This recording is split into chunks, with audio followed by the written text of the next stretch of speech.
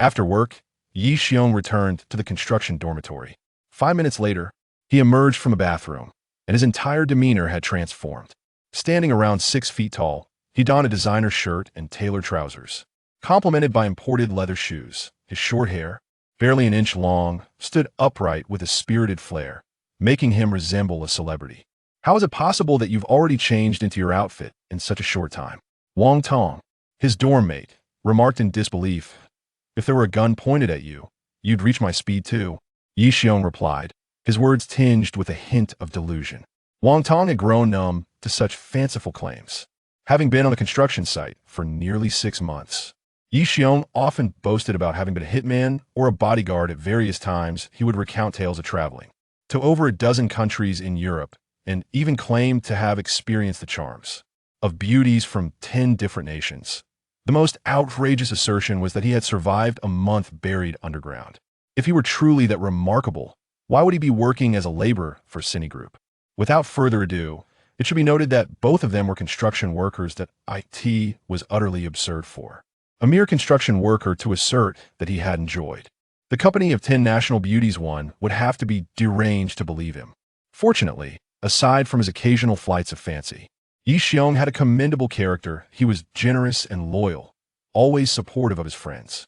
For instance, today, when Wang Tong mentioned he had never dined at the Oriental Grand Hotel, Yi Xiong offered to take him there, stating he had a classmate who was hosting a wedding at that very venue. The Oriental Grand Hotel stood as the most opulent establishment in Jiangnan City, and tonight, the entire hotel was booked for a grand event. Yang Sini, the president of Citigroup, was marrying He Haodong, the executive president of Haoyang Group, in what was the most sensational happening in Jiangnan City today. Speaking of Citigroup, one must mention its illustrious president, Yang Sini. She was the epitome of beauty and intelligence in the eyes of every unmarried man in Jiangnan City, being the only daughter of the group's chairman, Yang Dinghua. To marry her was to gain the entirety of Citigroup. Countless wealthy heirs and officials had pursued her fervently, but ultimately, it was He Haodong who won her heart. Nevertheless, this had no bearing on Yi Xiong. He had no acquaintance with Yang Sini and was merely there for the sumptuous meal. Brother Xiong, you truly know Yang Sini?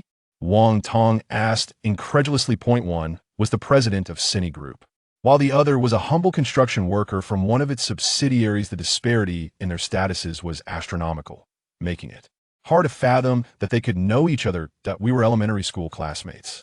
Yi Xiong replied, "Why don't you ask her to help you find a job?" Wang Tong queried, puzzled. Having such a distinguished classmate could easily secure a comfortable position, far superior to working as a laborer. I genuinely enjoy this job. Just think about it, watching skyscrapers rise from the ground. One incredible sense of accomplishment. Yi Xiong gazed skyward, pride radiating from his expression. You're delusional, Wang Tong retorted as they entered, just as the elevator doors were about to close.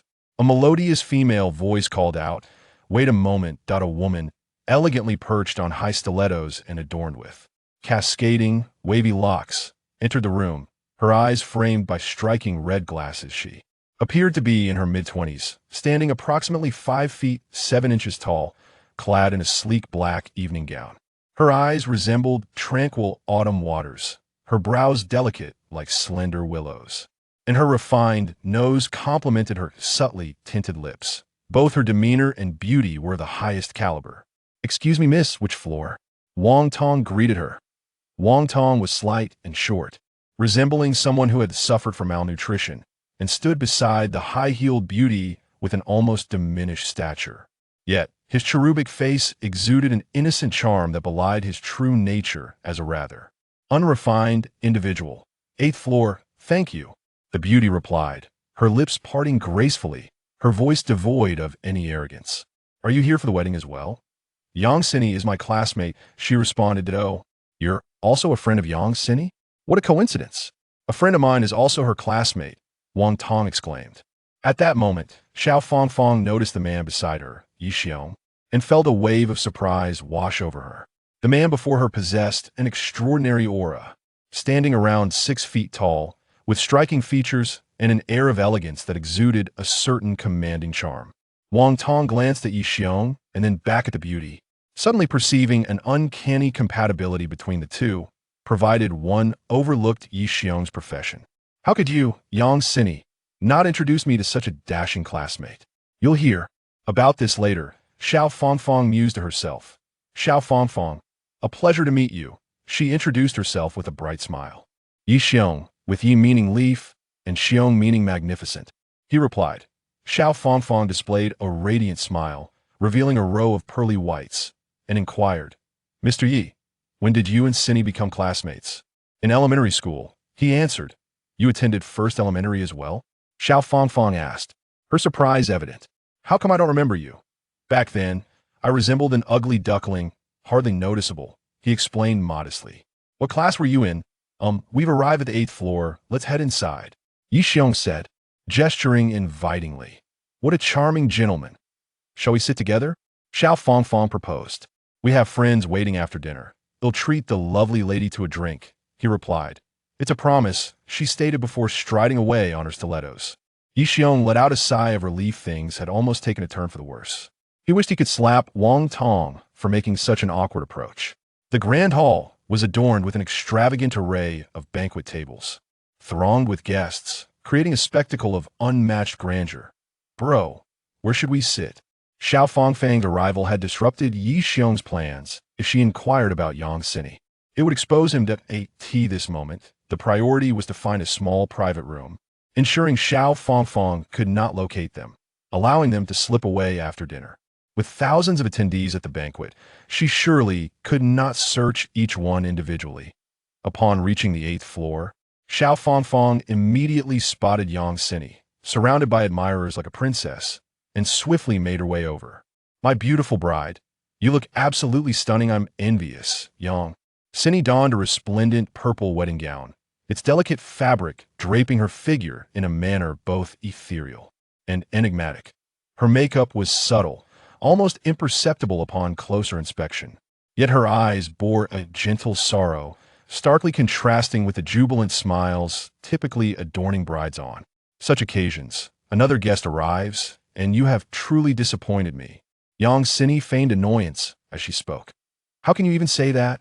You conceal your classmates and refuse to introduce them to me. I might as well sever ties with you, came the retort. Dear aunt, if I had any suitable candidates, I would certainly introduce them to you. It is your own standards that are too lofty. Yang Sini found herself at a loss for words with her close friend. Despite countless introductions, none had caught her friend's fancy. In their social circle, who was unaware of Xiao Fangfang, known as an exceptional yet still single woman of a certain age, perhaps you were hoarding the gems and unwilling to share?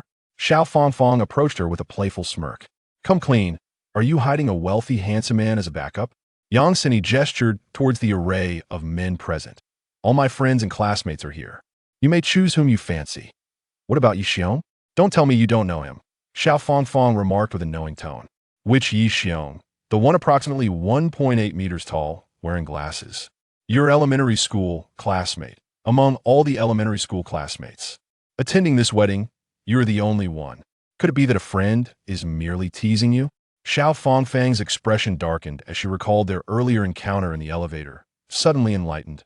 Sini, we have stumbled upon a freeloader. Upon hearing this, Yang Sini's brow furrowed in concern. Merely a mooch would be tolerable. What I dread is if he harbors ulterior motives. As the president of Sini Group, Yang Sini was astutely aware of the gravity of the situation. After a moment's contemplation, she declared, I shall assign 2 security guards to you. They must identify him without alarming the guests. That I will certainly track him down and ensure he is unrecognizable to his own mother. Xiao Fangfang replied, a mix of embarrassment and indignation coloring her tone. For the first time in her life, she had developed feelings for a man, only to discover he was a fraud, leaving her with a profound sense of betrayal. On the 7th floor, within a private room, a bowl of fishbone soup and a large lobster were laid out. This dish, a true delicacy of the sea grouper, was one that Wang Tong had surely never tasted before. Yi Xiong's chopsticks moved with remarkable speed, and in a matter of moments, Wang Tong's bowl was overflowing. The onlookers gazed intently, their eyes filled with disdain as they observed the voracious appetite of the 2 men. Brother Xiong, I can serve myself. You should eat too. Wang Tong awkwardly suggested. I've had plenty before, Yi Xiong replied, seemingly unfazed by the judgmental stares around them. After all, it was merely a meal. And who among them truly knew each other? Before long, half an hour had passed. Are you full? Yu Xiong inquired. Quite satisfied, Wang Tong responded. Let us go. Yu Xiong stood up, pulling Wang Tong along with him, resolutely heading towards the exit. Just as they stepped out, they spotted Xiao Fangfang approaching with 2 security guards. Brother Xiong, that beautiful lady from earlier, Wang Tong exclaimed, pointing at Xiao Fangfang. We need to leave, now, Yu Xiong urged urgently. Why are we leaving? Aren't we going to watch the wedding? Wang Tong asked, puzzled. If we don't hurry, they will catch you and give you a thorough beating, Yu Xiong said. His face serious as he leaned closer to whisper, I don't even know Yang Sini. Damn it, I'll settle the score with you later. Wang Tong realized the gravity of the situation and made a dramatic turn, fleeing in haste.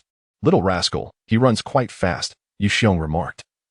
Turning to Xiao Fangfang and playfully placing 2 fingers to his lips, blowing a graceful kiss before swiftly making his way upstairs. Capture him. Otherwise, you won't need to come to work tomorrow, Xiao Fangfang exclaimed, her anger boiling over. This man not only feasted on her hospitality but also dared to send her a kiss. It was utterly outrageous. The 2 security guards hurriedly pursued him upstairs. Driven by the need to protect their jobs, the first 10 floors of the Eastern Grand Hotel housed dining and KTV rooms, while the guest rooms began on the 11th floor. Upon reaching the 11th floor, Yi Xiong retrieved his iPhone 12 and held it against the magnetic card reader of the first room. The screen flickered as it scanned, accompanied by a soft beep. What a primitive sensor, he mused. Pushing the door open, Yi Xiong slipped inside. The security guards, not anticipating his entry into a room, searched around in vain before proceeding to the 12th floor. Hearing their footsteps fade, Yi Xiong prepared to exit, only to be met by an enraged, voluptuous woman, none other than Xiao Fangfang herself. Taken aback upon seeing Yi Xiong, she was about to unleash a torrent of curses. Yi Xiong swiftly covered her mouth and pulled her into the room, shutting the door behind them. Pressing her against the wall, he flashed a charming smile and, with a gentlemanly demeanor, stated, You now have 2 choices. First, pleasure followed by demise. Second, demise followed by pleasure. How do you choose? Xiao Fangfang, on the brink of despair, felt tears streaming down her face. She had never anticipated encountering a maniac. It seemed she was about to fall into a perilous trap. Oh heavens! Is this how my beautiful life is destined to end? I refuse to accept it. Of course, there is a third option, he continued. The fiery maiden was far too easily startled, shedding tears at the slightest fright. Stay here and refrain from shouting. Emerge only after I have left, he instructed. Xiao Fangfang nodded vigorously, understanding the importance of her own safety, ready to acquiesce to his demands. Now that's being obedient. Yu Xiong was about to step outside when suddenly, the door emitted a soft beep, indicating that someone had entered. What bad luck. Spotting a wardrobe nearby, he quickly pulled Xiao Fangfang inside with him. Just as they concealed themselves, the door opened, followed by a flurry of affectionate exchanges. Peering through a small crack, Yu Xiong beheld a couple engaged in intimate activities on the bed. Wow, a live performance. Should we take a look? He whispered. Xiao Fangfang shook her head fervently. Both startled and embarrassed. She never anticipated such misfortune. She had hoped to call for help upon someone's arrival, only to find that the newcomers seemed as though they had just emerged from a lengthy imprisonment, starved for years of affection, diving straight into their encounter. The woman's physique was commendable, and the positions were quite advanced. What do they call that move? Yu Xiong mused, critiquing the scene as if it were a film from a distant land. The wardrobe was cramped, forcing them to press closely together, which was already quite uncomfortable for Xiao Fangfang. The words escaping his lips only intensified her distress, yet the thought of witnessing the unsightly spectacle outside compelled her to endure. All she wished for was for time to pass swiftly. At that moment, she suddenly noticed a hand had inexplicably appeared in front of her, causing her face to pale. What do you intend to do? She thought, alarmed that he might be too stimulated and consider inappropriate actions. The space was too confined, and Yi Xiong instinctively withdrew his hand from her vicinity, reaching instead into his pants pocket. Xiao Fangfang's expression shifted dramatically. Such a captivating scene. It would be a shame not to record it, Yi Xiong mused, retrieving his phone to begin filming. Xiao Fangfang exhaled in relief, having feared he might be overwhelmed by desire. After 5 minutes, the couple finally ceased their activities, followed by the sounds of clothing rustling. After tonight, will it be difficult to see you again? The woman asked with a hint of melancholy. I'll find time to be with you, the man replied while dressing. I must go. Many are waiting for me. I'll take a shower first. With that, he exited, leaving the woman to enter the bathroom. Now was the time to make their escape. Yu Xiong emerged from the wardrobe, only to be met with a soft gasp. Having stood for too long in such a cramped space, Xiao Fangfang's feet had begun to tingle. Women are troublesome, Yu Xiong remarked, assisting her out the door. Farewell, beauty, he said, before making his swift exit. Stop, Xiao Fangfang commanded. A fool would stand still. Yu Xiong dashed away. Xiao Fangfang was secretly astonished. She held great confidence in her own allure, and in that situation, he had managed to maintain his composure. Such self-control in a man was truly rare. Could it be that he was not capable? If Yu Xiong were to learn of her thoughts at that moment, he would undoubtedly be driven to madness. He approached the elevator, where a young man in his mid-20s was waiting, unmistakably the same individual he had just confronted in the room. Clad in attire that conformed to societal standards, he bore little resemblance to the brute from before. Yu Xiong's gaze inadvertently drifted to the young man's chest, where a white shirt bore a red ribbon, emblazoned with 2 golden characters, groom.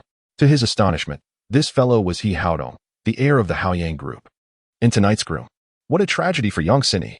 Such a woman, who incited the fervent pursuit of countless men, had evidently failed to recognize the truth. Her groom was cheating on her, and on the very night of their wedding, no less. How dire. Yu Xiong contemplated whether he should inform young Cindy, but ultimately decided against it. They were not intimately acquainted, and he preferred to avoid unnecessary complications. In this world, every day, there are those who meet untimely deaths, those who suffer from hunger, and those who are wronged. What significance does infidelity hold?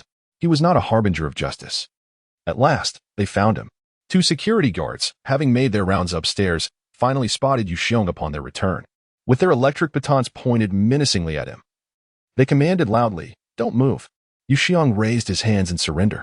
He Haodong cast a curious glance at Yu Xiong, furrowing his brow as he inquired, "What seems to be the problem?" "Young master, this fellow came to the banquet for a free meal," one of the guards reported. "What shall we do with him?" The other guard asked. "Break his legs and toss him onto the street," He Haodong replied indifferently.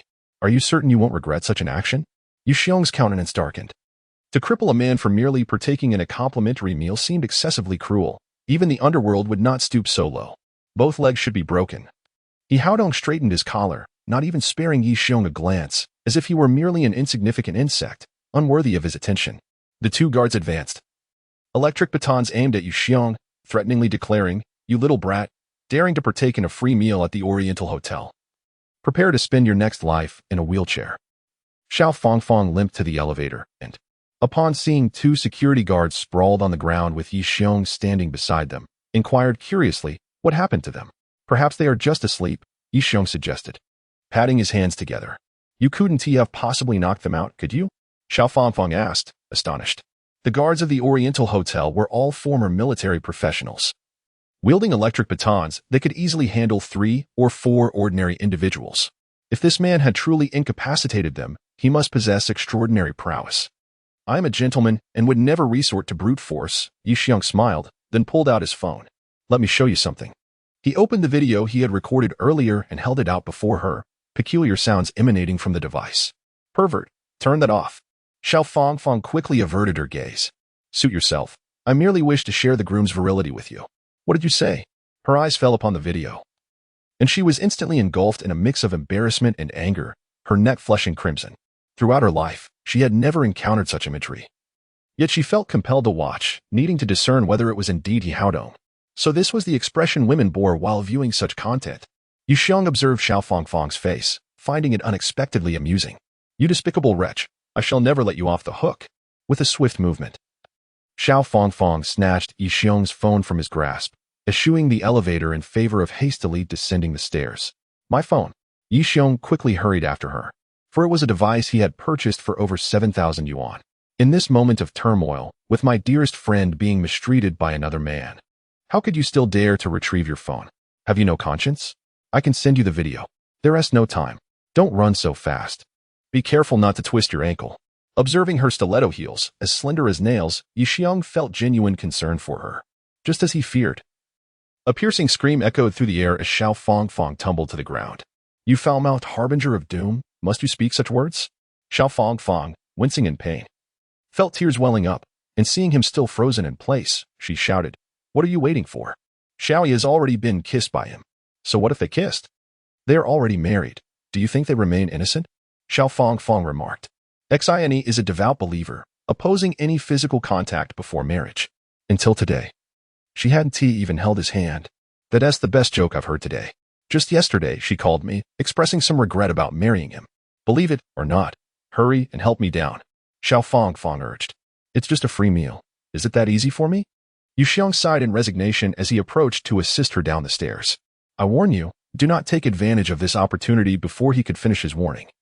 She swatted away his hand, exclaiming, Where exactly are your hands going? My apologies, I'm a bit nearsighted. Xiao Fong retorted. On the 8th floor. The atmosphere was thick with anticipation as the ceremony was about to reach its most critical juncture. Yang Sini, a devotee, had arranged for a ceremony to be conducted by a specially invited pastor who would witness the union on stage. Mr. Yihaodong, do you take this lovely, gentle, virtuous, and remarkably intelligent young lady as your wife, pledging to remain faithful to her in times of poverty or wealth, in sickness and in health? Until the end of your days? The pastor inquired, holding his book. I do, Yihaodong replied without hesitation. Ms. Yang Sini, do you take this handsome, charming, kind-hearted, and exceptionally talented young man as your husband at that moment? Yang Sini, adorned in her wedding gown, resembled a magnificent ice lotus, capturing the attention of all present. Yet, in this pivotal moment, she fell silent. After a prolonged pause, she reluctantly uttered, I do wait. From the crowd, Xiao Fong emerged, clutching a phone, unsteadily making her way to the stage. Fong, what is going on? Yang Sini inquired, puzzled. Xine, I have something for you to see.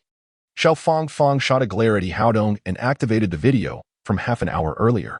Fearing embarrassment, she muted the sound. Yang Sini took the phone, glanced at it, and her expression shifted dramatically. Xine, what is wrong? Yihaodong asked, bewildered. With a resounding slap, she struck him across the face. Everyone present was utterly astonished, unsure of what had transpired. Sini, what have I done wrong? Yihaodong asked, covering his face, a guilty look on his countenance. Yang seized her phone and hurled it at Yihaodong, who ducked just in time. The device shattered upon hitting the ground. My phone. Yi Xiong rushed from the crowd, picking up the broken pieces with a mournful expression. Was it just for a free meal? Is this really how difficult it is for me? An hour later, at the Yang family villa, Yang Sini locked herself in her room, refusing to see anyone except for Xiao Fong. If it weren't for Xiao Fong's presence inside, her father, Yang Dinghua, would have been compelled to break down the door.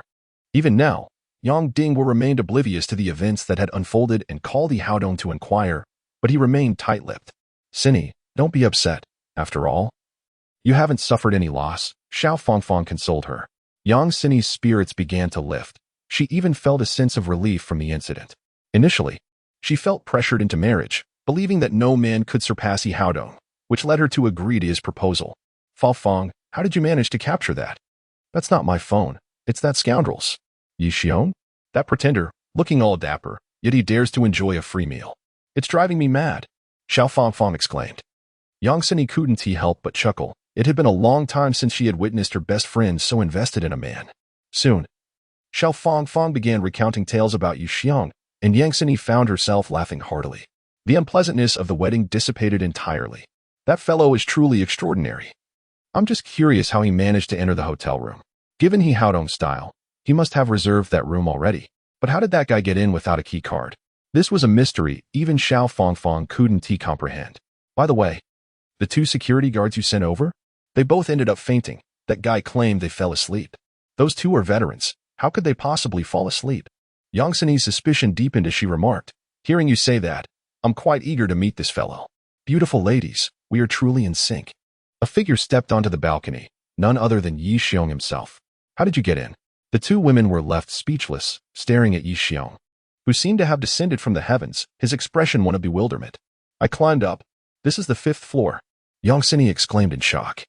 Yi Xiong glanced at his grimy hands and inquired, could you kindly direct me to the restroom?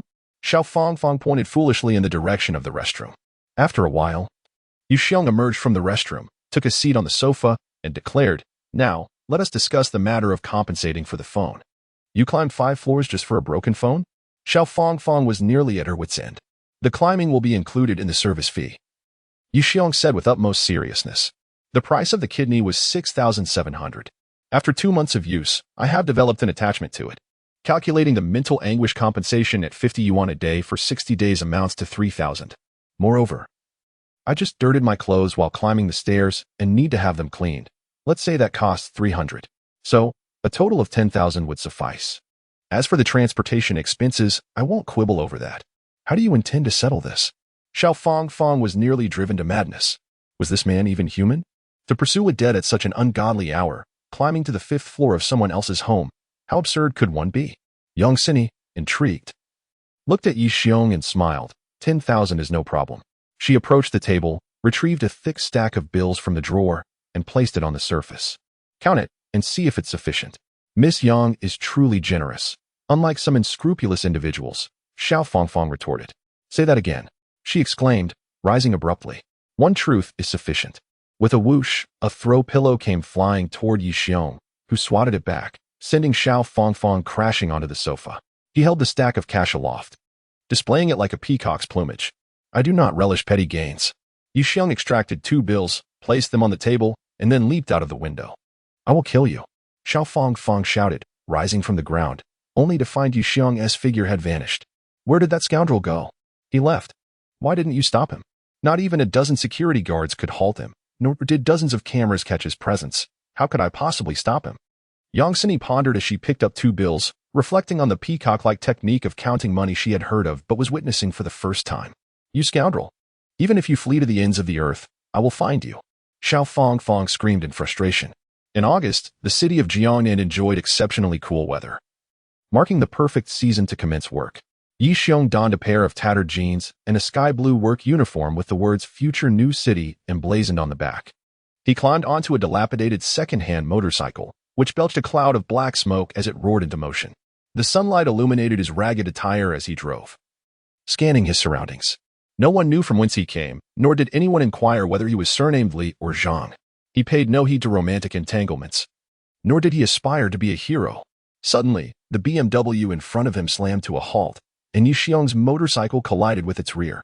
A wealthy woman in red high heels, heavily made up, emerged from the car and rushed to inspect the damage, screaming in outrage.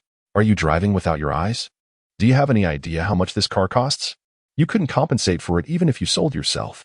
The affluent woman, brimming with arrogance, pointed a finger at Yi Xiong. Don't even think about escaping. I've noted your license plate. You want to escape to the ends of the earth.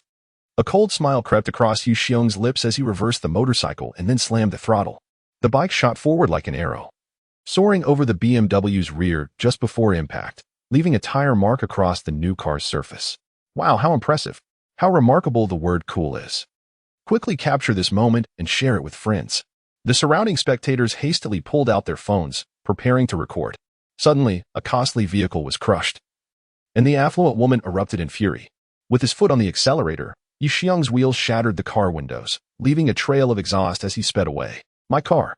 The affluent woman approached the vehicle, tears streaming down her face in despair. Yi Xiong, glancing at her through the rearview mirror, felt an indescribable sense of satisfaction. The shameless must be treated with equal shamelessness. Suddenly, a police siren blared from behind. A female officer on a motorcycle was in pursuit. Pull over, she commanded sternly, pointing at him. Yi Xiong's bravado evaporated, and he hastily brought the car to a stop by the roadside. The police vehicle halted, and a young female officer, approximately 22 or 23 years old, emerged, dressed in black trousers and a blue shirt, adorned with a black sun hat. She stood around 168 meters tall. Her long legs and slightly darker skin did not detract from her beauty but rather added an air of elegance. As she removed her helmet, her flowing hair revealed a strikingly beautiful face, her eyes bright like the moon and her brows delicate like willow leaves, with features exquisitely refined. Had she not been in uniform, Yi Xiong might have mistaken her for a model. When Yi Xiong caught sight of her epaulets, he was taken aback, unexpectedly. She was an officer. Such a rank could not possibly belong to a traffic officer. The only plausible explanation was that this young woman had committed an offense and had been relegated. His deduction was correct. Luo Weiwei was indeed demoted. Recently, her jurisdiction had experienced a series of child disappearances. Yesterday, she apprehended a suspect who was uncooperative during questioning and even made lewd remarks. In a fit of rage, Luo Weiwei acted out, leading to her reassignment as a patrol officer. Who could have foreseen that on her first day, She would witness a construction worker performing stunts on a motorcycle, soaring over the hood of a BMW? Don't move. Behave yourself. Luo Weiwei instinctively drew her weapon. Sensing his hostile gaze. Officer, be cautious with that firearm, Yu Xiong quietly cautioned, gesturing towards her gun. Luo Weiwei glanced at the disheveled individual before her, recognizing him as a construction worker, and found it peculiar. Typically, ordinary citizens trembled in fear upon encountering an officer, akin to a mouse before a cat. Yet this man displayed no signs of anxiety. Hands on your head, squat down. Luo Weiwei commanded. Yu Xiong complied, crouching obediently. Why did you drive over someone else's car? Showing off? Officer, crouch down. Who told you to stand up? Luo Weiwei shouted in anger. What a fiery demeanor this woman possessed. Yu Xiong squatted down again, lifting his gaze just in time to catch a glimpse of a half-moon. Officer, did you not hear that woman berating me? She called me a worthless construction worker, saying I couldn't even afford to pay for her car if I sold myself. I panicked and had no choice but to flee. In truth, her scolding held little significance for me. After all, I am merely an ordinary citizen. Astonishingly, she even berated you officers, claiming that your police station was akin to her backyard, asserting that with a mere phone call, dozens of officers would arrive in an instant, capable of extinguishing my life as easily as one might crush an ant. How could I possibly refrain from fleeing? Yu Xiong wore a pitiful expression, his voice heavy with emotion, nearly on the verge of tears. Did she truly utter such words? I would not deceive you. May the heavens punish my wife for running off with another man. Yu Xiong raised his hand to the sky in a solemn vow, for he had no wife. Even if she spoke such words, it was unnecessary to collide with another's vehicle, as the repercussions are profoundly detrimental. Luo Weiwei's tone softened. I was in the wrong. I harbor resentment towards the affluent. My inherent flaws are too pronounced. Officer, please let me off this time. Yu Xiong gazed earnestly into her face. Identification card, driver's license. I didn't bring them. None at all. In our line of work, we typically carry nothing. When engaged in our duties, we become drenched, even our undergarments. Silence. Why so much unnecessary chatter? Faced with such a wretched individual, Luo Weiwei could hardly be bothered to engage him further and directly called her colleagues in traffic enforcement to handle the situation. This is Luo Weiwei. There is a traffic violator here. Please send someone to escort both the person and the vehicle away. After concluding the call, Luo Weiwei stood patiently for someone like her, involved in criminal investigations, would not concern herself with trivial matters. At that moment, her phone rang and she answered. Wei Jia, the woman has confessed. She admitted to child trafficking. The voice on the other end was loud. Excellent. And that scoundrel?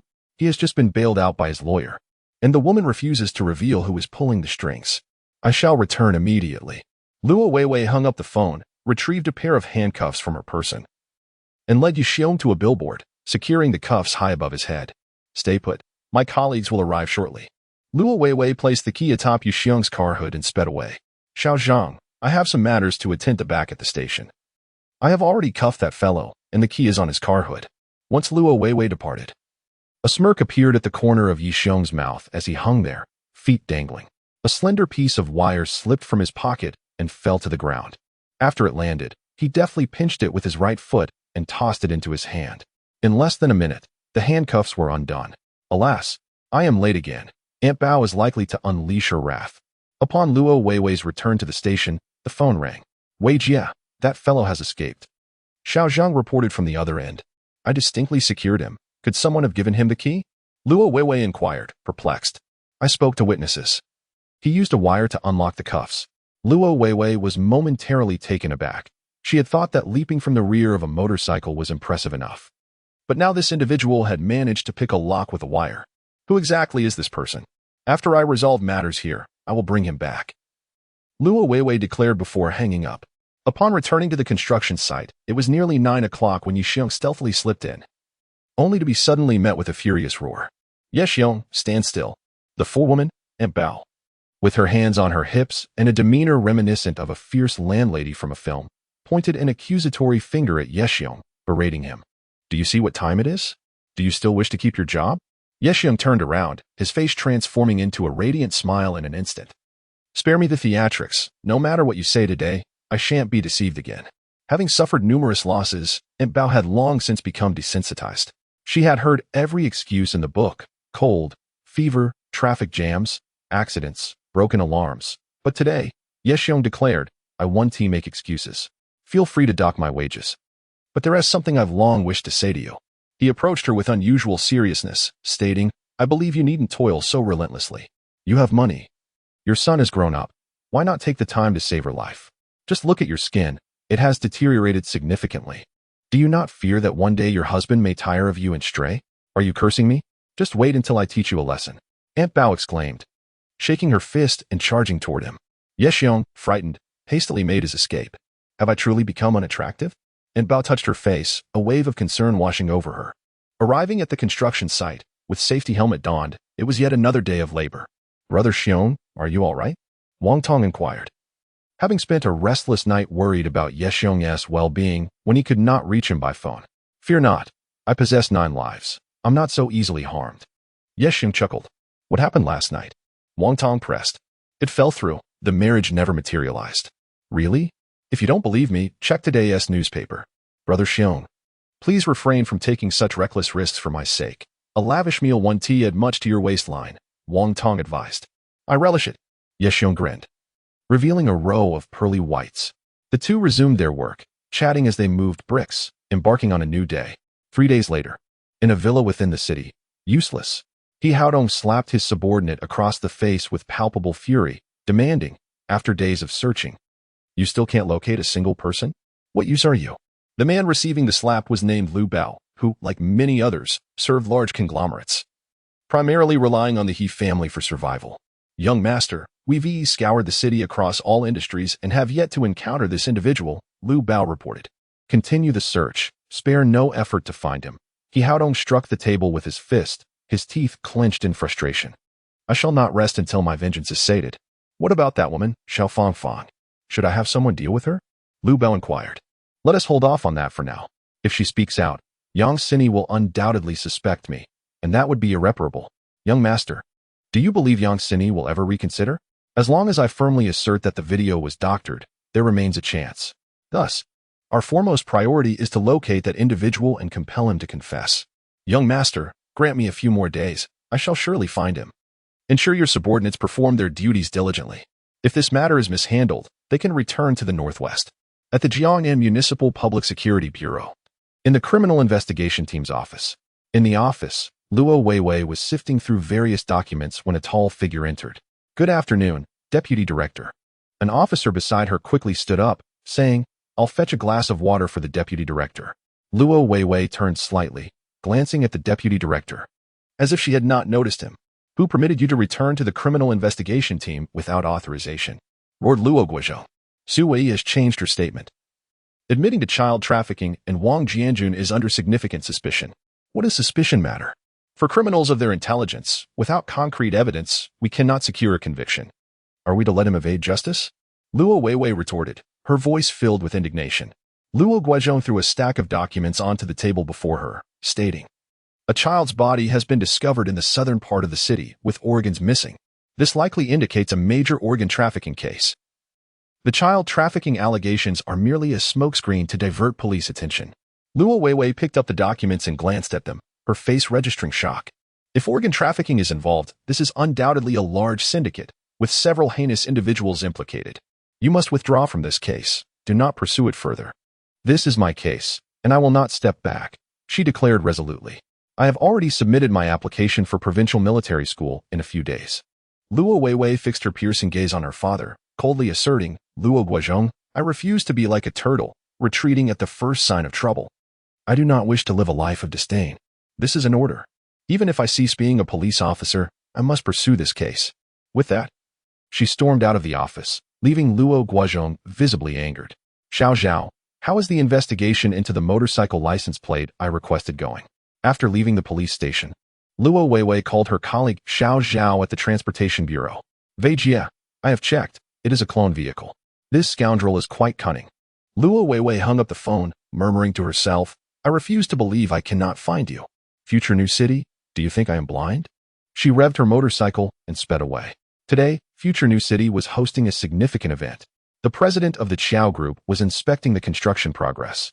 And the engineering department was tense, each member feeling the weight of the occasion.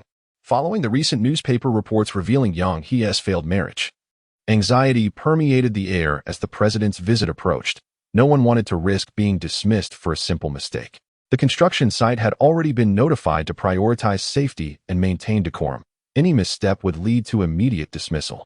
Dressed in athletic pants, her hair tied up, and wearing sunglasses, Yang Sini emerged from her vehicle, instantly capturing everyone's attention. She stood proudly among the crowd like a regal swan, drawing all eyes to her. President Yang. Welcome, greeted Xiaoqiu, the head of the engineering department, as he approached with a group of engineers. Get me a safety helmet, Yang Sini commanded. At this moment, someone approached with a new safety helmet. After Yang Sini donned it, she made her way towards the construction site. Just then, her phone rang. President Yang. I have received intel that Yi Haodong has dispatched a large number of people to locate someone named Yu Xiong, reported the security manager of the group. Have you found anything? Not yet. Continue the search. We must locate Yi Xiong before they do, Yang Sini commanded. Once she ended the call, her thoughts drifted back to that enigmatic and seemingly omnipotent man. Who exactly was he? What was his profession? Why did he choose to assist her? Since that fateful night, he appeared to have vanished without a trace. Neither the Yang group nor the He group, two of the most prominent families in Jiangnan City, could find him. As if he had evaporated into thin air. President, shall we first inspect the row houses or the villas? Let us begin with the row houses. The future new city project is a highly promising venture. The Yang group has allocated no less than 3 billion for this phase, making it one of the most significant developments in the city and a crucial asset for the Yang group at this stage. Meanwhile, on the road outside the row houses, Yi Xiong was clad in worn-out rubber shoes, pulling a cart filled with bricks, with the frail Wang Tong seated atop it as they made their way to the construction site. Brother Xiong, do you know why Yang Sini called off the engagement that night? It was because Yi Haodong was upstairs with another woman during the wedding. You speak as if it were the truth, Wang Tong retorted, raising a finger. Why is it that every time I speak honestly, you never believe me? Yu Xiong sighed and continued. Later, I even visited Yang Sini's villa and chatted with 2 stunning beauties in the same room. You must be exaggerating. Wang Tong exclaimed in disbelief. As they walked and talked, they soon arrived at the edge of the villa, where Yu Xiong's keen eyes spotted a poised female police officer conversing with Aunt Bao. Oh no. He immediately recognized her as the woman who had handcuffed him to the billboard that day. I need to relieve myself, Yu Xiong murmured as he lowered his hat and discreetly slipped away. Just as he entered the construction site, his phone rang. It was Aunt Bao calling. This is never ending. He quickly silenced his phone and sneaked into the site. Where is Yi Xiong? Aunt Bao inquired, having seen Wang Tong arrive and wondering why he was alone when they had arranged for their entire group. Brother Xiong went to the restroom. Wang Tong glanced at Luo Weiwei beside him, his eyes lighting up. She was exquisitely beautiful, with long eyelashes and eyes resembling a tranquil autumn lake. When did he leave? Just a few minutes ago. Luo Weiwei realized she had found the right person and said sharply, I give you 5 minutes to bring him to me. Otherwise, you will be held accountable. What crime has Yi Xiong committed? Aunt Bao asked timidly. A serious offense. The mere thought of that man infuriated Luo Weiwei, prompting her to intimidate them. Otherwise, they would not exert themselves to search diligently. Officer, there must be a mistake. Brother Xiong is not that kind of person. Wang Tong pleaded anxiously. Is he really not doing anything wrong, and yet he runs away upon seeing me? Luo Weiwei retorted. I will go help you find him, Wang Tong declared before darting off. Upon entering the construction site, Aunt Bao bellowed, Everyone, cease your work and locate Yi Xiong. He is in serious trouble. Yi Xiong, huddled by the restroom, silenced his phone after several rings. A group of workers approached, pointing and shouting, There he is. Quickly, apprehend him. The crowd surged forward menacingly. Yi Xiong was taken aback. Were these individuals out of their minds? Was it really necessary to create such a commotion over a mere fender bender? In that moment, he decided that discretion was the better part of valor. Otherwise, they would surely beat him to a pulp. With a push against the wall, Yi Xiong vaulted over and made a hasty escape. Over there. Don't let him get away. He veered left, reaching a pile of cement, when an individual sprang forth from behind it, lunging at him. Really, is it necessary to be this intense? He thought, sidestepping the attack. Another figure charged at him with reckless abandon. This place is no longer safe. Yi Xiong navigated through obstacles, sprinting towards the exit. Chase him. Don't let him escape. A throng of construction workers followed, their determination creating a scene of grand chaos. Luo Weiwei stood at the entrance, sipping water with amusement as she observed Yi Xiong fleeing from dozens of workers. Strangely, despite the commotion, not a single worker had managed to catch him. This fellow was slipperier than an eel. The construction site erupted into pandemonium. Xiaoqiu and Yang Sini were en route to the site, with Xiaoqiu enthusiastically sharing, President, our construction workers are exceptionally well-mannered, having undergone rigorous screening. You will soon witness their diligence and unwavering commitment. But before he could finish, Xiaoqiu found himself dumbstruck. Turning a corner, the scene before him was a spectacle. Dozens of workers were pursuing another worker, the atmosphere charged with fervor and uproar. Is this the high-caliber team you were speaking of? Yang Sini inquired, her brow furrowed. Sweat beaded on Xiaoqiu's forehead as he hastily dialed Aunt Bao, angrily demanding, what on earth is happening at the site? What do you mean, serious crime? After ending the call, Xiaoqiu weakly explained, President, a worker has committed an offense, and the others are attempting to apprehend him. What is going on? Yang Sini's frown deepened. Officer Luo is over there. Perhaps we should inquire further. The group swiftly approached the site, where a striking female officer was doubled over in laughter. Luo Weiwei spotted two workers simultaneously lunging at Yi Xiong, only for their heads to collide after he deftly evaded them. They clutched their heads, howling in pain. Officer Luo, what has transpired? Xiaoqiu inquired as he approached. Bring someone back for questioning, Luo Weiwei replied, her laughter subsiding as she pointed to Yi Xiong amidst the chaos. Please, kindly escort him over here. Everyone, halt at once.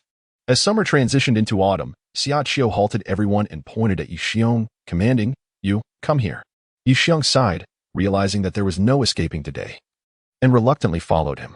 Officer, it seems we meet again, Yi Xiong said awkwardly. Luo Weiwei circled around him, noticing he appeared neither flushed nor out of breath, and exclaimed, quite impressive, isn't it? Not even a dozen people could apprehend you. I've moved enough bricks to be a bit more agile, Yi Xiong replied, producing a pair of dirty handcuffs from his belt and handing them over with a grin. Here they are, back to their rightful owner. Luo Weiwei accepted them, clicking the cuffs onto his wrist while pointing at her motorcycle. Let's go. Yi Xiong obediently approached her vehicle, only to suddenly notice a group walking towards them, led by none other than Yang Sini, the president of Sini Group. He quickly lowered his head, realizing that being recognized would spell trouble. He wasn't afraid of Yang Sini, but her friend, Xiao Fang, was another matter entirely. Yang Sini's gaze fell upon him, observing his downcast demeanor, which concealed his features, though his stature appeared quite imposing. Officer, what crime has this employee committed? She inquired, given that he was a company staff member. He ran over someone's car with his motorcycle. Displaying a clear disdain for the affluent, Luo Weiwei replied. Let us proceed according to the law, Yang Sini remarked, casting a familiar glance at the subdued Yi Xiong. Suddenly saying, lift your head. Yi Xiong feigned ignorance, continuing to walk with his head bowed. The president has asked you to lift your head, did you hear? Xiaoqiu snapped. Yi Xiong, feeling too embarrassed to face anyone, lowered his head even further. Yang Sini's suspicion grew, a figure flashed in her mind, and she suddenly said, thank you for that night. No need for thanks, it was nothing, Yi Xiong replied, waving his hand nonchalantly, only to realize he had been ensnared in a trap. Reluctantly, he raised his head and forced a smile. President Yang, it's good to see you again. Yang Sini stared at this disheveled figure for a full half-minute, only recognizing him due to his trademark roguish grin. This is truly the same person from that night. How could this be? The individual from that evening was impeccably dressed, exuding charm and sophistication, whereas the man before her was rather disheveled. Unable to suppress her laughter any longer, Yang Sini burst into giggles. No wonder the Yang family searched high and low for you. Who would believe this fellow is merely a construction worker hiding on a construction site? The onlookers exchanged glances, astonished that President Yang was acquainted with this laborer, and it appeared Yi Xiong had even assisted her in some capacity. We've been searching for you quite diligently. Yang Sini revealed a rare smile. Now, she believed the officer's words. This man was capable of scaling 5 floors to pursue debts, and in comparison, running over a car with a motorcycle seemed trivial. The damages for the car he ruined will be charged to me. Just let him go, Yang Sini declared suddenly. A single utterance instantly stirred a tempest, drawing the gaze of all toward Yi Xiong as if they had witnessed a ghost. Luo Weiwei's eyes widened in astonishment.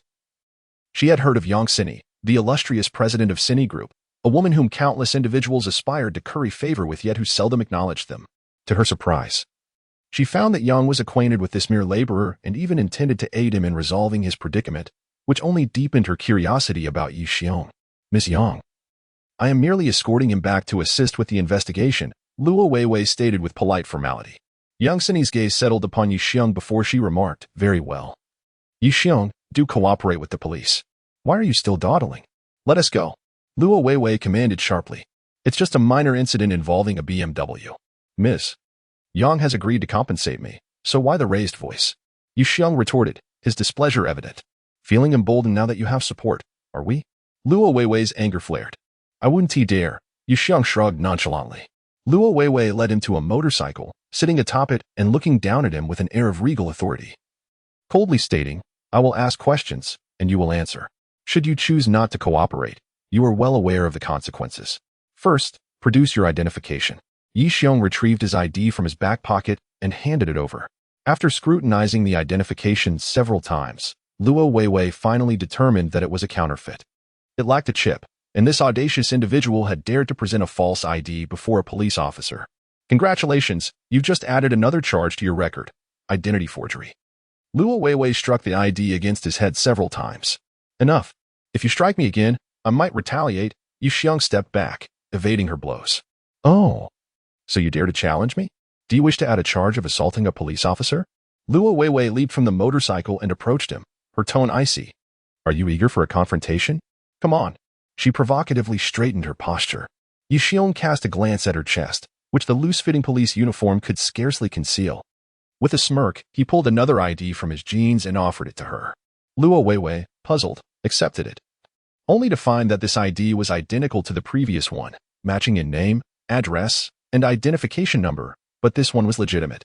With two IDs in hand, one authentic and the other a forgery, she pondered his intentions. I mistakenly presented the wrong one. My previous ID was lost, and obtaining a temporary one would take too long for work. Thus, I had to create an identical one. Officer, you may verify my status. I am a law-abiding citizen with no criminal record. Now, change into clean clothes and return with me to the station.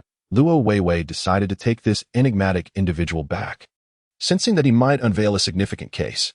Officer, you have 10 minutes to bathe and change. Exceeding the time will result in charges for obstructing police work. Luo Weiwei checked the time on her phone and declared, the timer starts now. You are merciless.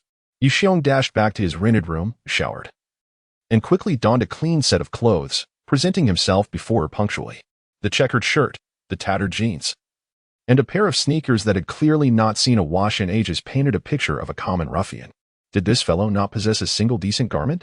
As Luo Weiwei mounted her motorcycle, she barked, Dare to touch me, and you shall face the consequences. Get on. Yi Xiong complied, sitting behind her, enveloped in a wave of fragrance. His hands instinctively longed to rest upon her waist, yet the thought of the treatment awaiting him at the police station restrained him. Impulsiveness is a devil, and rushing is a folly. The motorcycle roared to life, her silhouette exuding a captivating elegance, a blend of frigid demeanor and alluring femininity. Suddenly, Yi Xiong noticed a pronounced indentation on her back, a result of her leaning forward while riding. What magnitude could this mark possess? Without warning, the vehicle screeched to a halt, and Yi Xiong, caught off guard, collided forcefully against her back, his hands reflexively clutching her waist. Let go. Luo Weiwei nearly exploded with fury. There was no time for contemplation. A car abruptly veered right, forcing her motorcycle to a stop. Yi Xiong clung to her like a frightened child, as if she were his last lifeline. The motorcycle spun in place, and Luo Weiwei expertly maneuvered out of the deadlock. Speeding away. Officer, could you kindly let me down? I'm not ready to die. Yi Xiong pleaded, his voice trembling with fear. I have an elderly parent and young children relying on me. If you wish to live, be silent. Luo Weiwei was wholly focused on their escape, oblivious to the impropriety of his grasp until she realized the truth, which nearly sent her into a fit of rage. To make matters worse, he continued to shout in alarm, leaving her perplexed as to whether his reaction stemmed from genuine fright or a calculated attempt to exploit the situation. Regardless, both were unforgivable. Let go. Luo Weiwei shouted vehemently. Yi Xiong seemed to finally comprehend, hastily releasing her. Only then did she come to a halt. Her thoughts were in turmoil. Upon dismounting, she became acutely aware of how tightly he had held her, their bodies having been pressed closely together. For the first time, she found herself in a man's embrace, and the fact that he was a mere construction worker infuriated her to the point of trembling. With a swift motion, she drew a dagger from her boot and aimed it at his hands that had gripped her. Finally, they were safe. Yi Xiong relinquished his hold, narrowly avoiding the blade, and upon stepping away, he patted his chest, exclaiming, What a relief to be alive. Luo Weiwei, perplexed, thought him remarkably fortunate. Just as she was about to teach him a lesson, he let go. Did he somehow sense her intentions? It was at this moment that Yixiong noticed the dagger in her hand and shouted, "What do you intend to do? I'm not brave. Don't frighten me. You've already touched and grabbed me. Do you think I would spare your hands?" Luo Weiwei waved the dagger menacingly. "Officer, this is unjust. In that situation, could I possibly not cling to you for dear life?" Yixiong retreated step by step, his expression pitiful. "I beg you. I have an elderly parent and young children. For mouths are waiting for me to provide for them.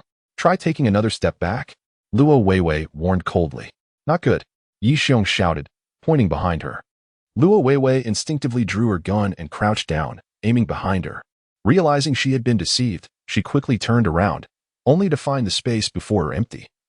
With Yixiong's shadow long vanished, that scoundrel escaped far too swiftly. Luo Weiwei stamped her foot in frustration, wishing she could chase after him to settle the score. However, her foremost priority was to uncover the identity of the assassin. Other concerns could wait. Inside a nearby CAF, Yixiong entered the restroom and relieved himself before exiting through the back door. That woman had an impressive physique and an exquisite touch. Yixiong squeezed his fingers. Savoring the sensation from moments prior, such a high-caliber female officer, it would be a tremendous waste if she were to be killed. He pondered whether to offer her assistance, but ultimately decided against it. He was no longer the same man he once was. As he traversed the CAF, he suddenly spotted a familiar figure. It was a strikingly beautiful woman, exuding an air of icy aloofness, standing over 7 meters tall, wearing sunglasses and a black trench coat. Her short hair lent her an aura of decisiveness, and she sat there quietly, as if she had been anticipating his passage through the CAF. Yixiong approached and took a seat across from her, swiftly consuming the coffee placed before her. The enigmatic beauty remained silent, seemingly well aware of his nature. Only after he had drained the cup did she casually inquire, "When will you rejoin the team?" Yixiong fixed his gaze upon her enchanting face, the charm he usually wielded vanishing, replaced by a mocking expression. "You know that is impossible. I admit. That time it was a misjudgment by the higher-ups that led to your team's complete downfall, yet you remain alive, do you not? Do you believe I resemble someone who is living?" Standing up, he gestured to his heart, declaring, "This place is already dead." The woman in black, peering through her sunglasses, scrutinized him intently, remaining silent for a moment. In his eyes, she detected rare tears. It was the first time in their 6 years of collaboration that the Phoenix witnessed the Grim Reaper's sorrow. After 6 months of laboring as a porter, 6 months as a lumberjack, and 6 months as a construction worker, is this what you have gleaned from your experiences? Phoenix lowered her head and asked. "That is my concern, not yours," Yixiong retorted coldly, standing up and adding, "Return and inform Long Tianya that the Grim Reaper is dead. Thank you for the coffee, but we shall not meet again." As he exited the CAF, a weight settled heavily upon Yixiong's heart. Memories surged forth once more, and though he had thought that more than a year had passed, allowing many things to fade, he now realized they had merely been relegated to the corners of his mind, awaiting the moment of recollection to flood back with greater intensity. He retrieved a worn photograph from his clothing, depicting 6 individuals, the most mysterious squad of warriors in Huaxia, once a killing machine, now reduced to him alone. They had once clasped hands together, vowing to live and die as one, promising that no one would be sacrificed. Yet everything had been obliterated due to a single erroneous decision. To cast aside all responsibility with a mere word, absurd. Yixiong cursed under his breath, stowing the photograph back into his attire and striding away resolutely. The warm sunlight enveloped him, imparting a sense of surreal detachment. Ever since departing from that organization, had he not been living each day in a state of disconnection? "Hey." Yixiong greeted 2 passing beauties, extending his hand in a casual wave. "How rude," one of the women muttered, retreating at a distance. Unfazed, Yixiong ambled away. Inside a CAF, Feng Wang removed her sunglasses and, through the floor-to-ceiling windows, gazed at the nonchalant figure outside, feeling an inexplicable pang in her heart. After a moment's contemplation, she retrieved her phone and dialed, speaking coolly, "Chief. The Reaper refuses to return to the team. Spring heralds the season of passion. Summer, the time for bikinis. Autumn, the season of romance." Yixiong pondered whether he should indulge in a love affair during this season of fallen leaves. After a day of strolling through streets, he lazily returned to the construction dormitory in the evening. At the entrance, a tall girl clad in a black dress, sporting curved glasses and exuding allure, awaited him. Was it not Xiao Fangfang? What an unrelenting spirit! I haven't forced myself upon you, so why pursue me so fervently? Yi Xiong strolled over with an air of nonchalance, feigning surprise. Oh, is that not Miss Xiao? What brings you here? Upon seeing Yi Xiong, Xiao Fangfang struggled to reconcile him with the gentleman from that fateful night. Their dispositions seemed worlds apart. If that evening he had been a courteous gentleman, now he resembled a scoundrel. When Yang Sini first mentioned it, she had been skeptical, but now it was evidently true. I'm here to settle accounts with you, Xiao Fangfang declared. What accounts do we have to settle? Yi Xiong replied, a hint of mischief dancing at the corner of his lips. I neither insulted you nor assaulted you. The compensation for the phone was provided by General Yang. It seems I owe you nothing. You owe me for emotional distress. Xiao Fangfang retorted instinctively. Emotional distress, you say? So you're implying I have impacted your psyche. Ah, I see now. You've fallen for me at first sight. Yi Xiong remarked, feigning enlightenment. Xiao Fangfang vowed she had never encountered a man so shameless. Had he considered his own status? A mere construction worker. And yet he thought she could fall for him? After all, Xiao Fangfang owned a small company, earning a decent profit of 200,000 to 300,000 a month.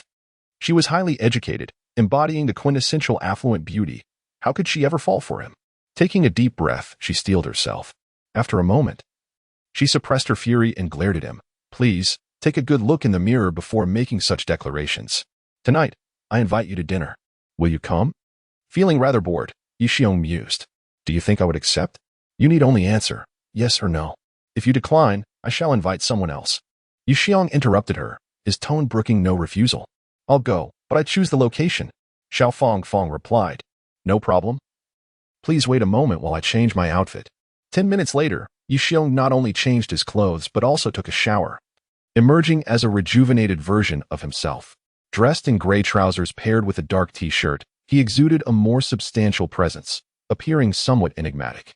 Compared to his previous casual demeanor at the hotel, he now radiated a depth that was less gentlemanly and more profound. Was this fellow a chameleon in his past life? The sight before Xiao Fangfang dazzled her senses, leaving her genuinely curious about the man before her, who seemed to embody a myriad of distinctive qualities. Remarkably, he was merely a construction worker. Shall we take your car? Yi Xiong inquired. Are we taking yours?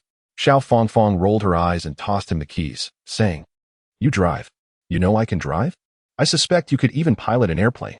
Yi Xiong laughed, approached the BMW, and climbed inside. Xiao Fangfang's vehicle was a white BMW worth around 500,000, seemingly new and not long purchased. With a familiar motion, he shifted gears, and the car roared to life, shooting forward like an arrow released from a bow. Where to? Yi Xiong asked. To Wangwei Mountain Villa.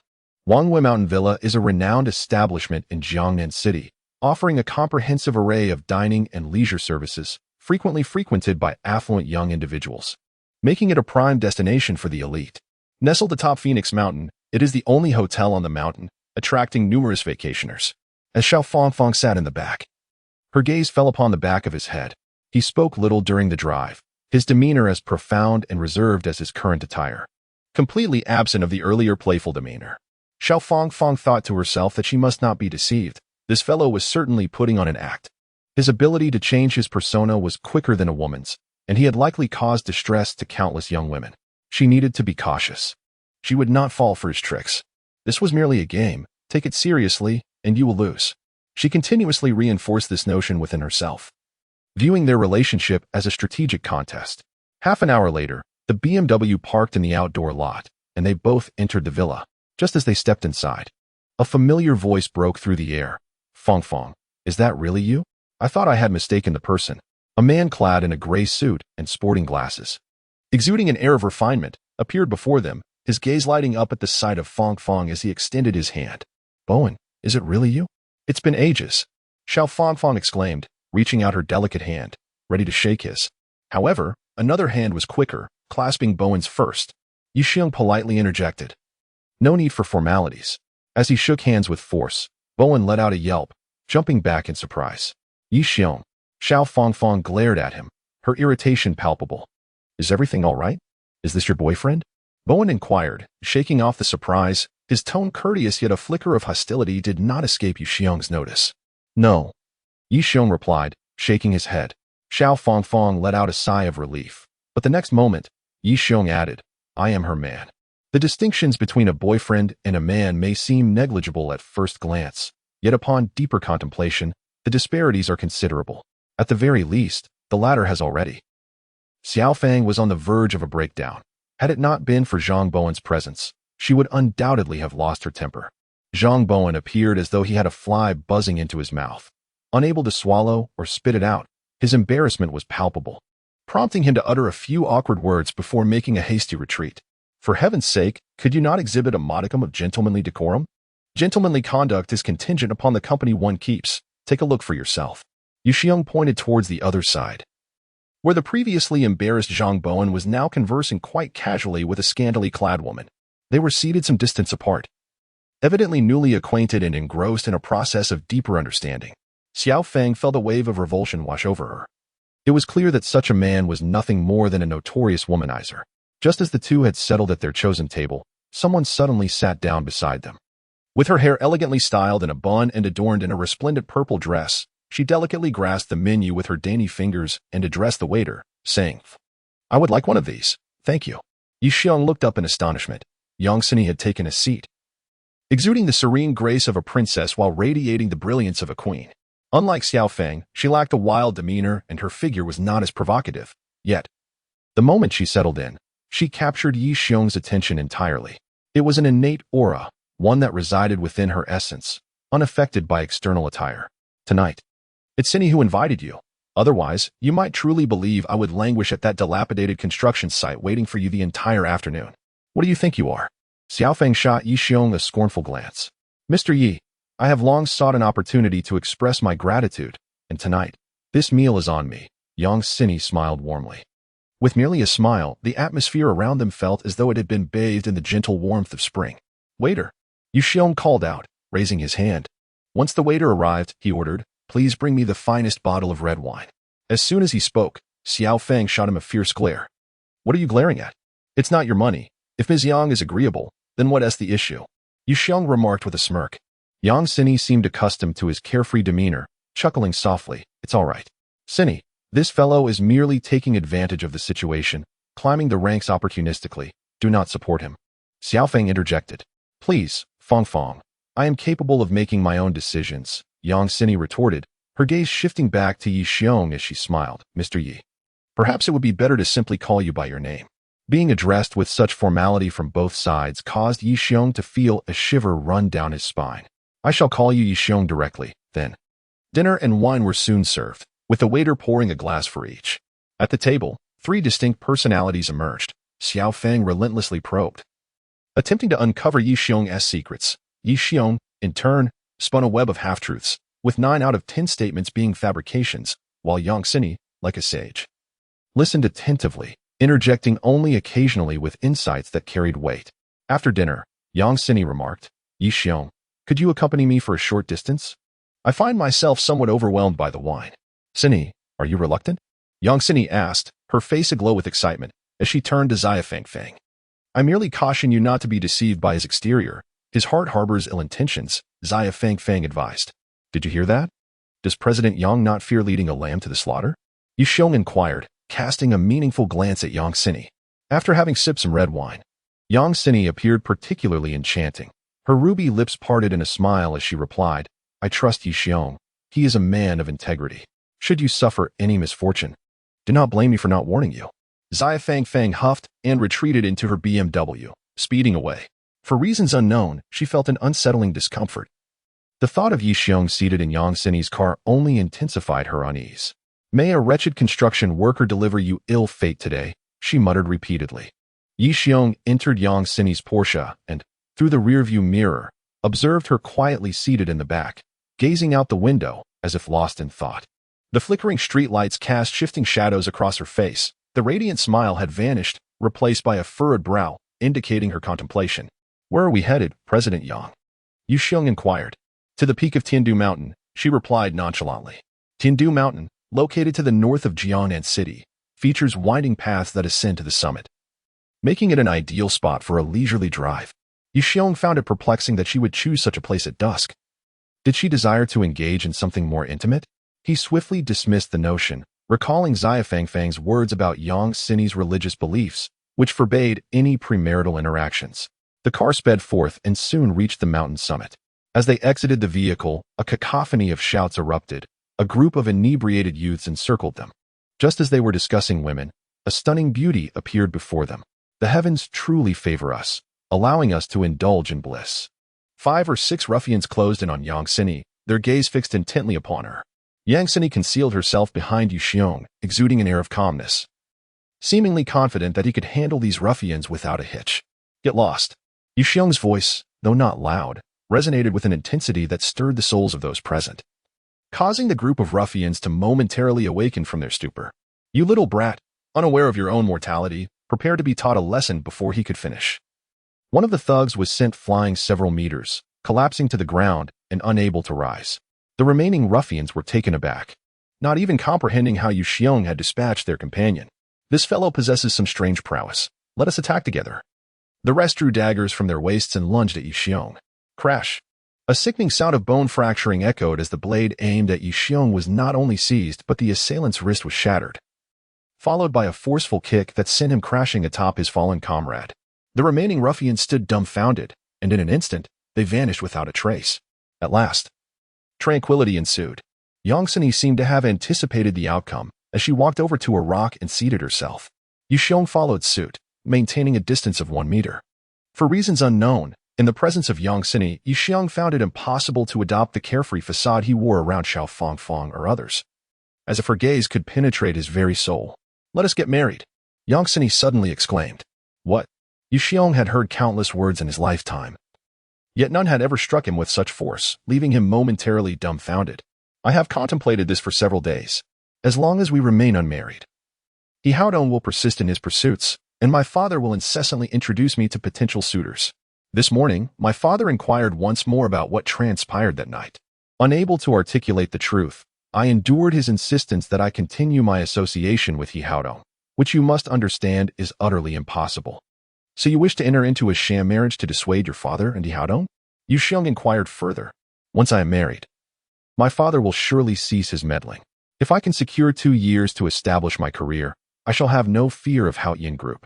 Do you truly believe such a marriage is something I desire? Yu Xiong scoffed, questioning her perception of him. It is merely a piece of paper. Beyond that, there are no binding obligations. I am not required to fulfill the duties of a wife, and you are free to pursue whatever you wish, provided my father remains oblivious. Once we surpass this hurdle, we can divorce at any moment. As compensation, I shall provide you with 1 million each year, but you must be available whenever I require your presence. Yu Xiong had never imagined that Yang Sini sought him out for such a proposition. Ordinarily, he would categorically refuse. Yet the image of her sitting in the back seat of the car, gazing out at the desolate scenery, resonated with memories of his own departure from Kyoto after losing his most cherished team. This woman must harbor countless secrets. She appears to thrive in wealth and power. Yet is she truly content? Why choose me? Yu Xiong asked. I cannot say why. My intuition guided me towards you, though you project a facade of nonchalance. I sense there lies within you a deep well of unhappiness. We are, in essence, kindred spirits, albeit with differing outward expressions. You have chosen to embody detachment, while I have opted to fortify myself with faith. Our intentions align. Why not assist one another? In truth, it is without detriment to either of us. I achieve my objective, and you receive financial support. You overestimate my grievances. I harbor no unhappiness, Yu Xiong denied. With your talents, you could easily ascend to a managerial position rather than toil as a laborer. Your current path appears singularly aimed at numbing yourself through relentless work. Yu Xiong was taken aback that his disguise had been so thoroughly penetrated by this woman. After we register, I shall send you 1 million. Ample to embark on a small business venture. Entrepreneurship is the most demanding endeavor, keeping you so occupied that thoughts of work will occupy your nights, leaving little room for other concerns. These matters require no consideration from you. Our interactions are merely transactional, and the choice of lifestyle is solely my own. It is entirely up to you. Let us meet at the entrance of the Civil Affairs Bureau at 8 o'clock tomorrow. On our return, one will drive in silence while the other gazes quietly out the window, as if we are 2 unrelated individuals. Who could have anticipated that, following tomorrow, we would become spouses, at least in the eyes of the law? Upon arriving in the city center, Yu Xiong alighted from the vehicle, and Yang Sini drove back to her own residence. Once back in his dormitory, Yu Xiong's mind was filled with the image of Yang Sini from the back seat, as if she were an alternate version of himself, dazed and restless, having barely slept through the night. Yixiang set out early the next morning with his identification card and household registration book, patiently awaiting Yang Xinyi's arrival at the Civil Affairs Bureau. Within 10 minutes, she appeared, dressed in a sleek black professional gown, draped with a trench coat. Her gently curled hair cascaded over her shoulders, unpinned, adding a touch of neighborly charm. Standing at approximately 167 meters and weighing around 50 kilograms, her physique was remarkably well-proportioned. It was the first time Yixiang had scrutinized Yang Xinyi with such seriousness. A wry smile played on his lips, aware that this was merely a FAA day of a marital arrangement. Why ponder further? It was Thursday, an unremarkable day. Thus there was no need for a prolonged wait. Yet, the two inadvertently forgot to capture any photographs, compelling them to visit a photography studio for a wedding portrait. As they each held their respective red booklets, Yixiang suggested they celebrate with a meal, a token of remembrance, but Yang Xinyi declined, citing work obligations at her company. Half an hour later, Yixiang's bank account received an unexpected deposit of 1 million yuan, with the remainder promised to be transferred upon divorce. In the days that followed, Yixiang continued his laborious routine, tossing the red booklet onto his bedside table as if nothing significant had transpired. Since the previous shooting incident, Luo Weiwei had not sought him out, evidently preoccupied with numerous matters. One day, as Yixiang finished work, he was intercepted outside the construction site by 5 imposing men clad in black suits. The leader, bearing a scarred visage, emitted an air of arrogance. "You are Yixiang. Someone wishes to see you," the scarred man stated coldly. Not interested. Yixiang recognized the ill intent of the individuals before him, if his hunch was correct. They were likely sent by He Haodong, who had previously disrupted his wedding. It was unlikely they would let him off easily. "Take him away." The scarred man produced a pack of cigarettes, lighting one with a casual flick. As the first lieutenant of Lu Bao's crew, he deemed it excessive to bring 4 men to confront a mere construction worker. 1 or 2 would suffice to handle the situation. As the smoke clouded his vision, Yixiang seized the moment. When his sight cleared, the men lay unconscious on the ground. What on earth just happened? Before the scarred man could comprehend, Yixiang tightened his grip around his neck and coldly declared, "Return to your master and inform him that I desire no further disturbances in my life. Should there be a next time, the outcome will be dire." A resounding clap echoed in the air. He cast him to the ground and strode away. Scarface coughed violently, taking a moment to retrieve his phone and dial out. In the dimly lit sauna city, Lu Bao reclined in the steamy sauna room, relishing the skilled hands of a beautiful woman. It had been a long time since he felt this comfortable and relaxed. After searching for a full fortnight, he had finally located the troublemaker who had disrupted Dong Xiao's wedding, a construction worker. He had dispatched his most trusted subordinate, Scarface, to apprehend the miscreant, who was likely already on his way back. Just then, the phone rang. "Brother Bao, we failed. The target is quite formidable." Scarface's voice crackled from the other end. "What did you say?" Lu Bao leapt from the bed in shock. "You 5 could not hold him." "Brother Bao, this man is no ordinary foe. I fear even 10 of us may not be a match for him," Scarface replied, alarmed. "Useless. You can't even handle a trivial matter. Dong Xiao must have his testimony tonight, and by any means necessary. If you fail, you can pack your things and leave," Lu Bao exclaimed before throwing his phone aside in frustration. After terminating the call, Scarface roused the several unconscious subordinates on the floor and dialed again. At noon, Yixiang was dining in the cafeteria when his phone rang. It was Yang Xinyi. "My father is aware. He wishes to see you," she spoke coolly. "When?" 6 o'clock tonight. "He enjoys tea. Please procure some, and you can be reimbursed," Yang Xinyi concluded before hanging up. As Yixiang prepared to buy tea, a police car suddenly halted at the company entrance. 2 officers emerged, coldly stating, "Mr. Yixiang, we are officers from the Jiangcheng Police Department. I am Suda, and this is my partner, Xiaoyu. We suspect you are related to a case and need you to return with us for questioning." "Coming in force, are we?" Yixiang smirked slightly. It seemed He Haodong was truly intent on eliminating him. If it were mere thugs, Yixiang would have retaliated without hesitation. But attacking police officers would complicate matters. Suda approached to place handcuffs on Yixiang. Frowning, he exuded a chilling aura and coldly stated, "I will assist in your investigation, but do you have the authority to restrain me before the truth is uncovered?" The moment his menacing energy surged forth, both Suda and Xiaoyu felt their hair stand on end. They had never encountered such intense hostility emanating from a construction worker. His gaze was so formidable that they dared not meet it, as if staring into the eyes of a harbinger of doom. Yixiang pulled out his phone to make a call.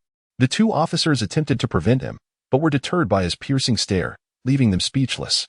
I've been taken by the Jiangcheng police for questioning, and I am uncertain when I will be released, Yi Xiong informed Yang Xini over the phone.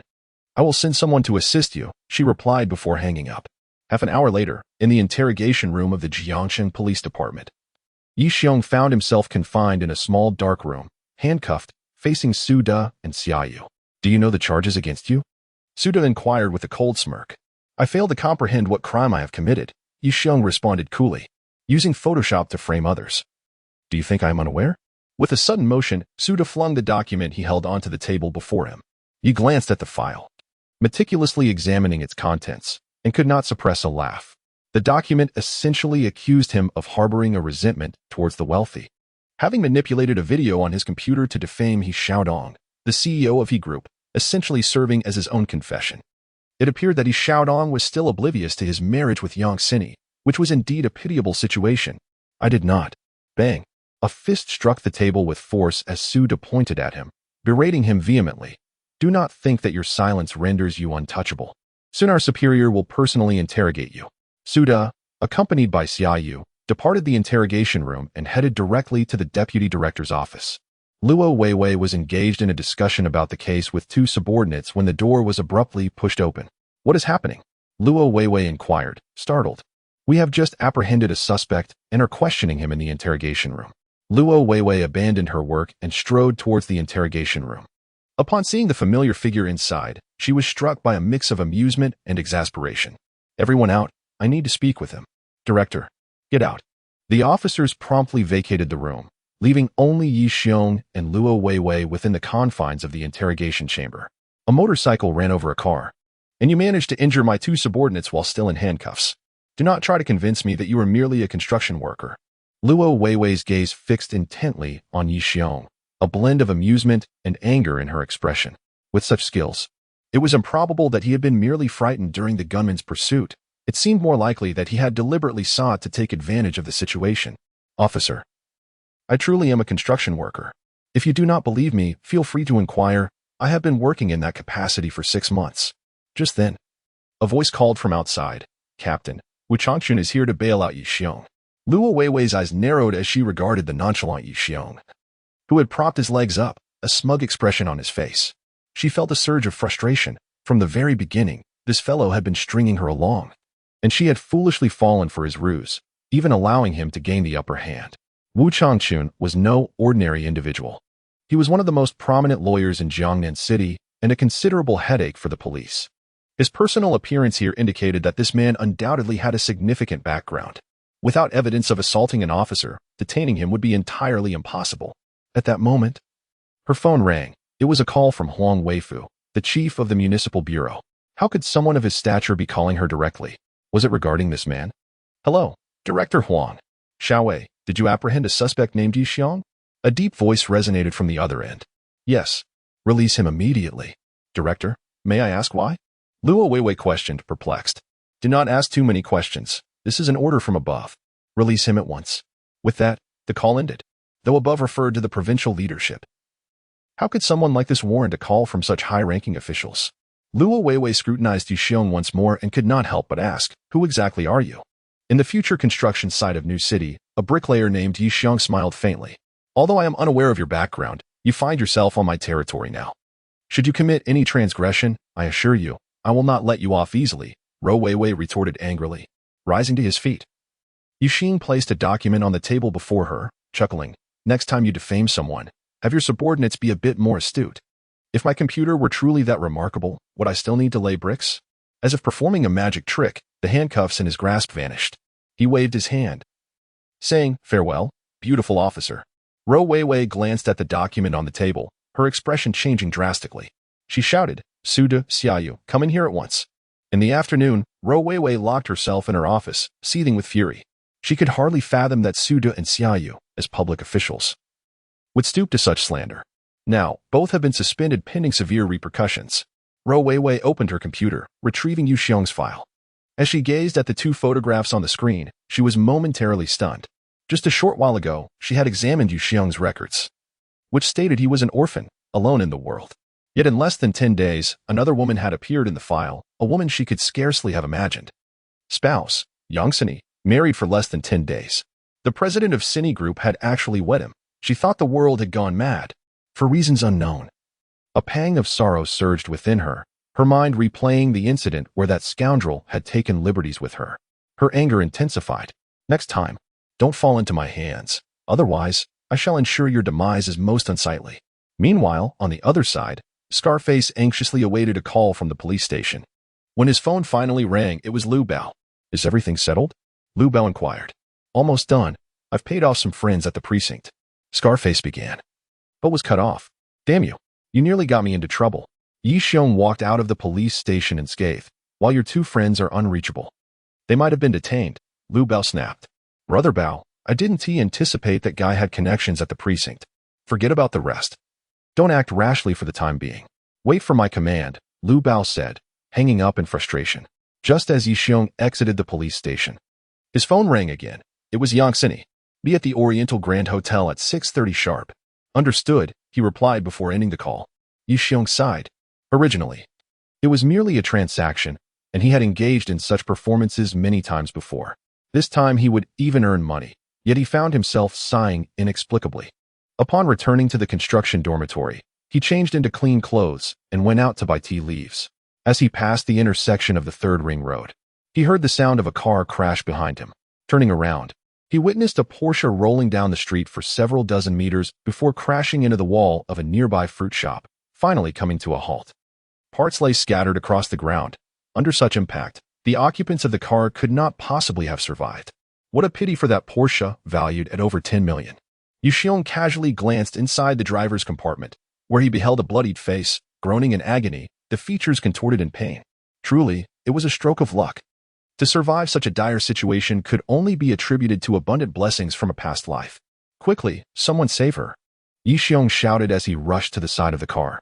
A crowd had gathered around the Porsche, yet not a soul dared to assist. This was hardly the moment for lamenting the indifference of humanity. Yi Xiong leaped to the front of the vehicle and delivered a fierce kick to the windshield.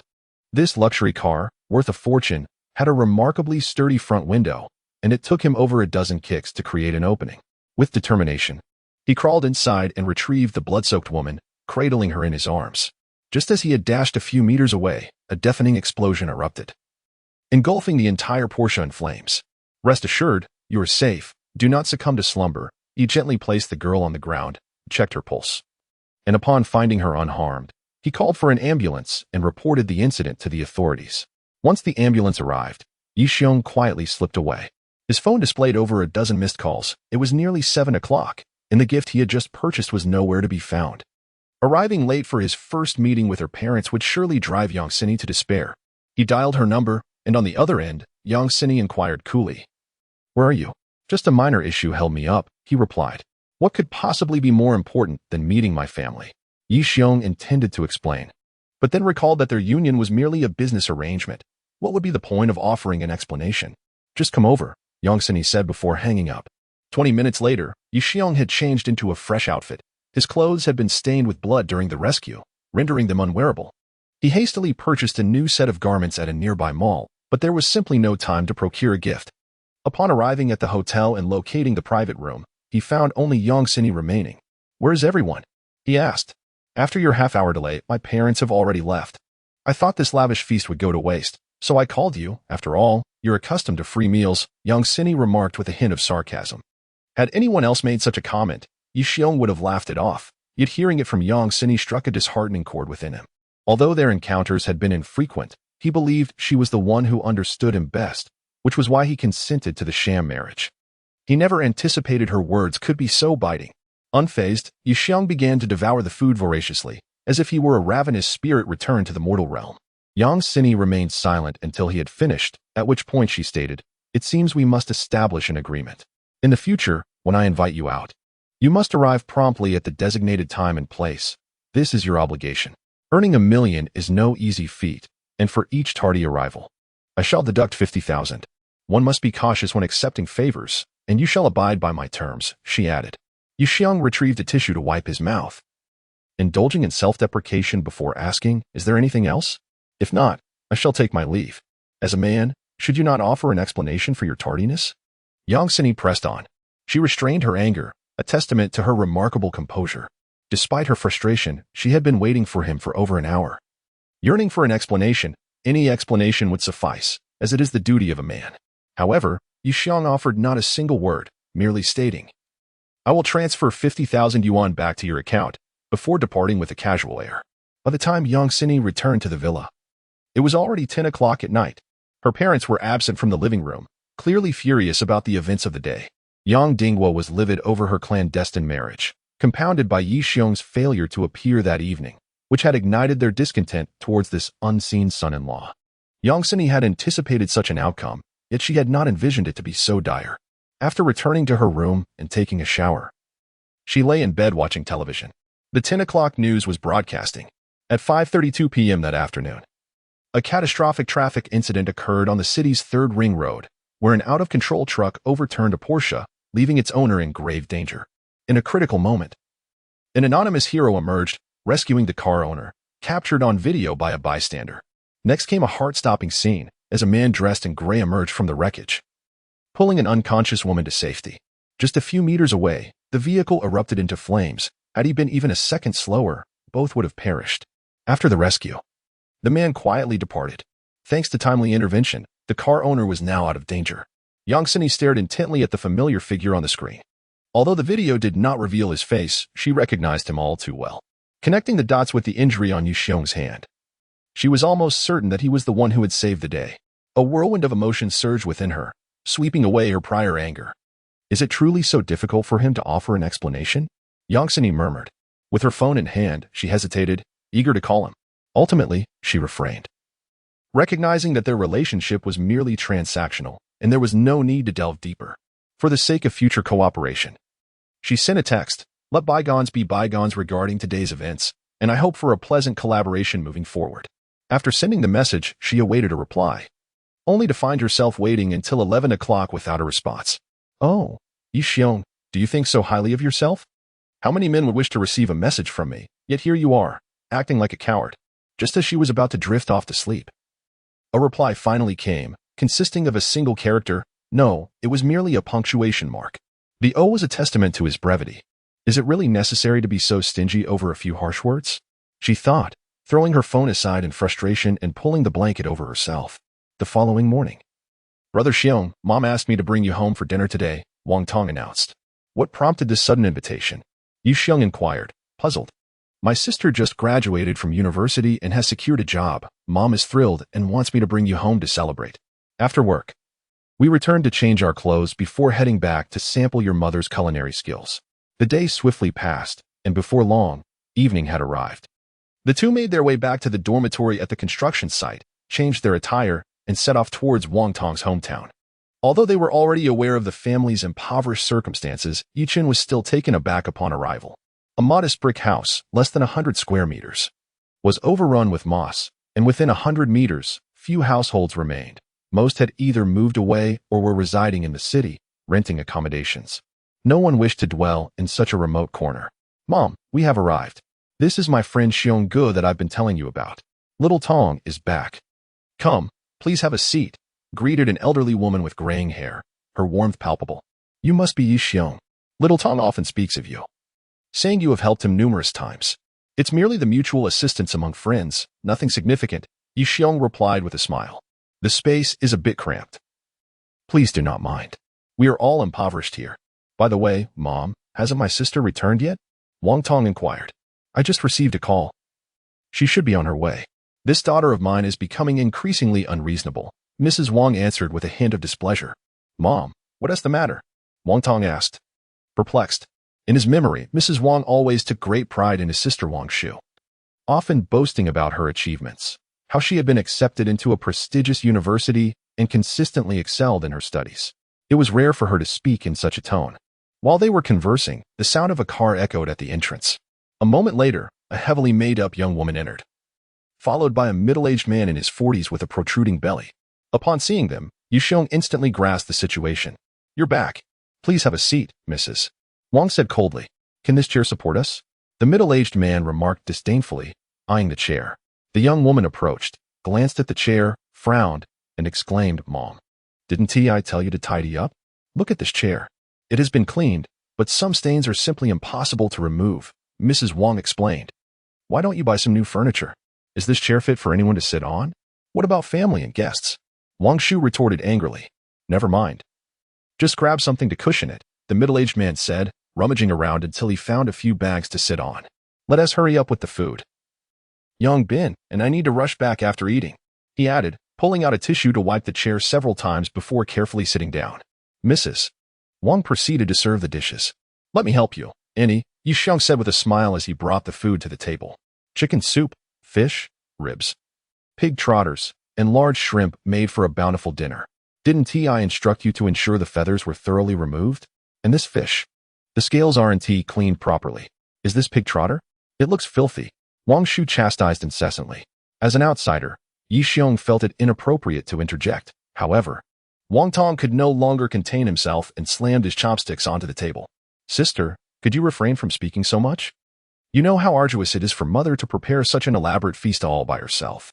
She spent the entire morning shopping for ingredients and has been busy since noon, not even having a moment to sip water. After cooking for you, you still have the audacity to complain. How have you changed so much? I suggested to her not to waste time and simply dine at a hotel. But she insisted on preparing this meal. Is dining at a hotel free? I did not intend for you to spend any money. I can afford it, proclaimed Wang Shu loudly. The atmosphere at the dining table grew exceedingly awkward. Let us just make do with this meal. A casual bite will suffice, said the middle-aged man. Yang Bin, as he scooped a small bowl of soup. Wang Dinyang's eyes reddened. She placed her chopsticks on the table and retreated to the inner room. Wang Tong clenched his fists tightly, and Yi Xiong believed that had he not been present, he might have erupted in anger. Brother, there is something I wish to discuss with you, Wang Shu suddenly stated while eating. I hope you will no longer work at Future New City and instead find another construction site. Why not? I am currently an assistant in real estate sales under Cine Group, focusing on sales at Future New City. I do not wish for anyone to know that my brother is a construction worker. Being a construction worker at any site is still the same. Yi Xiong had been suppressing his emotions but could no longer contain himself. If it were not for your brother working in construction, how could you afford your education? If he were not frugal, would he be so thin? This is our family matter. It does not concern you, Wang Shu shouted. Why does it not concern me? The money I sent last month to help you find a job was lent by Brother Xiong, Wang Tong interjected. It was 2,000, right? Wang Shu rummaged through her bag, counted out 2,000, and added 2 more bills. Here are 2,002, the extra 200 is for interest. Sister, Wang Tong could no longer restrain his outburst. At that moment, the phone rang, and Yang Bin stepped aside to answer. What? The president is inspecting the construction site? How could this happen? I must return immediately. After hanging up, Yang Bin urgently said, Wang Shu, I need to rush back. Wait, I will accompany you, Wang Shu replied, grabbing her bag and vanishing in an instant, without even bidding farewell to their mother. Brother Xiong, I apologize for this awkwardness, Wang Tong sighed, gesturing towards the food. Let us ignore them and eat. Go fetch mother so we can dine together. Wang Tong went to call back Wang Dinyang, who still had red eyes.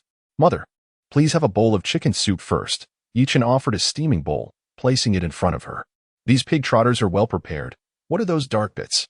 They are my secret spices. No wonder they taste so delightful, and this fish is also delicious.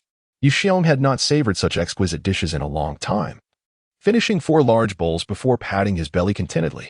After the meal, Wang Dinyang remarked, Wang Tong, we are out of salt. Go buy some. Mother, it can wait until tomorrow. It's not urgent. Hurry and go, Wang Dinyang ordered.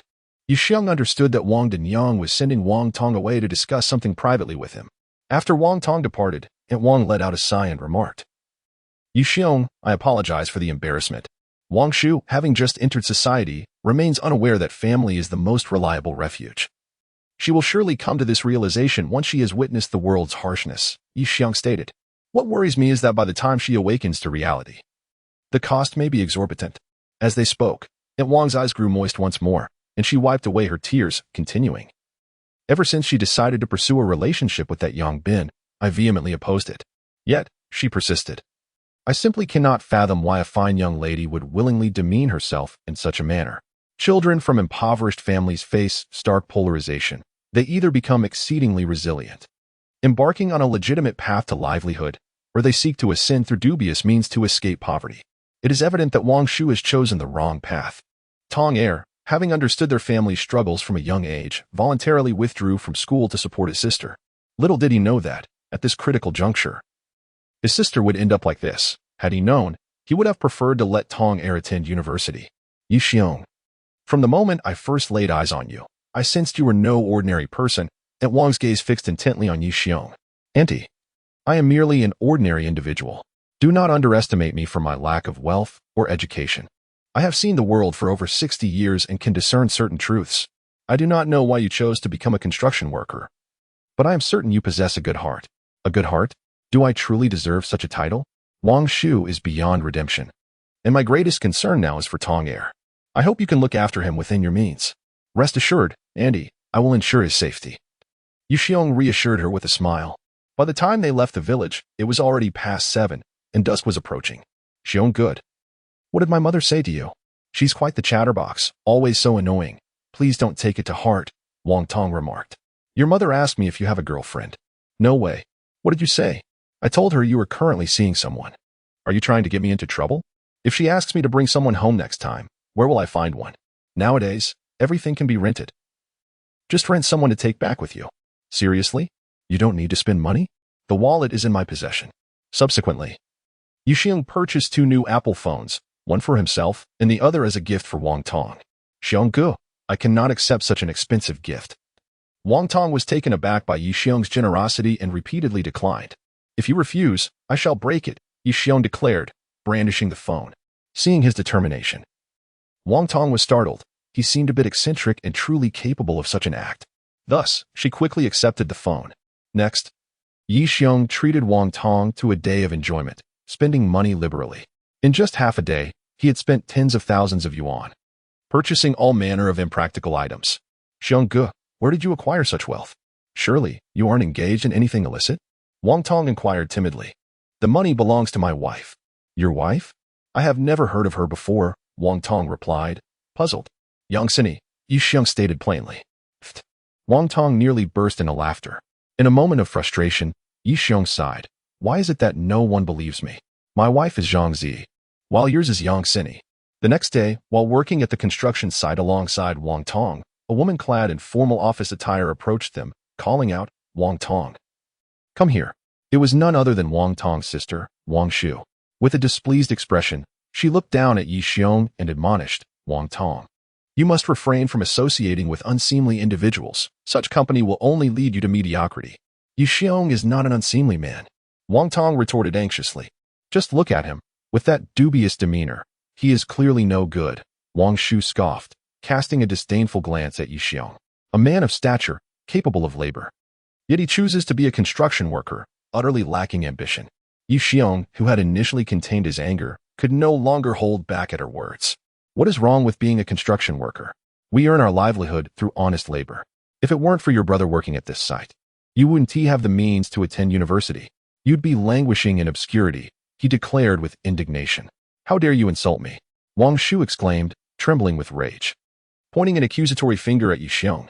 If you weren't Wang Tong's sister, I would have dealt with you by now, Yi Xiong retorted coldly. Just you wait. Wang Shu shot back furiously before storming off.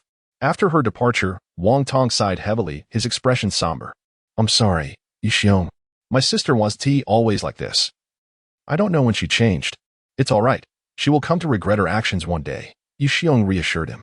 Meanwhile, Wang Shu returned to the office building and entered the vice president's office, sulking on the couch.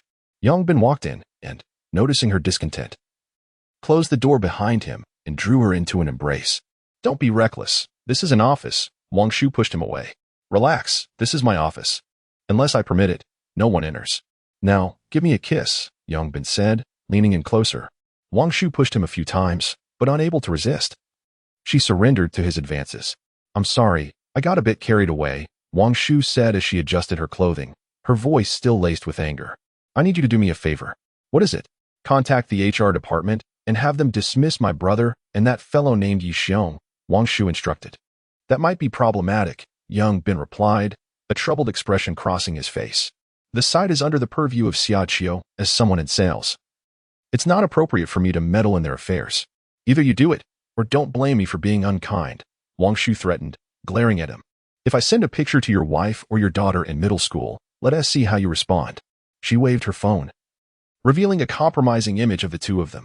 Yang Bin's demeanor shifted to one of concern, and he stammered, all right, I'll make the call. Yang Bin took out his phone and called Xiaoqiu, succinctly relaying the situation. How dare these two laborers offend President Yang, truly lacking in discernment? Tell me, what are their names? Xiaoqiu inquired with great confidence. Yi Xiong and Wang Tong. Yang Bin replied with the names. Half an hour later, they promptly departed from the construction site. After Xiaoqiu concluded the conversation, he hung up the phone. Yi Xiong and Wang Tong were busy moving bricks when suddenly Aunt Bao approached and instructed Yi Xiong. You two must head to the finance department and settle your accounts immediately. What on earth is going on? Wang Tong asked in shock. Don't you realize you've offended someone? Hurry up, stop dawdling, Aunt Bao urged. Wang Tong understood that his sister was likely abusing her authority behind the scenes, and a wave of anger surged within him. Striding towards the office building, he declared, I will confront her. I can leave, but I won't let it implicate you, Xiong go. If I go, I'll take you with me. I have no desire to remain in this place. With that, Yi Xiong flipped the entire cart of bricks and clapped his hands. As they reached the office building, a figure suddenly appeared before them. Looking smugly at Yi Xiong, it was Wang Shu. I told you, offending me will not end well. Wang Shu mocked. In an instant, Yi Xiong's temper erupted. He turned to Wang Tong and said, I want to teach her a lesson. Do you have any objections? Wang Tong shook his head, utterly disappointed in his sister at that moment. Hearing Yi Xiong's intent to reprimand her, Wang Shu burst into laughter, as if she had just heard the funniest joke in the world. Please, take a look at your own character. Do you think you're worthy of teaching me a lesson? Yi Xiong then took out his phone and dialed Yang Sini. Speak quickly, came the cold voice of the CEO on the other end. I need you to help me fire someone, Yi Xiong said calmly. I do not dismiss employees on a whim based on your words. That is not my style, Yang Sini firmly refused. Then our agreement is null and void, Yi Xiong said before hanging up. Wang Tong and Wang Shu, who had been listening, found Yi Xiong's conversation rather peculiar. Upon hearing his request denied, Wang Shu could no longer contain herself and laughed triumphantly. You want someone to fire me? In the prestigious Yang group, very few can dismiss me. Just as she finished her taunt, Yi Xiong's phone rang again, and Yang Sini's icy voice came through. I will assist you this once. There will be no second chances. State her name. In the sales department, her name is Wang Shu. In 10 minutes, she will leave the company. Yang Sini hung up decisively. Wang Shu, filled with doubt, felt a sense of foreboding from Yi Xiong's words. However, recalling her position as vice president under Yang Bin in the sales department, she thought, who could possibly dismiss her apart from the head of the sales department or the CEO? She was eager to see how this would unfold. At that moment, her phone rang, and Yang Bin's furious voice erupted from the other end. Wang Shu, you wretched woman. You've ruined me. Yang Bin, watch your tone, Wang Shu retorted angrily. What on earth has happened? The CEO called personally, demanding you leave within 10 minutes. You need to pack your things and go. I've been severely harmed by you. The CEO just warned me that I'm being suspended for abusing my power, pending an investigation. Yang Bin's voice was frantic. Upon hearing this, Wang Shu's hand trembled. Nearly dropping her phone, he cast a glance at Yi Xiong, almost incredulous. She could scarcely fathom that this construction worker had actually placed a call to Yang Sini, who promptly complied with his request. How could this be possible? One was a CEO, and the other merely a laborer. How could they possibly be connected? Yet, at this moment, the evidence lay before her, compelling her to believe. I apologize. I was overly impulsive. Please grant me another chance. Wang Shu approached, grasping Yi Xiong's sleeve. This job was of paramount importance to her. It was a hard-won opportunity she could not afford to lose. Opportunities are not bestowed by others. They must be seized. Yi Xiong responded coldly. I beg you, grant me another chance. I swear I will never cross you again. Seeing Yi Xiong's indifference, Wang Shu hurriedly turned to Wang Tong, her eyes glistening with tears. Brother, you have always been the one who cared for me the most. This job pays thousands a month, allowing me to buy you many treats and provide our mother with ample living expenses. I cannot afford to lose it. Ask Yi Xiong, Wang Tong replied coldly. Yi Xiong, I implore you, call the CEO and persuade her to spare me. If you wish to plead with me, then kneel. Yi Xiong replied icily. Having just disrespected someone, he wanted her to experience the bitterness of being belittled. Thud. Wang Shu knelt before Yi Xiong without a moment's hesitation. I am kneeling before you. I beg you. Just let me go, and I will do anything you ask. Yi Xiong held her in contempt, especially for her unscrupulous pursuit of advancement. If she were not Wang Tong's sister, he would have slapped her across the face long ago. Respect is earned, not given. After speaking, Yi Xiong took Wang Tong and departed, leaving Wang Shu kneeling on the ground, her eyes betraying a venomous glare. Upon returning to their dorm, as they packed their belongings, Wang Tong remained silent, evidently still reeling from the earlier events. After all, she was his biological sister, despite her disgraceful behavior. Their blood ties made it impossible for him to disregard her entirely. "I'm sorry, I merely intended to jest. I never expected her to truly kneel," Yixiong remarked. "I don't understand how she became like this." Wang Tong sighed, choosing not to dwell on her, and turned to ask, "Brother Xiong, are we really leaving?" "Of course. But I don't know how to do anything. The household chores will still fall to me, and I fear." "Do not worry. As long as you follow Brother Xiong, you shall have food and money," Yixiong chuckled. "Brother Xiong, did you really call Yongxini just now?" Wang Tong inquired with curiosity. "Indeed. What exactly is your relationship with her? You've even been intimate. She is my wife." "My wife is still Zhang Zi." Wang Tong rolled his eyes, utterly unconvinced. Just as they finished packing and opened the door to leave, they were met with the sight of a well-dressed, portly middle-aged man lingering at the entrance, none other than Yang Bin. "You two have finally emerged," Yang Bin greeted them with a forced smile. "What a peculiar win today. Bringing the esteemed vice president of sales to us," Yang Bin chuckled. Yixiong cleared his throat, forcefully spitting onto the dusty chair beside him. He dragged the chair over and coldly remarked, "Vice President Yang, please take a seat." Yang Bin glanced at the chair, nearly retching. Was this chair even fit for human use? Not only was it covered in dust, but it also bore the remnants of spittle from that fellow. And sitting on it would be akin to swallowing a fly, which disgusted him greatly.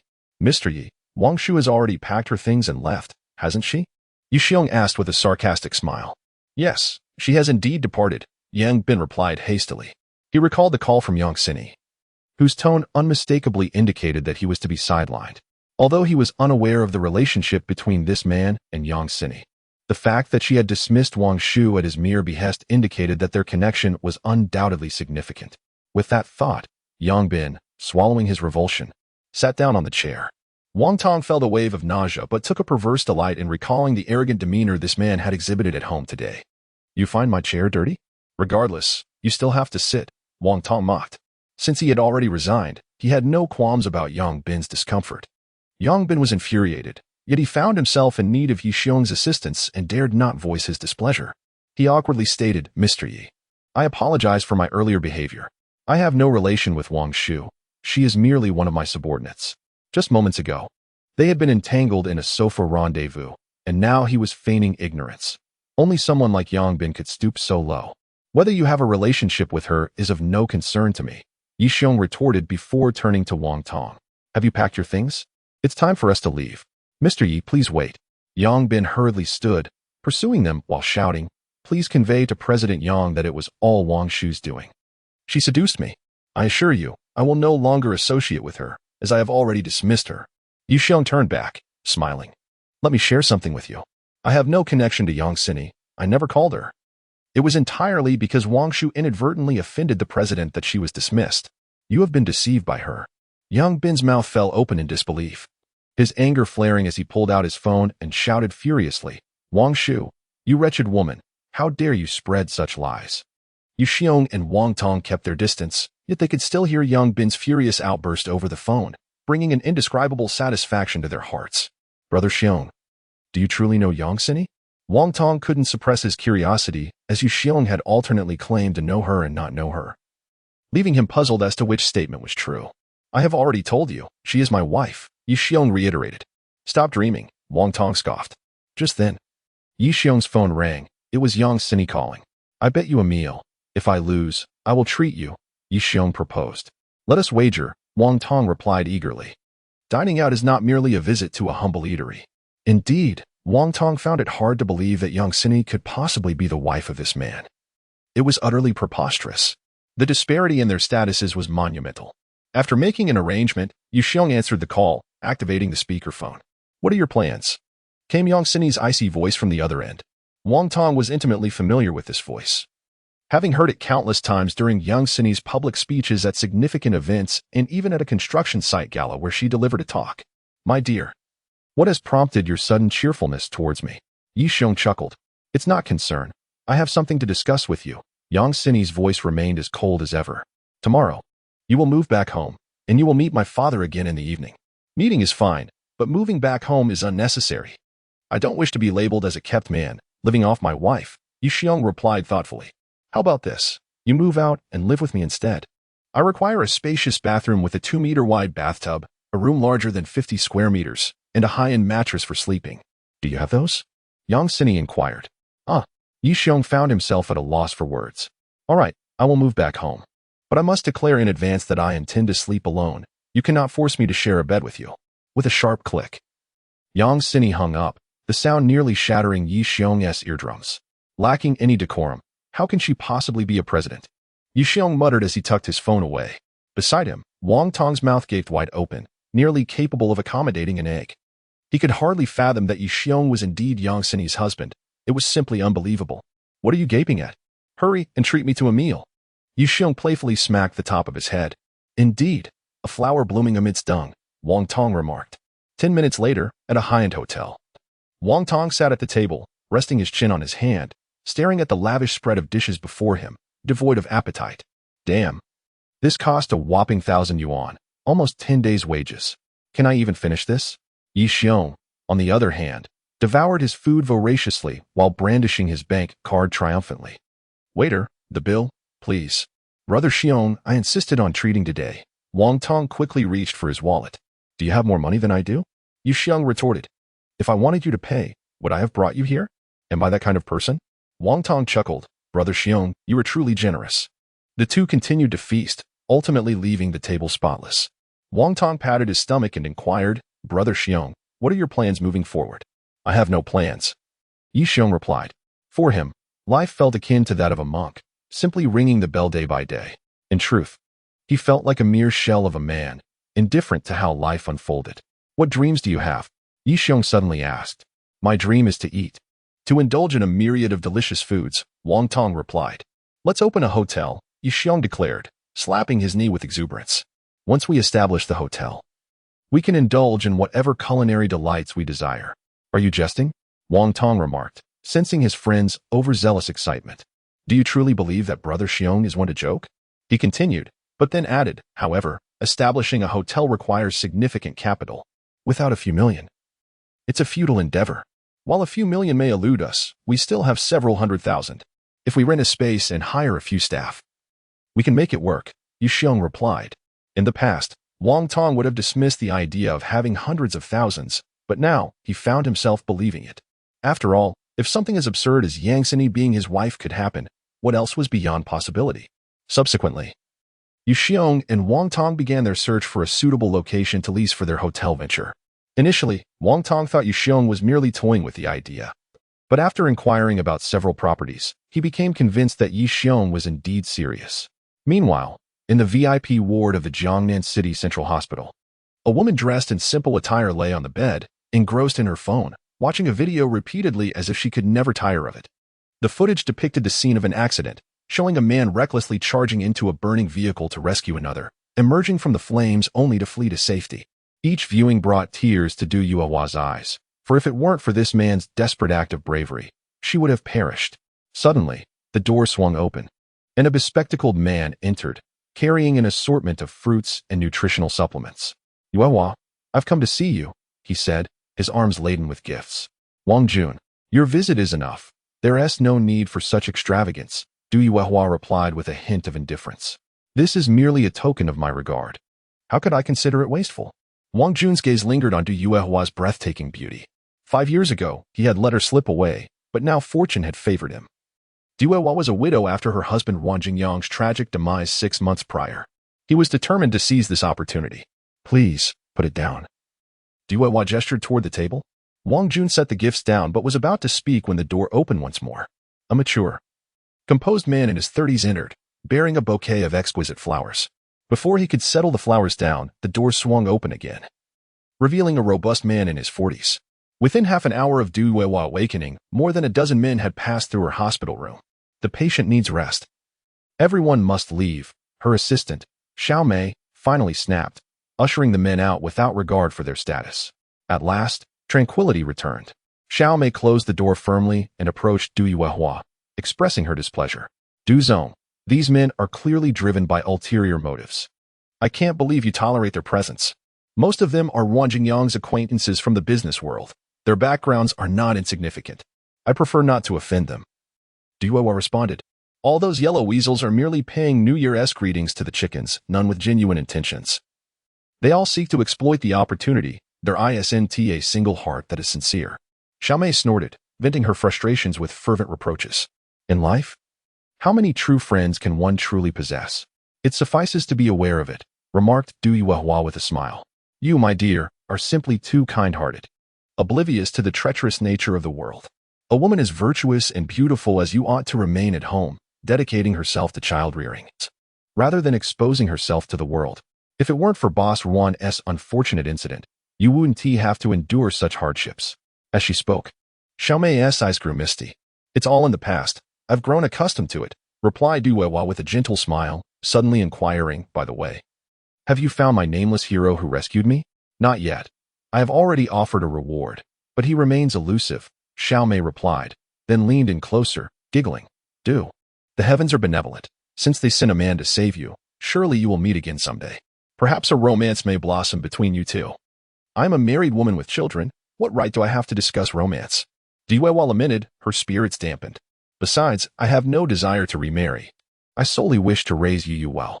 PSSH, what does being married with children matter? Just look at the character of those men from earlier, and you will realize how sought after you truly are, Xiaomei asserted. Du Yuehua chuckled softly but said nothing further. By the way, regarding the hotel you wish to sell, there are currently several interested parties. Here are the details, Xiaomei said, handing over the document she held.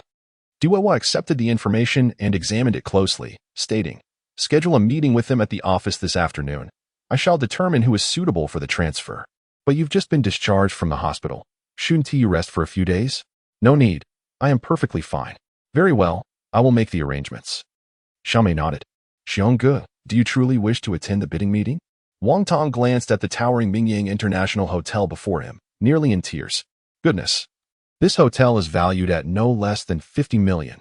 Yi Xiong is heading to negotiations with a mere few hundred thousand. Has he lost his mind? Do I appear to be jesting? Yu Xiong pointed to his serious expression. This is not merely a matter of expression. It pertains to capability, Wang Tong replied. This is indeed a matter of appearance. You were dreaming. One must always have ambitions in life, Yi Xiong chuckled. Upon arriving at the Grand Hotel entrance, gazing up at the resplendent golden letters and the opulence within, Wang Tong felt increasingly anxious. What are you dawdling for? Let us go. Yu Xiong patted his head. Wang Tong was in awe of Yi Xiong. Did this fellow even possess the notion of feeling apprehensive? After inquiring with the receptionist, Yu Xiong and Wang Tong found themselves at the entrance of the chairman's office on the 5th floor, where they discovered a gathering of over 10 individuals waiting in line.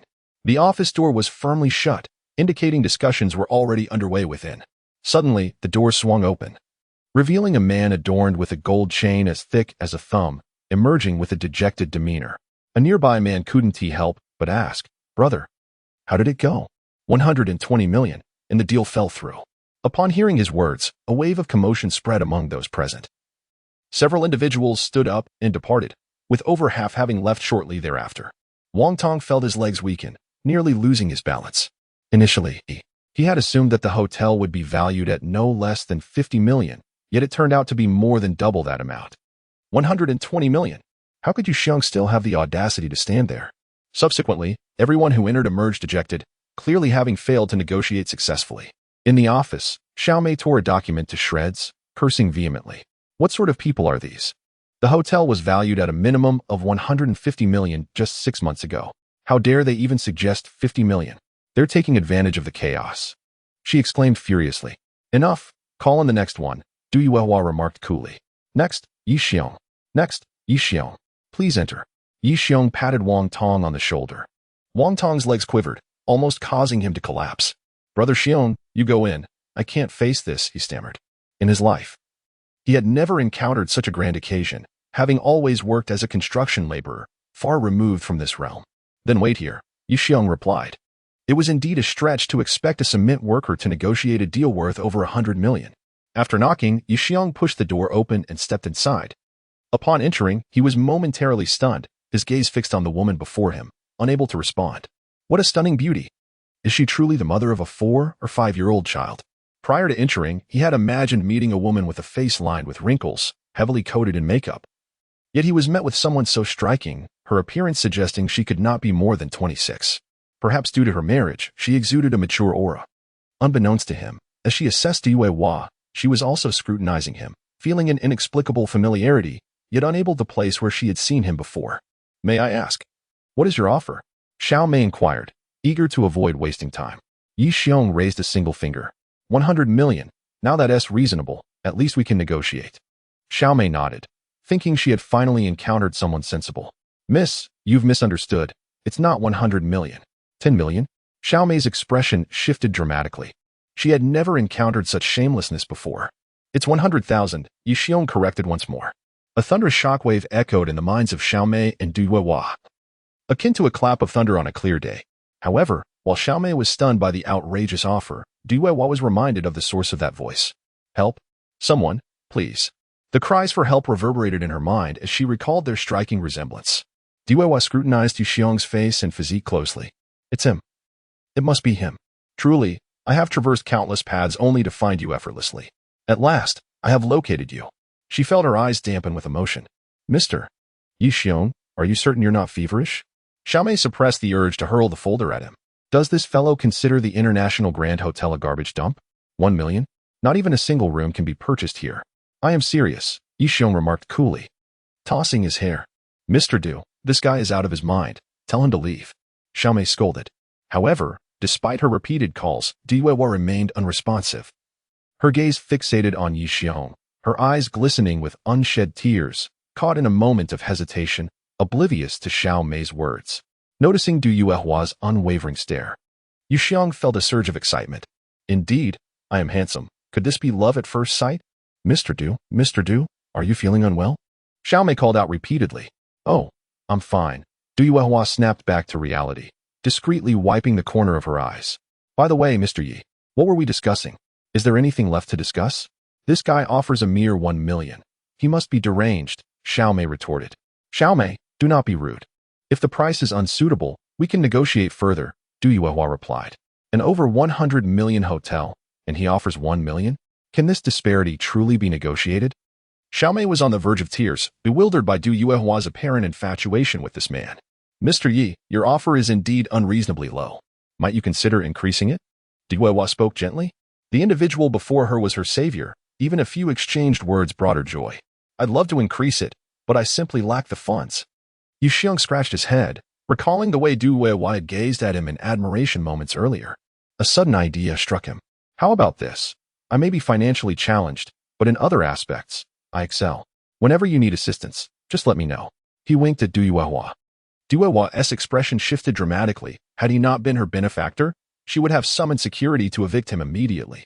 During her hospital stay, she had fantasized countless times about her savior, never imagining it would be someone like him, leaving her utterly disappointed. "Mr. Yi Xiong, please mind your words. Respect for others is tantamount to self-respect," Du Yuehua said, her tone laced with irritation. Yi Xiong was taken aback, pondering if he had misjudged her feelings. Just as Du Yuehua was about to continue, the door was abruptly kicked open, and several burly men adorned with tattoos stormed in. As they entered, their nostrils flared, exuding an air of arrogance, as though they feared others were unaware of their menacing presence. "Du, have you ignored our brother Bao's words?" The tallest among them, with a broad mouth and an arrogant demeanor, sneered. "Who permitted you to enter? Get out!" Du Yuehua shouted in anger. "Du Yuehua, I'll warn you once more. This hotel has been reserved by our brother Bao, and you are not to sell it to anyone else," the brash man threatened. "This is my hotel. I may transfer it to whomever I please, and no one has the right to interfere." The audacity of these individuals is truly remarkable. As they seemed to relish in their cruelty, the man with the wide mouth chuckled disdainfully. Upon hearing this, Yi Xiong swiftly rose to his feet and rushed to the door. There, he beheld the participants of the bidding sprawled on the ground, wailing in agony. Evidently having been brutally assaulted by this group, Wang Tong lay unconscious, his fate uncertain. "Wang Tong, awaken!" Yi Xiong exclaimed as he hurried to his side. Wang Tong opened his eyes and, upon seeing Yi Xiong, urged, "Brother Xiong, we must flee. These ruffians are not to be trifled with." "Where did they strike you?" Yi Xiong inquired. "Forget that for now. Just carry me away." Wang Tong replied anxiously. "I demand to know where they hurt you." Yi Xiong thundered, his voice reverberating like thunder, drawing the attention of all present. At that moment, an inexplicable fury surged within him. He had promised Aunt Wang to take good care of Wang Tong, and it was unfathomable that, in such a short span, his friend had been beaten to the point of incapacitation. This indignation was unbearable. I received a punch to the face and 2 kicks to the stomach, Wang Tong replied, touching his swollen lip. Who struck you? Yi Xiong pressed further. From behind, a mocking voice answered, it was I who struck him. What of it? The speaker was a diminutive man, currently regarding Yi Xiong with a derisive expression, seemingly oblivious to the flames of anger emanating from him. Yi Xiong stood resolutely and approached the group of burly men. You are courting disaster. Allow me to show you the consequences, the man with the wide mouth barked. In that instant, the short man lunged forward, throwing a punch at Yi Xiong's face. However, before he could fully extend his fist, an unexpected figure flashed before him, and he found himself doubled over in pain from a fierce kick to his abdomen, utterly bewildered by the speed of the attack. You dare lay a hand on my brother? Yi Xiong seized the short man and unleashed a flurry of slaps, delivering over a dozen blows until the man's face was swollen and bruised, resembling that of a pig. Finally, Yi Xiong landed a powerful kick to his gut, sending him flying several meters away. This transpired in an instant, and by the time the group of thugs reacted, the short man had already succumbed to unconsciousness. You insolent brat, do you have any idea who we are? You will surely regret crossing us, the man with the wide mouth bellowed. First and foremost, it is you who shall meet an unfortunate end, Yi Xiong declared as he advanced, unleashing a barrage of punches. In mere moments, the lackey surrounding the wide-mouthed man lay incapacitated on the ground, unable to rise. To Yi Xiong, dealing with such scum was akin to squashing a mere ant. I warn you, we are subordinates of Brother Bao from the Northwest Gang. If you dare to lay a finger on me, Brother Bao will not let you off lightly. The wide-mouthed man stammered, realizing Yi Xiong's ferocity. Slap. A resounding slap struck his face, sending his hefty frame spinning. Yi Xiong coldly queried, what did you just say your gang was called? The Northwest Gang. Slap. Another resounding slap followed, as Yi Xiong reiterated, I did not quite catch that. What gang did you claim to belong to? The Northwest Gang, he replied, trembling. Slap. The third slap sent several teeth flying from the man with the broad mouth. At this moment, he finally comprehended that this individual harbored no fear of the Northern Gang, or rather, he was precisely targeting those affiliated with it. Go back and inform He Bao and He Haodong that I will eventually settle this score with them, Yi Xiong declared coldly. Who on earth are you? The broad-mouthed man exclaimed in astonishment. The person who could converse so boldly with He Haodong was undoubtedly not an ordinary character. Didn't He Haodong send someone to turn Jiangnan City upside down in search of me? How could he have forgotten so quickly? Yi Xiong chuckled derisively. The broad-mouthed man, now enlightened, realized the identity of this person. He was clearly the one who had disrupted He Xiao's wedding. Later, he had heard that the scar-faced man had sent someone to capture him, only to be soundly beaten in return. To encounter him here was truly unfortunate. The broad-mouthed man gingerly touched his face. If even the scar-faced man was no match for him, he would only invite further punishment by continuing the confrontation. Thus, he prepared to discreetly withdraw. After assaulting my friend, do you think you can leave so easily? Yi Xiong scoffed. Brother Yi, what else do you want? The broad-mouthed man turned around, wearing a sorrowful expression. Compensation. How much? Empty your pockets. With no other option, the broad-mouthed man surrendered the several thousand yuan he had on him, realizing that encountering this ruthless individual was simply bad luck. And you all, empty your pockets too. The few men who had fallen to the ground had no choice but to relinquish their wallets. Yi Xiong swiftly collected their money and then tossed the wallets back to them, coldly commanding, get lost. The group of petty thugs scrambled away in disarray. Yi Xiong flicked the money in his hand and smiled at Wang Tong. Brother, this should amount to nearly 10,000 yuan. Is that sufficient to purchase some ointment for bruises? Buying a bucket for a soak would be more than enough, Wang Tong replied, speechless. Those ruffians had been quite the scoundrels, yet Yi Xiong proved to be even more unscrupulous. What astonished him further was that Yi Xiong was actually a formidable fighter. Wang Tong truly misjudged him. Turning around, Yi Xiong spotted Du Weihua and Xiao Mei standing at the office door. Their eyes fixed on him with a gaze akin to that of observing a peculiar creature. A surge of pride welled up within him, and unable to contain himself, Yi Xiong leaned against the wall, one arm crossed over his chest, and the other casually tossing his hair, striking what he believed was the coolest pose, and grinned, Ladies, have you noticed that I look even more handsome?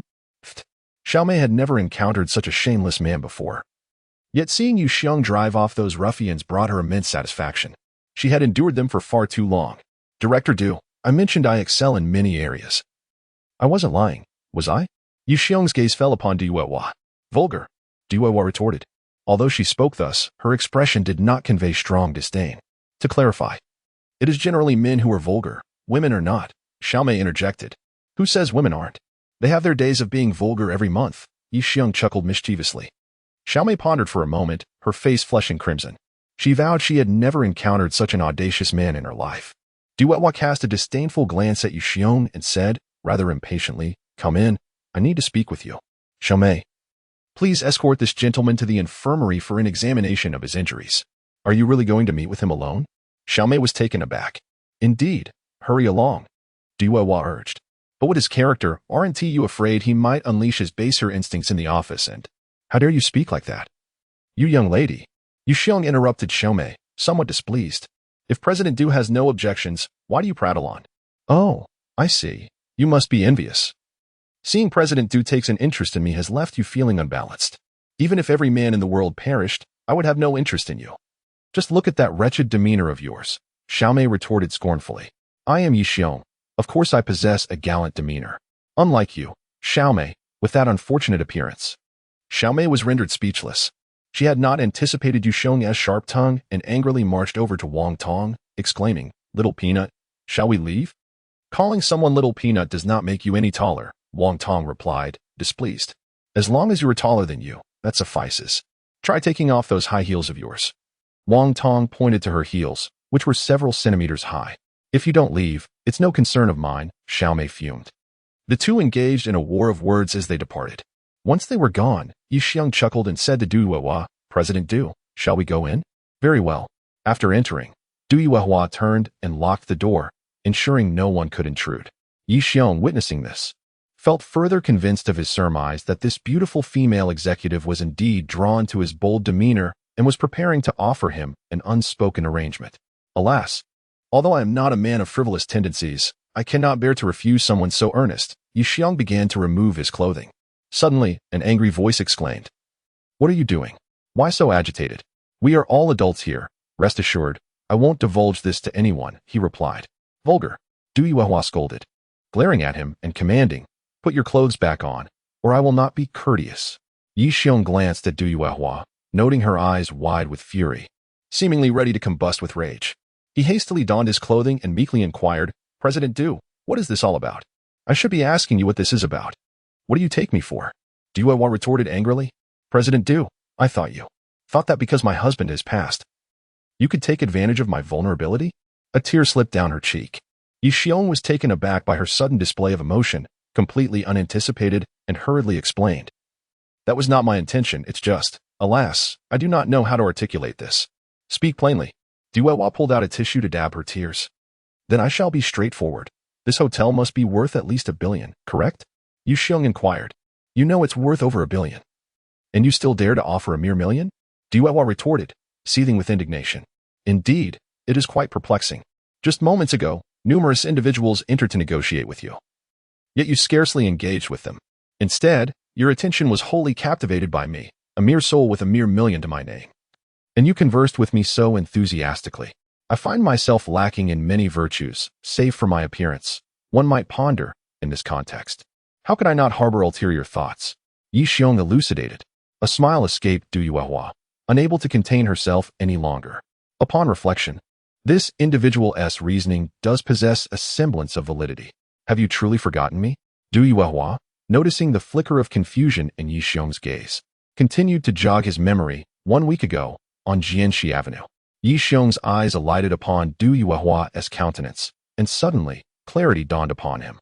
This young woman was indeed the one he had rescued from the confines of a Porsche, her visage marred by blood, rendering her unrecognizable at the time. Now, with her prompt, he recollected the encounter. "So it is you," Yi Xiong exclaimed, realization washing over him. Thus, her prolonged conversation with him was not born from his charisma or charm, but rather from her gratitude towards her savior. "I had presumed that the man who quietly departed after saving me was a grand hero. Yet, Duewa's unfinished thought lingered in the air, tinged with disappointment. I nearly exhausted myself, risking everything to extricate you from that vehicle. You cannot fathom the terror of that moment. It was a harrowing brush with death," Yi Xiong declared with fervor. "Had it not been for me, you would surely have perished. Therefore, might one expect a gesture of gratitude from you? What do you propose?" Du Yuehua felt a sense of foreboding. In light of my life-saving act, perhaps you could transfer ownership of the hotel to me? Of course, I would not demand it without compensation. I shall pay you for it, my million. Enough. Du Yuehua felt as though she might lose her sanity if she continued to listen. $1 million for a hotel worth over $100 million? She had never encountered such unabashed audacity in her life. Could one be any more shameless? I have a notion. Let us not proceed with the transfer of the hotel for the time being. Instead, you could assist me in managing it. Consider your $1 million as a stake in the business. Should the hotel turn a profit, I shall grant you 20% of the returns. If not, your investment will simply dissipate. How does that sound? Du Yuehua proposed. 20% seems rather meager. Yixiong pondered momentarily, then extended 5 fingers. Let us split it evenly. Very well, as you wish. Since her husband's demise, the Feiyang International Hotel had faced frequent vandalism, resulting in a significant loss of clientele. Each day brought further financial loss. If Yixiong could reverse this trend and restore profitability, a 50-50 split would not be unreasonable. Words alone are insufficient. Should we not formalize our agreement with a contract? Yixiong, as if performing a magic trick, produced a contract from behind him and presented it. Du Yuehua glanced at the document, her expression shifting dramatically. This contract is unexpectedly a management agreement, stating that Yixiong will take over the hotel's management and thereafter, profits will be shared between both parties. However, there are some blank spaces that need to be filled. It appears that this individual's true intention was to gain control over the hotel's operations. Clearly, I underestimated him. Du Yuehua smiled and promptly filled in the profit distribution and the transfer of management rights, yet she retained her ultimate authority, which allowed her to dismiss Yixiong at any time if the hotel remained unprofitable. Once Du Yuehua completed her signature, Yixiong picked up the contract and couldn't help but laugh heartily. This is a significant windfall. Yixiong was ecstatic. Don't rejoice too soon. Let me remind you that the hotel is currently operating at a loss. If things go awry, your $1 million could go down the drain, Du Yuehua cautioned. How about we make a bet? Yixiong chuckled. A bet on what? If I can turn the hotel's losses into profits within 3 months. You must grant me a request, Yixiong declared. What request? Du Yuehua, utterly skeptical of his ability to succeed, inquired. If I win, you must give me a kiss. Vulgar, Du Yuehua retorted. What, are you afraid? Yixiong teased with a grin. Who is afraid? A kiss is just a kiss, Du Yuehua asserted, confident in her ability to emerge victorious. And if you fail? If I fail, you can do as you please, Yixiong replied with a smile. As Yixiong exited Du Yuehua's office, he held the contract in his hand, his face beaming with joy. When he found Wang Tong, the latter was engaged in lively conversation with Xiaomei, both sharing hearty laughter, their demeanor surprisingly intimate. Am I interrupting? Yixiong grinned as he entered the treatment room. Upon seeing Yixiong, Xiaomei quickly subdued her smile and said, Little Bean, I must take my leave. Take care. Wang Tong waved, sporting a rather smug expression. How is it that their relationship has become so close in such a short time? Yixiong mused, feeling quite adept at charming women, yet in comparison to Wang Tong, he felt quite inadequate. Impressive, isn't it? You've even managed to win over someone like Xiaomei, who is dealing with menopausal syndrome. It's hard not to be impressed, Yixiong chuckled. Xiaomei may appear fierce, but that's merely a facade she wears for self-protection. She is quite gentle beneath the surface, Wang Tong remarked. Xiaomei? Look at you, all smitten, Yixiong teased, feeling a chill run down his spine at how quickly they had grown close. I've always called her that when I'm being cautious, Wang Tong explained. Since childhood? When I first met her, I felt an uncanny familiarity. After chatting, I discovered that we grew up in the same village, even living in adjacent houses. Back then, she would follow me around like a little shadow, perpetually with a runny nose. As Wang Tong reminisced about the past, his excitement was palpable, animatedly recounting their shared history. Later, her father made money and moved back to the city, and we lost touch. The plot is quite melodramatic. However, the fact that fate allows you to meet again signifies that there is still a chance for you to rekindle your past romance, Yixiong remarked. Regrettably, she is now the secretary of Du Yuehua, earning a monthly salary exceeding 10,000, while I am merely an unemployed individual residing in a dilapidated mud house. Utterly unworthy of her, Wang Tong lamented, a shadow of gloom crossing his face. Do not belittle yourself. What does it matter if she earns over 10,000? You are the one with a monthly income of 50,000. Yixiong asserted earnestly. Brother Xiong, do not jest. If I could earn 5,000 a month, I would be overjoyed, Wang Tong replied. Look at my face. Does it appear as if I am joking? Yu Xiong pointed to his serious visage and continued. Comrade Wang Tong, as the general manager of Mingyang International Hotel, I hereby officially offer you a position with a monthly salary of 50,000. Will you accept? You have taken over Mingyang International? How is that even possible? Wang Tong exclaimed, his eyes wide with disbelief. The contract has already been signed. Is there any room for doubt? Yu Xiong waved the contract in his hand and smiled. You only need to tell me whether you accept or decline. Only a fool would decline. Wang Tong took the contract, perused it, but a frown soon replaced his earlier joy. Brother Xiong, this is a hot potato. Is it possible for it to start turning a profit within 3 months? Since the demise of the owner of Mingyang International, the hotel has been operating at a loss, with Du Yuehua incurring losses of hundreds of thousands each month. Wang Tong was concerned that Yu Xiong's investment of 100,000 might go down the drain as well. Then it is something you should ponder. Just focus on earning your salary, Yu Xiong reassured him, patting his head. Put in the effort to pursue Lu Mei, and once you are married, Brother Xiong will bestow upon you a generous red envelope. Brother Xiong, I will certainly strive to do my best, Wang Tong affirmed with determination. Subsequently, Du Yuehua convened a meeting for the employees of Mingyang Hotel. From the senior management down to the dishwashers and service staff, fewer than 50 remained. For a large hotel that integrates dining and entertainment, a full staff would require hundreds, highlighting the extent of the current downsizing. It could be said that the hotel was essentially inoperative, with the remaining staff merely biding their time. Du Yuehua then announced that the management of the hotel would be handed over to Yu Xiong. The employees glanced at Yu Xiong once, then appeared to disregard him entirely. Over the past 6 months, the hotel had seen no fewer than 8 general managers, none of whom lasted even a month, all voluntarily packing their bags and departing. As a result, the staff had become desensitized. Now, let us welcome our newly appointed hotel general manager, Yu Xiong, to deliver a speech. Please applaud, Du Yuehua called out. The applause was sparse, a lackluster echo of disinterest. Yu Xiong observed the listless employees, a familiar sentiment stirring within him. In the past, when he served as an instructor for the Dragon Soul, training a group of raw recruits was far more challenging than dealing with this bunch. Yet they ultimately complied with his commands. Those special forces were the strongest soldiers selected from various barracks across the nation, yet they too had yielded to Yu Xiong's training. Obedient and unyielding, Yu Xiong approached the podium, surveying the listless crowd before him, and commenced his address. Greetings to all. I am Yu Xiong, your new general manager. My requirements are quite simple, absolute obedience. He then commanded, now, let us chant together. Long live ye. 1, 2, 3, begin. A few scattered voices responded. Barely half of the assembly joined in. You, and you, step forward.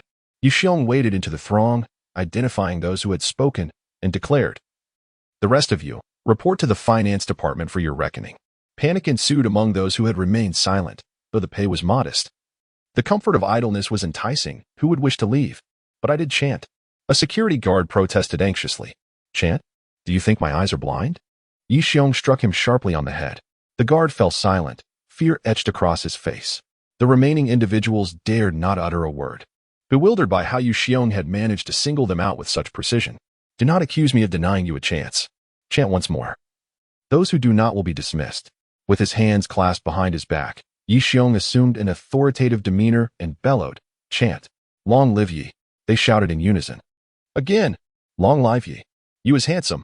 Yu Xiong led the chant. You is handsome. Long live ye. Ye is exceptional. The crowd echoed his enthusiasm. As Yu Xiong walked among them, he reveled in the exhilarating feeling of authority. It was a delight to be a general manager.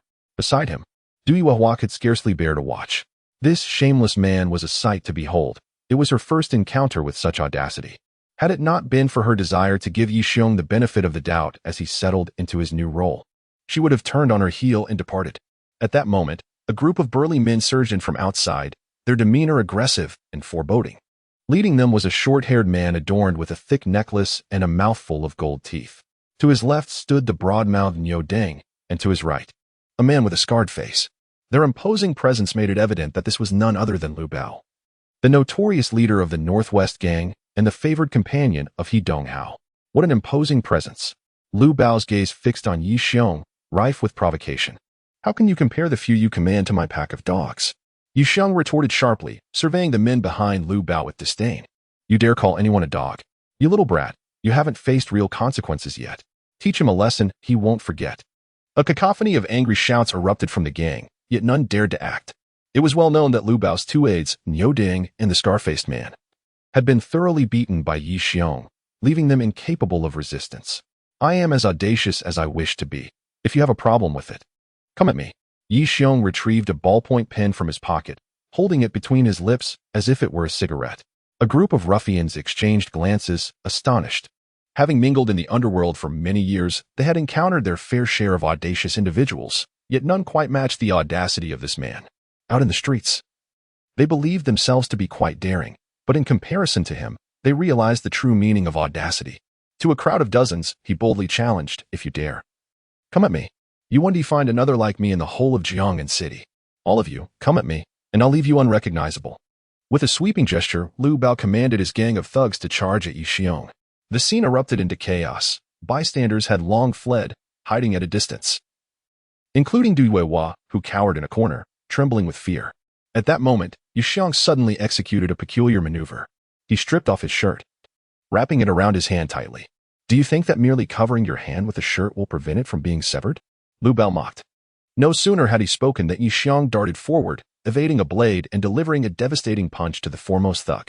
A resounding thud echoed as the thug was sent flying several meters, rolling on the ground before coming to a halt, frothing at the mouth and unable to rise. "You are mistaken. It is not fear of losing my hand that troubles me, but rather the concern of inadvertently taking a life," Yi Xiong remarked with a cold smirk. The onlookers were left dumbfounded, their eyes wide in disbelief. To send a man flying 6 meters with a single blow required immense strength. Had he not wrapped his fist, he could have easily killed the man with that punch. A collective gasp escaped the ruffians as they realized the magnitude of his power. None dared to approach him again. This man was incredibly formidable. Yi Xiong, satisfied with the impact of his display, removed the cloth from his hand and playfully beckoned. "Who else wishes to try?" The sight of him unwrapping his hand instinctively caused the gang to retreat several steps. His punch had proven more lethal than any blade. Was he even human? Had he somehow unlocked some hidden prowess? Lu Bao's expression turned ashen. He had known of Yi Xiong's fighting prowess but never anticipated it to be this formidable. However, he could not afford to back down, as he was tied to the He family for his survival. This man had not only disrupted young Master He's wedding but had also interfered with a hotel that young Master He had deemed essential. If he did not teach Yi Xiong a lesson, how could he return to face He Haodo? No matter how powerful he was, he could not withstand a knife. It was time to bring out the weapons and eliminate him. A glint of malice flashed in Lu Bao's eyes. With a clattering sound, dozens of knives and other implements were drawn, their gleaming edges illuminating the entire hall. Panic erupted among the spectators, who fled in terror, fearing for their safety. "Look! The police are coming!" Yi Xiong suddenly shouted, pointing behind him. Instinctively, the gang turned to look, including Lu Bao. In that fleeting moment, Yi Xiong sprang into action, resembling a fierce tiger as he navigated through the crowd. By the time the ruffians realized what was happening, Yi Xiong had seized Lu Bao and dragged him out. "Shameless! This is utterly shameless!" they exclaimed, outraged. "He tricked us and took our leader. Release our boss." A group of ruffians, realizing they had been deceived, shouted loudly. Yet they hesitated to act as Lu Bao had fallen into Yi Xiong's grasp. "If you dare to touch even a single strand of my hair, I assure you, the consequences will be dire," Lu Bao exclaimed urgently. Suddenly, Yi Xiong seized his hair and yanked it violently, causing Lu Bao to scream in pain. "Here, at least 100 strands of hair. Let me see what fate awaits me," Yi Xiong said, opening his palm and blowing gently, sending a clump of hair cascading to the ground. "I will kill you," Lu Bao bellowed in fury. In an instant, he felt a chill at his neck as a slender blade pressed against his throat. "What did you just say?" "Repeat that," Yi Xiong sneered, defiantly. Lu Bao raised his head and shouted, "You little brat, I refuse to believe you would dare to kill me. Murder is a crime. I may not dare to kill, but I fear that my hand might tremble inadvertently, and if it were to slice your throat, that would be unfortunate," Yi Xiong replied, applying pressure as he made a light cut. Instantly, a crimson line appeared on Lu Bao's neck, blood dripping steadily to the floor. Lu Bao was paralyzed with shock. He never imagined this maniac would be so reckless as to draw his own blade. Seeing the imminent threat to his life, Lu Bao could no longer maintain his bravado. "Please, don't kill me, I beg you," he cried out. Confronted with such madness, Lu Bao dared not feign strength any longer. "Have them throw away their knives and leave," Yi Xiong commanded coldly. "Throw down the knives and exit the hotel," Lu Bao hastily ordered. The clang of blades hitting the ground echoed as the group of ruffians turned and vanished in an instant. Only then did Yu Xiong shove Lu Bao aside and give him a kick, sending him sprawling. Lu Bao, let me make myself clear. If you dare to send anyone to cause chaos again, I will ensure you are erased from Jiangnan City. Whether you believe me or not is irrelevant. I certainly do. Now, get lost. Lu Bao, clutching his bleeding neck, dared not utter another word and fled in haste. Applause erupted, initiated by an unknown individual, and soon the entire venue was filled with enthusiastic clapping. The onlookers gazed at Yi Xiong with fervent admiration. Duewa stepped forward from the crowd, her eyes blazing with intensity. She had not anticipated Yu Xiong's prowess. Initially, she had worried he might falter, as she had hired over a dozen managers, none of whom lasted long, all driven away by Lu Bao's various tactics. Yet, Yi Xiong's arrival had swiftly elevated his reputation. It seemed that the Mingyang International Hotel truly had a chance to regain its former glory. While Duewa was re-evaluating Yi Xiong, he suddenly leapt onto the podium. Raising his arm and shouting, "Is President Yi handsome?" "Yes." The crowd responded in unison. "Is President Yi cool?" "Yes." "Is President Du beautiful?" "Absolutely." At that, Duewa could no longer contain her laughter. This fellow was indeed insufferable. If he was shameless, why drag her into it? Upon witnessing Duewa's smile, the onlookers were taken aback. It was the first time they had seen the female proprietor smile since Wan Jingong's demise. Following a stunning performance, Yu Xiong found his tasks considerably simplified, executing them with remarkable ease. Within half a day, the entire hotel buzzed with the news of the new general manager, handsome, cool, and formidable. However, the whispers that reached Yu Xiong's ears were less flattering, describing him as shameless, insidious, lewd, and utterly unprincipled. The handover of responsibilities proceeded smoothly. But when Du Yuhua placed a thick stack of documents before him, Yi Xiong felt overwhelmed. "What is this?" He grimaced. "These are the financial reports detailing the hotel's operational status over the past few months. From these, you will glean how to manage a hotel moving forward." Du Yuhua elucidated. "Can I discuss something with you, Huarjie?" Yu Xiong inquired earnestly. "What is it?" "I wish to withdraw. Could you possibly return my 100,000? He asked. "Why?" Du Yuhua queried, bewildered. "If I continue to sift through these documents, I might go mad," he confessed, as he dreaded such paperwork above all else. "Let us tackle this together," Du Yuhua proposed after a moment's contemplation. Yu Xiong's mouth fell open in astonishment, and he exclaimed, "Excellent. Let us work together with fervor, striving for resounding success." A blush crept across Du Yuhua's cheeks, spreading down to her collarbone. This fellow, why does he always interpret things so perversely? Does he possess no sense of decorum? "What I meant by work is to accomplish tasks," Du Yuhua quickly clarified. "I meant the same, Huarjie. Did you misinterpret?" Du Yuhua was left speechless. She felt that continuing this conversation would drive her to madness. Could he not comprehend the straightforward meaning of words without twisting them? Subsequently, the two deliberated on hotel management. After considerable negotiation, all clerical duties were assigned to Du Yuhua, while Yu Xiong would concern himself solely with security matters. Naturally, Yu Xiong would still monitor the financial aspects. As they directly impacted his income, such matters could not be neglected. In the ensuing days, Du Yuhua found herself overwhelmed with responsibilities, hiring staff, advertising, and notifying friends. She tirelessly endeavored to set the hotel on the right path. Previously hindered by the interference of the Northwest Gang, her efforts had been in vain. However, now, with Yu Xiong, the rogue protector, at her side, they dared not disrupt her progress, filling her with renewed vigor. In stark contrast, Yu Xiong spent his days donning a suit, parading through the hotel like a model manager, relishing the staff's greetings of "Good day, Director Yi," while remaining largely uninvolved. This carefree managerial role was indeed a luxurious affair. In the afternoon, upon receiving a call from Yang Sini, he was reminded of her insistence that he return home and join her for dinner with her father that evening. Yielding to the whims of his advantageous wife, after all, he was the one drawing a salary from her, Yu Xiong complied. Upon the thought of meeting his father-in-law tonight and fearing ridicule, Yi Xiong hurried into Du Yuhua's office, chuckling. "Sister Hua, I wish to discuss something with you." "Speak," came Du Yuhua's response, her gaze not lifting from her work. "Could I possibly borrow your car tonight to make a grand impression, or rather, to move some belongings?" Yi Xiong inquired.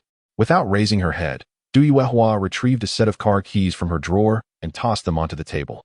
"This will be your dedicated vehicle from now on." Yi Xiong was elated, thinking how generous his boss was to provide him with a personal car.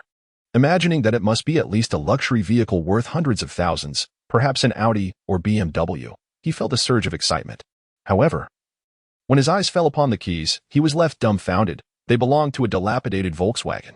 Well, it's better than nothing. A modest vehicle worth at least 100,000 isn't too embarrassing, he reassured himself.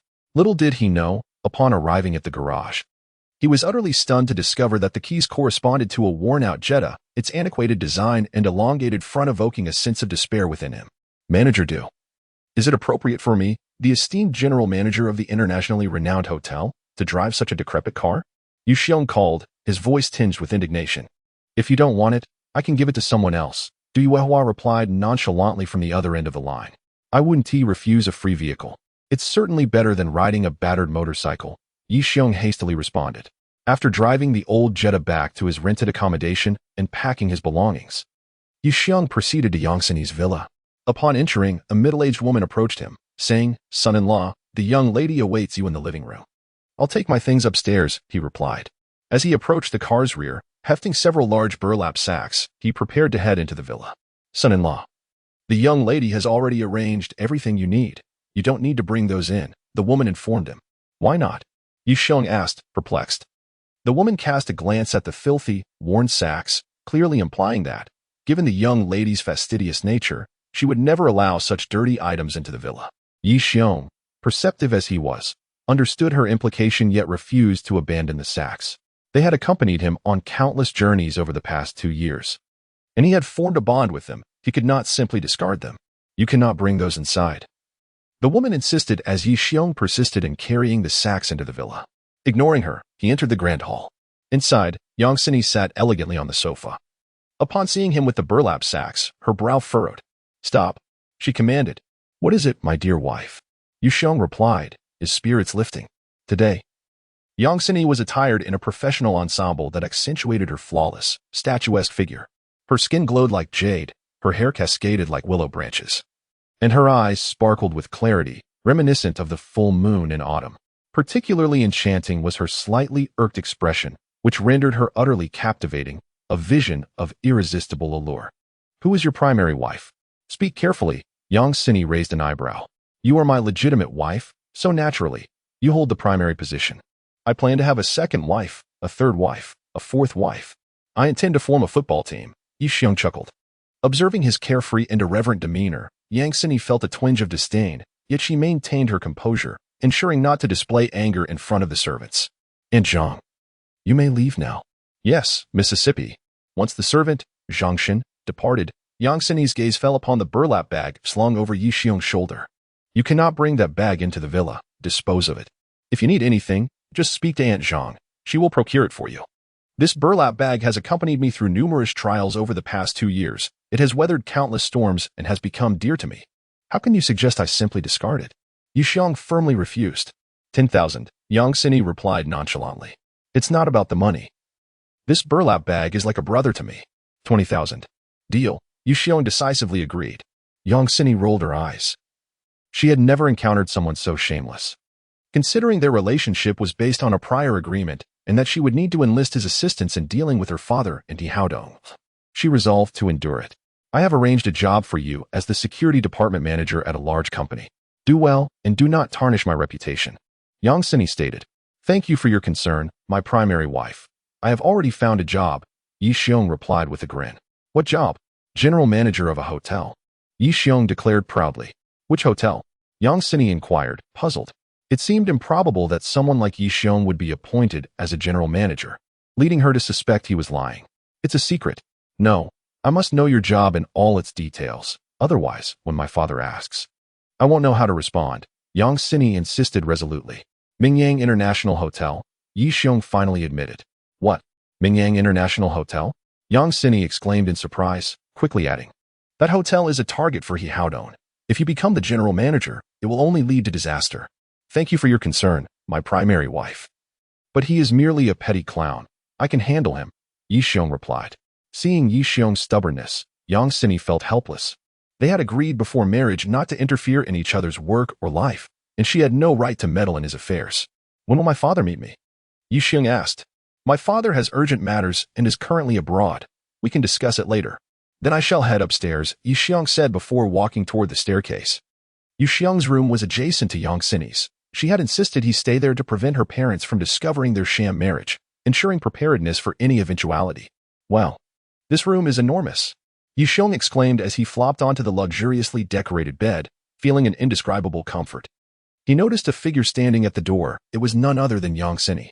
Yang Xinyi's expression suddenly darkened, her countenance as frigid as ice, her eyes radiating a murderous glare. I warn you sternly, our relationship is merely a transaction on paper. Should you dare entertain any inappropriate thoughts, I shall ensure your demise is most unsightly, she declared with palpable resentment. Just words, after all, not against the law, Yi Xiong shrugged nonchalantly. Words alone won't suffice. I've already made my thoughts clear in my mind. Faced with such a rogue, Yang Xinyi found herself at a loss. Subsequently, she laid down a series of strict stipulations. Enumerating over a dozen prohibitions, Yi Xiong was forbidden from entering her room, using her bathtub, returning home past midnight, or bringing any women back, fearing he might forget. Yang Xinyi placed a sheet of paper on the table, stating, "It is clearly written here, in black and white. Read it carefully, otherwise. Do not blame me for not warning you later." Yi Xiong did not even glance at it, tearing the paper into shreds. What do you mean by that, Yi? Yang Xinyi's complexion paled. That document had taken her considerable time to draft, with each clause thoughtfully considered. None of them were excessive. Now, witnessing Yi Xiong destroy the contract before her eyes was a severe blow to her dignity. Yi Xiong tossed the crumpled paper into the air, where it arced beautifully before landing in the wastebasket. He then replied gravely, "Do you truly believe a mere piece of paper can confine one's thoughts? For instance, if you prohibit me from entering your room, what if one day I find myself inebriated? Such a scenario is not entirely implausible.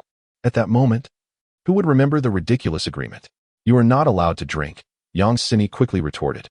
"The safest approach would be for you to remember to lock your door while you sleep. You need not remind me, I am well aware.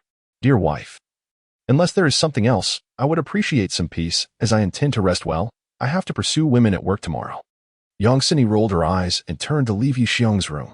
Upon returning to her own, she locked the door securely, still feeling insecure.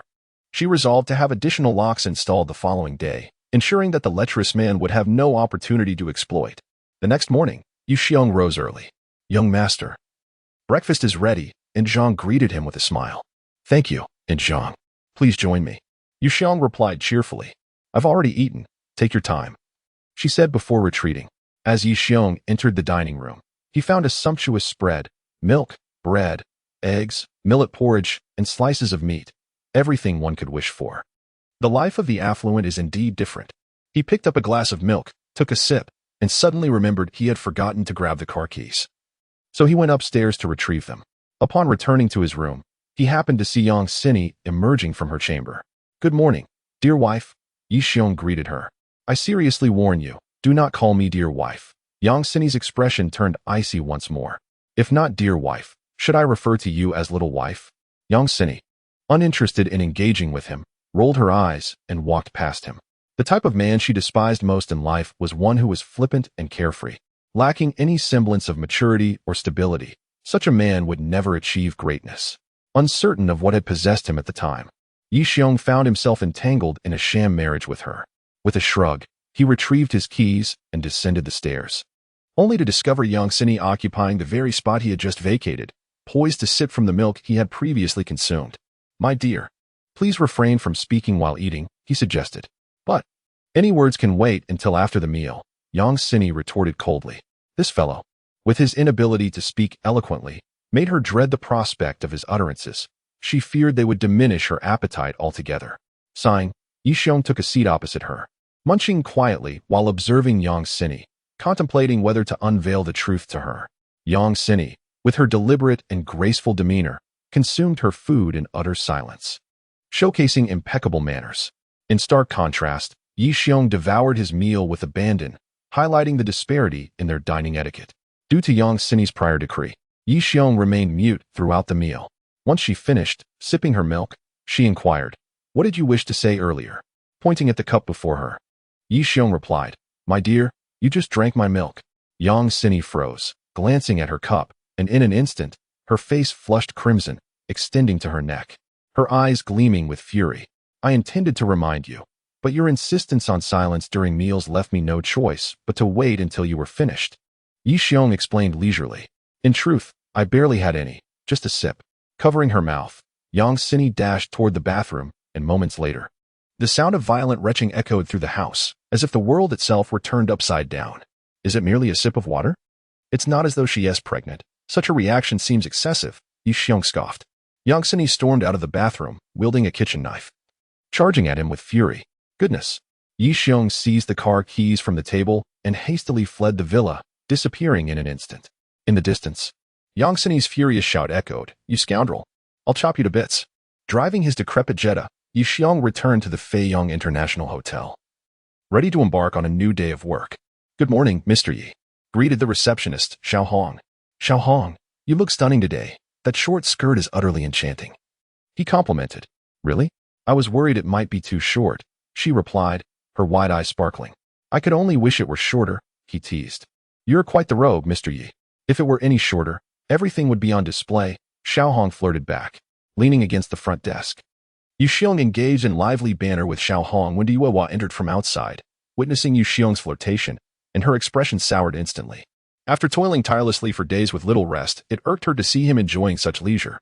"Yu Xiong, come to my office," Diwewa commanded. Handing Xiao Hong a slip of paper discreetly, he followed Du Yuehua into her office. Upon entering the office, Du Yuehua's expression darkened as she glared at Yi Xiong with disdain. "Sister Hua, do not frown so. It can lead to wrinkles," Yi Xiong remarked, disregarding her piercing gaze with a playful grin. Observing his carefree demeanor, Diwewa couldn't help but smile faintly. "Do not move. This is how I look." Yi Xiong stood up, pointing at her bittersweet smile, and earnestly declared, "Sister Hua, did no one inform you how enchanting you appear when you smile?" With a chuckle, Diwewa succumbed to laughter, her charm radiating. "Stop with the flattery and focus on your work."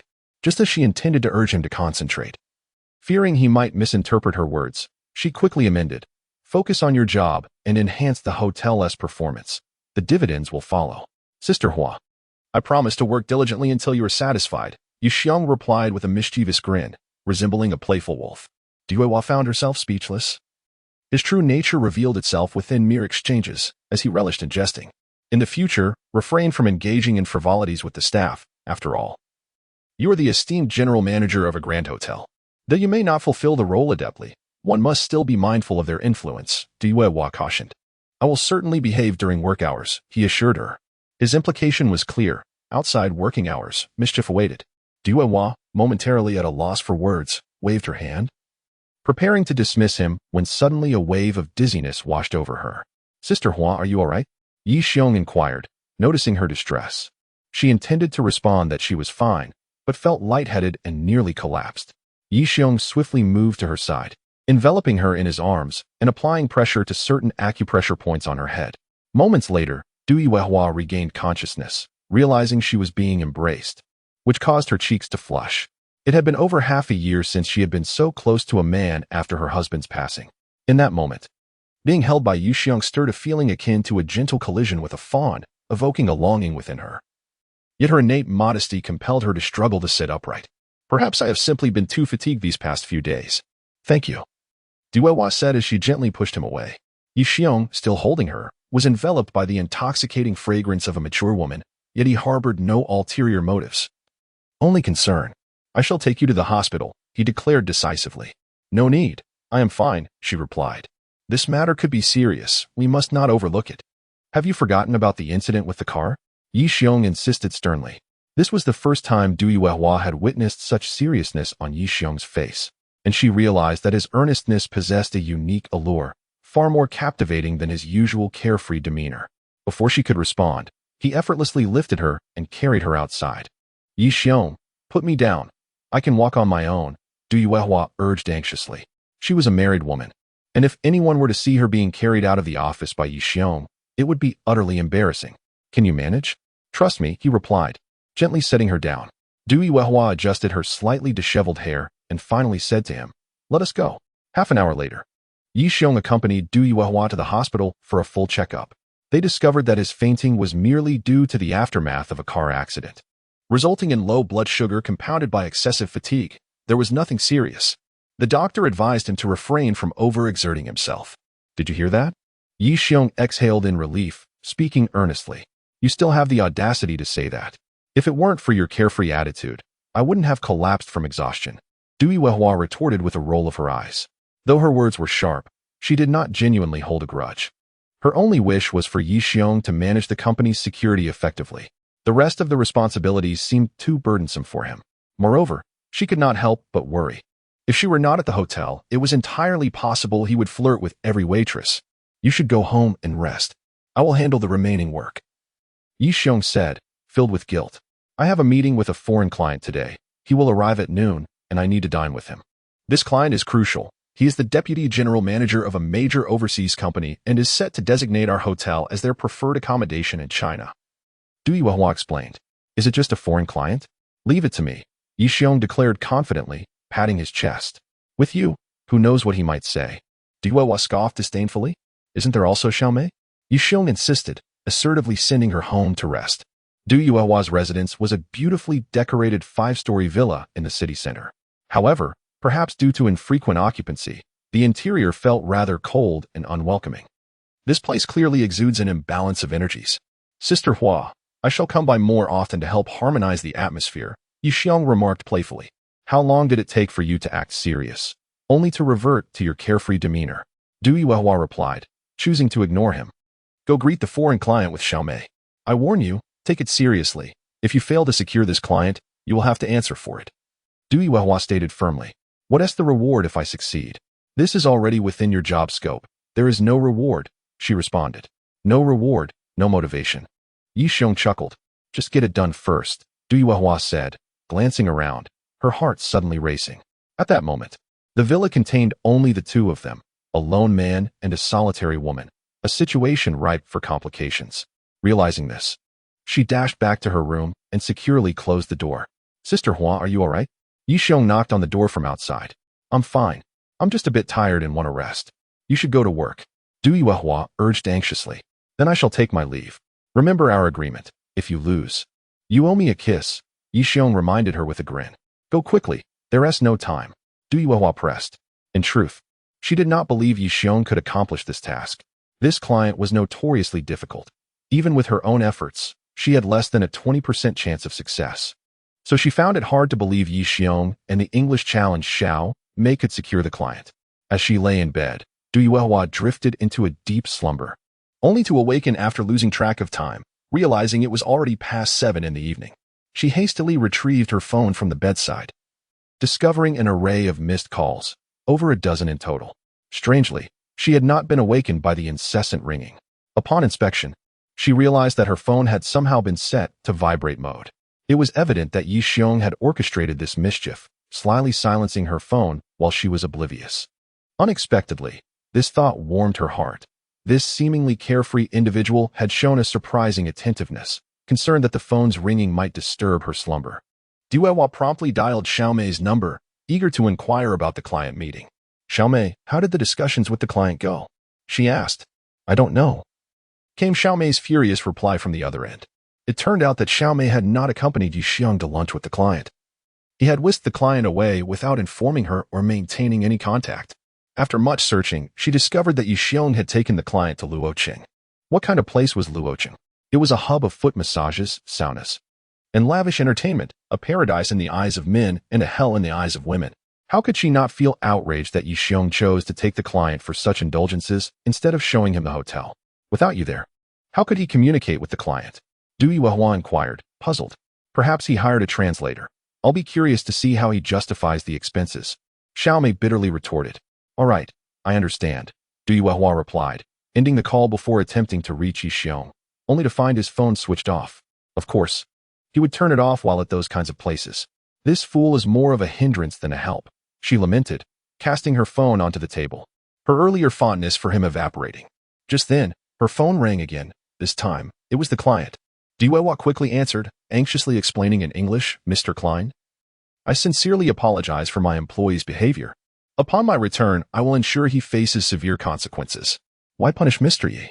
He has been exceptional, Ms. Du. I have decided to sign the contract with you first thing tomorrow morning, Mr. Klein interjected. What? Sign the contract? Dui Wehua was taken aback, taking a moment to process the information. Mr. Klein, Yi Xiong, Mr. Yi is truly a remarkable partner.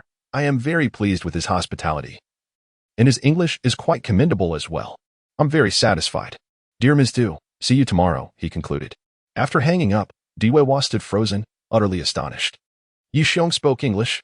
He had managed to secure such a challenging client. This seemingly carefree individual possessed such remarkable capabilities. She knew that even if she had taken the lead, her chances of success would have been minimal. At that moment, her phone rang again. Yi Xiong was calling. Sister Hua. Is there any food left? I'm starving. His feeble voice resonated through the line. Where are you? Just as I emerged from Los Angeles. Klein seemed to possess an inexplicable energy, having summoned 2 ladies, and he indulged for over 2 hours, leaving me on the brink of slumber. Did you not summon any ladies? Is that truly my character? Yi Xiong, filled with righteous indignation, pounded his chest and declared, I swear to the heavens. I did not summon any ladies. Disgusting. Du Yuehua scolded playfully. Rising to her feet, she ambled to the kitchen refrigerator, glancing inside before announcing, There are still vegetables at home. I shall prepare a meal as a reward for you. Come along. Having secured such a significant client, Du Yuehua felt a surge of excitement, unprecedentedly inviting a man to her home for dinner. Just as she finished slicing the vegetables and prepared to cook, the doorbell rang. Upon opening the door, Yi Xiong rushed into the kitchen like a famished spirit, unaware that the food was not yet prepared. I didn't expect you to arrive so swiftly. Please wait a moment. Du Yuehua intended to return to her culinary endeavors, but Yi Xiong abruptly yanked her scarf away, pushing her out of the kitchen. Just wait. I shall take charge of the cooking today. Are you capable? I have refined taste when it comes to food. Du Yuehua felt a twinge of concern if Yi Xiong's cooking did not align with her palate. She would not settle for it and would have to endure the hassle of redoing it. A man must never admit to incompetence. Yi Xiong shoved her out of the kitchen and slammed the door behind him. Du Yuehua resignedly took a seat at the dining table. Pondering that if he could manage such a difficult client as Klein, perhaps his culinary skills would also surprise her, and she felt a flicker of anticipation. Minutes later, as Yi Xiong placed a dish on the table, the vibrant colors and enticing aroma of the food astonished Du Yuehua. Sweet and sour ribs, fragrant steamed fish, stir-fried loofah with shredded meat, and a clear soup. What appeared to be simple dishes emanated an alluring charm under Yi Xiong's skillful hands. Give it a try? Yi Xiong urged with a grin. Du Yuehua picked up a slice of loofah and took a delicate bite, her eyes instantly lighting up. She sampled each dish, then set her chopsticks down, fixing a penetrating gaze on Yi Xiong. How is it? He asked anxiously. It had been over 2 years since he last cooked. Although he once received high culinary accolades during military training, he feared he might have become rusty and was uncertain if Du Yuehua would enjoy it. It's delicious. Du Yuehua finally responded after a moment of contemplation. To be honest, this is the finest meal she has ever tasted. And she couldn't fathom how Yi Xiong managed to make such simple ingredients taste so exquisite. If you like it, then eat more. Yi Xiong chuckled. By the way, where did you learn to cook? Du Yuehua inquired. As the most formidable agent in Huaxia, one's training is militarized and all-encompassing. Encompassing not only combat and firearms but also a myriad of everyday skills. Especially that braised sweet and sour rib. It is simply divine, smooth yet not greasy. Melting in the mouth, one cannot help but wonder which master chef conceived it. Du Yuehua praised as she savored each bite. Suddenly, she noticed Yi Xiong frozen in place. His chopsticks suspended in midair, unmoving for a prolonged moment. Memories surged forth like vivid scenes, enveloping the heart. The elite 6-man team, led by the formidable Yi Xiong, known by the codename Death, displayed unparalleled martial prowess.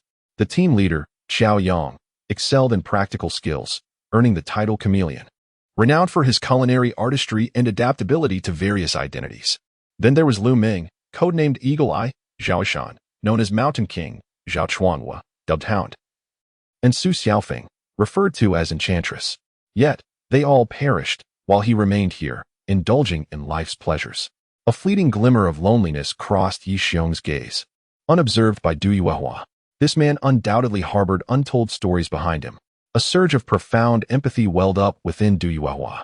The two partook in a simple meal of greens, and remarkably, Yi Xiong refrained from his usual banter. Initially, Du Yuehua felt anxious about their solitary confinement, fearing the potential for unforeseen events. If Yi Xiong were to make an advance, she found herself at a loss for how to respond. However, after finishing his meal, Yi Xiong unexpectedly excused himself. Witnessing the usually carefree Yi Xiong transform so suddenly, Du Yuehua felt a pang of sympathy. This man must possess many hidden tales within him. Yi Xiong, have I said something amiss? Du Yuehua ventured cautiously. Gazing at her, Yi Xiong's eyes brimmed with sorrow, just as Du Yuehua was poised to offer her consolation. He abruptly erupted in laughter. Sister Hua, how was my performance? You were acting? Du Yuehua's expression shifted dramatically. This rascal, making her worry for him, was merely playing a part? If I did not act, how would I know how much my sister Hua cares for me? Yi Xiong remarked. A smug smile gracing his face as he leaned closer to Du Yuehua, teasingly declaring, after my little test, I finally discerned your concern for me. I was merely worried you might pass away alone in the hotel, Du Yuehua retorted with an eye roll. Sister Hua, I've finalized the order tonight. Shouldn't you honor your promise? What promise? I have no recollection, Du Yuehua averted her gaze. You agreed that if I secured the client, you'd give me a kiss. Du Yuehua's face flushed crimson, and she scolded him. Whoever agreed to that? I never made such a promise. As the words left her lips, Yi Xiong produced his phone and played a recording. I shall take my leave now. Remember our agreement. If you lose, a kiss is due. Kiss or not, just go. There's no time. Yi Xiong chuckled triumphantly. Now, there's no room for argument. Du Yuehua fell silent, taken aback by Yi Xiong's audacity in recording their conversation as evidence. Now, she found it impossible to deny. You can backtrack if you wish. After all, few women today uphold their promises, Yi Xiong sighed. Who says I would retract? Du Yuehua, flustered and at a loss, replied, we haven't even signed the contract yet. Let us wait until the contract is signed, then. Yi Xiong said with a playful smirk. Yi Xiong stepped out of his home, his expression heavy with sorrow. He had once believed that he had buried the memories of his fallen comrades, yet it was evident that such a feat was utterly impossible. Restless, he drove towards the city's most luxurious bar, Charm. At this moment, alcohol served as his best remedy for healing. And any promises made to Yang Sini had long been forgotten. After finishing his drink, Yi Xiong glanced at the time. It was nearly 11:30, prompting him to return home. Yang Sini had issued a stern command. He must be home before midnight, or he would be denied entry. Upon parking his car and entering the house, the clock struck 11:59. As he turned on the living room lights and prepared to retreat to his room for rest, he was startled to find a cold silhouette seated on the sofa, resembling an iceberg in its stillness. Upon seeing him return, she uttered not a single word. I'm not late, am I? Yi Xiong chuckled as he settled onto the sofa. The heavy scent of alcohol wafted towards Yang Sini, causing her brow to furrow in displeasure. Have you been drinking? She demanded. Alcohol is a necessary social lubricant. How could I possibly avoid it? Yi Xiong replied, his gaze unabashedly lingering on her alluring figure, exuding a delicate fragrance. He grinned. Wife, could it be that you've been unable to sleep all night, longing for me? Each word he uttered carried a strong scent of liquor, prompting Yang Sini to cover her nose, her anger gradually intensifying. However, after a moment's contemplation, she sighed deeply, her face reflecting profound disappointment. Their relationship had devolved into mere transactional exchanges. Even the most dismal days were preferable to marrying Yi Haodong. Tonight's drinking will cost you 100,000. This morning, you consumed my milk, another 100,000. I wonder how much of your money remains to be deducted? Yang Sini stated coldly. Hey, I admit to the infraction of drinking tonight, but this morning, it was you who drank my milk. Attempting to kiss me indirectly. What does that have to do with me? I refuse to accept this deduction, Yi Xiong retorted loudly. Dare to say that again. After consuming his milk, Yang Sini had spent the entire morning retching, and had hardly eaten anything throughout the day, save for a light porridge at supper. The mere mention of it churned her stomach anew, for she had a mild obsession with cleanliness. This was more torturous than death itself. Regardless, I refuse to accept this deduction, Yi Xiong asserted. Acceptance or not, it matters not, Yang Sini replied, standing up. The desire to confront him over the matter dissipated. The stench of alcohol only exacerbated her already uneasy stomach. Yi Xiong, we are merely united by this transaction. Without it, we would be inhabitants of entirely different worlds. I urge you to contemplate your identity and your responsibilities, she declared before retreating to her room. 2 worlds? What does it matter? You may assume your role as the IC CEO while I indulge in my own pursuits. After bathing, Yi Xiong lay in bed, gently swaying a pendant in his hand. The pendant, shaped like a crescent moon, was set upon a base of white jade, adorned with white diamonds, and featured a hollow center housing a red bloodstone, exuding an air of exquisite elegance. Yi Xiong had investigated the pendant, discovering its worth exceeds 10 million, far beyond the means of an ordinary family. As he gazed upon the pendant, tears welled in his eyes. Captain, please help me find my sister. Take good care of her. I learned she is in Guangnan province. I had intended to seek her out after the mission, but unexpectedly, she also possesses this pendant. In the 2 years following Qiao Yang's death, Yi Xiong traversed Guangnan province in search of Qiao Yang's sister, yet to no avail. Qiao Yang, rest assured. I will find your sister, he vowed, clenching his fists tightly. The next morning, Yi Xiong descended for breakfast, where Yang Sini was already seated. Good morning, my dear, he greeted. Yang Sini remained aloof, her brow unraised, as if she had not heard him, embodying an icy demeanor. Observing her attire, Yi Xiong noted she wore a white shirt paired with long gray trousers, her hair styled high. This ensemble lent her an air of cold elegance that perfectly matched her persona. He mused inwardly about the expressions of a woman with such an image during intimate moments. A wicked smile crept across his face, just as Yang Sini looked up and caught sight of him, intensifying her disdain. My dear, I suddenly feel like I've been deceived. Yi Xiong sighed. When we first met, I found you to be graceful and understanding, which is why I married you. But now, I sense something amiss. What sort of problem? She inquired. You seem unwell, and it's quite serious. No sooner had he uttered these words than Yang Sini shot him a murderous glare. Yet Yi Xiong remained unfazed, continuing, a woman with your level of cleanliness would likely feel nauseated after even an indirect kiss. If you were to kiss a man, wouldn't you be sick for 3 days and nights? A man I like wouldn't make me feel this way, Yang Sini replied earnestly. Then I shall strive to ensure you feel no discomfort, he countered playfully. Dream on. A man must have dreams. Otherwise, what distinguishes him from a useless piece of wood? Yi Xiong stood to depart for work, adding before he left, one day, you will come to love me. Good morning, Brother Xiong. Upon returning to the hotel, he encountered Wang Tong. Now the hotel manager, Wang Tong was invigorated by his new position. Having endured a life of hardship and meager wages, he valued this opportunity greatly. Good morning. Yi Xiong clapped him on the shoulder and leaned in to whisper, there are many lovely ladies in the hotel, if you fancy one. Just let Brother Xiong know, and I'll guarantee your success. Brother Xiong, don't be reckless. It wouldn't be good if Mei Mei found out. Wang Tong quickly replied. Oh, understood. Yi Xiong chuckled. So, what is the nature of your relationship with her? Don't think of her as some beast. Mei Mei is a good girl, Wang Tong retorted, a shadow darkening his expression. How will you know if you don't try? Yi Xiong teased.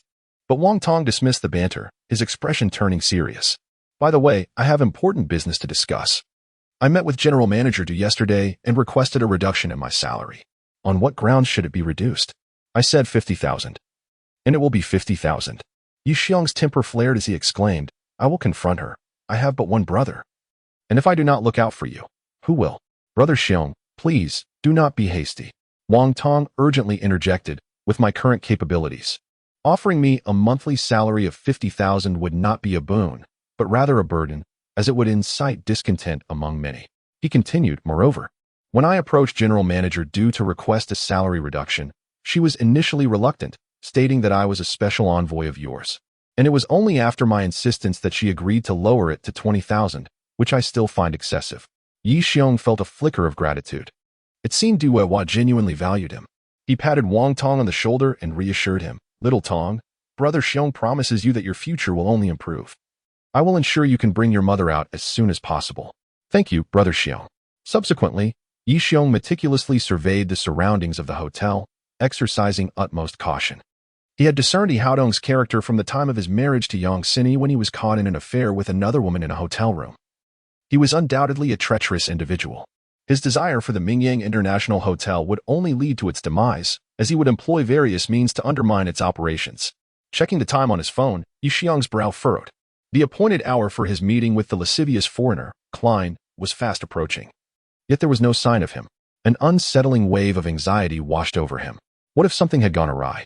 This was crucial to his chance of receiving a sweet kiss from Sister Hua. At that moment, his phone rang. It was Du Weihua. I have unfortunate news for you. Klein did not arrive to sign the contract with our hotel, but has instead gone to Fuhua Hotel. A sigh emanated from the other end. Damn it, just as I feared. Yi Xiong hung up and headed straight to Du Weihhua's office to inquire about the situation. It turned out that for the past 6 months, Yi Haodong's Fuhua Hotel had frequently been poaching business from Mingyang International. As a precaution, Du Weihhua had stationed an informant at Fuhua Hotel, and just moments ago, she observed Klein being escorted into the premises, prompting her immediate notification to him. Fortunately, I didn't receive a kiss from you last night. Otherwise, I would have lost out significantly, Diwewa remarked, casting him an exasperated glance. Sister Hua, I shall take my leave now. A fleeting glint of determination flashed in Yuxiong's eyes. Diwewa immersed herself in her work, but soon felt an inkling of unease. Just before Yuxiong departed, there had been a certain intensity to his gaze that suggested ulterior motives. Was he planning to venture to Fuhua Hotel? Panic surged within her. Fuhua Hotel was a den of peril, despised by many yet beyond their reach. With numerous bodyguards from the He family present, was Yuxiong not courting danger? In a state of urgency, she dialed Yuxiong's number. Where are you? In the car, he replied nonchalantly. Do not do anything reckless. Return immediately. Diwewa commanded. Astonished that her intuition had proven correct. Sister Hua, I act with prudence, came Yuxiong's playful retort from the other end. If you truly care for me, it would be best to have your toothbrush ready, so you can gift me a sweet kiss when I return. At this hour, you still have the mood to joke? Is a kiss truly worth it? Diwewa scolded. Absolutely worth it. Prepare the contract. Ku Lion will arrive shortly to sign. Yuxiong stated before abruptly hanging up the phone. After ending the call, Diwewa felt a twinge of unease. After all, the Fuhua Hotel was no ordinary establishment. Contemplating for a moment, she immediately contacted the security department. Gather all the available security personnel and accompany me to the Fuhua Hotel. Once she hung up, her apprehension lingered, prompting her to make another call. Wei, I need your assistance. One of my staff members has gone to the Fuhua Hotel, and I fear he might cause trouble. Could you send someone to intervene? Diwewa implored. I didn't realize your hotel had such spirited individuals. Very well, I'll head over with my team right away. Luo Weiwei replied. Thank you so much. After ending the call, Diwewa gathered a dozen security guards, hopped into 4 vehicles, and sped towards the Fuhua Hotel. Meanwhile, Yuxiong arrived at the Fuhua Grand Hotel, parked his car by the roadside, and stood outside, smoking. The flow of people at the hotel entrance was incessant, far exceeding the business of the Mingyang International Hotel. In terms of location, the Fuhua Grand Hotel was hardly superior to the Mingyang International Hotel. In fact, it was arguably inferior. Yet, the disparity in business was monumental, attributed solely to the powerful backing of the Fuhua Grand Hotel, which had connections that often undermined the Mingyang International. How could a woman like Diwewa contend with them? Yuxiong took a deep drag of his cigarette, threw it to the ground, and pulled out his phone to dial 110. Hello, I would like to report a kidnapping. A friend of mine has been taken to the Fuhua Grand Hotel, and his life is uncertain. After hanging up, Yuxiong strode into the hotel, his fist cracking in anticipation. Having not exercised in a while, today was an opportune moment to stretch his muscles. The call to the police was merely a pretext. Should it come to that, he would at least have an excuse. Upon entering the hotel, Yuxiong immediately noticed 2 security guards staring at him in shock. These 2 guards were familiar to him. They had been present when he took over the hotel and confronted the troublemakers led by Lu Bao. Their panicked expressions indicated that they were significantly unsettled by his past actions. One guard quickly reached for his walkie-talkie, but before he could speak, Yuxiong swiftly closed the distance, seized him, and hoisted him halfway off the ground, demanding, Tell me, where have you taken my friend? His voice echoed like thunder, startling everyone around. I don't know, the guard stammered. With a firm grip, Yuxiong tightened his hold, and the guard, feeling as if he were nearing death, blurted out. In Hizong's office. Please spare me. Which floor is He Haodong's office on? The 8th floor, room 8. Yuxiong forcefully dropped the guard to the ground, adjusted his attire, and strode purposefully towards the staircase. A throng of security personnel surged forth, recklessly attempting to impede Yuxiong. Regrettably, their capabilities were insufficient in Yuxiong's eyes, and within moments, they were dispatched to the ground, unable to rise again. They were utterly defenseless, earning Yuxiong's disdain. The entire hotel erupted with chatter, with patrons speculating about the identity of this audacious individual who dared to wreak havoc at the prestigious Fuhua Hotel. One guest, familiar with the hotel's reputation, remarked that none who had caused trouble there had ever met a favorable end. I doubt that. This individual possesses extraordinary strength, dispatching these security guards with a single punch. How impressive. What a man. The surrounding crowd erupted into excited cheers, reveling in the spectacle. Ladies and gentlemen, I am the general manager of Mingyang International. Whenever you seek a meal, feel free to visit our hotel, and I assure you, you will receive unparalleled service. Yuxiong proclaimed, kicking a reckless thug aside while promoting his establishment to the onlookers. In the realm of hospitality, we advocate for fair competition. The Fuhua Hotel's despicable tactics of abducting our guests are utterly disgraceful. With a swift slap, he sent another ruffian sprawling. For half a year, we have endured. But while my uncle may tolerate it, my aunt will not. A powerful kick dispatched another thug flying. They believe we fear them. How laughable. Mingyang International simply refrains from stooping to their level. Remember, when Mingyang International rose to prominence, the Fuhua Hotel had yet to open its doors. We have recently launched a special sauna chicken, priced at 50 yuan each, with a daily limit of 50, first come, first served. Our hotel and services are of the highest caliber. He continued, our lovely lady boss is exceptionally kind, though her husband tragically passed away 6 months ago. Managing a fortune of over $1 billion, it's a mystery how she spends it all. One can only imagine what might happen if one of our guests catches her eye. His words ignited fervor among the crowd, especially the final remark. This was the very essence of advertising battling while promoting. The security guards of Fuhua Hotel were no match for Yi Xiong, who charged forward with unstoppable momentum. Behind him trailed a lengthy procession, with dozens following the spectacle. After all, they had never witnessed anyone daring to disrupt the Fuhua Hotel. As they marched onward, they soon reached the 3rd floor, where they encountered a formidable blockade of menacing figures. At the forefront stood He Haodong, the scion of the He family. Upon seeing Yi Xiong, his eyes burned with fury, yet he maintained a veneer of composure befitting his public persona. Who are you, and why have you invaded the Fuhua Hotel, injuring my men? You had better provide an explanation, lest I be forced to act ungraciously, He Haodong inquired coldly. Oh, you enjoy putting on airs, do you? Very well, I'll play along. Do you not recognize me? Yi Xiong feigned surprise and explained, during your wedding with Yang Sini, you were upstairs with a woman. After that, we encountered each other in the elevator. Yi Xiong, be quiet. He Haodong quickly interjected to prevent him from continuing. Unfortunately, it was too late. Everyone present had heard, and a wave of murmurs erupted. I was puzzled as to why Yang Sini had called off the engagement. It turned out to be this. To engage with another woman while preparing for marriage was truly disgraceful. I never anticipated that someone who appeared so respectable could commit such a despicable act. Yang Sini slapped him, and rightfully so. It was a commendable decision to break off the engagement. He Haodong's face turned ashen. He was blindsided by Yi Xiong revealing his disgraceful actions before such a crowd, causing him immense humiliation. He Haodong, did you not claim not to know me? How is it that you now know my name is Yi Xiong? Yi Xiong's face bore a mocking expression.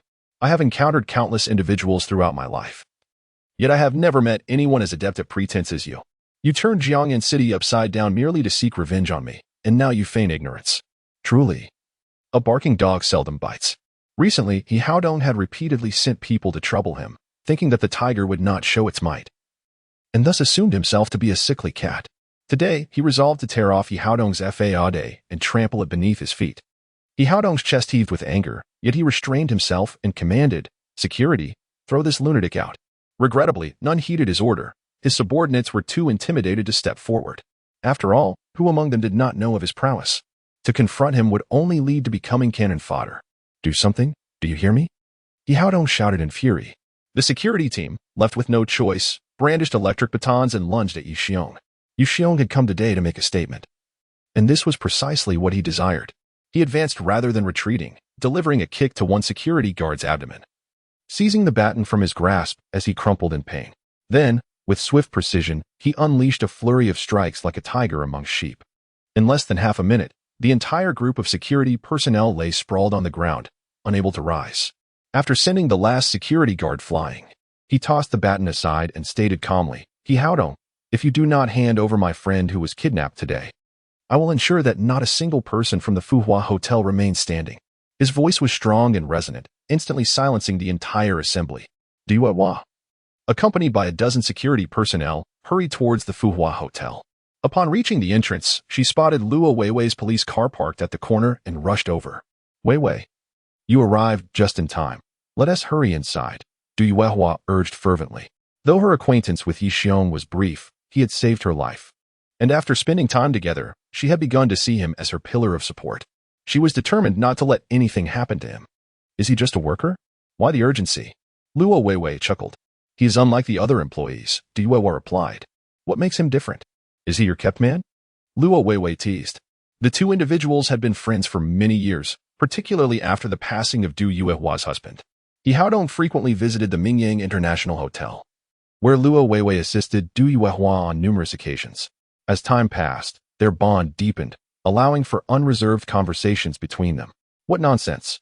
Am I truly that kind of person? Du Yuehua's face flushed as she retorted, then explained, do you recall the last time I had a car accident? An unnamed hero came to my rescue. He is that very man. So that was the case. It was no wonder she appeared so anxious. Luo Weiwei instantly quelled her smile and summoned several subordinates. Let us hasten upstairs. A contingent of 6 police officers, accompanied by a dozen security personnel from the Mingyang International Hotel, rushed into the establishment. Upon entering, they were taken aback. The hotel lobby floor was strewn with security guards, sprawled in disarray and groaning, evidently having been assaulted, while a crowd gathered to witness the spectacle. Sister Hua, what is the name of your savior? Luo Weiwei inquired. Her brow furrowed. One person defeating a dozen security guards was not the feat of an ordinary individual. His surname is Yi, and he is called Yi Xiong. Du Yuehua replied. Yi Xiong? Luo Weiwei exclaimed, her excitement palpable. Do you know Yi Xiong? Du Yuehua asked, puzzled. Not just acquainted. The memory is etched in my mind. Luo Weiwei gritted her teeth. She recalled their first encounter when he had recklessly ridden his motorcycle over the roof of another's car. During their journey to the police station, they were targeted by assassins, and she had been taken advantage of by him. The subsequent incidents at the police station had consistently left her infuriated.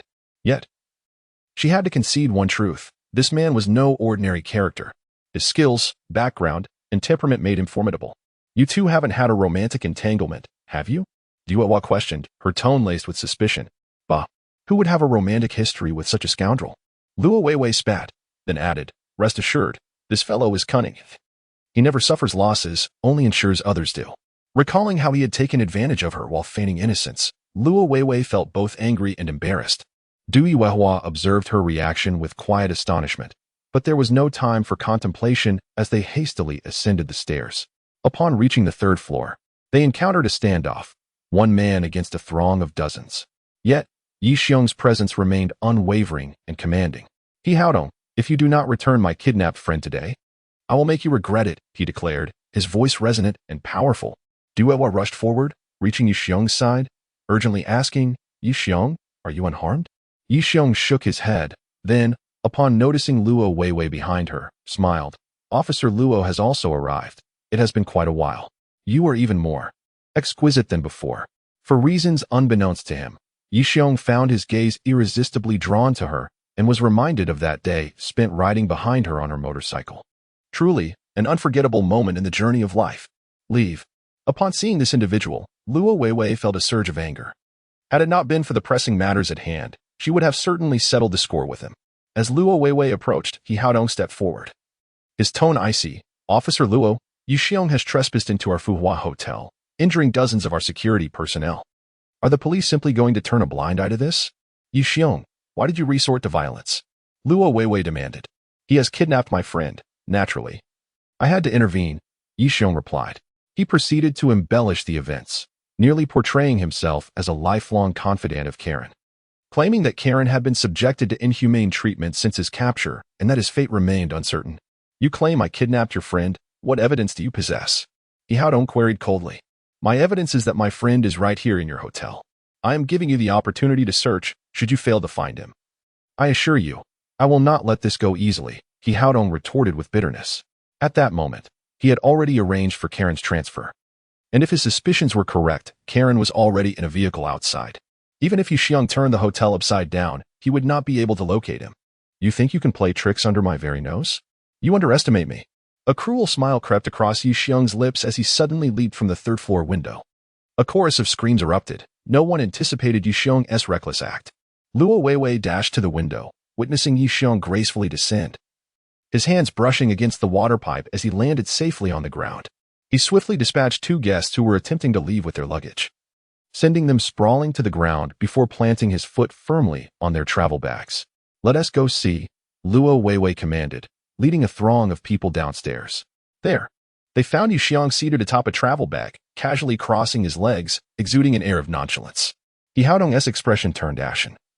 His gaze fixated on the box beneath Yi Xiong, his eyes flickering with uncertainty. Can you guess what I'm sitting on? Yi Xiong inquired with a grin. It couldn't possibly be Mr. Karen, could it? Du Yuehua asked in shock. Behold, truly, My esteemed proprietress of Mingyang International is as astute as she is graceful.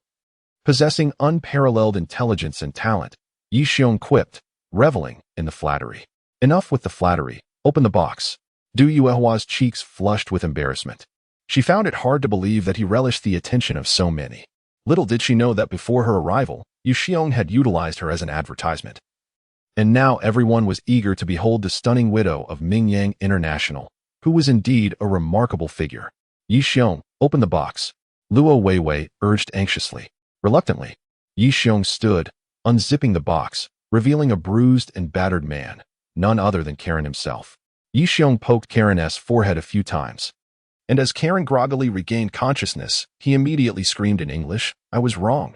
I promise I won't sign with Mingyang International. I have decided to sign with your Fuhua Hotel. Yi Xiong hurriedly addressed Mr. Klein in English, inquiring how he had been captured and brought to the Fuhua Hotel. Upon hearing this, Klein's gaze shifted to a few nearby thugs, hesitating to speak. Noticing his reluctance, Yi Xiong let out a cold chuckle and continued to speak incessantly to him. The surrounding individuals, apart from Yi Haodong and Du Yuehua, were oblivious to their conversation. At that moment, Yi Xiong suddenly sprang into action, resembling a fierce tiger as he plunged into the crowd, seizing two thugs who were attempting to flee. With swift slaps, he brought them crashing to the ground and turned to Officer Luo Weiwei, stating, Officer Luo, these two are the culprits behind Mr. Klein's kidnapping. Please take them back for thorough questioning. Luo Weiwei was taken aback. She never anticipated that Yi Xiong's English would be so fluent, surpassing that of a professional translator by leaps and bounds. With such capability, why was he working as a laborer? Du Yuehua was equally stunned, her beautiful eyes widening. Yi Xiong's command of English outshone her own, and it was hard to believe that this scoundrel not only possessed culinary skills, but also spoke the language with such proficiency. Bring them all back to the police station for a detailed interrogation, Luo Weiwei commanded. Half an hour later, the group arrived at the police station. Under Luo Weiwei's questioning, the two thugs confessed to the kidnapping of Klein, yet they insisted it was solely their own doing, with no one else behind it. They would rather face imprisonment than betray Yi Haodong. Doing so would lead to a far worse fate. As they exited the police station, Yi Haodong encountered Yi Xiong at the entrance. You wish to bring me down? Regrettably, you lack the opportunity. Yi Haodong adjusted his attire, wearing a cold smile. I can ruin your wedding, beat your subordinates to a pulp, seize the hotel you desire, and I can also ensure you remain forever unable to raise your head. Yi Xiong glared at him, his eyes revealing a hint of frost. I warn you, cease your tricks against me. Otherwise, your fate will be no better than theirs. After delivering his warning, Yi Xiong left Yi Haodong, who wore a sullen expression, and departed with Du Yuehua. On the road, the car moved slowly. Sister Hua, pull over. I will drive. Du Yuehua thought he wanted to take the wheel and stepped out of the car. Once Yi Xiong was driving, he feigned great fright, saying, Sister Hua, you scared me to death just now. What happened? Du Yuehua asked, puzzled. While you were driving, if you were glancing at me like before, it could lead to a tragic accident for both of us.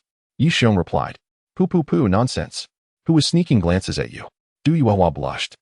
After leaving the police station and witnessing Yi Haodong humiliated in front of Yi Xiong, Du Yuehua felt an indescribable joy. Throughout her life, she had suffered at the hands of Yi Haodong without the means to resist, and now Yi Xiong had avenged her. Seeing Yi Haodong's face turning crimson with anger filled her heart with elation. Thus, she couldn't help but glance at Yi Xiong a few more times. Unaware that he had noticed her, and he spoke candidly without hesitation, I know you weren't sneaking glances, but were looking openly. Yi Xiong chuckled playfully and teased, Sister Hua. Feel free to watch as much as you like. I won't charge you a dime. The passenger seat's Du Yuehua could no longer contain herself, and playfully slapped Yi Xiong on the head. Sister Hua, I was just joking. Please don't take it to heart. Du Yuehua huffed and ignored him. With no other recourse, Yi Xiong proposed, Sister, let me tell you a joke. Regardless of her interest, he began his tale. Yi Xiong, possessing a remarkable eloquence, soon had Du Yuehua laughing, and their bond grew closer during the ride. For years, Du Yuehua had been suppressed by Yi Haodong, and with Yi Xiong's assistance today, she finally felt a sense of liberation. How could she not be delighted? Upon returning to the hotel, a throng of employees surrounded them, applauding upon hearing of Yi Xiong's audacious entrance into the Fuhua Hotel, feeling a sense of vindication. The account of Yi Xiong's speech had been shared by an observant individual in the group chat, captivating many employees who were inspired by his bold demeanor and admired him greatly. Thanks to Yi Xiong's intervention, Keelian also approached, promptly signing a contract with Mingyang International Hotel and giving Yi Xiong a thumbs up. The two began conversing in English, much to everyone's astonishment at Yi Xiong's unexpected fluency.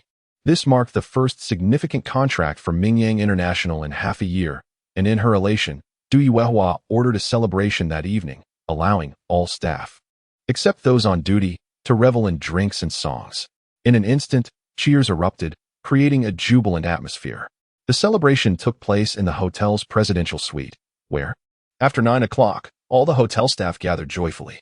Initially, laughter and chatter filled the air, but soon the atmosphere intensified and the excitement became uncontrollable. With Yi Xiong in high spirits, he received numerous toasts and naturally consumed a fair amount of alcohol, while Du Yuehua, equally thrilled, indulged without restraint and soon felt the effects of the drink. Suddenly, Yi Xiong spotted Wang Tong lurking in a corner, whispering to Xiao Mei, which irked him greatly. He called out, "Wang Tong, come here." "What's up, brother Xiong?" Wang Tong approached, his demeanor nervous. "I'm introducing you to a lovely lady," Yi Xiong said, glancing at the fierce yet alluring Xiao Mei in the corner. Wang Tong turned beet red, shaking his head repeatedly. "No, thank you. I'm fine. Didn't you say you were eager to find a girlfriend? There are so many here. Let me introduce you."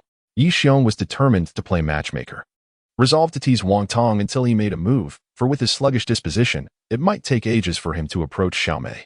"Brother Xiong, I really don't need to," Wang Tong hurriedly insisted. "You're being disingenuous." Yi Xiong shouted towards a youthful and beautiful girl in the crowd, Xiao Hong. "Come here for a moment." Xiao Hong, the hotel receptionist, was a fresh-faced 18-year-old, recently stepping into the workforce, exuding an innocent charm. When Yi Xiong has idle moments at work, he enjoys engaging in light-hearted banter with her, and over time, they have grown quite familiar with each other. If it weren't for the adage that a rabbit does not eat the grass near its burrow, Yi Xiong would have already pursued her. Thus, when Yi Xiong cast his gaze her way, she quickly grasped his unspoken intentions. Dressed flamboyantly, Xiao Hong emerged from the crowd and stood beside Wang Tong, seizing his hand. Wang Tong was taken aback and hastily withdrew, his flustered demeanor eliciting laughter from everyone present. "How about being Xiao Hong's boyfriend, Minister Wang?" she teased, pulling at his arm and playfully nudging against him, inciting another wave of excitement from the crowd. Wang Tong found himself at a loss, as he had never experienced being the center of attention like this in his life. Just as he was grappling with the situation, Xiao Mei suddenly stood up from the crowd, stepped in front of Wang Tong, and firmly pulled him behind her, declaring loudly, "Yi Xiong, you may be shameless, but don't lead Xiao Tong astray, or I will not let you off the hook." "I'm not leading him astray. I merely wanted to introduce him to a girlfriend," Yi Xiong chuckled. "No need. He already has a girlfriend," Xiao Mei asserted. "If he had a girlfriend, I would have known by now." Yi Xiong feigned disbelief and turned to Wang Tong, asking, "You don't have a girlfriend, do you?" Wang Tong was uncertain how to respond. "Who says he doesn't? I am his girlfriend," Xiao Mei interjected. "Who believes that?" Yi Xiong waved dismissively, clearly skeptical. "Unless you can prove it." "How do I prove it?" "Give Wang Tong a kiss." Yi Xiong chuckled mischievously. Just as Wang Tong was about to argue, he suddenly felt a cool sensation on his cheek. Xiao Mei had planted a firm kiss on him. "Now you have nothing to say?" Xiao Mei, protective as a mother hen, swiftly pulled Wang Tong behind her and, buoyed by the alcohol, declared loudly, "Everyone listen closely. Wang Tong is my boyfriend. Anyone who dares to steal him, beware of my wrath." The crowd erupted in cheers, and amidst the revelry, Xiao Mei triumphantly led Wang Tong back to a corner, their relationship evidently more intimate than before. "Thanks," Yi Xiong whispered in Xiao Hong's ear. Xiao Hong wrapped her arms around his neck, her face flushed, and asked, "How will you thank me? What do you wish for?" Yi Xiong grinned. "Accompany me tonight," Xiao Hong said, her breath laced with the scent of alcohol. "Apologies, but I have plans tonight," Yi Xiong replied as he playfully patted her leg. Upon seeing Yi Xiong depart, disappointment flickered in Xiao Hong's eyes. "You've charmed the young lady into a daze. Haven't you? Feeling proud?" As Yi Xiong settled down, Du Yuehua shot him an annoyed glance. Such naive young girls cannot compare to the sophistication of Sister Hua. Yi Xiong replied, emboldened by the alcohol, leaning closer to Du Yuehua and inhaling her unique fragrance. "How could a woman like me, past her prime, compare to those young girls?" Du Yuehua sighed.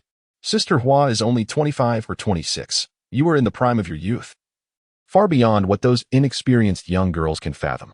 This evening, Du Yuehua adorned herself in a sleeveless gray mini dress, her flawless white arms accentuated by beautifully manicured nails painted in a shimmering silver hue. Her face bore a subtle touch of makeup, striking a balance between allure and modesty, exuding the elegance of a formidable woman. There was a weight of maturity about her, an irresistible charm that no inexperienced girl could hope to rival. Men often resort to sweet words, yet Du Yuehua, while appearing aloof, harbored a heart brimming with sweetness. No woman is immune to the desire for admiration from men, particularly from those who capture her interest. The gathering dispersed around 1 a.m, with everyone having indulged to a considerable extent. Before departing, Yi Xiong drew Wang Tong aside, whispering something that left Wang Tong's face flushed, shaking his head repeatedly. "Sister Hua, allow me to escort you home," Yi Xiong offered. Despite the alcohol coursing through her, Du Yuehua felt a rational inclination to decline, fearing that their return might lead to an inappropriate encounter. However, after weighing her options, she found no better alternative and reluctantly agreed. Once in the car, Du Yuehua could not suppress her curiosity. "What did you say to Wang Tong earlier?" she inquired. "I advised him to be cautious and take care," Yi Xiong replied. "Do not presume I am unaware," Du Yuehua retorted, casting him a knowing glance. "You must have suggested something mischievous. Otherwise, Wang Tong wouldn't have displayed such an expression." "Sister Hua, your insight is truly remarkable," Yi Xiong chuckled. "What exactly did you tell him?" she pressed, intrigued. "I shall reveal it upon our return," he teased. Throughout the journey, Du Yuehua's heart raced uncontrollably, and she dared not look at Yi Xiong. Deep within, she sensed that something significant was destined to transpire that night. A blend of trepidation and anticipation swirling in her emotions. Soon, the car halted at her doorstep, and her heart pounded as though it might escape her chest. "Sister Hua, we've arrived," Yi Xiong announced. Du Yuehua tousled her hair and glanced at Yi Xiong, asking, "What did you tell Wang Tong before we left?" "Curious, are we?" "Of course," she replied. "I encouraged him to seize the moment and confess to Xiaomei tonight," Yi Xiong disclosed with a grin. "Is that all?" Du Yuehua queried, skeptical. "What else would you assume?" he countered. "Your grin suggests a more complex matter," she retorted, her disbelief evident. "Speak the truth, or I shall think less of you. If you wish to know, lean in closer," Yi Xiong beckoned with a playful gesture. "Why the mystery?" Du Yuehua feigned indifference, yet leaned in to listen. Captivated by her beauty, Yi Xiong could no longer contain himself and kissed her. It ignited a spark, setting ablaze the entire meadow of her repressed desires, which surged forth like a torrential flood.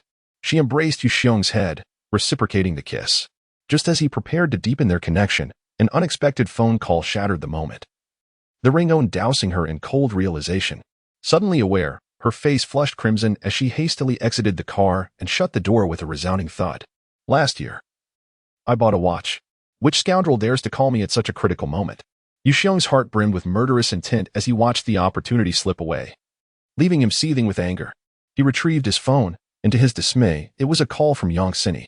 "Yang Sini, how dare you disturb me at this hour? Do you not realize you are meddling with my affairs?" Yi Xiong unleashed a barrage of curses upon answering the call. It was only after his tirade that Yang Sini's feeble voice drifted through the line. "When are you coming back? At this hour? How can I return? Your villa doesn't allow entry past midnight." Yi Xiong snapped back. "The power is out at home," Yang Sini murmured softly. "What does that have to do with me?" he retorted, before abruptly hanging up. Frustrated, Yi Xiong dialed Du Yuehua, hoping to resume the unfinished business from earlier, but after numerous rings, it was evident she had come to her senses. Such impulsive behavior from women often occurs in a fleeting moment, and the squandered opportunity was a bitter pill to swallow. The next chance would surely be elusive, a true travesty. Just then, a notification chimed from WeChat. It was a message from Du Yuehua. "We had a bit too much to drink tonight. Let us hope we forget everything by tomorrow and that it doesn't affect our friendship. Drive safely. Good night." What a calamity! Yi Xiong meandered through the streets, contemplating a place to spend the night. Suddenly, he recalled Yang Sini's earlier mention of the power outage and her need to return home. This was the first time since their marriage that she had reached out to him, seeking his assistance. With this thought in mind, he made his way to a nighttime department store to purchase a few candles, then headed toward home. Half an hour later, upon arriving at the villa, Yi Xiong found the entire place shrouded in darkness while neighboring villas gleamed with light. It was clear that it was not a power outage but rather a malfunction in the home's wiring. Upon inspection, he discovered that the fuse had blown. Approaching Yang Sini's room, he knocked on the door and called out, "Wife, do we have any fuses at home?" After several knocks met with silence, he grew puzzled. Yang Sini, by nature, would not be so deeply asleep. Was something amiss? After a few more attempts yielded no response, he resolved to enter and investigate. Finding a piece of wire, he gently jimmied the door until it swung open. However, he quickly realized it was still locked from the inside, indicating that Yang Sini was indeed within. Recalling her weak voice from the call, he contemplated her icy demeanor. She wouldn't have called for help unless absolutely necessary, which heightened his concern. Taking a few steps back, he launched a powerful kick at the door, which collapsed under the force. Inside the room, darkness enveloped him. But he switched on his phone's flashlight. There lay Yang Sini in her nightgown, curled under the covers, shivering. The light illuminated her furrowed brow and pale lips, suggesting she was enduring considerable distress. Upon touching her forehead, he found it to be burning with fever. How had she become so ill? Yi Xiong was immediately alarmed, hastily lifting her into his arms, intending to rush her to the hospital. Upon witnessing her delicate and fair form, the desire he had suppressed surged forth anew. This wife, who typically shrouded her allure, proved to possess unexpected depths. After much effort to quell his inner longing, he retrieved a set of modest clothing from the wardrobe, changed her out of her wet garments, and then carried her to the car, hastening towards the hospital. The examination results revealed food poisoning as the cause. Following a series of gastric lavage, intravenous treatments, and various emergency measures, she was finally stabilized. After an entire night of diligent care, her fever subsided. Observing Yang Sini's face, as tender and innocent as that of a newborn, lost in contemplation yet occasionally graced by a blissful smile, Yi Xiong couldn't help but feel a wave of emotion. If only there came a day when Yang Sini would smile at him while awake, how delightful that would be. Alas, such a possibility seemed nearly non-existent. He stepped into the restroom to splash his face with water before driving back to the hotel. With Yang Sini out of danger, there was no longer a need to linger.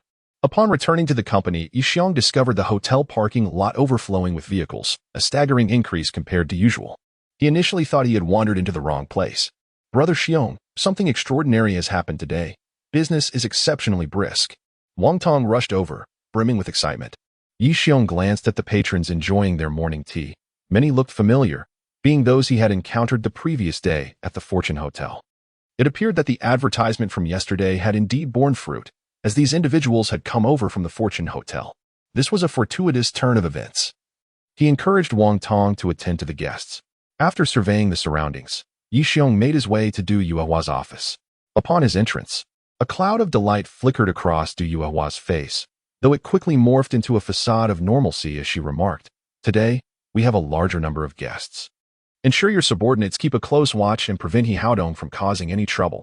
If he dares to show up, I shall ensure he does not return." After expressing his thoughts, Yi Xiong settled into a chair opposite Du Yuehua, quietly observing her. Regrettably, he had missed the opportunity to be with such a stunning beauty the previous night, and he contemplated the prospect of an office escapade. Initially, Du Yuehua remained unfazed, but gradually she succumbed to the audacious gaze of this thick-skinned individual. Setting her pen aside, she exclaimed in feigned annoyance, "Have you finished staring?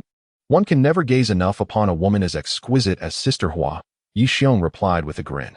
"Enough of your banter, leave now, or I shall become truly upset," Du Yuehua replied, adopting a mock-serious expression. "Farewell, Sister Hua," Yi Xiong chuckled, turning to exit. Subsequently, he roamed the hotel, playfully teasing the receptionists and sharing light-hearted adult jokes with the staff, creating a jovial atmosphere. Suddenly, a figure caught his attention. It was a woman clad entirely in black, a black cloak, black leather pants, and boots, her short hair lending her an air of aloofness that discouraged approach. She sat quietly, her large sunglasses obscuring half her face, exuding an enigmatic allure. Yi Xiong's face twitched slightly as he navigated through the lengthy crowd. Taking a seat directly across from her, Phoenix removed her glasses, revealing a pristine and cool visage, her piercing gaze fixed intently on Yi Xiong, as if attempting to see into his very soul. Regrettably, Yi Xiong maintained a stoic expression, seemingly oblivious to her presence. The two sat in silence until Phoenix could no longer contain herself. In the regions of Huai River, Pearl River, and Ningzhou, mysterious individuals have emerged, possessing extraordinary abilities. Impervious to bullets and bladed attacks, only by severing their heads can they be vanquished. To combat these creatures, the organization has sacrificed numerous members, enduring grievous losses. Yi Xiong picked up a teacup from the table, pouring himself a cup of tea and sipping it slowly, as if completely disregarding her words. These enigmatic figures are inherently brutal, exhibiting almost no self-control, and they lack any identity within our borders. Through the capture of one such individual, we discovered they carry mutated genes, distinct from normal humanity. We suspect that a foreign terrorist organization is conducting genetic experiments, perhaps even establishing research facilities within Huaxia to engage in inhumane biological trials. You speak of matters that bear no relevance to me. A faint, cold smile appeared on Yixiong's face as he poured a cup of tea and placed it before her. If you have come as a friend to share idle chatter and musings, I welcome you wholeheartedly. However, if you are here as a negotiator, I must ask you to leave. Grim Reaper, you are an exemplary soldier. Can you truly remain indifferent while such events unfold? Phoenix's emotions flared with agitation.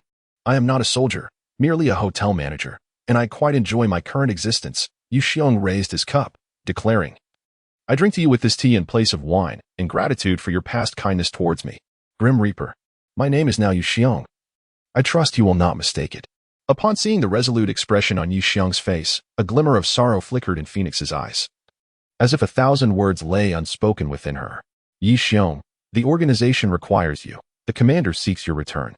He promises that any request you make will be honored, provided it does not contravene laws or moral principles. The commander has even established a new team, awaiting your return, and is eager for you to name it, Phoenix stated. The organization can fulfill any of my wishes, as long as they do not breach legality or ethics. What if I were to request that you share my bed? A mischievous smile crept across Yixiong's lips. Phoenix is the most esteemed jewel of the Long Yuan organization, the object of countless men's desires. Even the former Grim Reaper harbored intentions towards her. Yet, her formidable prowess and elevated status deterred any from pursuing her, rendering her a flower to be admired from afar, never to be sullied. Yixiong was curious to see how the famed patriotism of Phoenix would hold up against such a proposition. As long as you are willing to return, not only my body, but everything I possess could be yours, Phoenix declared with unwavering resolve. Yixiong's gaze fell upon the exquisitely formed body of Phoenix, prompting him to smile and say, I apologize. I was merely speaking in jest, devoid of any interest. The expression on Phoenix's face began to darken. During her time commanding him, Yixiong had often teased her, and he had not anticipated that his temperament would remain unchanged even after their separation. I have matters to attend to. I must take my leave, Yixiong declared. Rising from his seat, I have something I wish to discuss with you, she replied. Do you recall the incident when you and your team were captured alive by foreign mercenaries, resulting in their demise? Yixiong's fist clenched tightly, his eyes sparking with fury. Had it not been for the organization's erroneous intelligence, his comrades would not have perished, and he would not have been captured, ultimately buried underground for a month, miraculously surviving. You were buried underground for over half a month, and yet, against all odds, you survived. It is inconceivable for a normal person to endure such conditions for so long. It was the heavens that showed me mercy, allowing me to live, Yixiong retorted vehemently. The commander suspects they may have implanted genes within you, wishing for you to return for examination. Are you implying that I am akin to those enigmatic creatures you exterminated, and not a normal human? Yixiong inquired with a cold smirk. This is merely a hypothesis. Only a thorough examination can provide clarity. I must admit, your skill in deception has improved remarkably in order to persuade me to return. Yixiong chuckled incredulously, rising to his feet and leaning on the table, gazing intently at her. It seems you have indulged in too many science fiction films. Next time, concoct a more sophisticated excuse, for this one is rather foolish. Having uttered these words, Yixiong departed. Upon witnessing his exit, Phoenix sighed in resignation.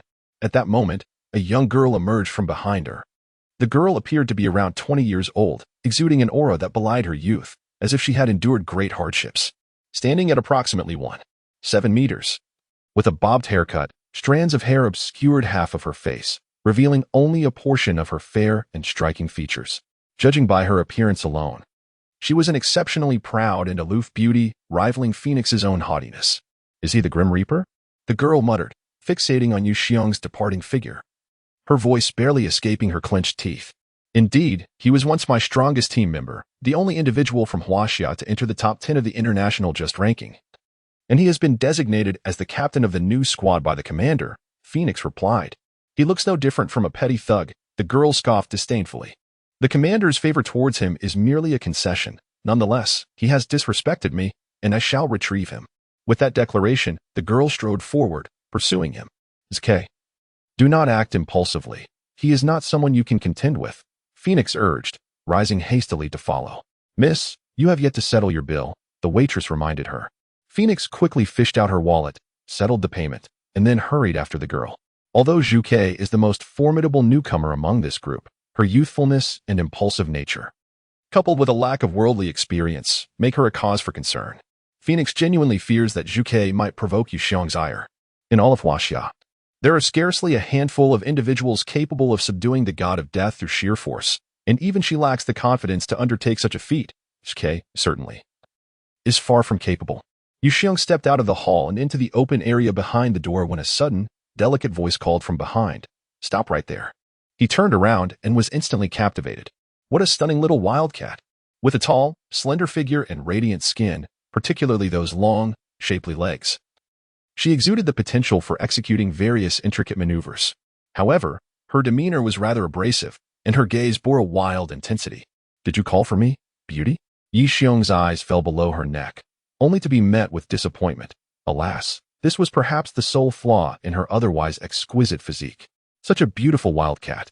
Yet she was flat as a board. What a shame.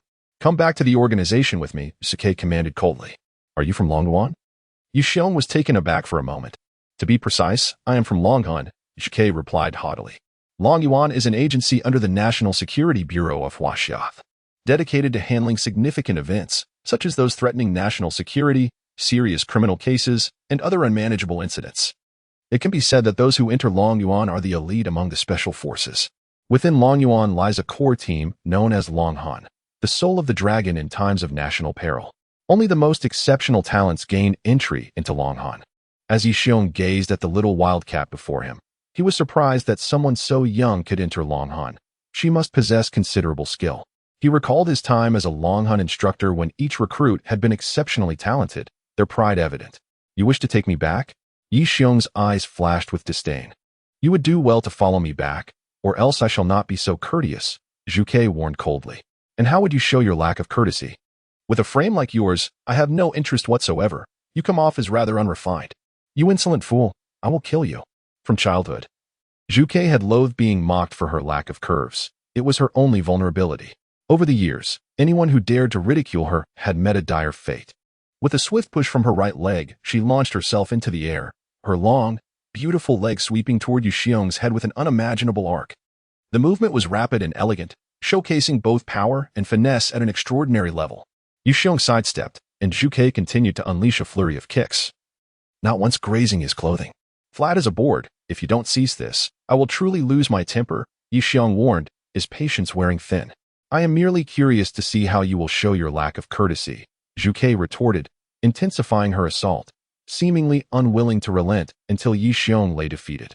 Initially, Yixiong had refrained from retaliating, not wanting to engage with her. However, an idea suddenly sparked in his mind. "Stop. You are not my match. You will only know once we fight. How about we make a wager?" "What kind of wager?" "If I lose, I will obediently return to Longyuan with you. If you lose, you will serve as my subordinate for a year, doing whatever I command," Yixiong proposed. "Deal." Zhu Ke, proud since childhood, had always heard tales of the Grim Reaper since entering Longhan and felt a persistent sense of defiance. Given this fortunate encounter, she certainly would not let it slip away easily. Yixiong smiled slightly. Just as Zhu Chue's foot was about to strike his neck, he swiftly reached out, his fingers deftly grasping her petite foot. Zhu Ke was secretly alarmed, surprised that her foot could be captured so effortlessly. She leapt into the air, her other foot delivering a flurry of kicks. Thud, thud, thud. She unleashed 7 or 8 blows, all of which Yixiong deftly blocked. The ability to kick continuously while airborne demonstrated her impressive core strength. One could only wonder if she possessed similar prowess in bed. As Yixiong pondered this, a flash of white light startled him, prompting him to quickly release Zhu Chue's foot and retreat a few meters. He then noticed a slender blade extending from her toe. Realizing that in his moment of reverie, he had nearly been caught off guard. "What a grim reaper," he mused. Yixiong touched his neck. Finding a faint trace of blood on his fingers, he had narrowly escaped a fatal encounter. Such a fierce little cat, it seemed that without a lesson, she would remain oblivious to the gravity of the situation. Yixiong's expression grew cold as he prepared to retaliate, but suddenly a voice called out, "Zhu Ke, stop. You are no match for him." Feng Wang rushed over, eager to prevent further conflict. What a grim reaper, indeed. Zhu Ke had the upper hand, a smug smirk gracing her lips. Yixiong suddenly laughed, a chilling laugh that sent a shiver down Feng Huang's spine. Whenever the Grim Reaper exhibited such a cold smile, it signified his utmost fury. and the consequences would be dire. Whoosh. A fleeting shadow zipped past, its speed dazzling. Zhuke was taken aback. She had never anticipated Yuxiong's swiftness, which far surpassed her expectations and was on an entirely different level than before.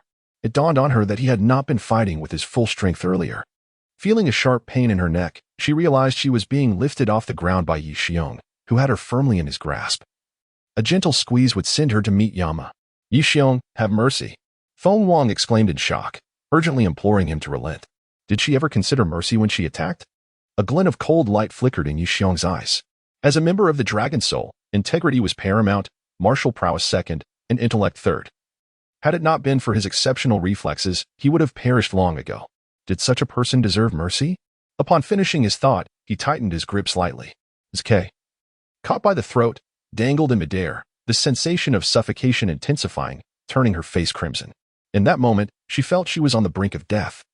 Realizing too late that her arrogance had been misplaced, she was no match for the Grim Reaper.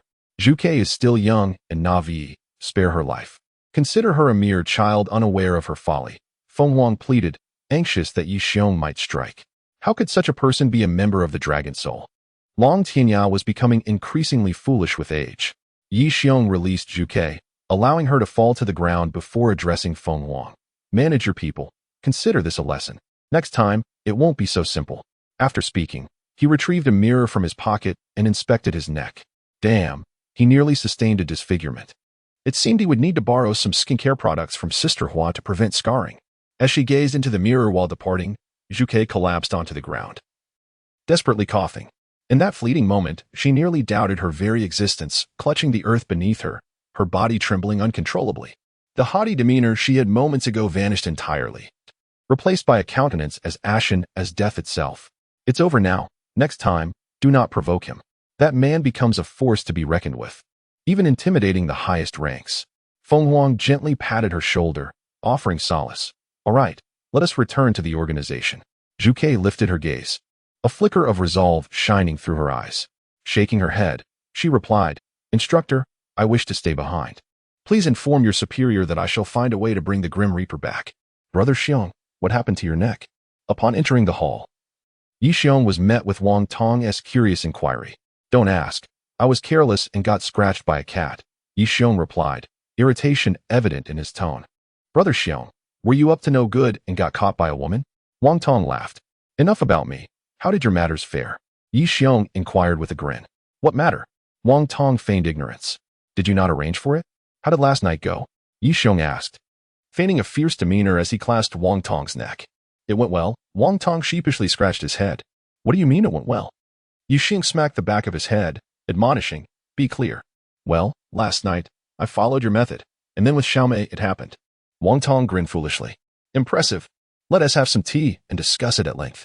Yuxiong hurriedly led Wang Tong to a nearby table, employing various means to extract the full story. Originally, last night, Wang Tong had followed Yuxiong's advice, escorting Xiaomei to a room upstairs, under the influence of alcohol. Unable to leave, he mustered the courage to confess his feelings to Xiaomei. To his astonishment, she reciprocated, and in a moment of excitement, they found themselves entangled in passion. Brother Xiong, I never anticipated that Xiaomei was a novice. Uffed. Yuxiong, mid-sip, spluttered water at this revelation. You've struck gold. In this day and age, a girl's first time is rarer than a giant panda. Yuxiong felt genuinely happy for him. Thank you, Brother Xiong. Had it not been for your suggestion to feign drunkenness for the confession, I surely would not have succeeded with Xiaomei. Wang Tong chuckled, relieved to escape the years spent with 5th Mississippi. By the way, Brother Xiong, you also had your way with Director Du last night, did you not? Last night. Sister Hua was intoxicated. I escorted her home, and she clung to me, refusing to let go. You know how I am. I would never take advantage of someone in such a state, so I firmly declined her advances. Who would have thought she cried before I left? Yuxiong recounted, shaking his head in lament. Director Du made a move on you? Wang Tong was taken aback. I too was surprised that she would take a liking to me. Alas, being handsome has its burdens. One cannot escape the allure of romantic fate. Yuxiong concluded with an air of resignation. Do you not believe me? Seeing Wang Tong's astonished expression, he retorted. In fact, at the bar, she could hardly contain herself. Guess what she did? She even reached under the table to caress my thigh. Xiong Ge. Wang Tong continuously shot him glances. What is wrong with your eyes? Yi Xiong inquired, puzzled. Turning his head, he was taken aback. Diwewa had somehow positioned herself behind him, her face as cold as ice, her eyes seemingly ready to ignite with fury. Sister Hua, what brings you here? Yi Xiong's heart raced with anxiety. I came to hear how you fondled my thigh last night and how you attempted to embrace me.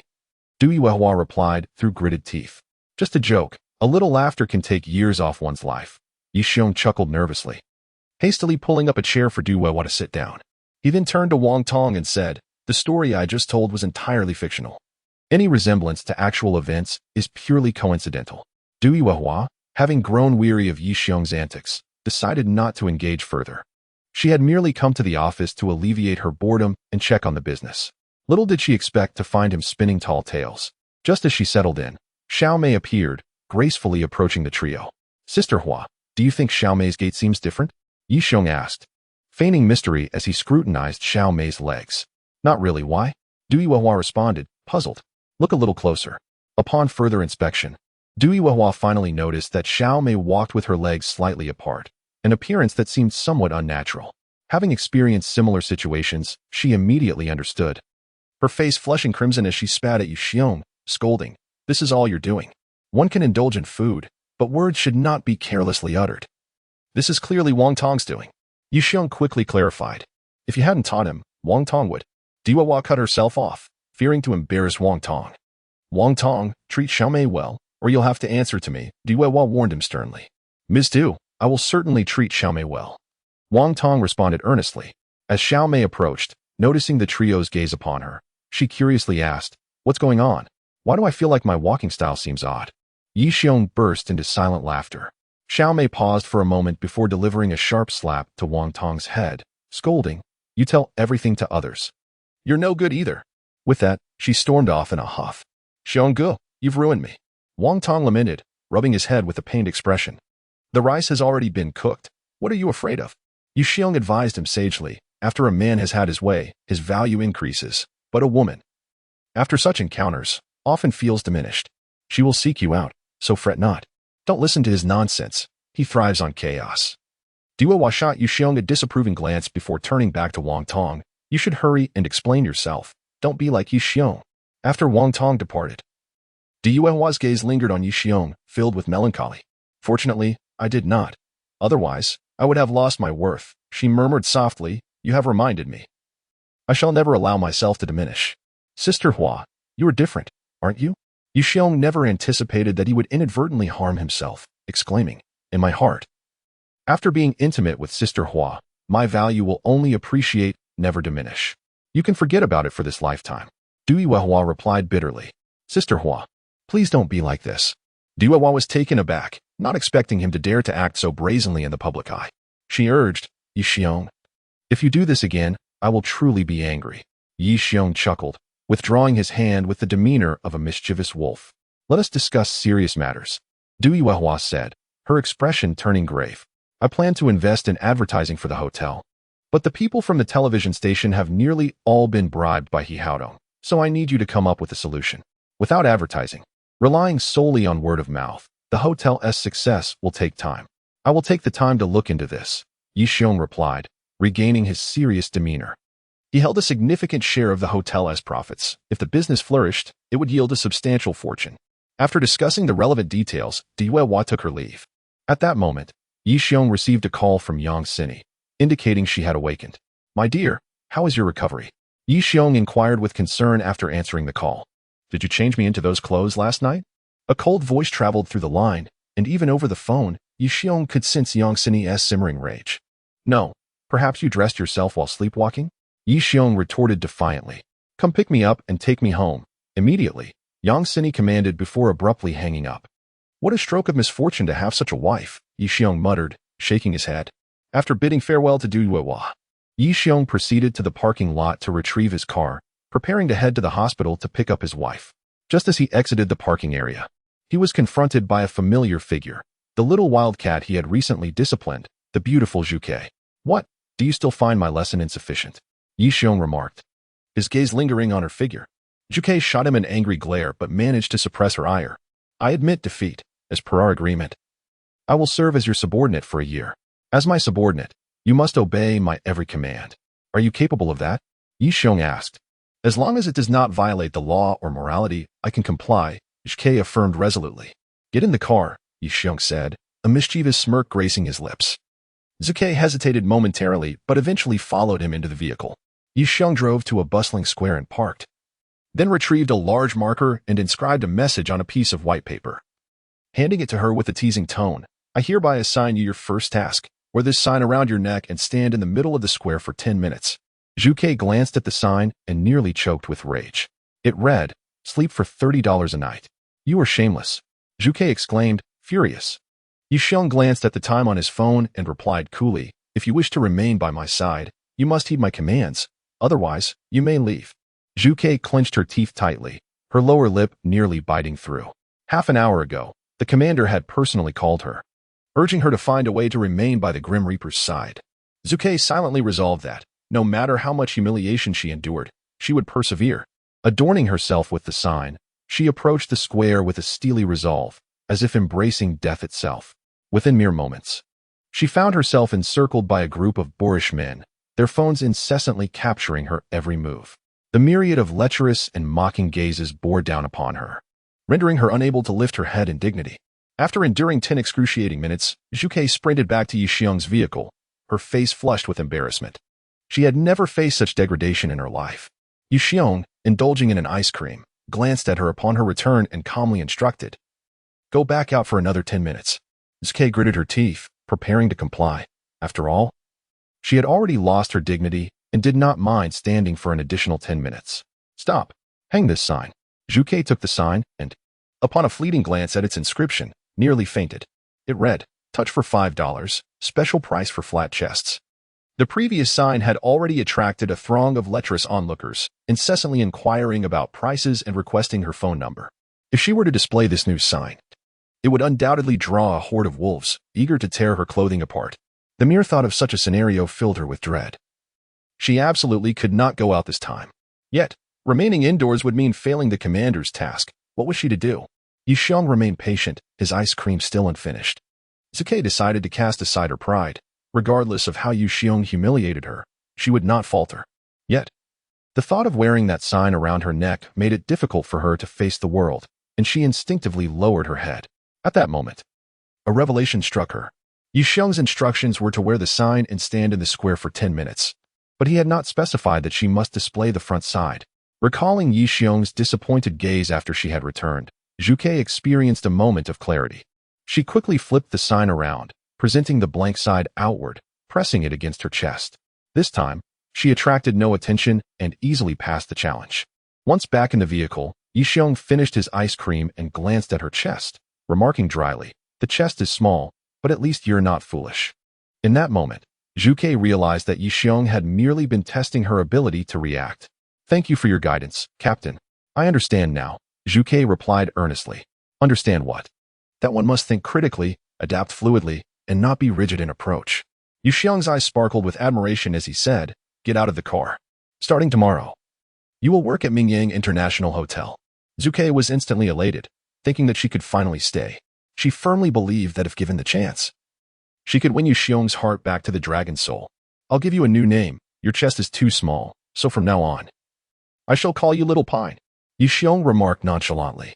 Zhuge gritted her teeth, almost forcing out a single word through clenched jaws. Good. Shaosong, be good. Yi Xiong chuckled heartily, casting a glance at her flat chest, licking his lips, and pressed the accelerator to leave. Upon arriving at the hospital ward, Yang Sini had already awakened, reclining on the bed with a book in hand. Beside her sat a woman dressed as a secretary, evidently assigned to attend to her needs. The secretary's poised demeanor suggested that Yang Sini was not easily appeased. Duan, you may step outside, Yang Sini commanded upon noticing Yi Xiong's entrance, setting her book aside. Understood, the secretary Duan replied as she exited the room. Darling, a smile can take off 10 years. Don't keep that stern face all day. It will only hasten aging, Yi Xiong remarked as he plopped down at the edge of the bed. Who permitted you to sit? Yang Sini snapped, her expression hardening. I don't have hemorrhoids, so what do I have to fear? Yi Xiong retorted, meeting her fierce gaze. If looks could kill, he would have been riddled with wounds. Who told you to help me change clothes last night? Yang Sini seethed through clenched teeth. Throughout her life, She had never even allowed a man to touch her hand, let alone her body. Yet, last night, not only had this rogue stripped her bare to change her clothes, but he had also carried her to the car. The thought of him having seen her completely unclothed and possibly taking advantage of the situation filled Yang Sini with an urge to explode. You were drenched and burning with fever. How could I not change your clothes? Yi Xiong defended himself. That doesn't he give you the right to change them without my consent? Yang Sini retorted angrily. Come on, you were barely conscious. How could I possibly ask? Even if you were to change my clothes, did you really need to put on my underwear? At this point, embarrassment and fury mingled within her. The implication that he had seen her entirely was mortifying. I did it for your own good. Just think, if you had come to the hospital without any undergarments, and the doctors needed to take your temperature or examine you, wouldn't you have been at a greater disadvantage? Yi Xiong stated earnestly. Upon reflection, Yang Sini found some merit in his reasoning. Suffering at his hands was certainly preferable to being taken advantage of by the doctors. Last night's events must not be spoken of. Otherwise, you shall face my wrath, Yang Sini warned. Understood, my dear. And don't call me my dear in public. She added sharply. Of course, my dear. I told you not to call me that. Yang Sini reiterated firmly. Understood, my dear. Yang Sini could no longer contain herself and seized a hefty book from the bedside, hurling it at him with all her might. Yi Xiong ducked, and the book soared past his head, striking the forehead of an unsuspecting newcomer. Who the hell threw that? An irate voice erupted. Xiao Fangfang, clutching her head, unleashed a torrent of curses. Upon seeing Yi Xiong, her fury transformed into a desire for vengeance, and she picked up the fallen book, throwing it fiercely at him. Good grief, everyone seems to have lost their minds. Have they all hit early menopause? Yi Xiong ducked again, as the book slammed against the wall, shedding a layer of its cover upon impact. Bastard! Dare to strike me? Xiao Fangfang glanced around, preparing to continue her search for a weapon, when Yi Xiong bellowed, Madwoman. It was Timmy who smashed it. What do you truly desire? If it wasn't you, then was it Xine? Xiao Fangfang retorted. Having been friends with Yang Xine since childhood, she was well aware of her character. Though aloof, she was gentle and had never resorted to violence, let alone thrown a book at someone. Clearly, it must have been Yi Xiong who was responsible. I apologize, Fangfang. It was my mistake, Yang Xine suddenly interjected. Did you hear that, Madwoman? Yi Xiong scoffed. It's all this scoundrel's fault for provoking me. I intended to throw something at him and inadvertently struck you instead. Yang Xine explained. What is he doing here? Xiao Fangfang inquired, puzzled. Although her acquaintance with Yi Xiong had been brief, their interactions were consistently unpleasant. Particularly during Yang Xine's wedding when this cat had taken liberties with her. It was safe to say her impression of him was indelibly etched in her mind. My wife is ill, so I came to see her. Is that not entirely reasonable? Yi Xiong chuckled. Who is your wife? Xiao Fangfang was taken aback. Yi Xiong gestured toward the bed where Yang Xine lay. There, that is indeed her. Xine is your wife? Xiao Fangfang was momentarily stunned. Her gaze shifting to Yang Xine, disbelief etched across her features. Yang Xine recounted the circumstances, explaining that her marriage to Yi Xiong was merely a ruse for protection. Xine, if you're going to hire someone, at least choose someone respectable. A man like him is hardly fit to be seen in public.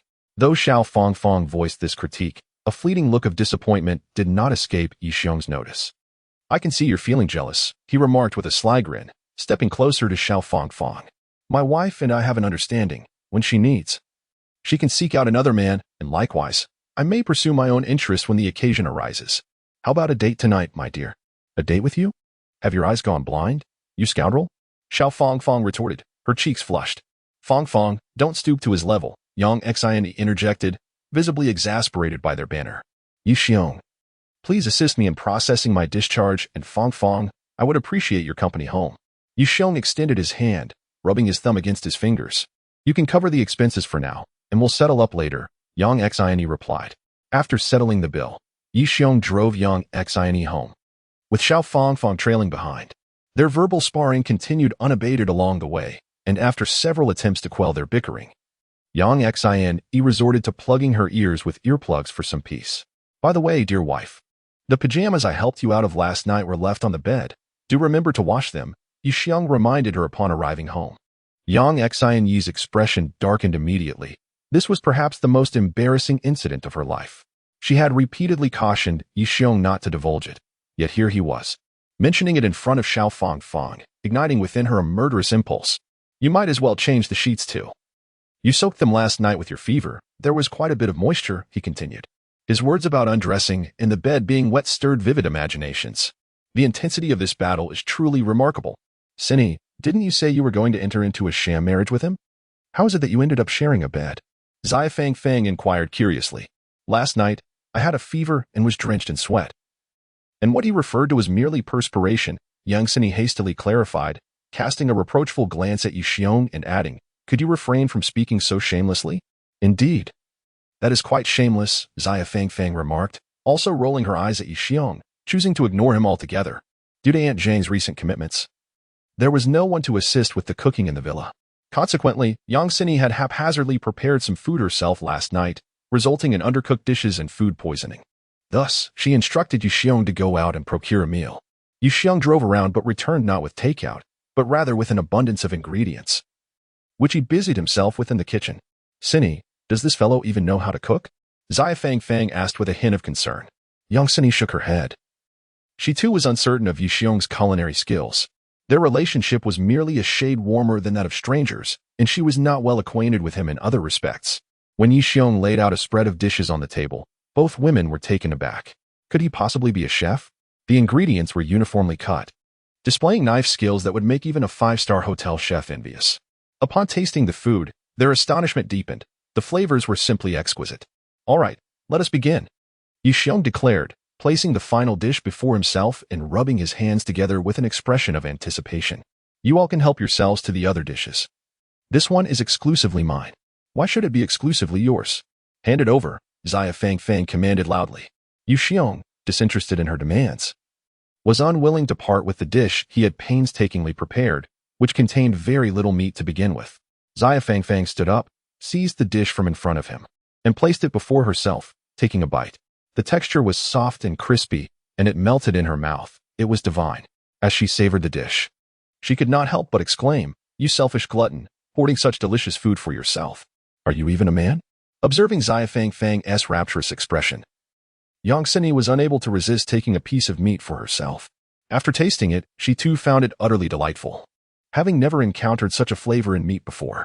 In no time, the table was stripped bare of the 7 or 8 dishes, and they only paused once they were thoroughly satiated. Alas, I had finally managed to lose some weight, and now I am certain I will gain a few pounds. Zia Fang lamented, patting her stomach and casting a scornful look at Yixiong. It's all your fault for cooking such delectable food. It's practically a crime. I merely intended to nourish my wife. I hadn't accounted for your portion, Yixiong retorted. By the way, what was that dish you were so eager to claim for yourself? I would like to procure it next time, Zia Fang inquired. Beef, Yixiong replied. Is there such a thing as this in beef? Zia Fang questioned, somewhat puzzled. She herself was quite fond of beef but had never tasted anything like it. Is it beef or some sort of offal? What constitutes meat? And what is considered offal? Such a foolish question you cannot answer. Within the body of a cow lies its internal organs, while the flesh resides outside, explained Xiao Fangfang. This entity sometimes exists within the body, and at other times, it is outside. I cannot discern whether to classify it as meat or organ. Yixiong chuckled, a glint of cunning flashing in his eyes. Xiao Fangfang, perplexed, wondered if such an organ existed on a cow. Suddenly, a realization struck her, leaving her momentarily stunned, her face paling to a shade of iron. With a resounding clap, she flung the bowl onto the table and rushed towards the restroom, covering her mouth. Yang Cindy, sensing an ominous premonition, glared at Yixiong and demanded, you must tell me honestly, what kind of meat is this? Beef tendon, he replied. With a thud, Yang Cindy cast her bowl onto the table and dashed after Xiao Fangfang into the restroom. The sounds of violent retching soon echoed from within, a cacophony that turned the world upside down, obscuring the light of day. Yixiong listened to the duet of their vomiting, feeling a peculiar satisfaction. This was the consequence of their recklessness. I had scoured the entire market to procure this beef tendon, only to see it squandered thus. He addressed the restroom with a tone of schadenfreude. I had warned you that it was my special dish, yet you disregarded my words and devoured it without inquiry. This is what you deserve for underestimating me. Suddenly, a clattering arose from the kitchen. Yixiong turned to see the 2 women wielding 4 kitchen knives, lunging towards him. You scoundrel, I shall slay you. If I do not carve you into 18 pieces, I shall not bear the surname Xiao. Yixiong leaped from his chair and dashed towards the door, escaping the villa with the 2 women hot on his heels. Their fervor suggested that should he falter, he might well bleed profusely. After fleeing several dozen meters from the villa, he finally found himself unpursued. He longed for a cigarette but realized he had brought none. Not only had he forgotten his cigarettes, but also his phone and wallet, having left them in the living room for convenience while heading to the kitchen. Now, he was utterly bereft of funds. At this moment, Yi Xiong knew he could not dare return for his wallet. Those two furious women would surely be aware of his oversight and might lie in wait at the door, ready to strike him down. The fury of a woman is akin to that of a tempest. Initially fierce, it wanes after a few days, and within a week, it is but a distant memory. Yi Xiong resolved to stay away from home for the next few days, at least until Yang Xinyi's ire had subsided, lest he find himself at the mercy of her wrath in the dead of night. Without money, he could not check into a hotel. Without a phone, he could not call for help. Am I truly destined to roam the streets tonight? He lamented. Just then, a red Mercedes-Benz passed by, its owner evidently affluent. Crucially, the driver appeared to be a girl, engaged in a phone conversation. An idea sparked in Yi Xiong's mind, and he dashed forward. Bang! The car struck him, sending his body flying, rolling several times before coming to a halt, motionless. Oh my goodness, I've hit someone. A voice screamed. Yi Xiong lay on the ground, his head tilted, his eyes barely open. Hey, get up, don't scare me. The girl was nearly in tears from anger.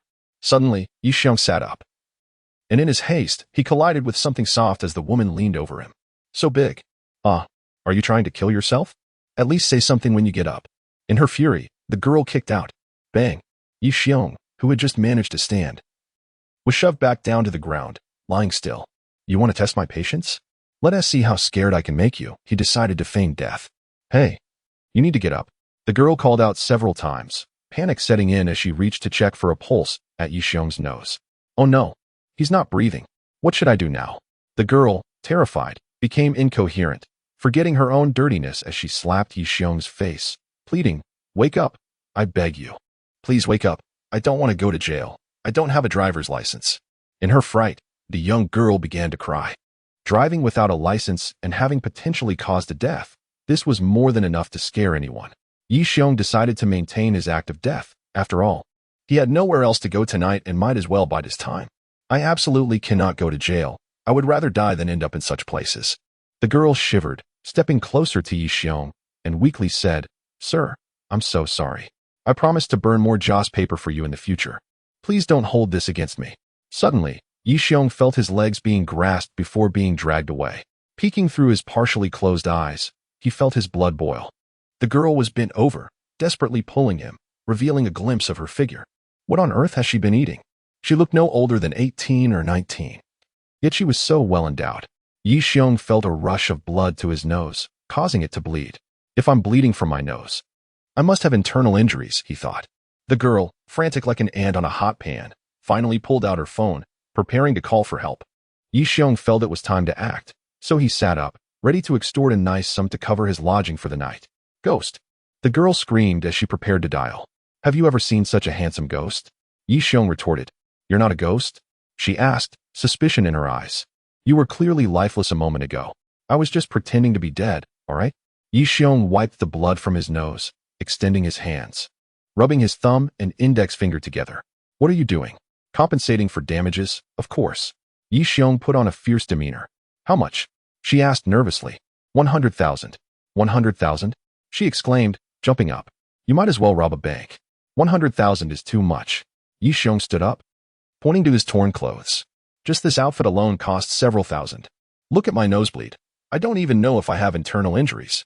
If the hospital finds something wrong, 1,000,000 wudenti cover the medical expenses. I'm only asking for 100,000 out of consideration for your youthful ignorance. No. That's far too much. The girl shook her head. I can only offer you 10,000.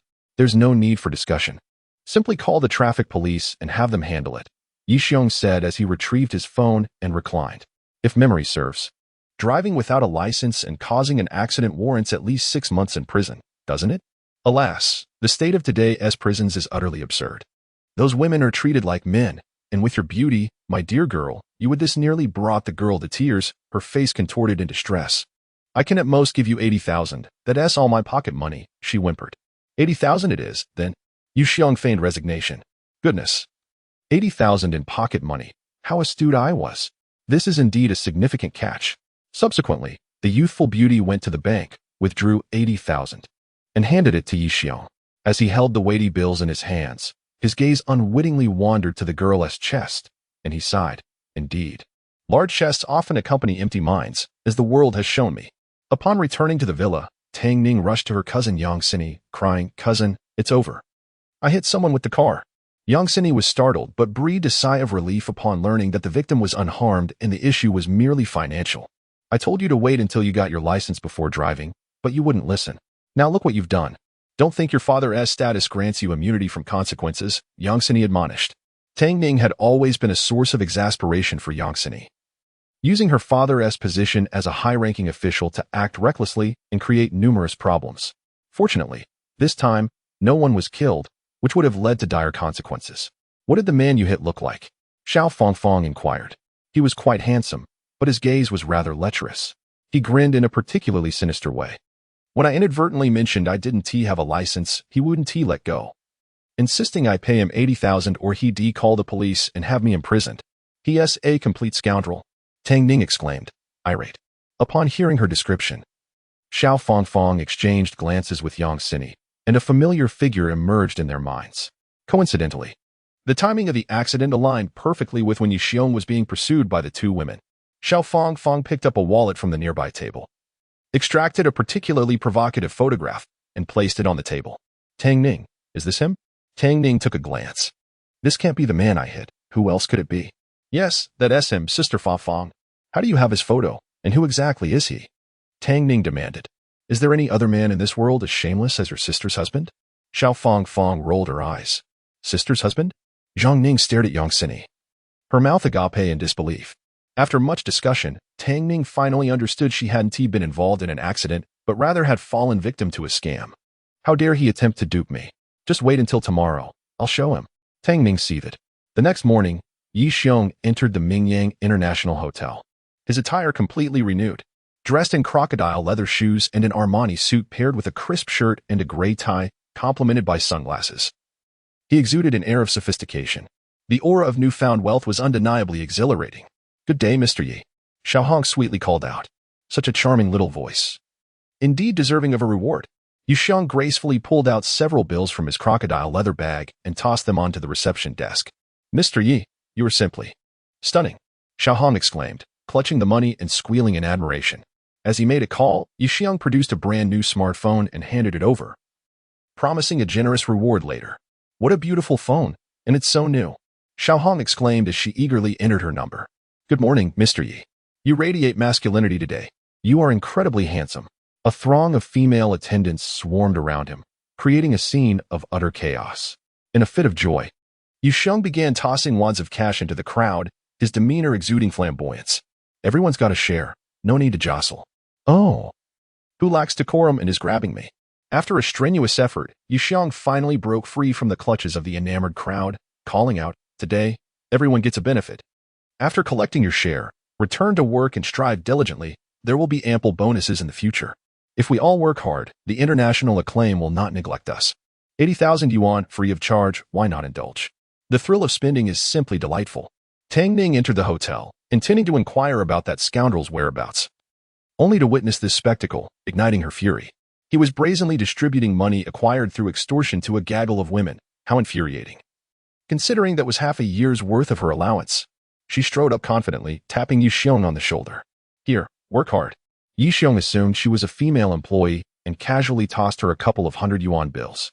However, upon realizing her identity, he was left dumbstruck. How did she know he was here? "Return my money, or I won't hold back," Tang Ning threatened fiercely. Yi Xiong adjusted his glasses and scrutinized her, puzzled. "Who are you, young lady?" Tang Ning was nearly livid, having heard from Fong Fong and Xian the previous night about his despicable nature. Seeing him in person confirmed her suspicions of his repugnant character. "You are unbelievable," she shouted, unable to contain her anger. "Mom, I want a nurse," Yi Xiong retorted, mimicking the demeanor of a child demanding sustenance. Tang Ning staggered back in disbelief, nearly overwhelmed with rage, and in a moment of fury, swung her hand towards him. Yet, before she could connect, Yi Xiong seized her wrist, a devilish grin spreading across his face. Suddenly, his expression turned cold as he commanded, "Xiao Song, someone is causing trouble at the hotel. Throw her out." Zhu Ke approached Tang Ning, effortlessly lifting her and tossing her outside the hotel. Despite her attempts to claw and kick her way free, Zhu Ke's grip was unyielding, akin to iron, rendering her struggles futile. Shameless and despicable. My cousin was utterly bewildered to marry such a scoundrel as you. Tang Ning exclaimed, dancing with exuberance. Wait a moment, what did you say? Yu Xiong inquired. Who is your cousin's husband? Yang Sini is my cousin, she retorted with a smirk. Are you frightened? I have already divulged your true nature and character to my cousin. Let us see how you will kneel on a washboard tonight. Tang Ning declared with a sense of triumph. Ah, so you are the younger sister-in-law? Yu Xiong chuckled. Adopting a congenial demeanor, only to assert moments later, throw her out. Zhu Ke, left with no choice, complied and ejected Tang Ning from the hotel. To remain by the Grim Reaper's side, one must heed his commands. This is fundamental. As Tang Ning was cast out, she attempted to re-enter, only to find Zhu Ke glaring at her with an icy indifference, reminiscent of a frozen mountain. Recognizing her formidable prowess, Tang Ning refrained from provoking her further. Sister, you are so beautiful. Why do you obey the commands of that shameless wretch? Tang Ning furrowed her brow, concocting a scheme. Let me in, and you shall be my bodyguard. Whatever that scoundrel pays you, I will double it. Determined to buy Yu Xiong's subordinate with money, she pressed on. Take another step, and I shall show no mercy, Zhu Ke warned fiercely. What is so special about an airport? Tang Ning retorted defiantly. Repeat that.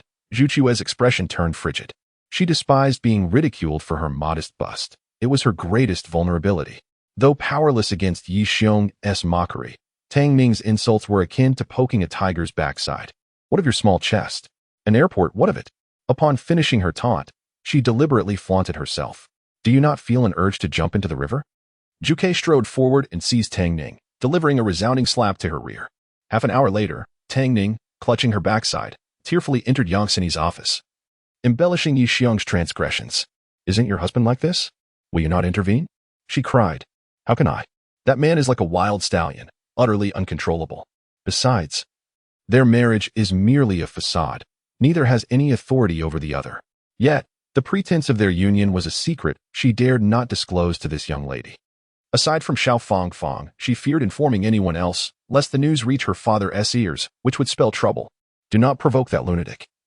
I shall transfer your allowance, Yang Sini reluctantly conceded. Once Yang Sini transferred 80,000 yuan to her account, Tang Ning's tears transformed into laughter, and she bounded away. Yang Sini was preparing for work when her phone suddenly rang. Upon answering, she discovered it was the home phone. Father, you're back? She inquired coolly. Ever since she had slapped He Haodong and fled from the wedding, the relationship between Yang Sini and her father had become strained. True to her nature, she refused to reveal the truth of He Haodong's infidelity to her father, fearing embarrassment, and thus, Yang Ding would continue to lay the blame solely at his daughter's feet. Not long ago, my daughter secretly took the household registration book and married a construction worker, which sent Yang Ding into a furious rage. The relationship between father and daughter has now reached a nearly irreconcilable state. Has Tang Ning come to you? Yang Dinghua inquired with a rather unpleasant demeanor. Yes. She is here, Yang Sini replied. Your aunt and uncle have arrived in Jiangnan City. Bring that fellow out for a meal. They wish to meet him. Ensure he dresses neatly. We cannot afford to be embarrassed, Yang Dinghua said before hanging up the phone with a heavy thud. The fellow referred to was, of course, her husband, and from the father's tone, it was evident how much disdain he held for his son-in-law. Yang Sini stared blankly at the phone, letting out a sigh. She never anticipated that her relationship with her father would deteriorate to such a degree. She could only hope that her aunt's visit tonight would help her plead her case, as her aunt had always been fond of her in the past. Just as Yang Sini was about to call Yu Xiong, she remembered that his phone was not with him, making it impossible to reach him at that moment. With no other option, she resorted to searching online for the contact number of Mingyang International and called to inquire. However, after several attempts, the front desk and service counter were unable to ascertain Yu Xiong's whereabouts. Reluctantly, she decided to drive to Mingyang International Hotel in search of him. Upon entering the hotel, she was approached by a man who exclaimed excitedly, Yang Zone, is that really you? How may I assist you? As the lobby manager, Wang Tong spent his days in the lobby, and upon seeing Yang Sini, he rushed over to greet her. He was well aware of who she was. Her presence at the hotel would undoubtedly serve as significant publicity. Who are you? She asked. I am Wang Tong, a friend of Xiang Ge. He quickly introduced himself. I urgently need to find him. Could you assist me? Why not just call him? Wang Tong inquired, puzzled. I left his phone at home, Yang Sini explained.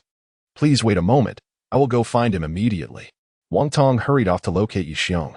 After searching the entire hotel, he still could not find him, which left Wang Tong feeling quite anxious. In the past, Yang Sini had seemed like an unattainable figure to him. Back then, not only was it difficult to assist her, but even conversing with her was a challenge. He felt honored to be able to help her today. Yet he was troubled by the fact that he could not locate Yi Xiong at such a critical moment. Could he be in Manager Du's office? Wang Tong pondered, knocking on the door of Du Yuehua's office. Come in, she called. Wang Tong, what brings you here? Du Yuehua observed him, drenched in sweat, and inquired curiously. Manager Du, do you know where Xionggu is? Why not just call him? She suggested. His phone was left at home. His wife is here, and she might need him urgently. Wang Tong said, growing increasingly anxious. Du Yuehua's body trembled slightly as she asked excitedly, Yi Xiong is married? Yes, he has gotten married. Didn't he tell you? Oh. He might have mentioned it, but I didn't pay attention, Du Yuehua replied nonchalantly. Well, I shall continue my search. After Wang Tong departed, Du Yuehua sat dazedly in her chair, and after a while, her eyes began to well with tears. She never anticipated that Yi Xiong would marry. If he had tied the knot, why did he continue to flirt with her, just as she started to feel a flutter of affection for him? He delivered such a profound blow. Reflecting on her recent interactions with Yi Xiong, his carefree demeanor and domineering nature gradually seeped into her heart, although he often provoked her. It must be said that since his arrival, her mindset had shifted significantly. She had become more optimistic, worked diligently, and found a renewed vigor in life, all because of his presence. She had even prepared herself for the day she would surrender her heart to him. But she never anticipated that he would marry. A wave of humiliation surged within her, and Du Yuehua felt deceived. The grand image of Yi Xiong she had cherished began to crumble. Yi Xiong awoke from a restful slumber, stretched his hand, and pushed open the office door, only to find Du Yuehua sitting there, lost in thought. Upon his entrance, she seemed oblivious, entirely different from her usual self, which struck him as peculiar. Sister Hua, who has upset you? He inquired. Du Yuehua's nose tinged with sorrow, and her eyes reddened as she snapped. Who told you to enter without knocking? Leave. Earlier, before you went upstairs to find a room to sleep, he had chatted with Du Yuehua in the office, and she had been in good spirits. How could she have transformed into this state after just one sleep? Sister Hua, has someone bullied you? Tell me, and I shall deal with them. Yi Xiong's anger began to surface. During his time at the hotel, he had come to regard Du Yuehua as his own, and seeing her mistreated ignited his fury. The moment he spoke, Du Yuehua's tears began to flow incessantly. She stood up, shoved him out of the office, and slammed the door shut. Sister Hua, Yi Xiong called, continually knocking on the door, but no matter how hard he knocked, Du Yuehua refused to open it. In a fit of desperation, he dashed downstairs, hoping to find someone who knew what had transpired. Brother Xiong, I've been looking for you everywhere. Why are you hiding down here? Wang Tong finally spotted Yi Xiong. I need to know if something is wrong with Sister Hua, Yi Xiong asked anxiously. She was fine when I saw her earlier, Wang Tong replied, pointing to a figure in the distance, chuckling. Boss, hurry over. Your wife has been waiting for you for ages. Yi Xiong's gaze fell upon Yang Sini, who sat there with an unhappy expression. She had been waiting for a full hour. Anyone would be displeased in such a situation. Wang Tong, did you tell Sister Hua that she should come find me? Yi Xiong queried. Yes. Noticing Yi Xiong's grim countenance, Wang Tong cautiously asked, Brother Xiong, did I say something wrong? It's fine. You can go about your business. Yi Xiong waved him off. Although his marriage with Yang Sini was merely a fade, Wang Tong was unaware of this and even more ignorant of the relationship between him and Du Yuehua, so he could hardly be blamed. If there was any fault, it lay in his failure to clarify matters with Sister Hua. Speak quickly if you have something to say. Yi Xiong sat down in front of Yang Sini, expressing his displeasure. What kind of attitude is this? He had yet to settle the score regarding the incident last night where he was forced to consume bullwhip, the extortion of 80,000 yuan from his cousin, and the hour-long wait he had endured, yet he found himself in a position of mockery. This demeanor only served to further infuriate Yang Sini. My aunt has arrived in Jiang'an today, and she specifically requested that we accompany her for dinner. My uncle will also be joining us tonight. These are significant figures, and you must ensure that you perform well in this charade, Yang Sini stated coldly. The time and place, Fenghua Grand Hotel, promptly at 7 o'clock. You should return home by 5:30, and then accompany me. Do not raise their suspicions, Yang Sini reminded him. Is there anything else? If not, I shall take my leave, Yi Xiong said as he rose to his feet. He needed to provide a thorough explanation to Du Yuehua. Otherwise, she might feel disheartened for quite some time. Just as he was about to exit, a figure suddenly appeared before him. It was none other than Du Weihua. Du Weihua had contemplated for a long time in her room, deciding that meeting Yi Xiong's wife would alleviate her insecurities and serve to demonstrate to Yi Xiong that their relationship was merely platonic, with no intention of interfering in his marriage. "Why are you here, Huajie?" Yi Xiong inquired, puzzled. "Why shouldn't I be here?" Du Weihua shot back, her gaze falling upon Yang Sini, leaving her utterly astonished. Yang Sini? How is this possible? In the business realm of Jiangnan, few were unfamiliar with the prodigious talent that was Yang Sini. Her beauty, intellect, character, and wisdom were unparalleled, having been repeatedly recognized as one of the top 10 outstanding youths in Jiangnan, and even in the province.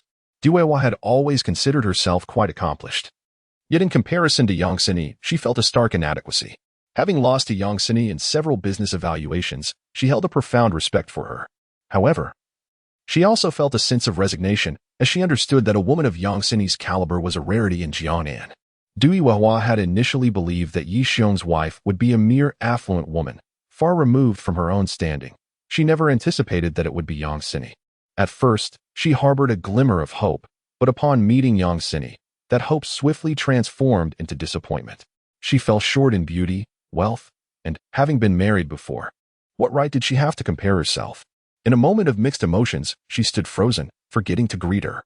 "Hello, Director Du. It is a pleasure to see you again," Yang Sini greeted her coolly. "To think that Yi Xiong's wife is actually Director Yang. What a surprise," Du Weihua remarked, a hint of bitterness curling her lips. "Please, Director Du, do not mind." Yang Sini, perceiving the complexity of Du Weihua's relationship with Yi Xiong, paused thoughtfully before continuing.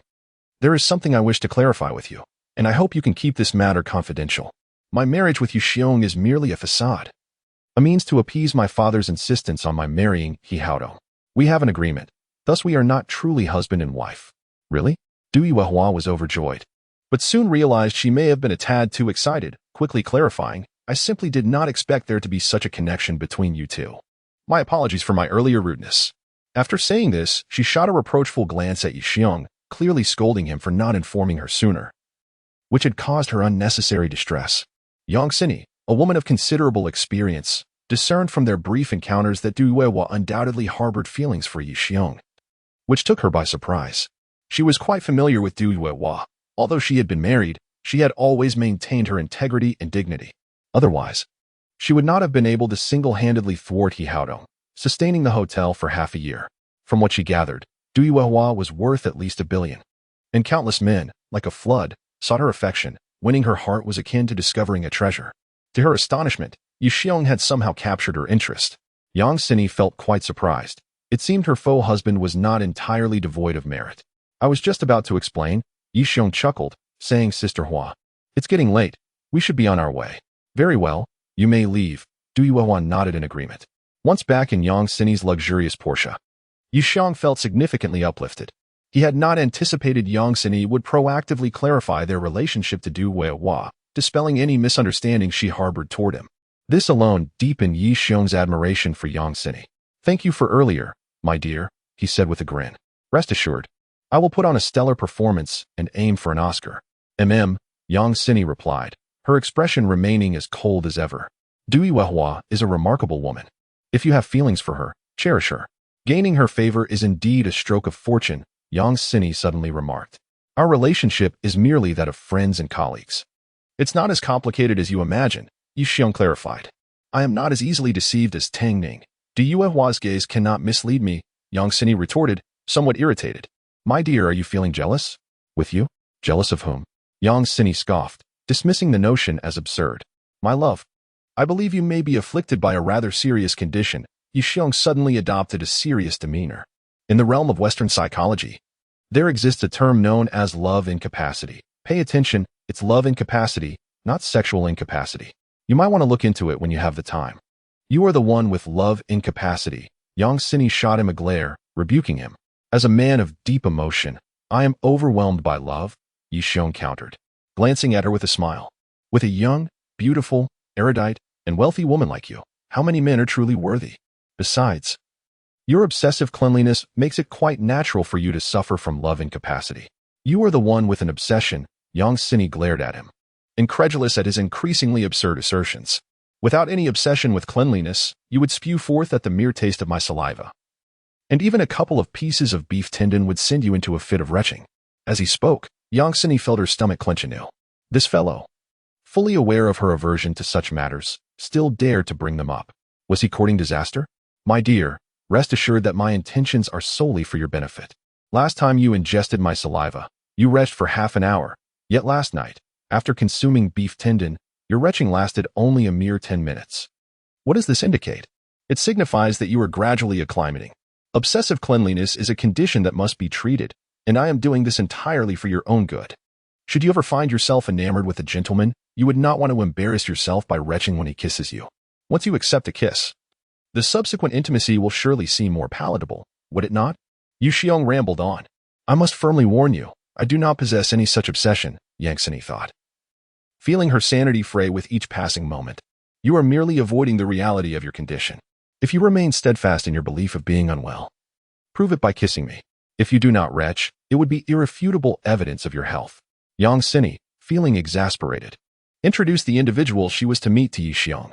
Tonight, in addition to her father, Yang Dinghua, and her mother, Zhao Lizhen, there would also be her aunt and uncle.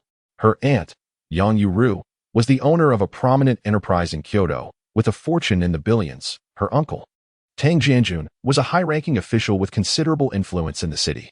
The couple, one in business and the other in government, while not necessarily commanding the winds and rains in Kyoto, were certainly not individuals to be trifled with. They had but one daughter, the rather unimpressive Tang Ning. My aunt has always been fond of me and is quite amiable, but my uncle is a formidable character. He is a military man turned high-ranking official. Possessing a particularly strong will, he is decisive and expects compliance. When conversing with him, do not pretend to be clever, and certainly do not engage in arguments. Understood? Yang Sini advised earnestly. I know how to play my part, Yi Xiong replied. Upon arriving at the hotel private room, they ordered their dishes and patiently awaited their guests.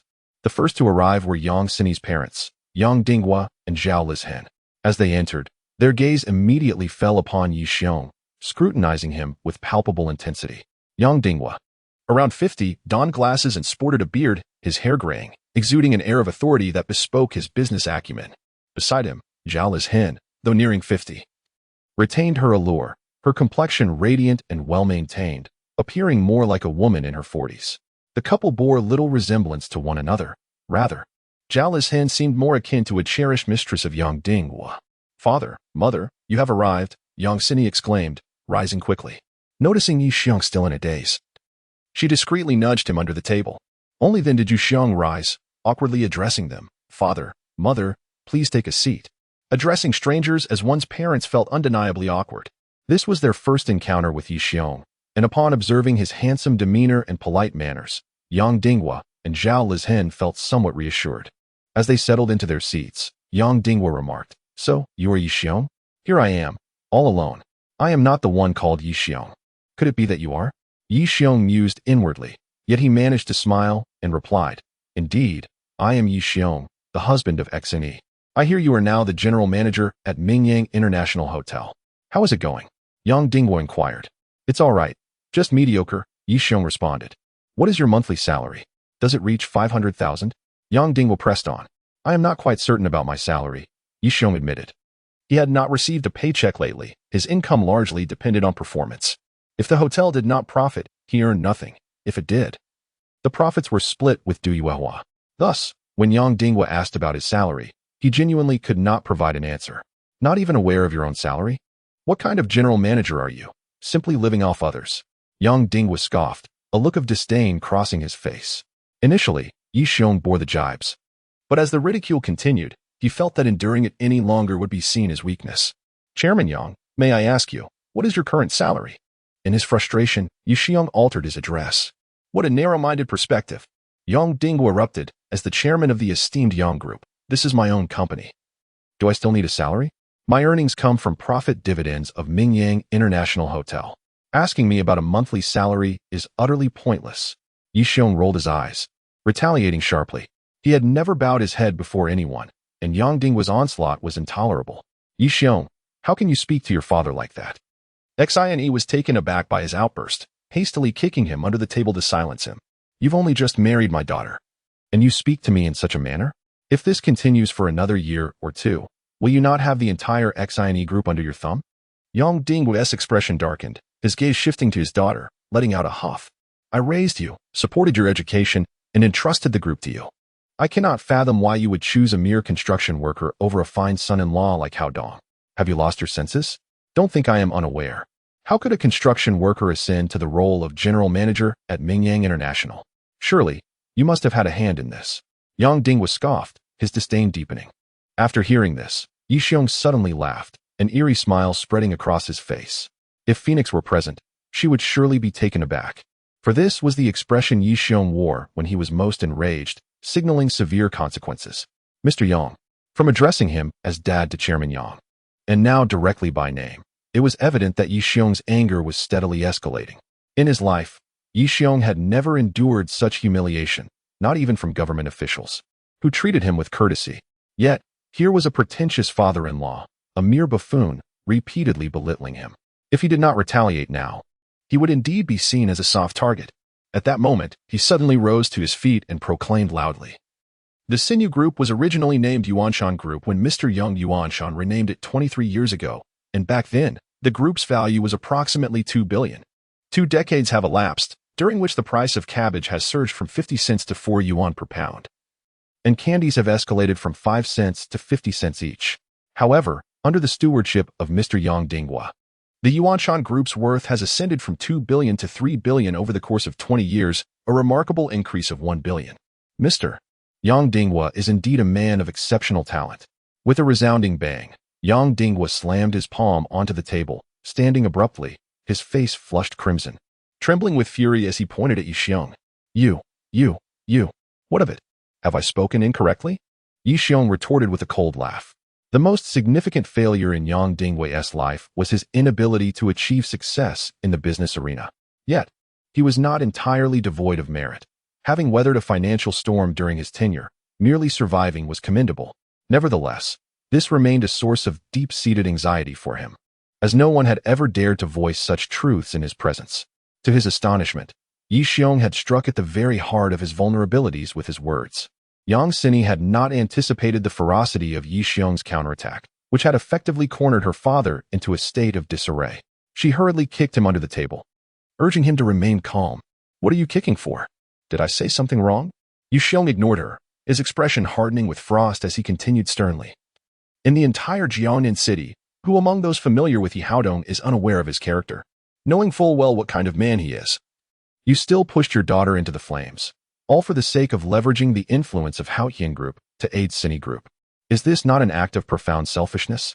After admonishing Yang Dinghua, Yi Xiong then turned his finger towards Yang Sini, chastising her with a sense of disappointment. I know you respect your father, but there must be limits. Do you have no opinions of your own?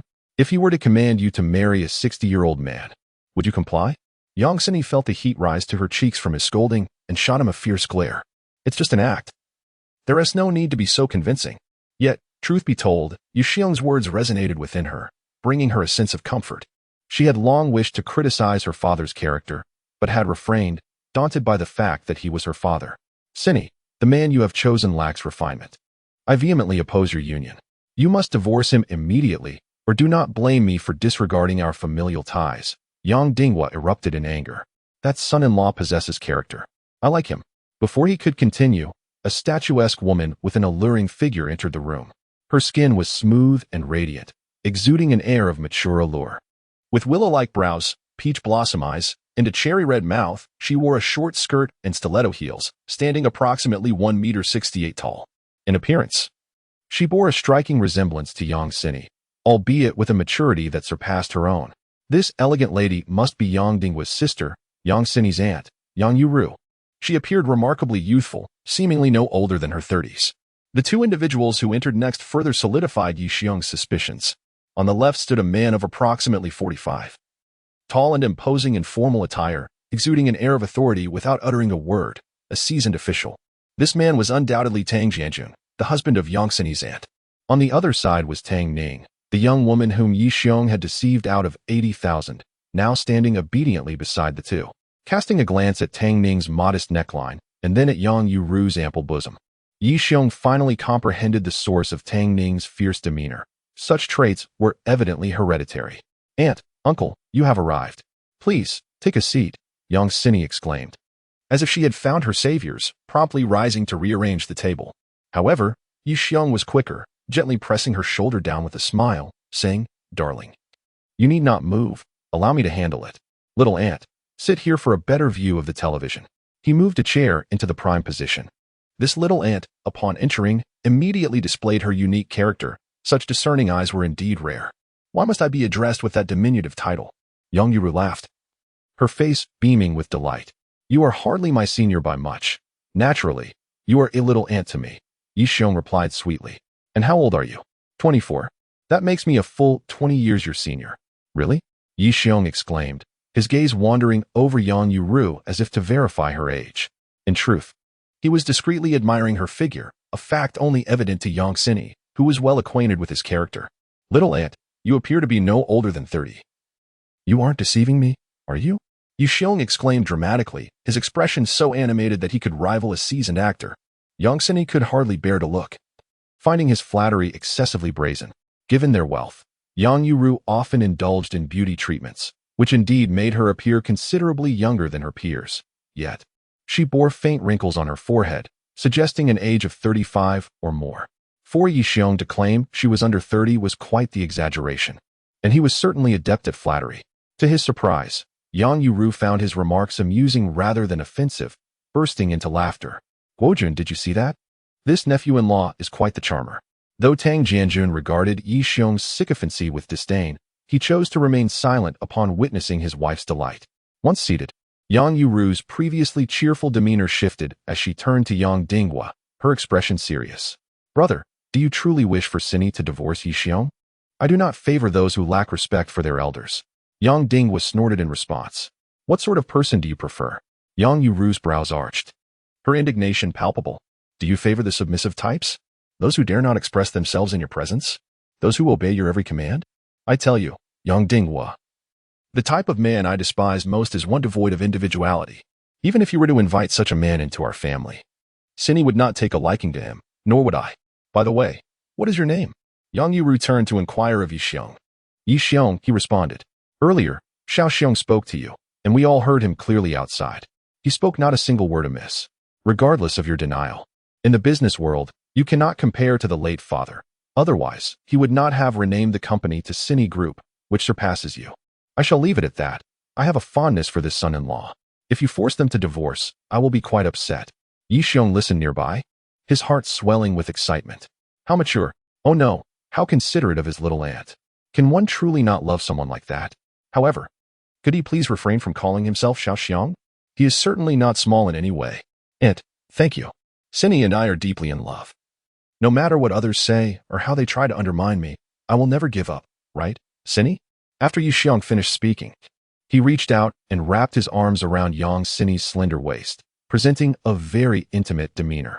Yang Cindy's expression was akin to having swallowed a fly, her eyes blazing with anger. She did not expect Yi Xiong to take liberties with her in front of the family, given their marital relationship.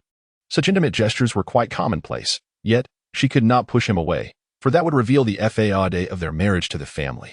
"Seeing your affection for each other truly makes me happy for Cindy," Yang Yuru remarked with a smile. Just after she spoke, Yi Xiong suddenly let out a shriek. Standing up abruptly, under the table, Yang Cindy had pinched him hard on the thigh. In response to the sharp pain, he involuntarily stood up. "What on earth is going on?" The previously silent Tang Jianjun finally spoke. As an official who favored mature and composed men, he was indeed impressed by Yi Xiong's earlier rebuttal to Yang Dinghua. However, he was put off by the subsequent flattery directed at Yang Yuru. Such pretense was distasteful to him, but out of respect for his wife's preferences, he refrained from confronting him directly. Now, seeing Yi Xiong suddenly leap to his feet and scream, he could not help but voice his criticism. "Son-in-law, I just remembered that I forgot to bring you a gift." Yi Xiong slapped his forehead. "Ah, so that's it. A mere gift can be given after dinner. There is no need for such a commotion." Yang Yuru shot him a playful glance. That gaze was undeniably captivating. Had she not been his aunt, Yi Xiong might have entertained some thoughts. Yet, just as he completed that thought, he suddenly noticed Yang Cindy glaring at him fiercely, as if she could see through his mind. He dared not look further and promptly retrieved the gift. "Uncle, this is for you." Yi Xiong presented a beautifully packaged golden box. Tang Jianjun glanced casually at it. But his previously dismissive attitude underwent a dramatic shift, his eyes fixated on the box, as if they might pop out. "Is this the mounted liquor with the 5-star trademark from the 1950s? He snatched the bottle from Yi Xiong, opened the box, and moments later, he exclaimed with excitement, "Yu Ru, it's really it. I finally found it." Tang Jianjun shouted in exhilaration. Yang Yu Ru, having been married to her husband for over 20 years, was thoroughly familiar with his passions, a love for fine wine, tea, and calligraphy. Not long ago, he fervently sought a rare bottle of wine. Yet despite his relentless efforts over the course of half a year, he was unable to procure it. Given the scarcity of such a vintage, which is both precious and elusive, it was indeed unexpected that he would finally find it. How could this not bring him joy? This nephew-in-law is truly remarkable, without any fanfare. He managed to uncover such a rare bottle, compelling her to regard him with newfound respect. "Ah, Yi Xiong, this favor you have done for me will be duly noted by your uncle. Whenever you come to the capital, just let me know. If there is anything you need assistance with, do not hesitate to ask. Your uncle is here to help," Tang Jianjun said, caressing the wine bottle with palpable excitement. Upon hearing these words, Yang Dinghua could no longer contain his emotions. What is Tang Jianjun? Countless individuals have sought his assistance in various matters. Yet he seldom grants them even a glance. His principles are unwavering, and he rarely makes promises lightly. Even those within his own circle find it challenging to request his aid. He recalled a decade ago when his company faced financial difficulties and sought a loan from the municipal bank to navigate the crisis. After several fruitless meetings with the bank's officials, he learned that his sister's husband, Tang Jianjun, was a classmate of the deputy bank manager in Jiang'an City. He hoped for assistance, yet after multiple disappointments, it was ultimately his sister who pleaded with Tang Jianjun, leading to a successful resolution. From that moment on, he understood the unwavering principles of this brother-in-law and refrained from seeking his help lightly. "Thank you, uncle. When I have the time, I will certainly visit you in Kyoto with Xine," Yi Xiong said, before producing a second bag and handing it to Yang Yu Ru. Although she initially assumed that the wine, which brought such joy to her husband, would be of considerable value, she never anticipated its exorbitant price. How could Yu Xiong possibly amass such a sum? Even hundreds of thousands may not suffice. Such collectible wines are often priceless, Yang Xine explained. With a complex look, Yang Xine glanced at Yi Xiong, now realizing why he had inquired about her uncle and aunt's preferences on the return journey. It was all part of his strategic planning. This fellow truly possesses cunning. If her intuition served her right, the contents of the bag for her aunt were likely cosmetics. Indeed, Yang Yu Ru soon revealed an imported luxury cosmetic product, priced in the thousands. "Aunt, take a closer look. Do you notice anything special?" Yi Xiong chuckled. Moments later, Yang Yu Ru let out a piercing scream, exclaiming, "Could this be the autograph of the renowned singer, Qiao and I?" This cosmetic line was indeed endorsed by Qiao and I, and it was rumored that she had signed dozens of autographs prior to her endorsement. It was astonishing that Yi Xiong had managed to acquire such a coveted item. Yang Xine couldn't help but regard this man with newfound admiration.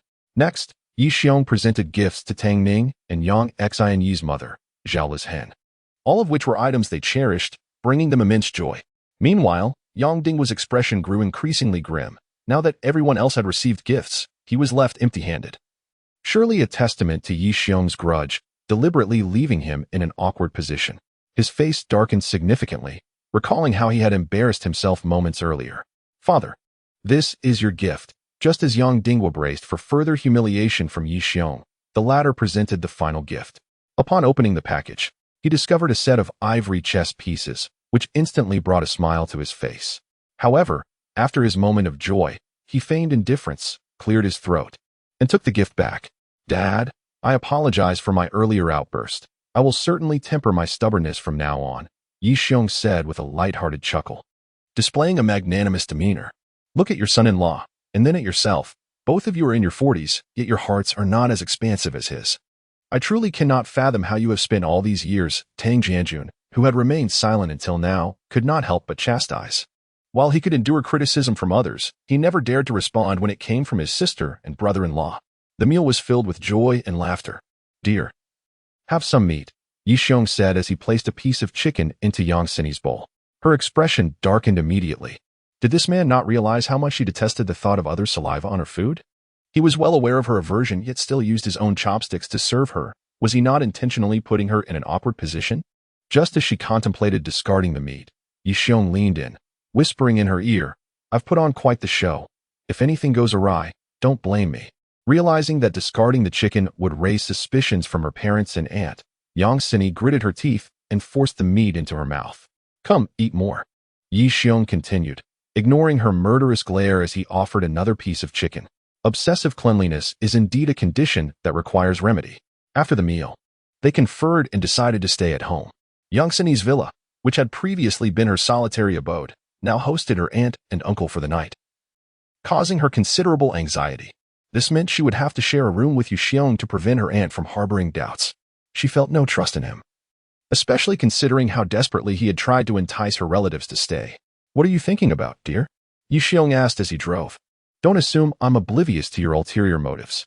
Even if we share a room tonight, dare you lay a finger on me?" Yang Sini retorted fiercely. "Am I that sort of person?" Yi Xiong feigned indignation. "For the sake of this charade, I would even barter my soul and body. If you were to unleash your primal instincts and overpower me tonight, wouldn't it obliterate my innocence for life? Get lost." After scolding him, Yang Sini suddenly turned serious and inquired, "How much did tonight's gift cost?" "I shall repay you tomorrow." "No need. Consider it my contribution, for I am your husband." Yi Xiong replied, "This is several 100,000. It's no trifling sum. I must repay you." Yang Sini insisted, her expression resolute. She was unwilling to owe Yi Xiong any favors. "Very well, but I need to settle my debts as well." "Whose money did you borrow?" "From Sister Hua." Earlier that afternoon, after conversing with Yang Sini, Yi Xiong had been absent for an hour. It was during that time that she had borrowed 1,000,000 from Du Yuehua to purchase the gift. "She is truly generous to you. She lent you 1,000,000 without hesitation." Yang Sini found it somewhat hard to believe. "Darling, are you feeling a bit jealous?" Yi Xiong chuckled. This time, instead of responding with anger to his teasing, Yang Sini gazed at him earnestly and said, "Yu Xiong, through our time together, I've come to realize that you are not without merit. You possess capability and magnanimity. You are not merely a shallow individual.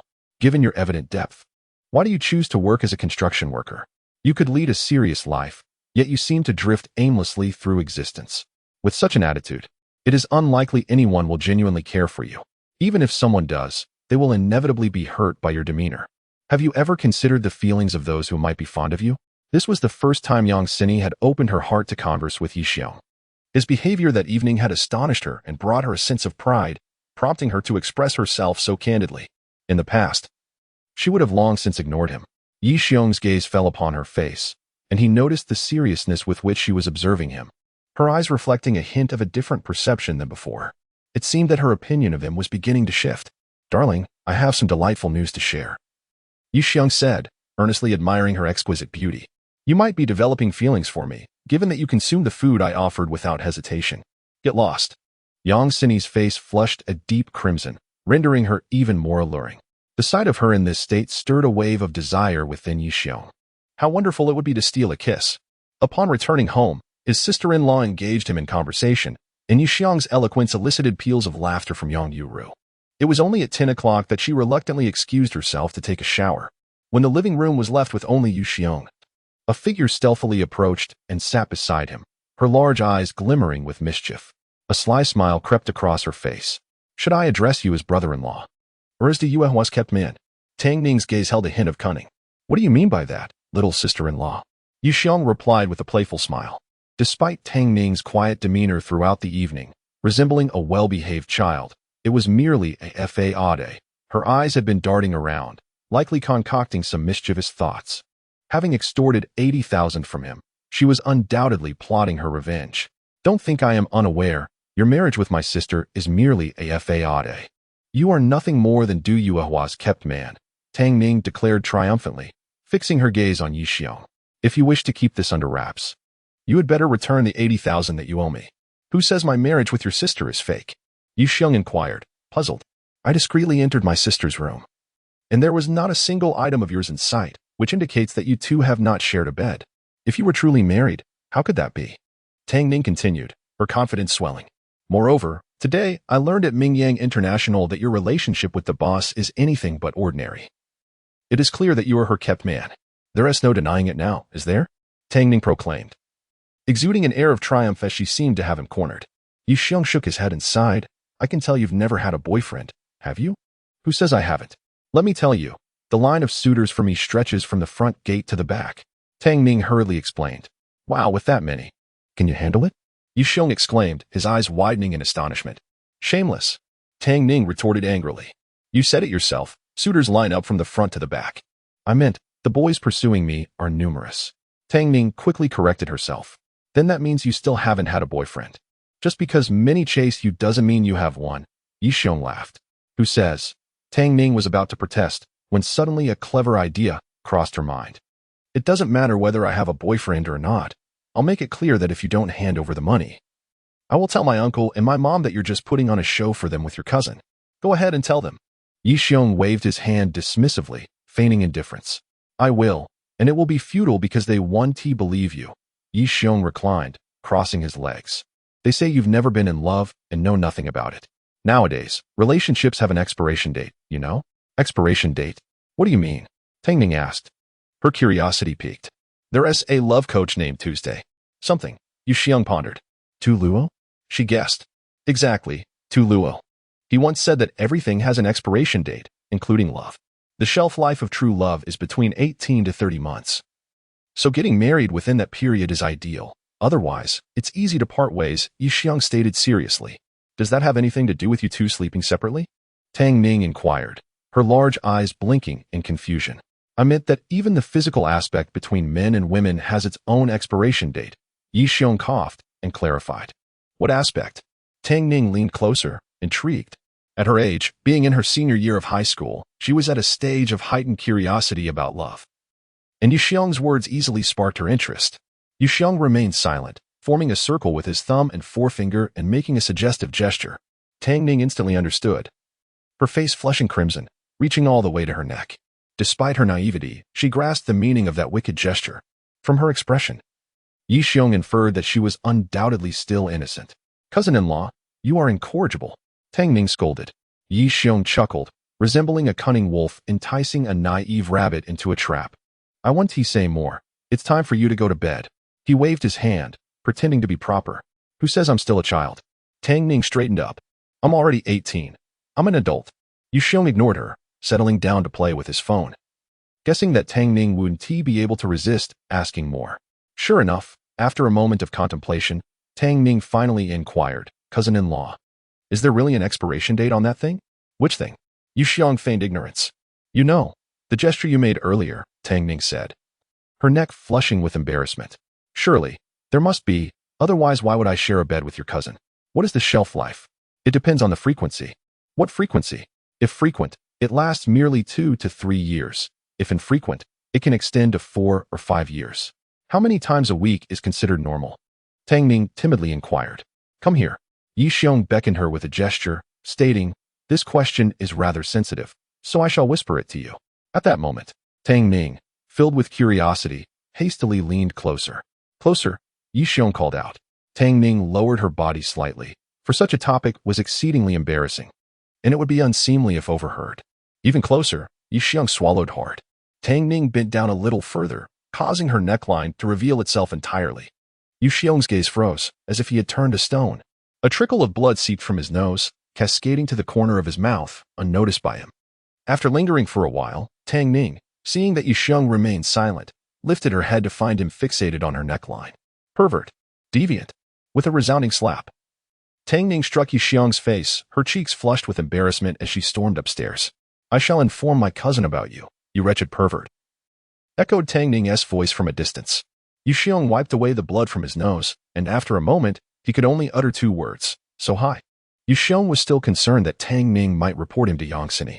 However, upon returning to his room, he discovered that Yang Sini exhibited no signs of distress. Evidently, she was too embarrassed to disclose the matter. After all, revealing it would certainly be quite humiliating for her. My dear, I'm going to take a shower. Yi Xiong announced as he emerged from his room with a change of clothes, heading into Yang Sini's quarters to freshen up. Stop right there, she commanded.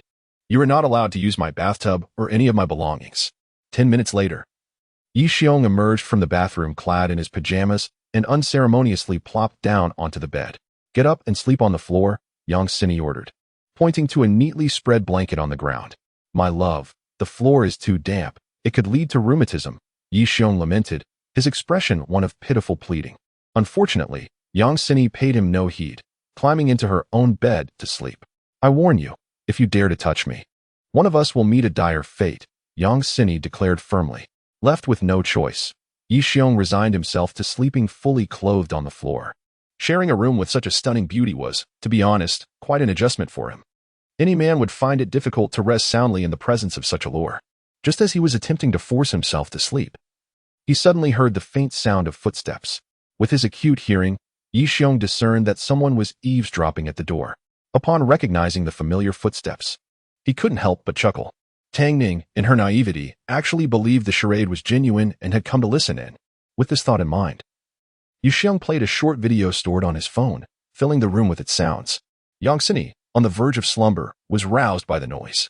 Upon realizing that Yi Xiong was watching an adult film, she reached for a pair of scissors, ready to confront him. However, Yi Xiong merely gestured towards the door, signaling her to be quiet. Through the crack in the floor, Yang Sini caught a glimpse of a shadow seemingly eavesdropping at the entrance. Could it be that her aunt and uncle were suspicious and had come to listen in? Yang Sini furrowed her brow. Nevertheless, at this critical juncture, she was determined not to quarrel with Yi Xiong, otherwise, it would surely reveal the truth of their faux marriage. Just then, Yi Xiong suddenly called out. Yang Sini instinctively covered her ears with the blanket, choosing to remain oblivious. Meanwhile, outside the room, a petite figure crouched by the door, listening intently. To her surprise, Tang Ning, who usually maintained a cold demeanor, was clearly captivated by the unfolding drama. My dear, I'm going out to get some water, Yi Xiong said, feigning a move toward the door. Oh no, my brother-in-law is coming out, Tang Ning gasped. If they discovered her eavesdropping, it would be utterly humiliating. In a flurry, she turned to flee, inadvertently leaving behind one of her shoes in her haste. Yi Xiong stepped outside to find the shoe on the floor, picked it up, and tossed it into the room with a chuckle. My dear, your cousin is quite the oddity, sneaking around to listen in. Fortunately, I was quick to react. Otherwise, she would have known everything. All right, let us get some rest, Yang Sini remarked, glancing at the clock. It was already midnight, and she was utterly exhausted. At the stroke of 2 in the morning, when humanity delves into the depths of slumber, it is also the most opportune moment for mischief to unfold. Yi Xiong stealthily rose from the floor, gliding to the bedside like a monkey, and lifted the covers, ready to slip into bed. He had concocted an excuse, come dawn. He would vehemently deny having climbed into bed. Sleepwalking, indeed, that would be his alibi. As he prepared to lie down, he suddenly noticed that Yang Sini was grasping a cold object in her hand. Upon closer inspection, he was taken aback to find it was a pair of scissors. What the? Yi Xiong instantly leapt from the bed, all remnants of anger dissipating. By morning, he could use the excuse of sleepwalking to explain his presence in bed, but could Yang Sini also claim sleepwalking to justify her actions? Deciding against taking any risks, Yi Xiong prudently retreated. Of course, before withdrawing, he took the scissors from Yang Sini's grasp. They could either be used to harm her or inadvertently injure herself. The following morning, Yang Sini awoke with a start, cursing her heavy sleep. Could I have suffered any misfortune? She mused, anxiously inspecting her body for any signs of distress. Finding none, she let out a sigh of relief. Her gaze then fell upon the scissors resting on the table. Clearly, that fellow had removed them out of concern for her safety. At this thought, a warm wave of affection surged within her. This guy, it seemed, was not as insufferable as she had imagined. After dressing and heading downstairs, she found her aunt's family already seated, with Yi Xiong engaging them in lively conversation. Laughter echoing throughout the hall. This fellow truly had a knack for creating a jovial atmosphere, no matter the occasion. Sini, I never expected breakfast prepared by Xiao Xiong to be so delicious. Come and try it, praised Yang Yuro. Even with merely cucumber and soy sauce, the flavor was irresistible. As Tang Jianjun concurred with a nod, though Tang Ning remained silent, her voracious appetite spoke volumes. Sini, if you weren't already married to Xiao Xiong, I would have wanted to introduce him to Xiao Ning. Yang Xinru jested. Nonsense. Aunt, you flatter me. Yi Xiong laughed, nodding knowingly at Yang Sini, as if to say, did you hear that? Others treasure your husband, while you take him for granted. Yang Sini merely rolled her eyes, feigning indifference. Noticing Tang Ning enjoying her breakfast with remarkable composure, Yi Xiong could not resist teasing her. Strangely enough, I found a slipper outside my room last night. I wonder which mouse brought it. Upon hearing his words, Tang Ning's face flushed crimson, and she desperately shot him pleading glances, clearly begging for mercy. It appeared this audacious young lady harbored a deep-seated fear of her father, which explained her typically obedient demeanor. Evidently, she too had her vulnerabilities. After breakfast, Yang Yuro and Tang Jianjun bid their farewells, while Tang Ning opted to stay a few more days before returning home, stating she wanted to play a little longer. You can stay at most 3 days, exams are approaching, and you must return to study, Tang Jianjun instructed. Tang Ning nodded vigorously in agreement. Once Tang Guoping and Yang Yuro departed, Tang Ning collapsed onto the sofa, utterly exhausted. At last, she had managed to see off those 2 persistent elders. Such disrespect towards one's parents is unacceptable. Silence yourself. Yang Sini admonished. Tang Ning, unfazed, turned to glance at Yi Xiong, her eyes sparkling with mischief. Cousin. I have a significant revelation. Cousin-in-law has come out. Pfft. Yang Sini, in the midst of her meal, spewed her food, creating quite a scene. Surprised, excited, and utterly unanticipated. Right? Tang Ning wore a smug expression, her gaze towards Yi Xiong brimming with schadenfreude. Do not be deceived by his handsome facade. He has long been kept by the proprietress of their hotel. Ahem. One may indulge in food, but one should not speak carelessly, Yi Xiong coughed. Do not assume I am ignorant. I possess evidence, Tang Ning declared, brimming with pride. What evidence? At the renowned international hotel, who isn't aware of your name? You are now a favored individual in front of Du Weihua, who assembled a dozen people to storm into Fuhua Hotel to rescue you. If you were not her kept man, could such a thing ever happen? Tang Ning spoke with utmost seriousness. Child, refrain from such nonsense, Yang Sini chastised. Cousin. I speak the truth. Do not disbelieve me. Seeing Yang Sini's apparent lack of concern, Tang Ning grew anxious, hurriedly adding, if you do not believe, go ask at the hotel. Everyone knows. Moreover, this fellow spends all day in Du Yuehua's office, often for hours at a time. A man and a woman cohabiting a room. Is it not natural for something to transpire? Yi Xiong's expression darkened. This little girl had evidently set her sights on him, even being aware of his time in Du Yuehua's office. Enough, child. What do you understand? Yang Sini interrupted impatiently. Go play, and if you continue this nonsense, I shall have aunt take you home immediately. Tang Ning stood bewildered, utterly perplexed by the situation. Why did her cousin seem unfazed by the revelation of her husband's infidelity? Aside from a fierce glare directed at her husband, nothing else transpired. This made no sense. In her mind, the scene should have unfolded with her cousin erupting in fury, followed by her husband begging for forgiveness, vowing never to stray again. She had even prepared her phone to capture the moment, intending to blackmail her cousin's husband for 80,000. Yet, things were far from what she had envisioned. Cousin, you cannot possibly have known about your husband's infidelity beforehand? Tang Ning glanced from Yi Xiong to Yang Sini, swallowed hard, and inquired, Cousin, are you so open-minded that you accept polygamy? Pfft. Yi Xiong, who had been stifling his laughter, could no longer contain himself. Upon noticing his amusement, Yang Sini shot him a fierce glare. Tang Ning looked around, utterly confused.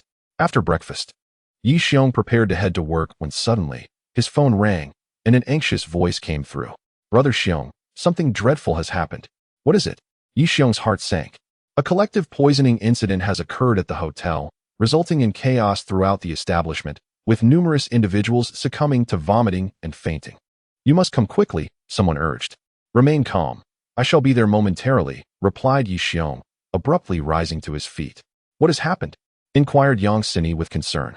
There has been an incident at the hotel, a case of mass poisoning. I must return to assess the situation, Yi Xiong declared as he strode purposefully toward the exit. I will accompany you, Yang Sini said, following closely behind. There's no need. Your presence would be of little use. I will inform you immediately upon receiving any updates, Yi Xiong asserted, already racing out of the lobby. Yang Sini had never witnessed Yi Xiong's demeanor being so grave. The potential severity of the situation filled her with worry, prompting her decision to follow him. Cousin, wait for me.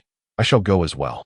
Upon reaching the parking area, Yi Xiong hastily drove off, only to find Yang Sini and Tang Ning blocking his path, forcing him to brake abruptly. Yi Xiong, we are coming too, Yang Sini insisted urgently. Get in the car. Despite the half-hour journey, he managed to arrive in just 10 minutes, having disregarded countless red lights along the way. Yang Sini observed his deeply furrowed brow, noting the absence of his previous nonchalant demeanor, now replaced by an intense, formidable countenance. This transformation was striking. She had never seen him so serious before, and it was oddly captivating. His fierce expression exceeded even that of a seasoned warrior. Upon arriving at the hotel entrance, Yi Xiong was met with a throng of people. The air thick with a cacophony of angry voices. Many were taking photographs, while reporters were present as well. Yi Xiong's brow furrowed further. As the head of security for the company, he had been alerted to the poisoning incident by Wang Tong at the earliest opportunity. He had arrived at the scene with remarkable speed, even before the ambulances had arrived. How could the reporters have reached the location so swiftly? A sense of conspiracy wafted through the air. Mr. Du, can you confirm whether your hotel has utilized expired food products leading to this food poisoning incident? Does your hotel possess valid health certification for food safety? Recently, there have been claims that patrons suffered from diarrhea after dining at your establishment. Is it possible that, due to a decline in business, some frozen products were inadequately managed, resulting in this poisoning episode? In the hotel lobby, a dozen reporters surrounded Du Yuehua, bombarding her with relentless inquiries. The incessant flashes of cameras illuminated the scene, and under the overwhelming onslaught, Du Yuehua felt utterly adrift, unable to formulate a response. The gravity of the poisoning incident weighed heavily upon her. In the culinary industry, nothing is more feared than food safety violations, regardless of whether individuals were harmed. The future of the entire hotel now appeared bleak. Suddenly, a man in his 40s surged forward, delivering a stinging slap across Du Yuehua's face. "You have taken my son's life," he shouted in fury.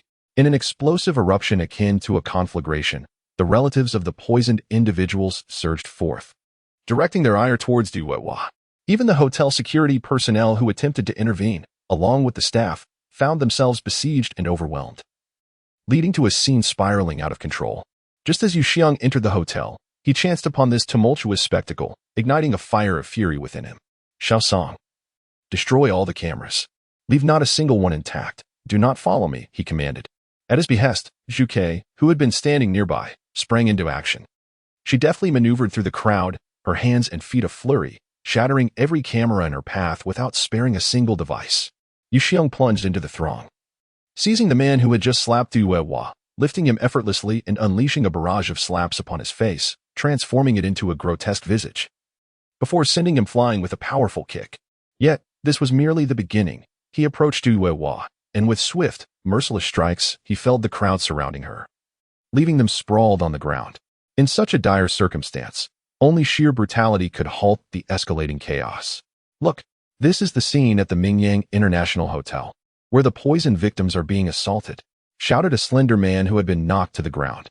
As the first to raise his voice, Yi Xiong approached him, lifting him entirely off the ground and delivering a relentless series of slaps, before seizing a nearby loudspeaker and bellowing, "Everyone, cease this instant. Whoever dares to lay a hand on another will meet the same fate as him." His voice thundered through the hall, and coupled with his ferocious demeanor, it compelled all to halt their actions. "You claim to be a relative of the poison victims. Then tell me, which victim is your kin?" Yi Xiong demanded, hoisting the slender man before the guests lying on the ground, awaiting rescue. "Speak. Which one is your family member? If you cannot answer, I shall remove your hands and feet tonight." The slender man's eyes darted around, desperate. "My cousin was just here. You must have taken them somewhere. You intend to silence them," he exclaimed. "No tears shall be shed until the coffin appears." Yi Xiong pressed down hard, crushing two of the man's fingers against his palm, breaking them with a sickening crunch. The excruciating pain elicited a piercing scream from the slender man. "Who sent you to incite this ruckus?" Yi Xiong demanded. "No one sent me," the man whimpered. Yi Xiong, in a fit of rage, twisted the third finger until it snapped. "I shall grant you one more opportunity. If you remain silent, I will break all 10 of your fingers, one by one. Let us see how long you can endure. I will tell you. I was offered 1,000 yuan to come and stir up trouble." The slender man cried out, writhing in pain. "Who was it?" "I do not know. He wore sunglasses, and I could not see his face. I swear it is true. Please, spare me." Tears streamed down his face as he begged. "Who else dares to raise their hand? This is the fate that awaits you," Yi Xiong warned, sending the slender man flying several meters away. His gaze, sharp and penetrating, swept across the crowd like a blade, causing those who met his eyes to recoil, none daring to hold his gaze. Yi Xiong's ferocity and ruthlessness instilled a palpable fear throughout the assembly. As the general manager of the hotel, I wish to express my stance. All expenses incurred by the victims of poisoning will be fully covered by Mingyang International Hotel. Furthermore, we will also compensate for lost wages and nutritional expenses. It is evident that there are individuals intent on tarnishing the reputation of Feiyang International Hotel, and we shall not show leniency towards these saboteurs. Xiaosong, Take action. With Yi Xiong's commanding voice, the fierce Zhuke sprang into action like a celestial deity descending to earth, soaring towards those attempting to escape. Her exceptional agility, decisive movements, and imposing presence, coupled with her unique charm, rendered Zhuke strikingly beautiful.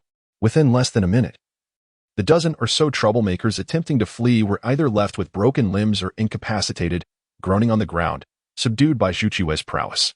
In a mere 5 minutes after Yi Xiong's arrival, the once chaotic hall transformed into a scene of utter silence and order.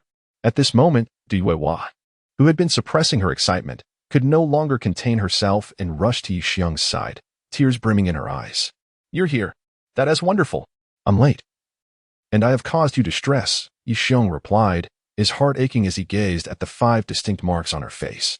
At the hotel entrance, Yang Sini and Tang Ning witnessed Yi Xiong, akin to a divine being, regain control of the chaotic scene within mere minutes, their expressions reflecting a mix of complexity. Yang Sini could hardly believe that the seemingly carefree and inept Yi Xiong possessed such remarkable capabilities. In that moment, he appeared to be the protagonist, a figure of divinity, with no one daring to oppose him. What manner of person is he, and how did he acquire such formidable abilities? "Wow, my cousin-in-law is so cool," Tang Ning exclaimed excitedly, tugging at Yang Sini's hand. "Turns out he is not just some pervert who stares at women's chests. He is quite impressive." "Stop talking nonsense," Yang Sini scolded, her gaze shifting to Yi Xiong. Observing the tenderness with which he spoke to Du Yuehua stirred an inexplicable feeling in her heart. "My dear cousin, I have told you that cousin-in-law is cheating. You didn't believe me, but now you see. Look at their demeanor. Even a fool can discern their intricate relationship. That man who slapped Du Yuehua earlier will likely not survive." Tang Ning continued. "Enough. Don't say another word." Yang Sini's expression darkened. After offering a glance of comfort to Du Yuehua, Yi Xiong strode purposefully into the crowd of poisoned individuals, inquiring of Wang Tong, "What is the situation?" "There are a total of 38 victims. 28 are mildly affected, but a few are in serious condition," Wang Tong replied urgently. "When will the ambulance arrive?" "It is estimated to take another 10 minutes. Yi Xiong approached the most severely affected individuals, meticulously checking their pulses and pupils. "Have you attempted to induce vomiting?" he asked. "No," Wang Tong replied, somewhat embarrassed. "The hotel staff isn't well versed in these matters and were afraid to try. Prepare some basins. I will assist them in vomiting." After assisting several patients suffering from severe poisoning to induce vomiting and ensuring they were no longer in life-threatening danger, Yi Xiong finally felt a sense of relief.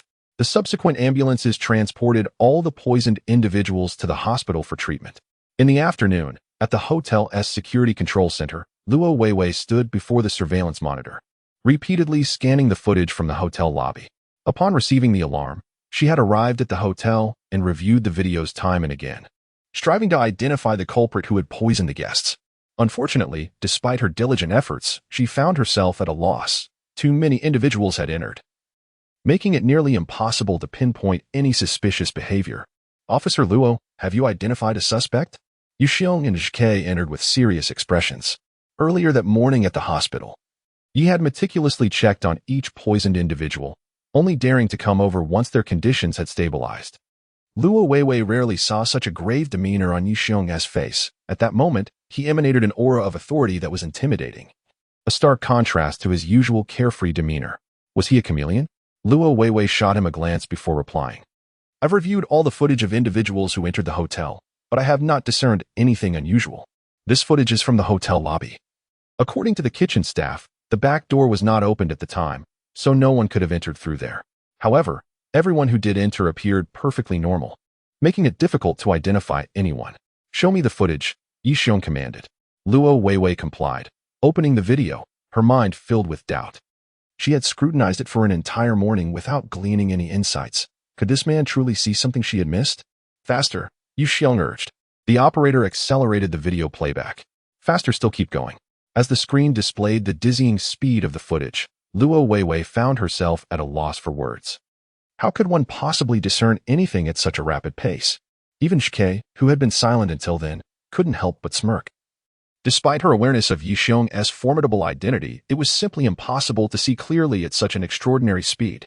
Little did they know, Yi Xiong himself was struggling to believe what was happening. The once rapid footage began to slow in his perception, as if it were being played in slow motion.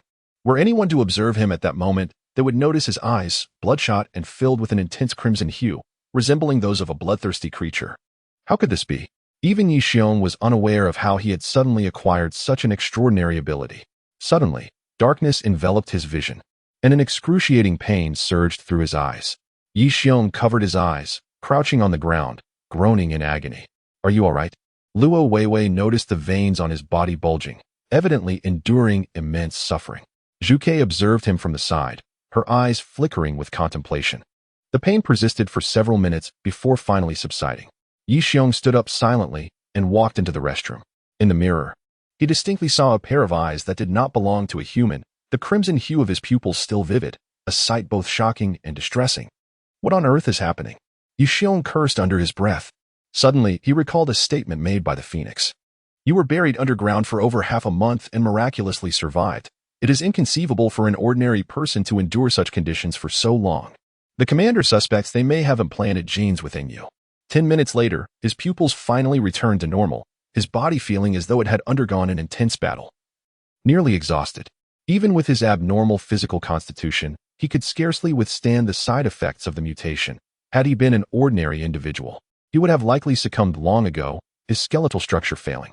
After washing his face, Yi Xiong returned to the surveillance room. What is wrong with your body? Zhu Ke inquired with concern. I was gone for too long. You know how men are, Yi Xiong replied with a faint smile, then turned to the operator and instructed. Set the time to 7 hours and 3 minutes. Yes, right here. Stop. Yi Xiong pointed at a man entering the hotel on the screen. That's him. Luo Weiwei leaned in for a closer look, watching several times yet failing to discern any notable difference. At that moment, Zhu Ke, who had remained silent, remarked.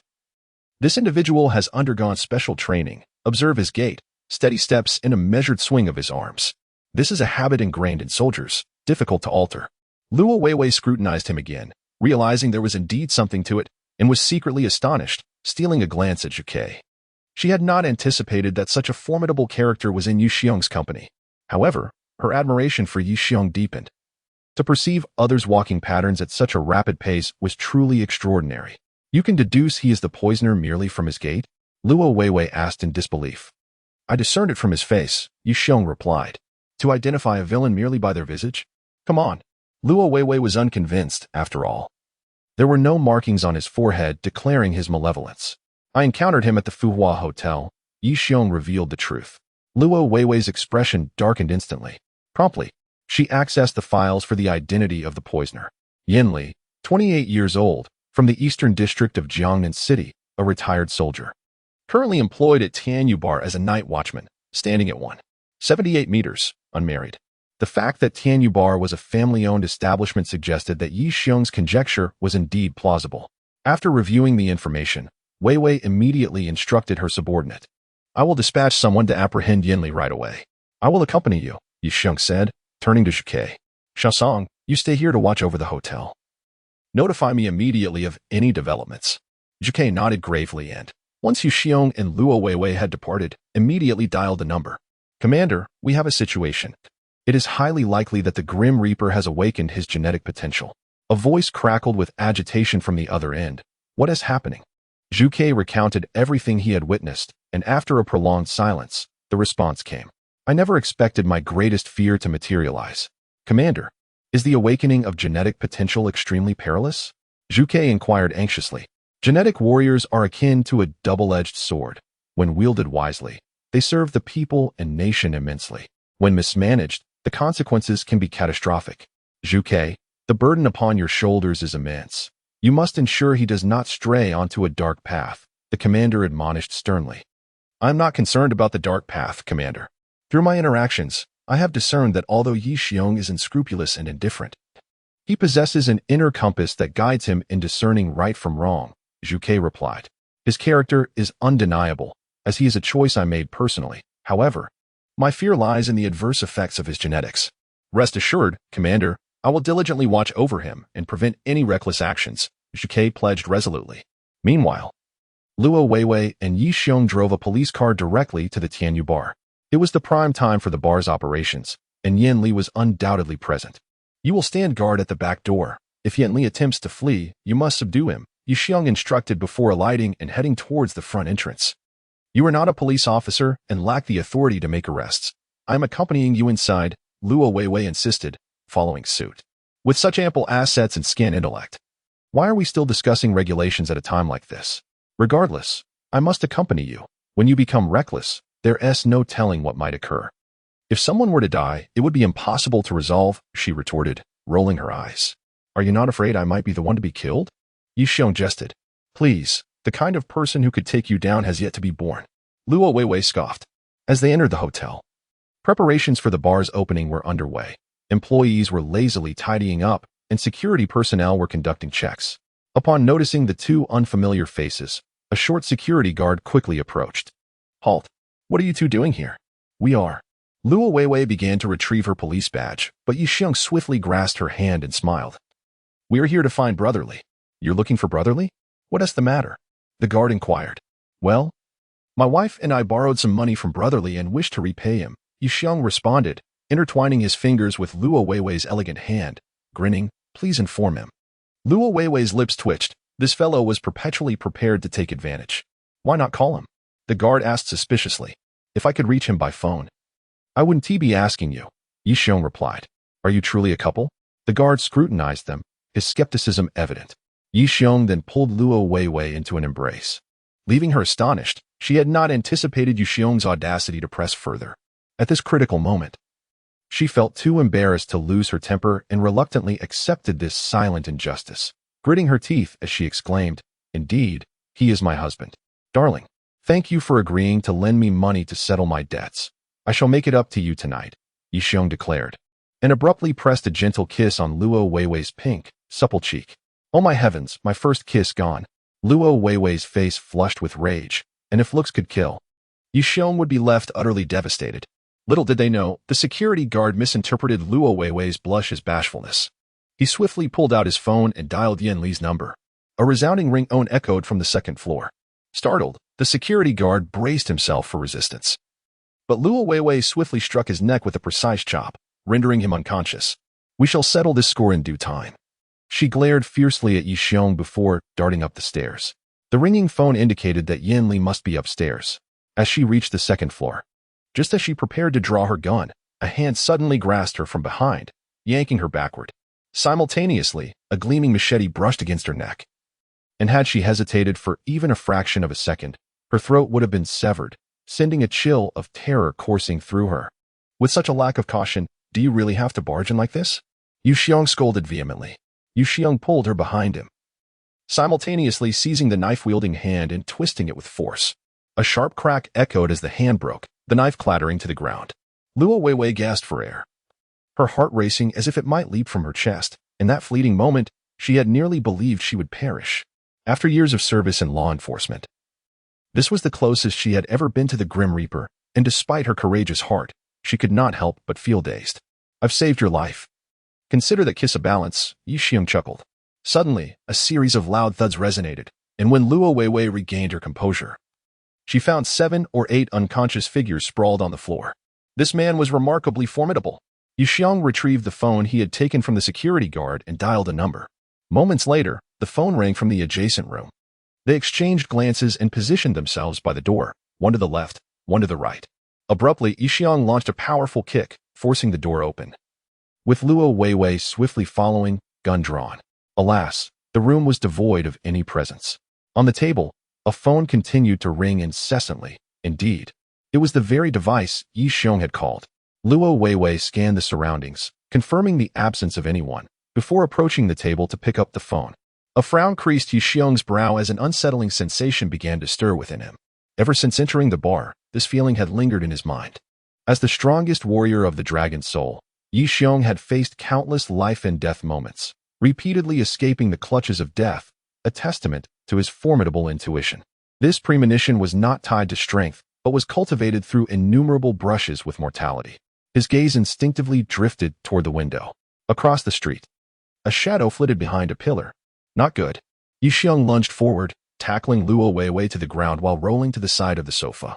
Simultaneously, a deafening explosion erupted as the phone on the table detonated, the force of the blast hurling both of them and the sofa against the wall. Luo Weiwei was momentarily stunned, still processing the events when Yi Xiong darted out, leaping from the second-floor window. In his lifetime, Yi Xiong had never felt such fury. How dare someone conspire against him, attempting to blow him up? This debt required settling. The phone that had just exploded was remotely controlled. With an effective range of 200 meters, and for utmost certainty, within 50 meters was the safest distance. Before the explosion, he had glimpsed a figure hiding behind a pillar in the opposite building, likely the individual orchestrating the detonation. As Luo Weiwei approached the window, preparing to jump down, she hesitated at the daunting height. Are you insane? Jumping from such a height? Are you even human? She patted her chest and turned to take the stairs instead. Across the street from the bar stood a commercial building, bustling with post-meal foot traffic. The magnitude of the explosion had drawn attention, and people stood at the roadside, pointing and murmuring. Yu Xiong slowed his pace, his keen eyes scrutinizing every man emerging from the mall. According to the speed at which he arrived, the assassin must still be within the shopping mall, having not departed so swiftly. This establishment possesses but a single exit, making it highly probable that the assailant seized the opportunity to escape. A steady stream of individuals flowed out of the mall, and Yu Xiong spared no one a second glance, having already gleaned a general outline of their physiques from their previous encounter. Countless figures brushed past him, when suddenly, Yi Xiong made his move. With a swift grasp of his fingers, he seized an elderly man in his 50s standing nearby. The old man was taken aback, entirely unprepared for Yi Xiong's recognition. Just as he was about to retaliate, Yi Xiong had already subdued him to the ground. Yanking out his beard and hair to reveal a familiar visage, it was none other than Yin Li.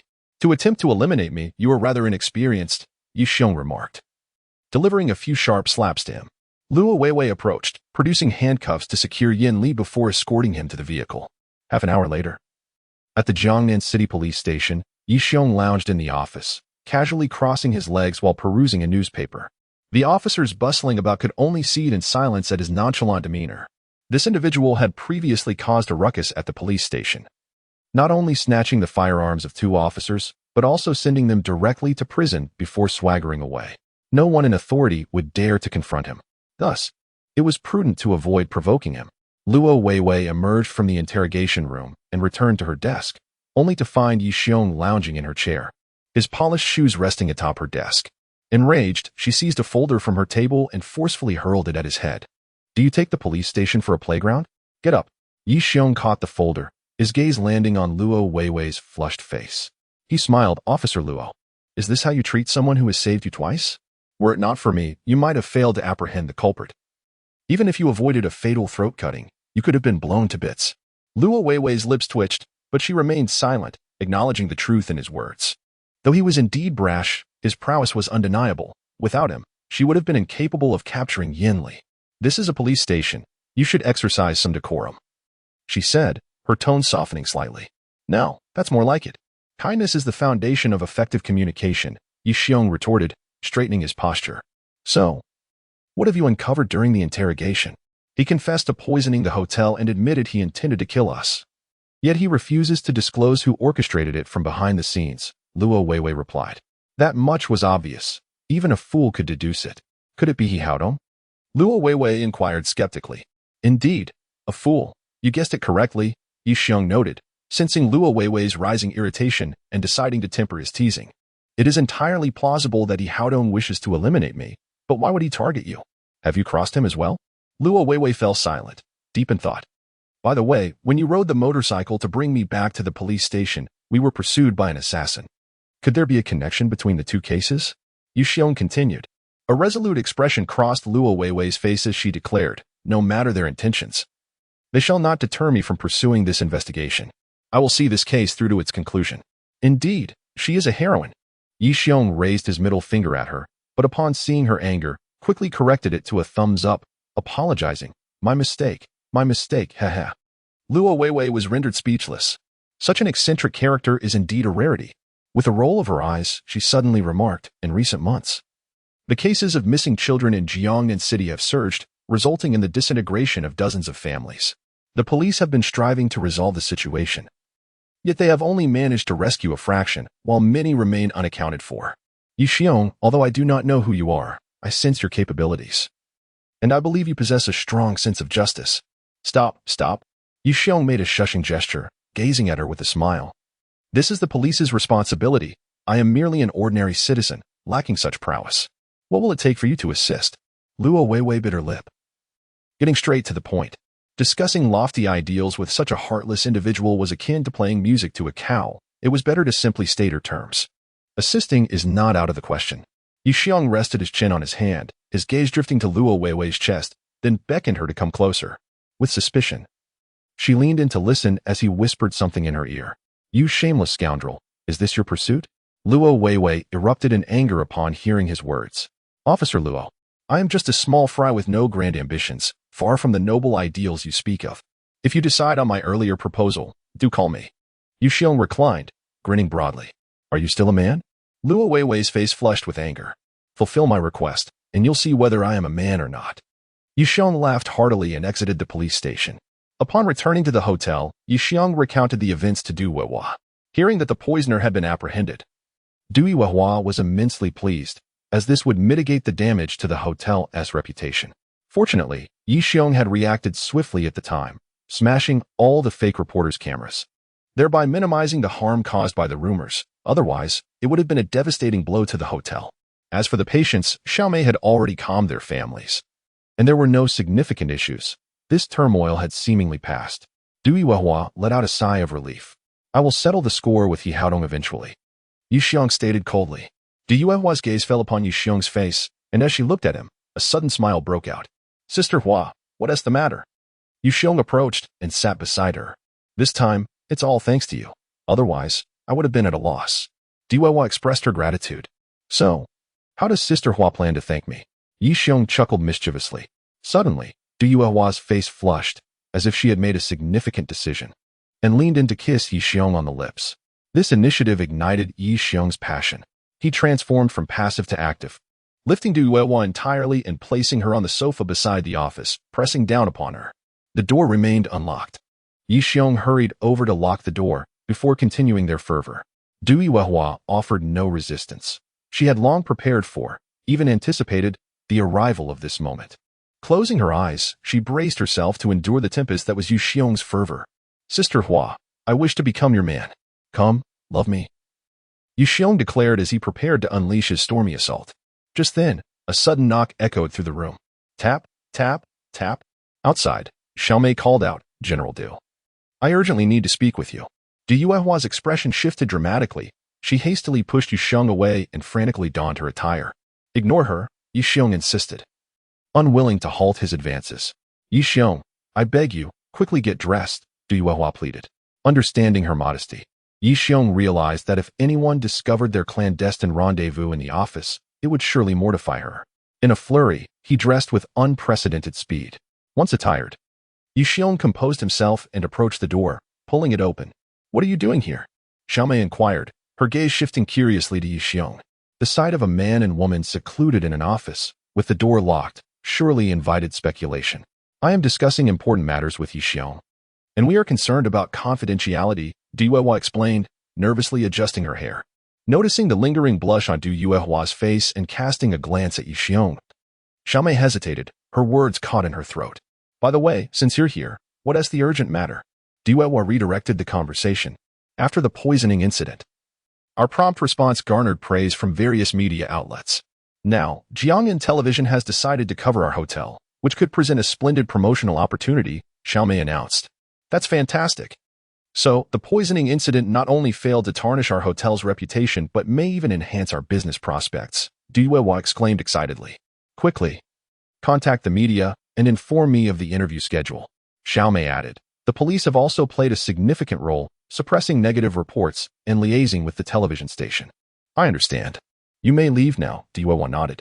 As Xiaomei prepared to exit the office, she cast a fleeting glance at Yi Xiong. Xiaomei, is there anything else? Yi Xiong inquired earnestly. You forgot to zip your pants, Xiaomei remarked, shooting him a disdainful look before departing. Yi Xiong glanced down, realizing his zipper was undone. In the urgency of the moment, he had overlooked this crucial detail. Mortified, he thought, how embarrassing. My image is utterly ruined. Du Weihua flushed crimson, her anger boiling over as she approached Yu Xiong and playfully pounded his chest, scolding, It's all your fault. Couldn't you have waited until evening? Now Xiaomei will undoubtedly laugh at me behind my back. Knowing is one thing. What is the big deal? Yu Xiong shrugged nonchalantly. You're thick-skinned. So of course, it doesn't bother you. I am not like you, Duewa retorted, her face ablaze with embarrassment.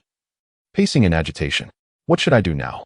Observing her flustered demeanor and recalling the exhilarating moments they had just shared, Yi Xiong felt a familiar stir of desire. Suddenly, he lifted Du Yuehua and tossed her onto the sofa. Since their secret was already out, why not indulge in the moment?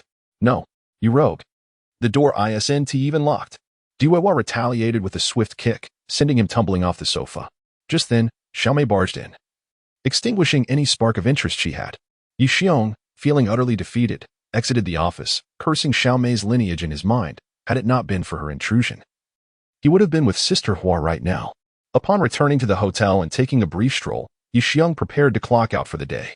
At that moment, he received an unexpected call from Luo Weiwei. Could it be that she had reconsidered and was ready to acquiesce to his desires?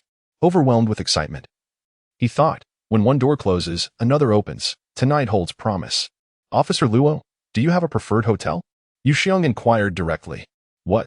Luo Weiwei responded, perplexed. Didn't you agree to roll in the sheets with me? By the way, which hotel do you prefer? What kind of sheets do you fancy? Would you care for a glass of red wine to set the mood? Yi Xiong boasted unabashedly. Roll? Luo Weiwei thundered. Aren't you the one seeking me out? Yan Li had escaped from the police station, killing 3 officers, injuring 2, and had even accessed your records, vowing revenge against you. What is your precinct doing? Incapable of safeguarding a single individual? Yi Xiong exclaimed, taken aback and furious. Yan Li is not an ordinary man. He abruptly ended the call, hurriedly descending the stairs and racing homeward. If Yan Li sought revenge, he would not strike directly at him. The only person connected to him in the police records was Yang Sini.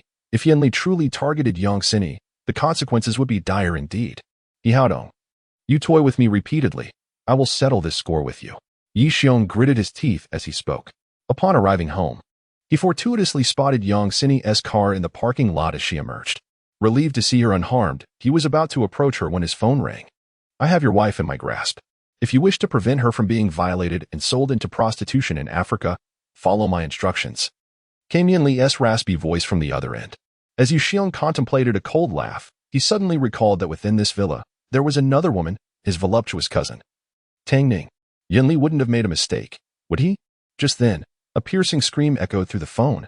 Cousin-in-law, come save me. It was indeed Tang Ning's voice. Yan Li, you've captured the wrong person. She is not my wife, Yi Xiong replied calmly. So it's your sister-in-law. And at such a young age, she possesses such ample assets. Yan Li's mocking tone resonated through the line, followed by Tang Ning's cries, indicating she was already in distress. Yan Li, you wouldn't stoop so low as to bully a high school student, would you? Wrongs have a source. And the one who should be held accountable is me. If you have the guts, confront me directly. Yi Xiong urged urgently. Yan Li chuckled coldly. I have reached a dead end. Prepare 10 million in cash immediately and await my instructions. If you dare to report this, you know the consequences. 10 million is not an issue. You know that the people from the Cine Group are not short on funds. If you lay a finger on her, you won't see a single cent, Yi Xiong replied icily. After hanging up the phone, Yi Xiong furrowed his brow. Beside him, Yang Sini, upon hearing of Tang Ning's abduction, turned pale with fright and exclaimed, Yi Xiong, you must rescue Xiao Ning. We cannot let anything happen to her. She is the only daughter of my aunt. And if anything happens, they will be heartbroken. Rest assured, I will ensure her safe return, Yi Xiong declared resolutely. At 8 o'clock that evening, Yan Li finally called. Yi Xiong, instruct your wife to deliver the money to the elevated bridge in the city. Await my further instructions, Yan Li said on the line. Impossible. I must deliver the money myself, Yi Xiong insisted. You have no choice. I have a choice. You have already taken one person. I will not foolishly send my wife to her demise. If you want the money, you must allow me to deliver it. If not, do as you please. Let me remind you, the person you have taken is the daughter of a prominent figure in Kyoto. If you harm her, even if you flee abroad, that individual will hunt you down. Think carefully, Yi Xiong concluded before abruptly hanging up. You are insane. What if you provoke the kidnapper and they harm Xiao Ning? Yang Sini cried, her eyes brimming with tears. In her anger, she struck Yi Xiong's shoulder fiercely, lamenting, it's all your fault. If it weren't for you, Xiao Ning wouldn't have been captured. You are the troublemaker. Yi Xiong stood still, allowing her to strike him. No matter how much you despise me, I will not allow you to risk your life, he stated firmly. Yang Sini was taken aback, finally ceasing her assault, and collapsed onto the sofa, sobbing. Trust me. Yin Li escaped from the police station without any money. He has no means of escape. He seeks only wealth, not bloodshed. As long as the money is not in his hands, Tang Ning will be safe. Believe me, he will call again, he assured her. As soon as he finished speaking, the phone rang. Bring the money and follow my instructions. As Yu Xiong grasped the suitcase and prepared to leave, Yang Sini suddenly called out, be careful. You must not let anything happen. This was the first time he had heard such concern from her, prompting him to smile and say, rest assured. I will not encounter any trouble before you fall in love with me. With that, he turned and left without looking back. Watching his figure depart, Yang Sini's expression became complex. Following Yin Li's instructions, Yi Xiong drove towards the Jiangnan Bridge. Upon reaching the midpoint, a voice suddenly commanded, pull over to the side. Yi Xiong complied, parking the car and walking to the suspension bridge. Below, boats traversed the waters, and as Yi Xiong scanned the area, he still could not find any sign of Yin Li. Just then, Yin Li shouted, throw the suitcase into the sea, now. Yi Xiong glanced down at the water, where a large ship was passing beneath the bridge. Hurry, if you don't want your cousin to die, throw the money down immediately. Yin Li bellowed in anger. Yi Xiong tossed the box over, but unfortunately, he threw it too forcefully, and it landed directly in the river instead of on the boat. Damn it. You must have done that on purpose. Yin Li shouted in frustration. It's normal not to hit the target when it's dark and the boat is small, Yi Xiong explained. In that case, don't blame me for being impolite. Don't worry, I can jump in and retrieve the box, he added. I'm sorry, I've already given you a chance. It's your own failure to seize it, so don't blame me for being ruthless. On the riverbank, aboard a small boat, Yin Li's expression was cold as he fixed his fierce gaze on Tang Ning, who was bound tightly like a dumpling. Your cousin-in-law couldn't save you. When you go to hell, you might as well complain to the king of hell, he sneered. Tang Ning, her mouth gagged, widened her tear-filled eyes and shook her head desperately, wanting to speak but unable to utter a sound. Oh my God, I'm only 18, still a virgin, and have never enjoyed life. I refuse to die like this. In her desperation to survive, Tang Ning began to scream, trying to voice her pleas. Yin Li removed the cloth from her mouth and said, if you have any last words, speak them now. Before you die, let me hear you. Once the gag was off, Tang Ning gasped for air, her chest heaving violently. Yin Li glanced at her and couldn't help but swallow hard. Such a lethal beauty. Her allure is overwhelming. At that moment, Tang Ning decided to fight for her life, disregarding everything else. Big brother, I'm only 18 and have never experienced life. I truly refuse to die like this, she cried, adopting a pitiful demeanor. How about you take me to bed and then let me go? I promise I won't tell anyone or report it. Yin Li swallowed again, his gaze fixated on Tang Ning's chest, his resolve wavering. Please, big brother, have mercy on me. I've never known the pleasures of a woman, Tang Ning pleaded in a sultry voice. Yin Li knew he couldn't delay any longer. But seeing Yi Xiong still standing on the bridge, far away, he felt he had time. With a sudden resolve, he cursed, you little vixen. I've never encountered such a shameless girl. Tonight, I'll make you experience ecstasy and then give you pain. Just as he was about to rip off Tang Ning's clothes, a faint cold laugh echoed from outside the boat. I've never seen someone so lewd in my life. The voice was unmistakably Yi Xiong's. Impossible. You were on the bridge. How could you be here? Yin Li exclaimed in shock, intending to use Tang Ning as a hostage. Suddenly, a shadow flashed before him. Yu Xiong arrived just in time, snatching Tang Ning and shielding her behind him. Yin Li, how could you, after all these years, not consider such a simple ruse? The person on the bridge was not me, just a friend. After Yi Xiong's words, a chilling glint flashed in his eyes. Will you take your own life? Or shall I send you to the afterlife? Who perishes remains uncertain. In an instant, Yin Li drew his gun, ready to fire, but before he could react, a flash of white light pierced through the air, a knife embedding itself into his wrist. At that moment, Yu Xiong struck with lightning speed. Yin Li barely had time to comprehend the situation before he felt a sharp pain in his abdomen. Yu Xiong delivered several powerful blows to his stomach, causing him to double over in agony. Only then did he hurl Yin Li into the cabin, coldly stating, below, I will ask, and you will answer. Misstate a single word, and I shall sever your fingers, one by one. Wiping the blood from his mouth, Yin Li was taken aback by Yi Xiong's formidable strength, surpassing that of his military instructors by far. When had such a powerful individual emerged in Jiangnan City? Do not think you can escape from me. Your only chance at survival lies in obediently answering my questions. Who sent you to poison at the hotel? Do you believe I will divulge that information? Yin Li retorted, a sinister smile creeping across his lips. Yi Xiong hoisted him up again, delivering several more brutal punches until ball seeped from his mouth. Is it he Haodong? Yu Xiong pressed. Guess. Yin Li sneered defiantly.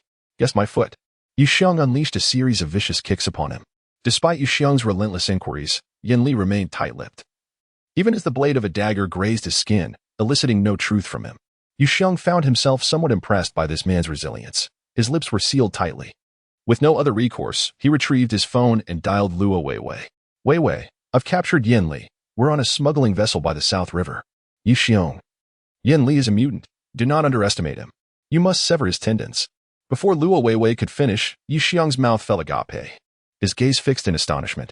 Yin Li, who had been lying in the cabin, suddenly began to swell, muscles bulging as if air were being pumped into him. In mere moments, his height surged from around 1.75 meters to an imposing 2 meters.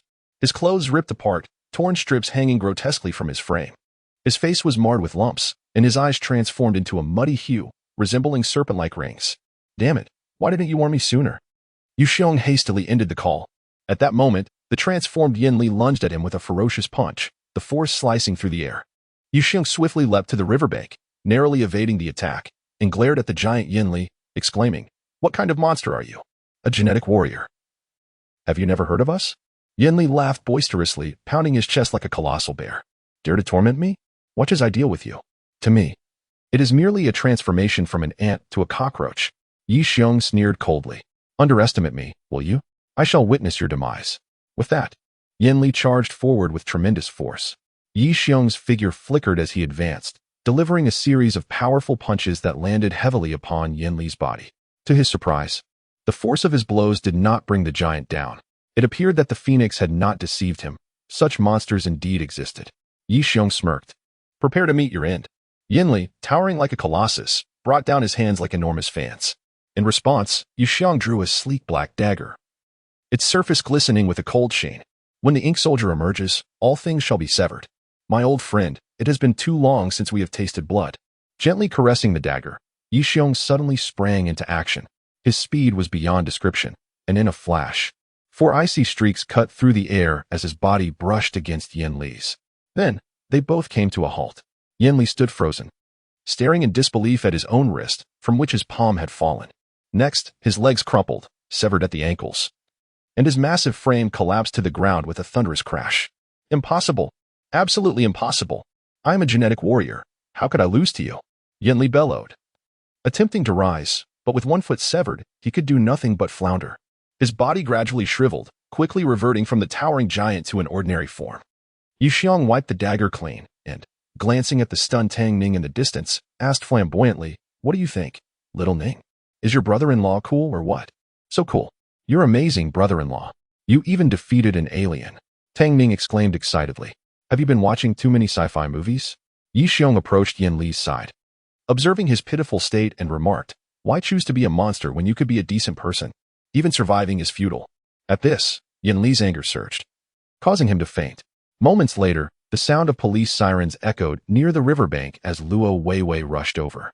Just as she prepared for a confrontation, she found Yu Xiong lounging on the beach, basking in the moonlight while savoring an ice cream cone. Where's Yin Li? Luo Weiwei asked anxiously. Right there. Yu Xiong pointed disdainfully at the ground where Yin Li lay, dismembered and barely alive. Your speed is abysmal. I've already devoured 5 ice creams, and you still haven't arrived. Actually, it's 6, Tang Ning corrected, then curiously inquired, Cousin-in-law, why do you enjoy ice cream so much? How could I resist it in the presence of such an enchanting little sprite? One must indulge to quench the flames within. He continued, This ice cream is tender, smooth, and sweet, just like, oh, cousin-in-law, you are so naughty. Luo Weiwei, unable to bear their banter, approached Yin Li, her expression shifting to one of utter shock. Is he injured? From Yin Li's tattered clothing, she could tell he had transformed. Recalling his invincible state at the police station, she gasped. Back then, Yin Li had burst through walls, undeterred by weapons, as if he were in a video game. Who would have thought he could be so easily defeated by Yu Xiong? How powerful must this guy be? Is it really necessary to make such a spectacle over just catching a cockroach? Yu Xiong gazed disdainfully at the group of dozens gathered by the shore. These individuals had no notion of whether they were sufficient. Did they truly believe everyone possessed such peculiarities as themselves? Luo Weiwei rolled her eyes and exclaimed, Bring forth iron chains to secure Yin Li, and take him back. Binding him several more times, Suddenly, a few men clad in black suits approached from a distance, presenting their credentials to Luo Weiwei. They stated, "Officer Luo, we need to take this individual with us." Upon seeing the credentials, Luo's expression shifted to one of shock, and she nodded repeatedly. Before the suited men departed, they cast a glance at Yi Xiong, then took Yan Li away without so much as a backward glance. To Yi Xiong's surprise, members of the dragon team had also arrived, indicating their serious regard for genetic warriors. Following a brief recording of statements, Yi Xiong escorted Tang Ning home. Upon their arrival, Yang Sini, overwhelmed with joy at Tang Ning's unscathed return, rushed over and embraced her tightly, tears streaming down her face. "Little Ning, you've returned safely. It's truly wonderful. If anything had happened to you, how could I explain it to your aunt?" Yang Sini exclaimed with relief. Seeing their exuberance, Yu Xiong felt a wave of emotion and opened his arms, exclaiming, "I am so delighted, so happy, so thrilled." "Get away," Yang Sini retorted, pushing him aside and glaring at him fiercely. Just by looking at this fellow, it was evident he was trying to take advantage of the situation. Yi Xiong chuckled, resembling a mischievous wolf. During Tang Ning's abduction, she had scarcely eaten, and as a renowned chef, Yu Xiong was naturally commanded to prepare a late-night meal. Half an hour later, a pot of steaming porridge was ready. After indulging in half of it, Tang Ning suddenly said, "Cousin, do we have any beer at home?" "I don't drink, so how could we possibly have such things?" Yang Sini replied. "But I want a drink." Tang Ning whined sweetly. "Wanting a drink is no trouble at all. I shall go buy some for you," Yi Xiong proclaimed excitedly, springing to his feet. Alcohol is indeed a marvelous thing. If Yang Sini and Tang Ning were to drink and get a little tipsy, it wouldn't be impossible for them to dance with abandon. What if they got drunk? Anything could happen. As Yu Xiong's imagination ran wild, he suddenly noticed the lethal glare emanating from Yang Sini, who coldly warned, "You dare to go buy it? Little Ning, it's not that your brother-in-law is unwilling to help. It's just that your sister won't allow it." Yu Xiong sighed. He was well aware of his wife's icy demeanor, as long as she was around. It was nearly impossible to share a drink with Tang Ning or engage in any mischief. "Cousin," Tang Ning pleaded sweetly, "if you want a drink, call your mother. If she agrees, I'll let you drink as much as you wish," Yang Sini said, pulling out her phone and placing it on the table. Upon seeing the phone, Tang Ning immediately slumped, lowering her head in silence. She knew her mother's temperament all too well. Persuading her to agree to alcohol was more challenging than climbing to the heavens. "And you? Are you going to make the call?" Yang Sini shot Yi Xiong a disapproving look, clearly conveying, "This is what you get for being cocky. The character of my aunt is quite distinct. She possesses a strong sense of principles. If she were to discover that Yi Xiong intended to intoxicate her daughter, she would undoubtedly confront him with fervor. She simply could not fathom that Yi Xiong, this nefarious individual, would dare to make a call. Little did she know, Yi Xiong had already taken the phone, declaring, "This was your word, aunt. If you agree, you shall not intervene." "Absolutely no intervention. You may drink as much as you desire," Yang Sini chimed in. "I have another request," Yi Xiong chuckled.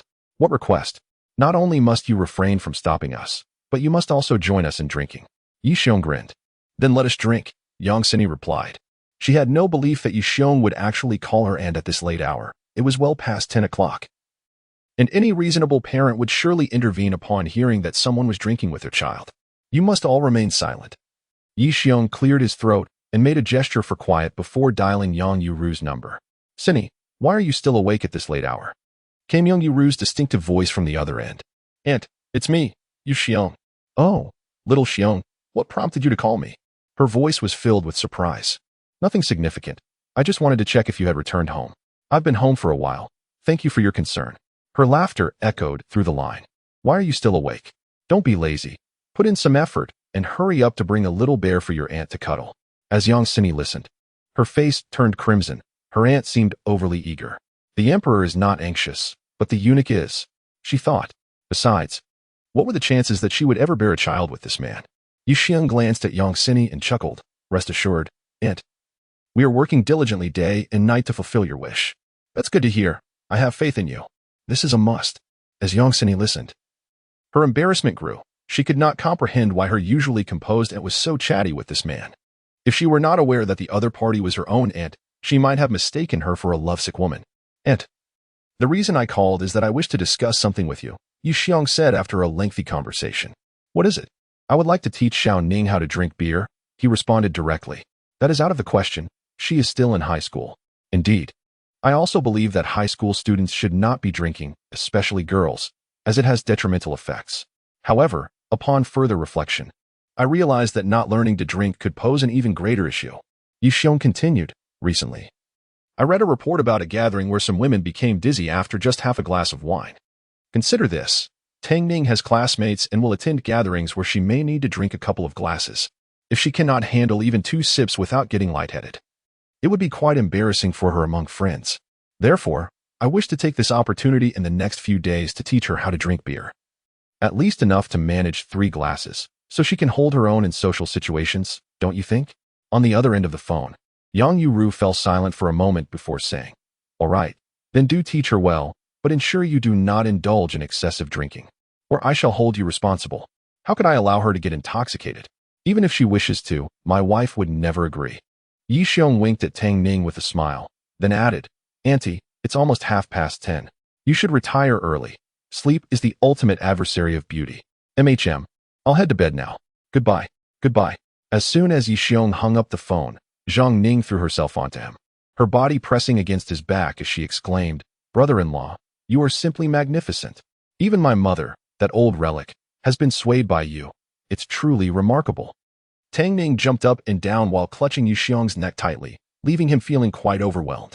Good heavens, this is a perilous situation. Little Ning, release your brother-in-law. Such behavior is utterly inappropriate. Yang Xian reprimanded upon seeing Tang Ning so brazenly close to Yi Xiong. I merely embraced my brother-in-law. Is that a reason for jealousy? So petty, Tang Ning retorted, loosening her grip.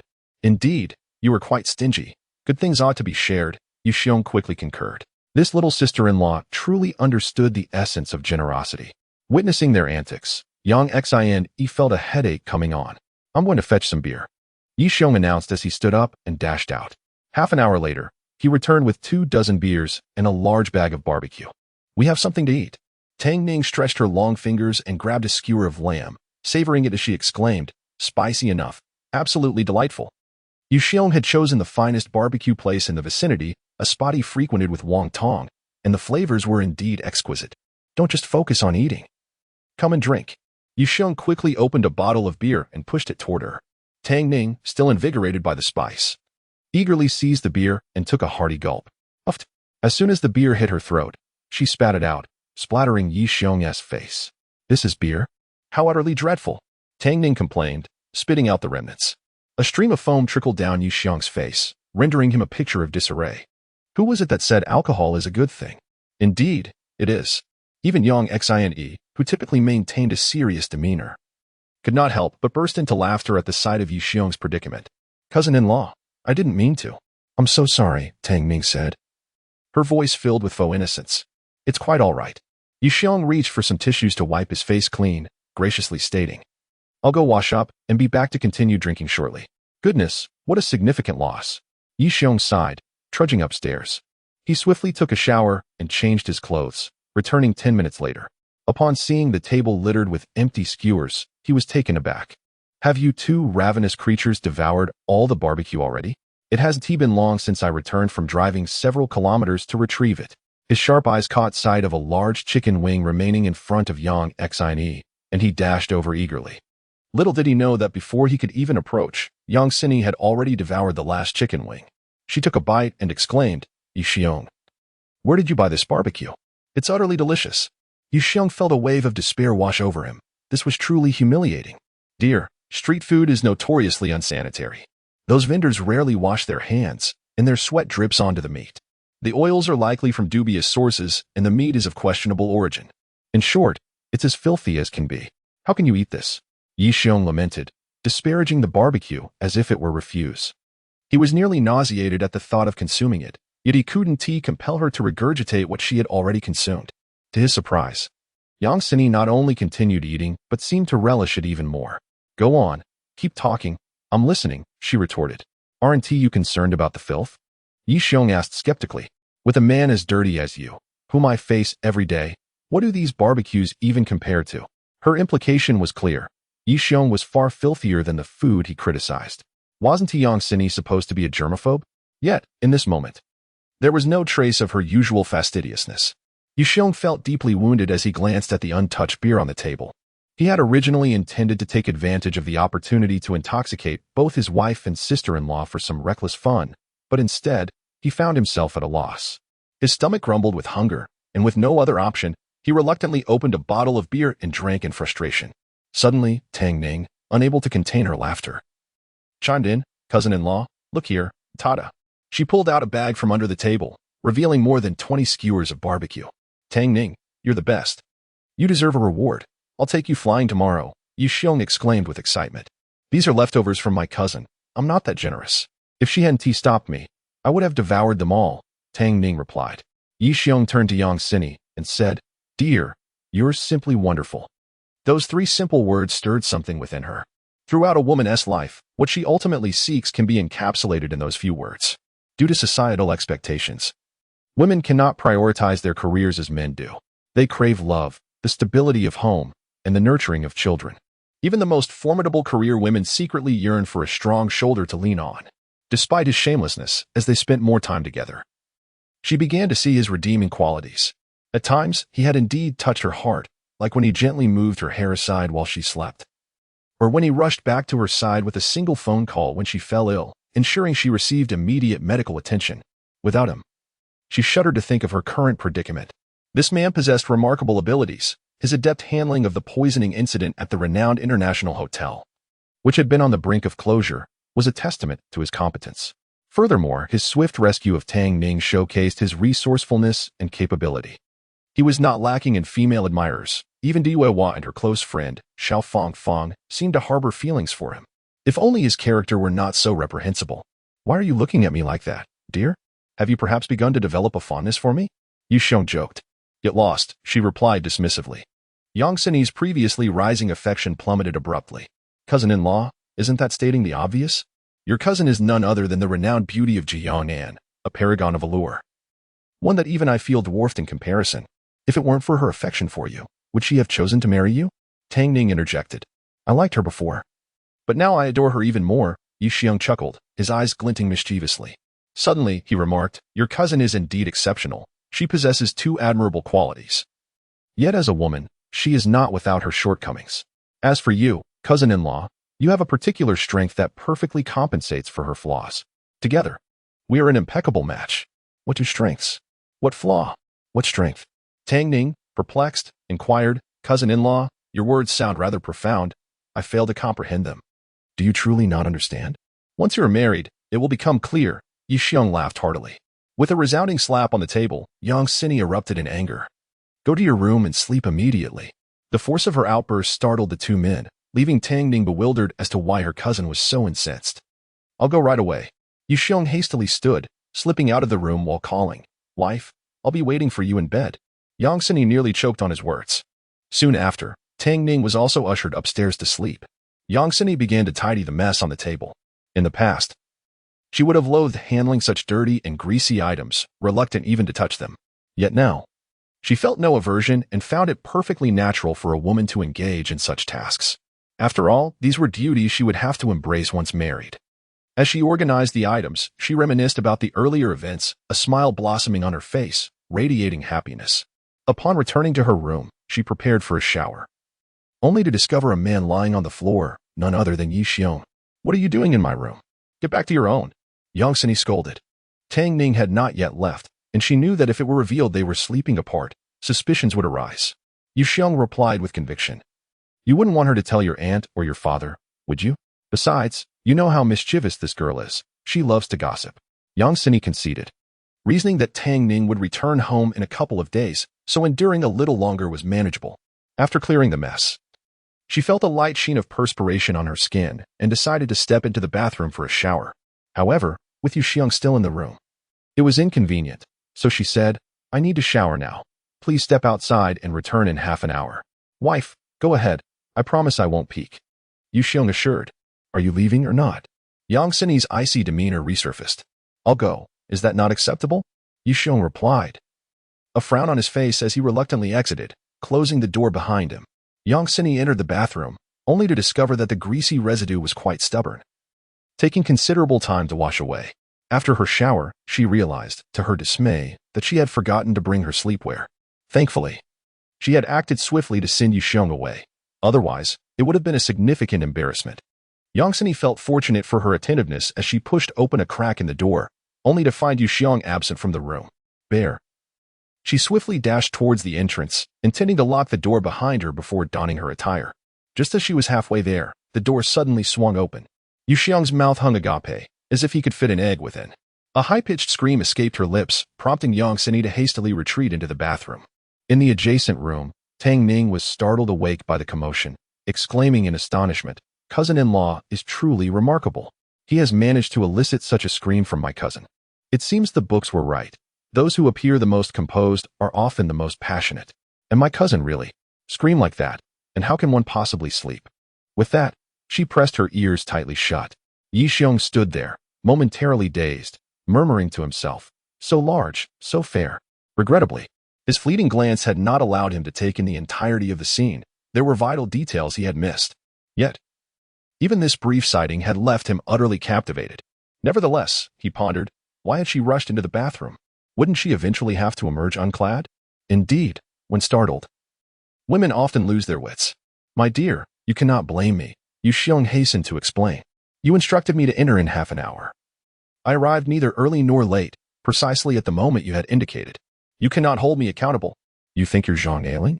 Yang Sini retorted, hiding in the bathroom, firmly locking the door, fearing Yi Xiong might burst in with primal instincts. Internally, she berated herself for her foolishness. At such a critical moment, she could only lament her misfortune for forgetting to grab her nightwear and losing track of time, which allowed this fellow to gain such an advantage. It was all due to that greasy substance being so difficult to wash off, causing her to miss her window. After all, she had been seen before. Another look wouldn't be so dreadful. With this thought, she reassured herself, opening a small crack in the door to call out, "You may leave now, lock the door, and wait outside. Under no circumstances are you to enter without my command." "At your command, my dear wife," Yu Xiong replied, retreating to lock the door and standing vigil at the entrance. Moments later, Yang Sini called, "You may come in now." Upon entering, Yu Xiong beheld Yang Sini clad in a pink onesie, completely obscuring her perfect form. She was seated at the vanity, applying a facial mask. "The quilt is in the wardrobe. If you harbor any ill intentions," she warned, tapping the sharp scissors on the table with a cold smile, "you know what to expect." Instantly, Yu Xiong crossed his legs tightly, obediently retrieving the quilt from the wardrobe and spreading it out on the floor to sleep. Moonlight streamed through the window, casting a serene, snow-like glow upon the floor. Yang Sini, clutching the quilt, gazed at Yu Xiong, who was deeply asleep on the ground, a faint smile gracing her lips as she gently closed her eyes. The night was tender, enchanting. In a dimly lit basement, a figure shrouded in a dark cloak stood amidst the shadows, emanating an aura that sent shivers down the spine. The man appeared as if he had emerged from a mound of corpses, devoid of any semblance of humanity. His presence was marked only by a pair of eerie green eyes, suggesting he was an unknown entity, utterly lacking in vitality. Before him stood a youth, aged around 24 or 25, whose face bore no trace of blood, rendered mute by an oppressive silence. Had Yi Xiong been present, he would undoubtedly have recognized his arch-nemesis. He Haodong. The figure in the black cloak extended a gloved hand, slender fingers delicately placing 5 1-centimeter-long needles onto the table, uttering coldly, "Handle it yourself." Trembling, He Haodong grasped the fine needles between his fingers and plunged them into his nails, the searing agony causing his entire body to convulse. Nonetheless, he gritted his teeth, determined to suppress any sound, even if it meant shattering his own teeth. As the last of the needles found their way into his 5 fingertips, He Haodong collapsed to the floor, utterly drained, and cried out in torment, "Thank you for your mercy, leader." He Haodong, I assigned a Jin warrior to you for the purpose of carrying out important tasks. Yet, in your pursuit of personal vendetta, you directed him to poison and kill Luo Weiwei, resulting in another loss of a Jin warrior. Do you comprehend the immense cost of cultivating a Jin warrior for the organization? The black-cloaked figure rasped, his voice laced with fury. Leader, I sent Yin Li to poison her solely to draw out Luo Weiwei, with the intent to eliminate her. After all, she has been relentlessly pursuing us, and I fear that one day she will trace it back to me, He Haodong explained. Nonsense. Your true aim was to kill Yu Xiong, to avenge your wife as abduction. Do you think I am unaware of your motives? The black-cloaked man retorted angrily. Leader, I assure you, I harbor no selfish intentions. This was merely a lesson. Should such a situation arise again, The punishment will not be so lenient, the black-cloaked figure warned. Leader, can we simply let Yi Xiong's actions go unpunished? He Haodong asked, filled with discontent. Naturally, we cannot allow such transgressions to pass without consequence. Those who harm us must pay the price, the black-cloaked figure declared coldly, his eyes glimmering with an eerie light. However, not every matter necessitates our direct intervention. We must learn to leverage our resources. Yi Xiong is formidable. Even Yin Li cannot contend with him. It is not always necessary to resort to killing to resolve issues.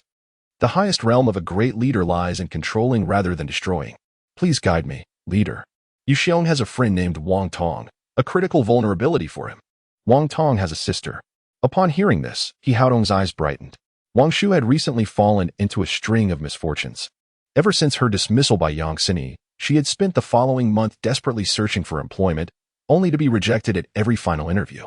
What puzzled her was that she had made an excellent impression during the initial assessments. Even engaging in a flirtatious exchange with a middle-aged man in his 40s in an attempt to secure the position, igniting his desires. She had believed the job was well within her grasp, yet the following day, the middle-aged man called to inform her that she did not meet the requirements. The situation was utterly absurd. During the interview, she had nearly been assaulted, and now he dared to make such claims.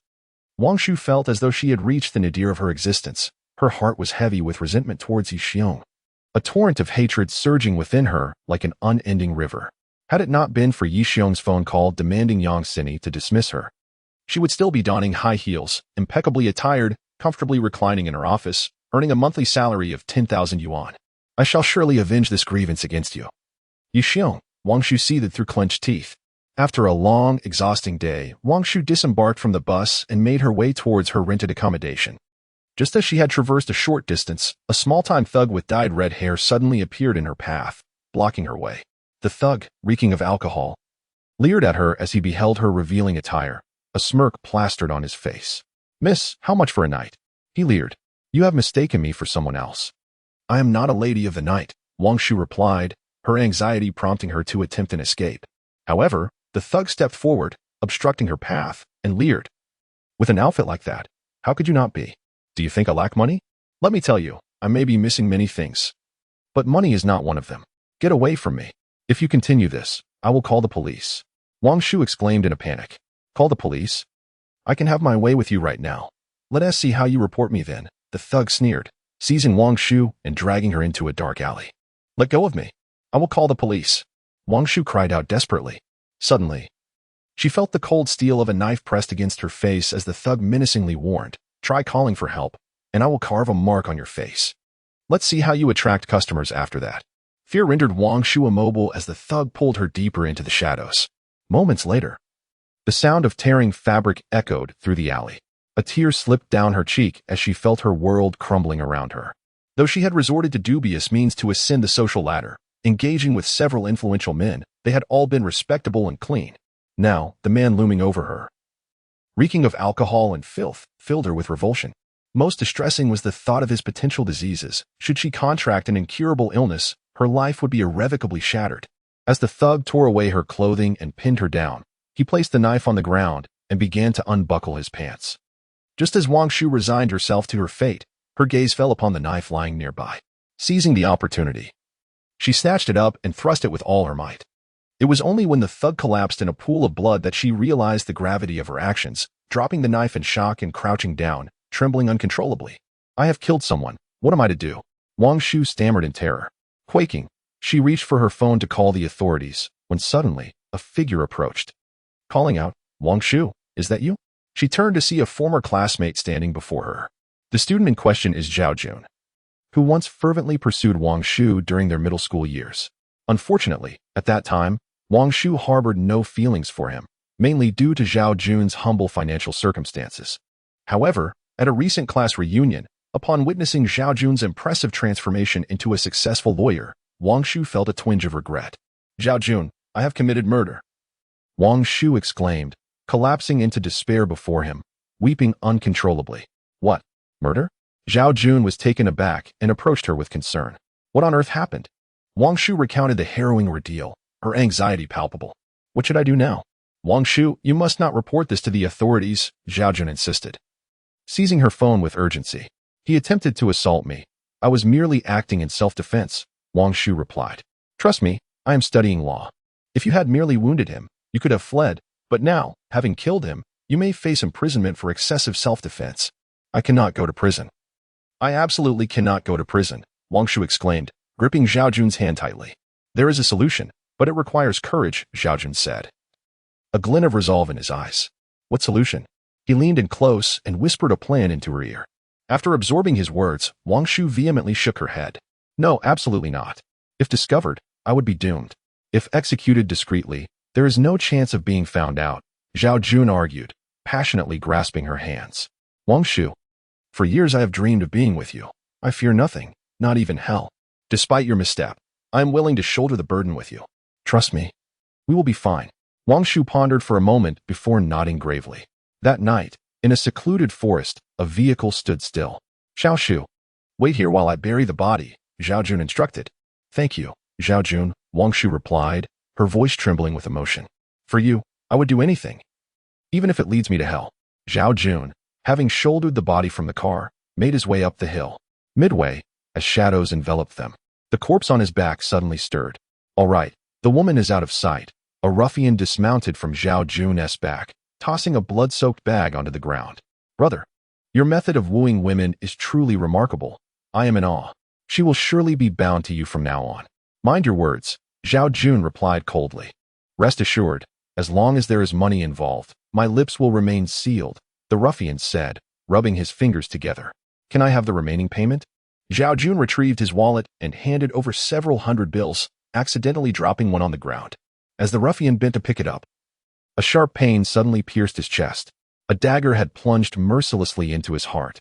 Dead men have the tightest lips, Zhao Jun sneered, pushing the lifeless body to the ground, a devilish smile gracing his face. Subsequently, Zhao Jun buried the little thug, and after completing the task, he took out his phone and dialed. Dong Xiao, everything has been taken care of. Zhao Jun, take good care of this pawn. I will notify you when the time comes, He Haodong replied. Understood, Dong Xiao.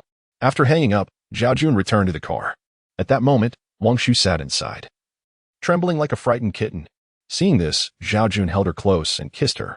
Initially resistant, Wang Shu soon melted into Zhao Jun's embrace, and in an instant, the entire vehicle began to sway, filled with the low growls of the couple. Morning sunlight streamed through the window into the room. Yi Xiong rubbed his eyes and yawned as he stood up. In the bathroom, Yang Sini had already changed and was brushing her teeth, her pert backside looking particularly alluring. Darling, your movements are simply captivating, Yi Xiong marveled. Yang Sini shot him a glance and said, Are you coming back to the company with me today? But I still have to work. Why would I go to your company? Yi Xiong asked, puzzled. I will arrange a position for you at the company. Yi Xiong's eyes brightened, his mood soaring. It seemed his wife was preparing to promote him. Considering your performance at Mingyang International Hotel, which showcased your capabilities, I think it's best for you to take a position in our group, Yang Sini stated directly without preamble. What capabilities? I possess substantial abilities, thank you very much. Besides, my salary is quite generous. Not just anyone can afford me, Yi Xiong declared proudly. Hurry up, I'll be waiting for you downstairs. Yang Sini washed her face and exited the room. Yi Xiong returned to his room, washed his face, changed his clothes, and after going downstairs, he noticed that his cousin Tang Ning had yet to awaken. After a light breakfast, Yi Xiong followed Yang Sini to the carport. In the garage, a sleek black Porsche sat quietly, resembling a sleeping lion, exuding an air of grandeur. This vehicle belonged to Yang Sini, valued at around 8 million. Typically, she seldom drove this car, preferring to use a modest commercial vehicle, only bringing out the Porsche on special occasions to make an impression.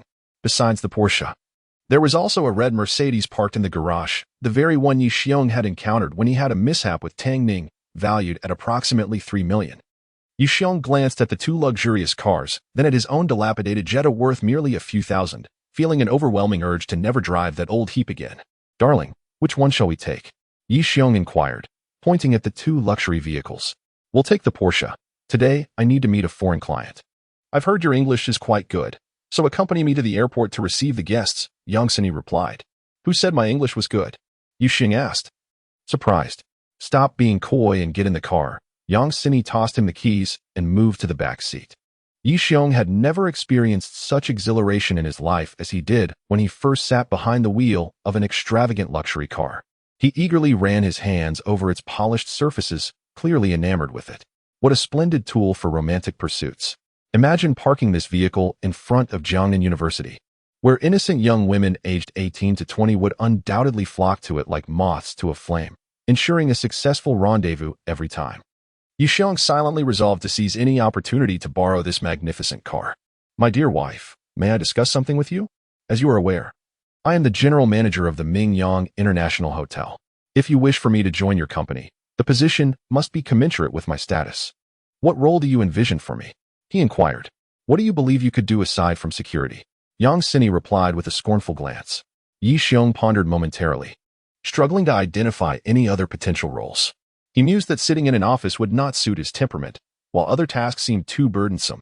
Being a translator required patience he did not possess, and the thought of being a president was laughable. After much contemplation, he concluded that a role such as a security manager would be most advantageous. You can take a position as the deputy manager of the security department at the company. If nothing arises, you need not come to work, but if any insurmountable issues occur, you shall handle them. I will offer you a monthly salary of 10,000. Yang Sini stated. 10,000? Yixiong was taken aback, scoffing. Yang, are you being excessively stingy? I recall your salary as a construction worker was less than 4,000. That is not the same. I was single then, and now I have a husband to support, Yixiong retorted. Do you think I need your support? Yang Sini shot him a disdainful look. Have you finally acknowledged me as your husband? Yixiong exclaimed, his excitement palpable as he thumped his chest. With your mere words, I would forego the salary. It's imperative that I accept this position. Then I appreciate it, Yang Sini replied, her tone amicable. Yixiong's mouth fell open in astonishment, contemplating how his wife had become so audacious. He had only jested, yet she seemed to take him seriously. Dear wife, I was merely joking. Consider this, we are not genuinely married. Even if you agree, you cannot possibly be pleased with it, he chuckled lightly. Yang Sini suddenly turned to gaze out the window. Falling silent, Yixiong sighed, reflecting on the capricious nature of women. Knowing he had not misspoken, their marriage was indeed a facade. Why was she displeased now? The journey to the airport was brief, and Yang Sini eventually turned back, her expression composed once more. The general manager of a large foreign corporation is someone I have pursued for quite some time. This transaction could amount to several hundred million and represents our company's largest foreign trade order in recent years. You must temper your demeanor. Do not jeopardize this opportunity. She advised seriously. Understood. I shall remain inconspicuous, Yixiong replied with a smile, then inquired, which country is the company from? Media Nation, she answered. What company is so remarkable? Yixiong asked casually. Huame United Trade Group. What? Yixiong was momentarily taken aback. The Hua Media United Trade Group. Have you heard of it? Not only have I heard of it, but I am thoroughly familiar with it. Yixiong couldn't help but chuckle, his initially stern expression transforming into one of playful irreverence. Have you investigated the details of this company? Yixiong inquired with a smile. I have already dispatched personnel abroad to gather intelligence. This company occupies several tens of thousands of square meters and is located in the heart of the city, making it a rare large enterprise in the area, with substantial financial resources and strength, Yang Sini explained. Substantial, my foot. It's merely a shell company. During his time with the Dragon Soul, Yixiong had encountered a business fraudster and had conducted an international background check on him. Ultimately, it was discovered that he was affiliated with the Hua Media United Trade Group, prompting further investigation into the company. What was revealed was startling. A company boasting tens of thousands of square meters and considerable local renown turned out to be an empty shell with a dire financial situation, burdened by debts amounting to hundreds of billions.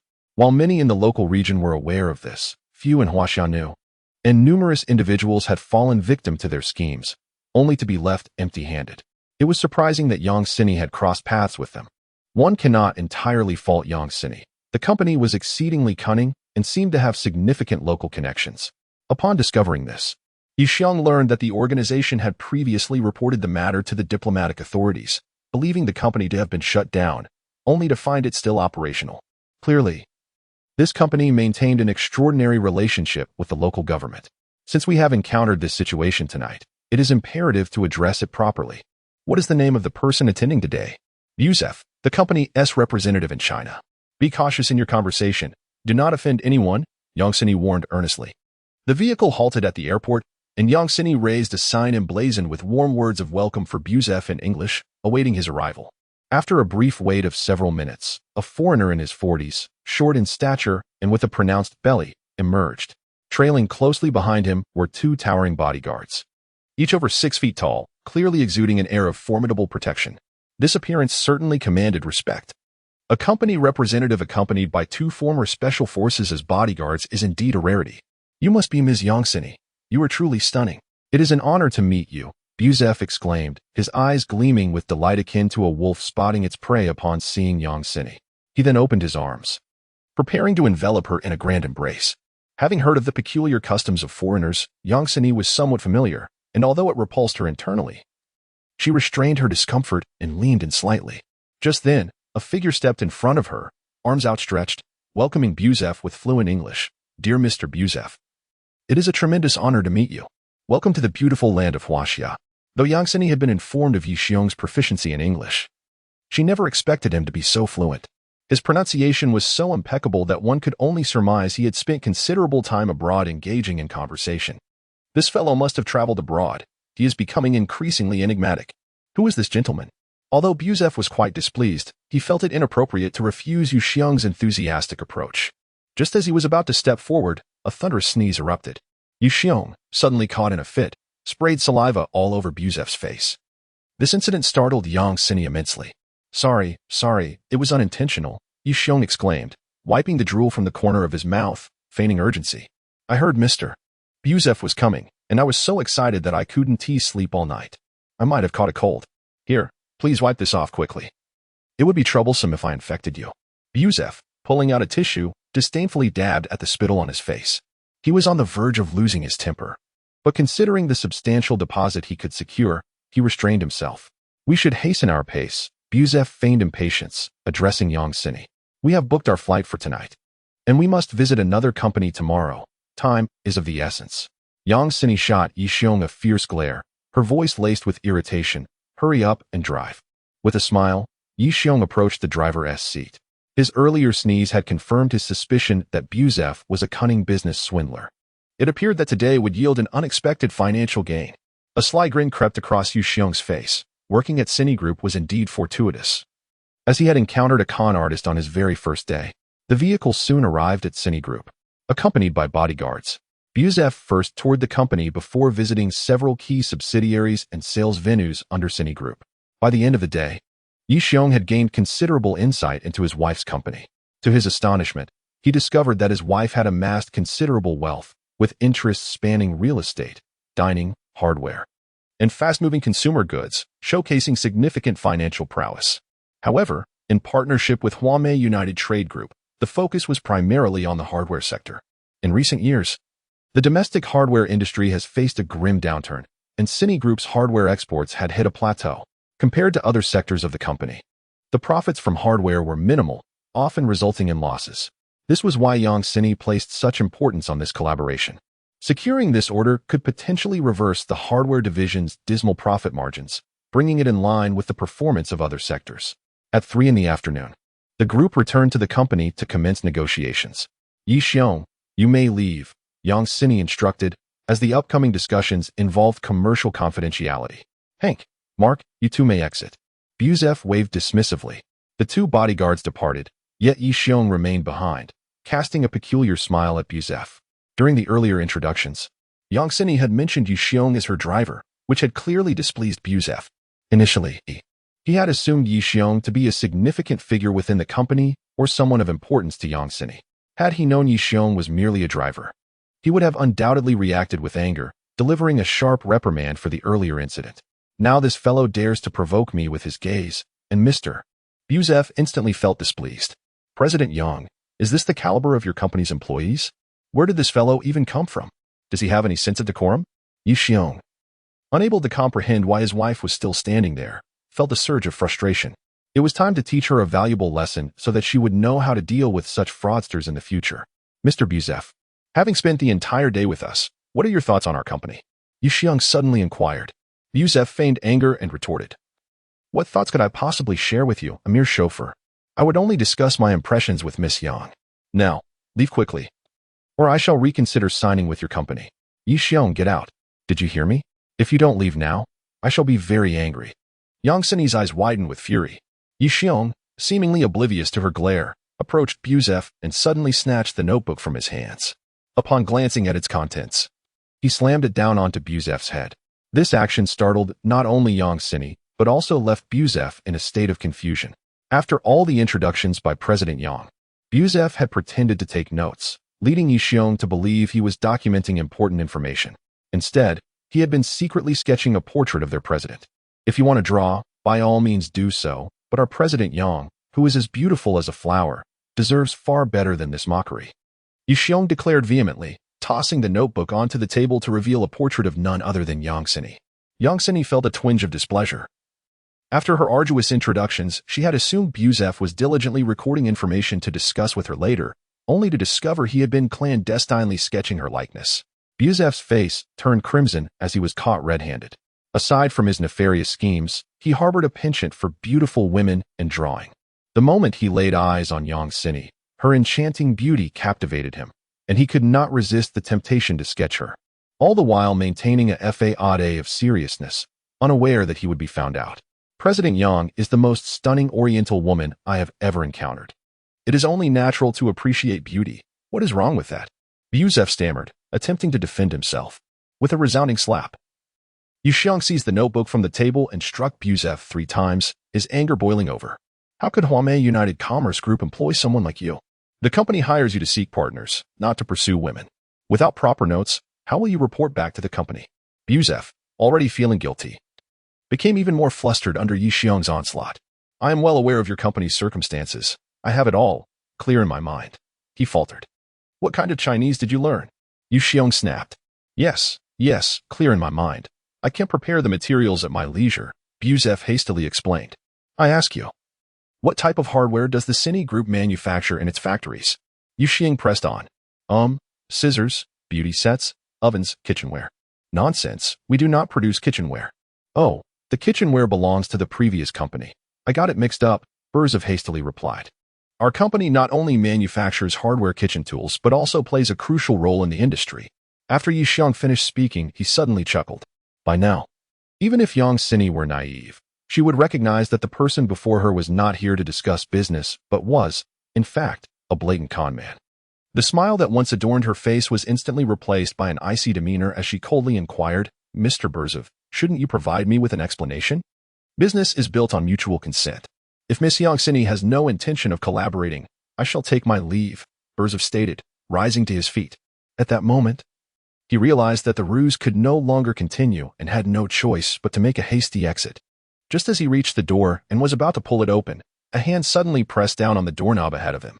Yixiong stood at the threshold, a sly smile curling at the corners of his mouth as he remarked, Mr. Buzef, there's no need to be so anxious.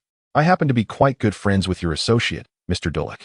He had the opportunity to enjoy complimentary state provisions in prison, and it was I who assisted him. Do you not wish for my help as well, to partake in similar accommodations? Upon hearing this, Buzef's countenance shifted dramatically. Who was Dulick? As a member of the same company, Buzef was all too aware that he was his predecessor's representative in China, who had been apprehended and repatriated, currently languishing in prison. It was rumored that the evidence against him was irrefutable and the authorities steadfast, which had thwarted even the local influential media and commerce groups from securing his release. Very few were privy to this information, leaving Buzef baffled about how Yixiong had come to know it. Mr. Yixiong, I do not know any Mr. Dulick.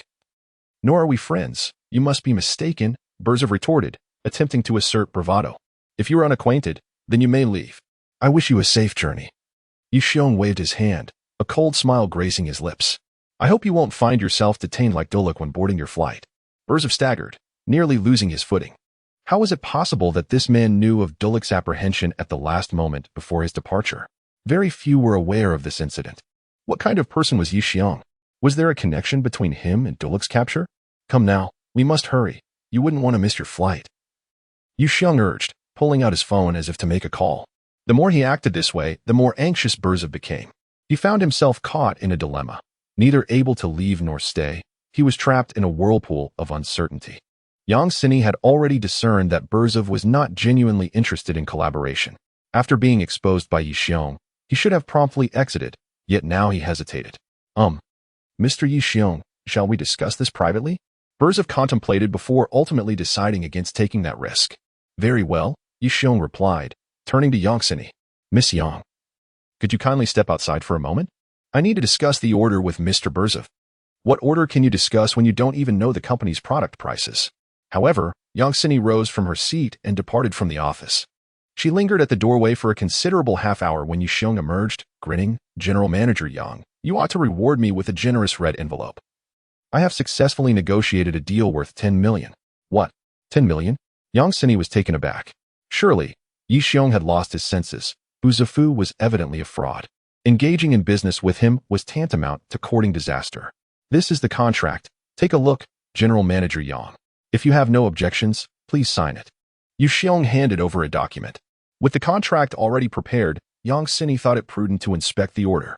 She took it and, after a moment, was left dumbfounded. The order was for pure copper flashlights, priced at 120 huaxia coins each, the total order amounting to 11 million, divided into 4 installments. Approximately 2.5 million for each phase. The second party was to remit the total order amount to the first party and commence production upon receipt of the funds. Not only was the price exorbitantly high, but the contract was also utterly nonsensical. Particularly, the stipulation for the deposit was absurd.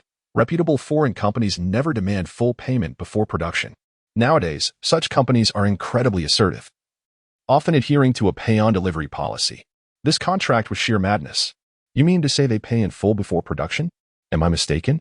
Yang Sini inquired, staring at Buzafu in disbelief. Indeed, this was an arrangement I discussed with Mr. Yi Xiong, Buzafu replied, swallowing hard, his voice strained. This was nothing short of extortion. It was hardly a legitimate contract. To avoid incarceration, Buzafu had no choice but to acquiesce to Yi Xiong's demands. Isn't it clearly stated in the contract? Mr. Buzafu has signed it, Yi Xiong remarked impatiently. Please, sign it quickly, once the contract is finalized. Buzafu is expected to transfer the initial payment for the order. Transfer it now? Yang Sini could scarcely believe her ears. Yet, reality proved undeniable. After Yang Sini affixed her signature, Buzafu promptly remitted the funds for the first batch of orders, over 2 million. Only upon hearing this news from the finance department did Yang Sini dare to believe it was genuine. Engaging in business with foreigners, where money is paid up front before production, was a novel experience for her. Mr. Buzafu, it has been an absolute pleasure collaborating with you, Yi Xiong declared, shaking his hand with a triumphant air. A delightful partnership indeed. Buzafu, forced to smile, resembled a man who had just swallowed a fly. His smile was more painful than joyful. 2 million huaxia coins, equivalent to over 400,000 media dollars, were a significant personal expense. However, in comparison to the prospect of imprisonment, 400,000 was a worthwhile sacrifice. Mr. Yi Xiong, if there is nothing further, I shall take my leave. Farewell. Buzafu exited the office, flanked by 2 bodyguards, retreating in a hasty manner. He even forgot to take the contract from the table, effectively gifting 2 million to Yang Sini. Holding the contract in her hands, Yang Sini found herself in a state of bemusement. What is a rogue? This is a rogue. What is a fraud? This is a fraud. In a mere half-hour, he had swindled 2 million from someone, leaving them no room for anger. This fellow certainly commanded a new level of respect. 2 million, half for each of us. Just transfer it to my card. Yi Xiong, noticing Yang Sini's puzzled gaze, chuckled. My dear wife, do you suddenly find your husband particularly charming? Don't get cocky. Your method is merely a case of black eating black, which is illegal, Yang Sini retorted, unimpressed by his tactics. Next time, refrain from such actions. If you encounter a fraudster like Buzafu, you should report it to the authorities. Otherwise, many more will fall victim. Reporting is futile, without solid evidence. They can't apprehend him, Yi Xiong shrugged. Earlier, he had merely attempted to intimidate Buzafu, relying on the thief's own guilt for the scare. In any case, I do not endorse your means of making money through such dubious methods, Yang Sini maintained her stance. Are you concerned about me, my love? Yi Xiong teased with a grin. I'm worried you'll end up in prison, and no one will be there to oversee the company. Yang Sini shot him a disapproving look. Half an hour later, Yi Xiong's account reflected a sudden increase of 3 million. Yang Sini not only refrained from taking a penny but also transferred an additional million to him, including the tens of thousands he had borrowed from Due to buy gifts for his aunt. Gazing at the text notifications on his card, Yi Xiong felt an exhilarating rush, uncertain about how to spend the newfound wealth. Suddenly, an idea struck him. That afternoon, driving Yang Sini's luxury vehicle worth over 8 million, Yi Xiong leisurely made his way to Mingyang International Hotel. He had long sought permission from Yang Sini for the use of her car, agreeing only when she sternly warned him against any reckless behavior. Upon returning to the hotel, it was precisely noon, and as Yi Xiong entered the premises, Wang Tong was left speechless. "Brother Xiong, you're incredible. Even President Yang's personal vehicle is in your possession." Wang Tong circled the sleek black Porsche in admiration. "What belongs to my wife is mine." Yi Xiong waved his hand dismissively. "After work, I'll take you out to meet some ladies." "Really?" Wang Tong's eyes lit up. However, he quickly shook his head, saying, "No way. If Xiaomei finds out, I'll be in trouble. Last time you got me into hot water. It took me ages to make up with her. If she learns I went out with you to meet girls, she would never let me off. Come on. If you don't say anything, I won't tea either. Who would know?" Yu Xiong replied. "But, no buts. Let me tell you. Just parking this $8 million car at the entrance of Jiangnan University, those 18 to 20-year-old girls will flock to us. It's a sure thing." Regardless of Wang Tong's hesitations, Yu Xiong playfully pushed him into the car and drove off. "Brother Xiong, is it really okay to go out with girls?" Wang Tong sat in the vehicle, still uneasy, glancing around as if afraid of being spotted. Yi Xiong remained silent, retrieving a document from the front of the car and tossing it over to him. Wang Tong glanced at the paper and, moments later, his expression turned to one of excitement. In his hands was a housing purchase agreement for a property located in the future new city under Yang Sini's name. A 4-story villa with a total price exceeding 1 million. What astonished Wang Tong the most was that the buyer's name on the contract was, astonishingly, his own, accompanied by his identification number. Reflecting on a few hours prior when Yu Xiong had requested his ID number, everything suddenly became clear to him. An overwhelming surge of emotion welled up within him, causing his eyes to mist. "Brother Xiong, how can this be? I promised my aunt that I would take good care of you and bring her to live in the city." Yu Xiong replied, "But this isn't a trivial amount. It's over 1 million. Is your brother Xiong someone who lacks money?" Yi Xiong patted his luxurious vehicle and boasted, "Do you have any idea how much this car costs? Over 8 million. And do you know who my wife is? Yang Sini, whose family wealth amounts to billions. The Mingyang International Hotel has begun to turn a profit. And soon I will easily earn 100,000 or more each month. Am I someone who lacks money? But, if you don't want it, I could always give it to those college girls when I go to Jiangnan University later," he added with a playful smirk. Wang Tong wiped his eyes and smiled. "Brother Xiong, you are truly wonderful. A lifelong brother, let us not speak of such things." Yu Xiong patted his shoulder. As their vehicle cruised along the highway, it soon entered a muddy path. Wang Tong glanced around, recognizing the route all too well. It was the way home. "Brother Xiong, aren't you supposed to be out chasing girls?" Wang Tong inquired, puzzled. "Is your brother Xiong that kind of person?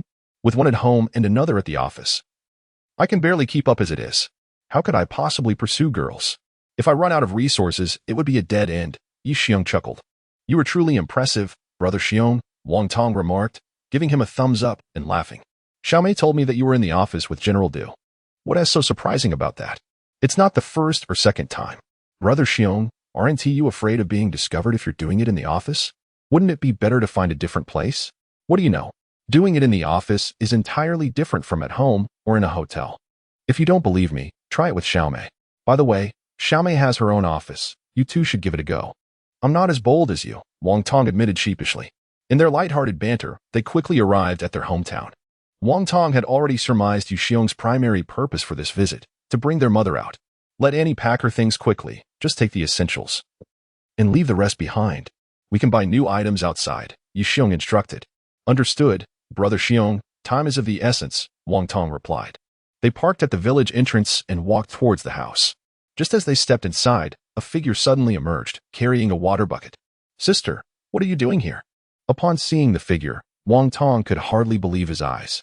Wang Shu stood before him, dressed in a coarse robe, her hair disheveled, and her face covered in dust, a stark contrast to the glamorous and haughty gold digger she once was. "Brother, you're back?"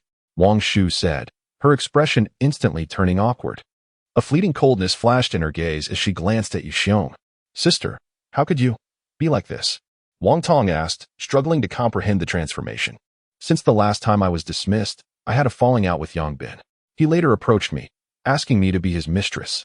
However, I saw through his true nature and resolutely ended our relationship. To my dismay, he turned out to be a twisted man, relentlessly clinging to me. During this period, I have been searching for employment daily. I managed to find several jobs, but after only 2 days, he sabotaged each one. Eventually, no company dared to hire me, and I had exhausted all my funds, forcing me to return home. Wang Shu lowered her head, revealing a pitiful expression. That scoundrel Yang Bin. I knew from the very first glance that he was no good. Wang Tong clenched his teeth in anger and said, Sister, now that you see his true colors, it's not too late to turn back. Brother, I'm sorry, I forgot my roots, Wang Shu replied, tears streaming down her face as she looked at Yi Xiong and added, I owe you an apology. I was wrong from the beginning. Sister, if it weren't for you driving us out of future New City, I would still be working as a cement worker, not living this glamorous life now. Wang Tong laughed heartily.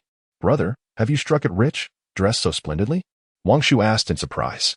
Wang Tong then shared his experience of being the lobby manager at the Mingyang International Hotel, even revealing his monthly salary of 30,000. Wang Shu listened, filled with excitement, and a look of regret crossed her face. When Wang Tong explained that all of this was thanks to Yi Xiong and revealed that Yi Xiong was indeed Yang Sini's husband, Wang Shu could no longer contain her astonishment. She never imagined that Yi Xiong held such a position. Yi Xiong stood silently beside them, observing Wang Shu with a gaze as piercing as a serpent's, making her feel increasingly uneasy. By the way, where's Mom? Wang Tong inquired. Mom went to water the vegetables. I'll go find her, Wang Shu replied, darting away. After her departure, Wang Tong looked at Yi Xiong, hesitating to speak. Are you considering taking Wang Shu along? Yi Xiong asked. Brother Xiong, although my sister has offended you, you can see that she has received her comeuppance, reduced to this state. If I bring Mom back and do not assist her, she will have nowhere to live, Wang Tong explained. Yi Xiong smiled and said, the house is yours. Whether to take her or not is your decision. Thank you, Brother Xiong. Wang Dama returned from the fields, and after hearing Wang Shu's explanation, she was extremely excited. Yi Xiong, I knew you were not an ordinary person. I was right. Wasn't I? Wang Dama exclaimed with enthusiasm. All right, Auntie, gather your things. There's no need to move unnecessary items. Wang Tong has everything prepared, Yi Xiong instructed. As they approached the car, when Wang Shu caught sight of Yi Xiong's vehicle, her expression changed once more. If she had harbored any doubts about Wang Tong's words at the beginning, she was now completely convinced. As a former employee of Cine Group, she was intimately familiar with Yang Sini's Porsche, even remembering the license plate number clearly. It was impossible for Yang Sini to lend her car to anyone but those close to her. How much is this car worth? Madame Wang observed the peculiar shape of the sports car and inquired, how much is it? Over 8 million, replied Wang Tong. Upon hearing this, Madame Wang nearly lost her balance. Little Tong, perhaps we should just call for a motorcycle to take us out. What if something happens to this car? She expressed her concerns. Don't listen to Little Tong's nonsense. This car is only worth around 100,000, Yi Xiong quickly clarified. Little Tong, you don't understand. So refrain from speaking carelessly, Madame Wang sighed with relief, then sternly admonished. The van belonging to the neighbor's son can carry over 10 people and only costs 50 to 60,000. This car barely accommodates 5. How could it possibly be worth much? Upon hearing her remarks, the others exchanged glances filled with incredulity. After delivering Wang Tong's family of 3 to their new villa, the group began to explore the premises. Wang Tong, why don't you accompany Madame Wang around while I have a word with your sister? Yi Xiong instructed. All right. Yi Xiong, Wang Tong replied. Once they departed, Yi Xiong's gaze fell intently upon Wang Shu. What do you want from me? Wang Shu asked, a hint of anxiety in his voice. Do you know why I gifted Wang Tong a house worth over 1 million? Yi Xiong inquired, casually settling into the leather sofa. No, I do not. Wang Shu shook his head. When I first arrived in Jiangnan City, I was utterly destitute and starving.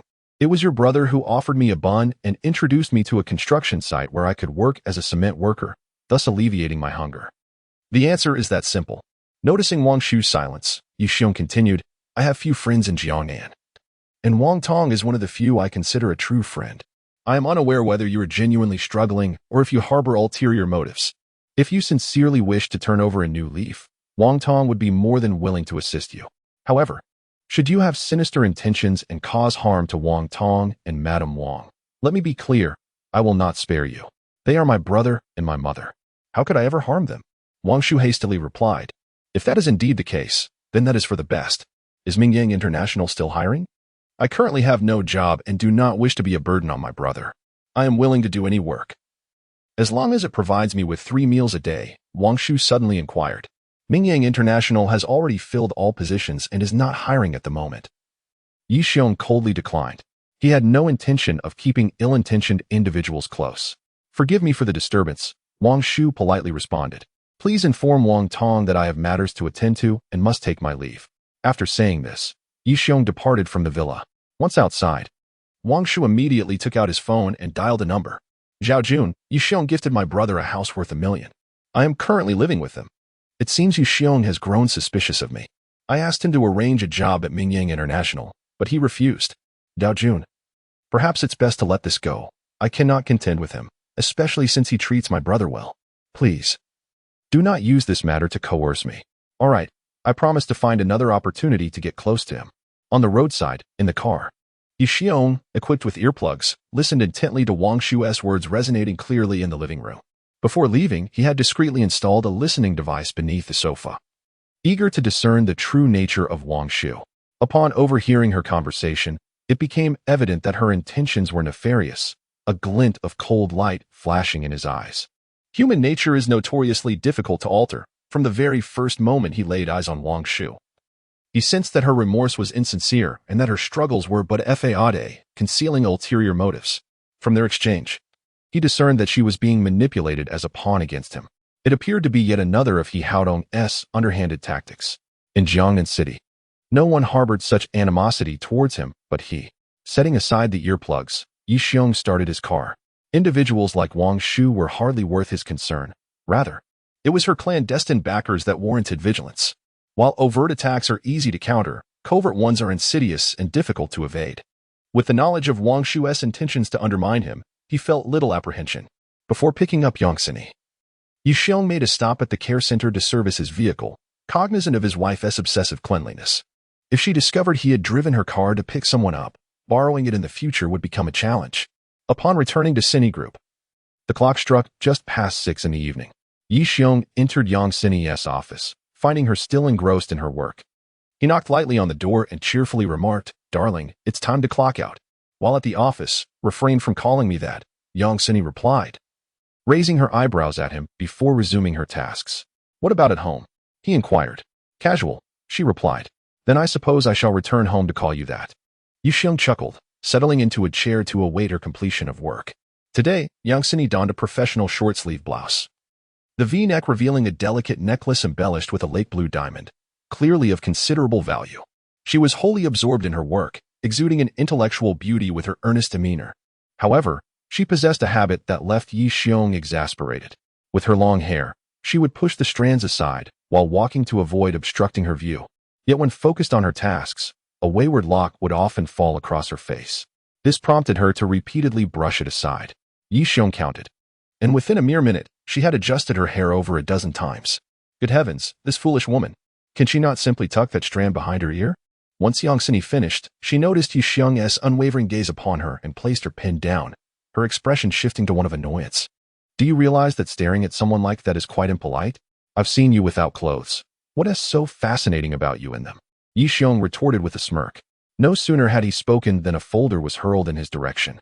Yi Xiong quickly ducked out of the way, the folder striking the door with force. Peeking from behind the door, he grinned and said, "Darling, a person is iron, and food is steel. If we haven't to eat, how can we muster the energy to work? Why don't we step out for a bite before returning to our tasks?" "Wait another 20 minutes, Yang Xini replied coolly. Yi Xiong found himself at a loss, meandering aimlessly as he wandered about. After a circuitous stroll, he noted it was already 7 o'clock. Yet Yang Xini had not yet called. Truly a workaholic, he mused, left with no choice but to find a place to continue his wait. Bored and restless, he retrieved a small vial of yellow liquid from his pocket, examining it closely. This thumb-sized test tube was entirely yellow, resembling the hue of yellow clay, identical to the color of the eyes of Yin Li after his transformation that day. On that occasion, after incapacitating Yin Li, Yi Xiong had searched him in hopes of uncovering something about his identity, only to find nothing of significance except for this small vial. It was clear that Yin Li had injected this liquid into his body before he began his transformation into a giant. Holding the vial, Yi Xiong scrutinized it, hoping to discern some clue, but after a prolonged examination, he noted the absence of any markings, akin to a bottle of unbranded medical solution. This substance, capable of inducing Yin Li's transformation, was undoubtedly extraordinary, had he still been a member of Long Han. He could have consulted the organization and the technical department to analyze its composition. Alas, he no longer belonged to Longhorn, and there was no longer any reason to return. He muttered to himself. At that moment, his phone rang. It was Yang Sini. The workaholic had finally completed her tasks. Yi Xiong carefully stowed the yellow liquid and answered the call. Please pick up 2 meals from Fenghua Hotel. I've already arranged for them. Just go collect them. I still have some unfinished business and need to work a bit longer, she instructed from the other end. Glancing at the time, Yi Xiong noted it was already 7:30. If he were to dine now and return home, it would be well past 9. After a shower, it would be 10. If they were truly a married couple, a brief intimacy would be perfectly timed for sleep. This habit of hers had to change. Rather than fetch the meals, Yi Xiong made his way directly to Yang Sini's office. He pushed the door open, disregarding Yang Sini's surprised expression, and closed the folder on her desk, snatching the pin from her fingers and placing it in the pin holder. Throughout this process, he remained expressionless, akin to a robot. What are you doing? Yang Sini inquired sternly. What is the point of earning so much money if it ultimately benefits that scoundrel? With your current situation, there is no need for such hardship. You ought to enjoy life, Yi Xiong remarked while tidying up. Give me 10 more minutes. An hour ago, you asked for 20. Yang Sini sighed. Through their interactions, she had come to understand him somewhat.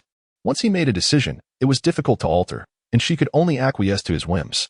As she stood up, unexpectedly, she felt a tingling sensation in her legs, causing her to lean over the desk, her brow furrowed in discomfort. What's wrong? I've been sitting too long. My legs have gone numb, Yang Sini replied hastily as she sat back down. I can massage them for you. Without waiting for her consent, Yi Xiong knelt down, removed her high-heeled shoes, and inquired, where does it hurt? My calves. Yang Sini responded almost instinctively. Deep down, she felt she should decline, yet at that moment, the words eluded her, and she even harbored a flicker of anticipation, curious to discover if Yi Xiong could indeed alleviate her discomfort through massage. This was Yi Xiong's first encounter with Yang Sini's feet, which were as delicate and exquisite as she herself. Her skin was remarkably fair, likely a result of wearing size 6 shoes. Her toes were impeccably clean, and her nails were neatly groomed, clearly indicative of a girl who valued hygiene. As Yi Xiong gently squeezed her feet, a tingling and pleasurable sensation surged through Yang Sini, prompting her to softly hum, her cheeks flushing a deep crimson. Suddenly, she swiftly withdrew her foot, her face ablaze with embarrassment as she exclaimed, That's enough, no more. Yi Xiong, playfully grasping her foot, chuckled, It's not finished yet. What are you afraid of? I want tea bite. You dare, Yang Sini retorted with a huff, though she did not withdraw her leg further. The tingling in her feet stemmed from prolonged sitting, causing a disruption in her circulation. After applying pressure to her calves for a while, Yi Xiong managed to restore the flow of blood, alleviating her discomfort. My dear, is there anywhere else you feel unwell? I have learned the art of massage, and I promise that after my treatment, you will feel utterly rejuvenated, far more than with any other method, Yi Xiong remarked with a grin. Her mention of discomfort ignited a spark of curiosity within Yang Sini. Due to her lengthy hours at the office, she had developed a mild case of occupational back pain. When consulting a physician, she was assured that there was no major issue, yet she was advised to stand and stretch every half hour to hour. However, engrossed in her work, she often neglected this advice, sometimes sitting for several hours at a stretch. Forget it, let us go? Ultimately, Yang Sini refrained from granting him the opportunity. Despite his seemingly earnest demeanor, she doubted that if she allowed him to massage her back, he would inadvertently stray to more inappropriate areas. This man was simply untrustworthy. Yi Xiong chuckled, not pressing the matter further, and followed her out of the office. By now, it was past 7 in the evening, and the entire building was eerily quiet, with few occupants remaining. Yi Xiong instructed Yang Sini to wait at the entrance while he retrieved his vehicle from the shed. As he entered the parking lot, an unexpected wave of tension surged through him, causing him to halt abruptly. Come out, he called out towards one of the pillars. Moments later, a familiar figure emerged from behind it. Feng Wang, clad in an apocalyptic assassin-esque attire, stood before him. What do you want this time? Yi Xiong asked impatiently. Hand over the item you took from Yin Li Sen. It's a direct order from the superior, Feng Wang replied, approaching him with a serious demeanor. What item? The genetic catalyst. This one. Yi Xiong retrieved a vial of yellow liquid from his pocket, lifting it in front of Feng Wang. Just as she reached for it, he swiftly retracted his hand, tucking the vial away, and teased, if you want it, you'll have to come and get it yourself. Can you be any more shameless? Feng Wang shot him a glance at the hidden vial, caught in a dilemma of whether to take it or not. Did you not claim that you would do anything for the sake of national security? Why do you now lack the courage to even grasp a bottle of yellow liquid? Yixiong adjusted his posture, adopting an air of nonchalance as he replied with a smile, whether I take it or not, I could simply leave. Yixiong, be serious. Feng Huang admonished sharply. If you don't want it, then forget it. Yixiong disregarded her and walked towards his vehicle. After a moment's hesitation, Feng Huang could no longer contain herself and called out, Stop, I will take it. A wicked grin spread across Yixiong's face as he halted and raised his hand. Feng Huang extended her arm, trembling violently. In her entire life, she had never engaged in such an embarrassing act, even when she first wielded a gun. Her hands had not shaken so. To spare herself further humiliation, she averted her gaze and reached toward Yixiong's belt.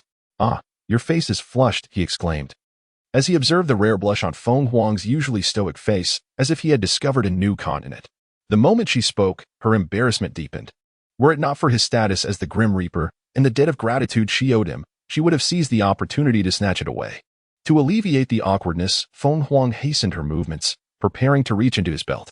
Unexpectedly, Yixiong let out a shriek, stepping back several paces as he shouted, Pervert!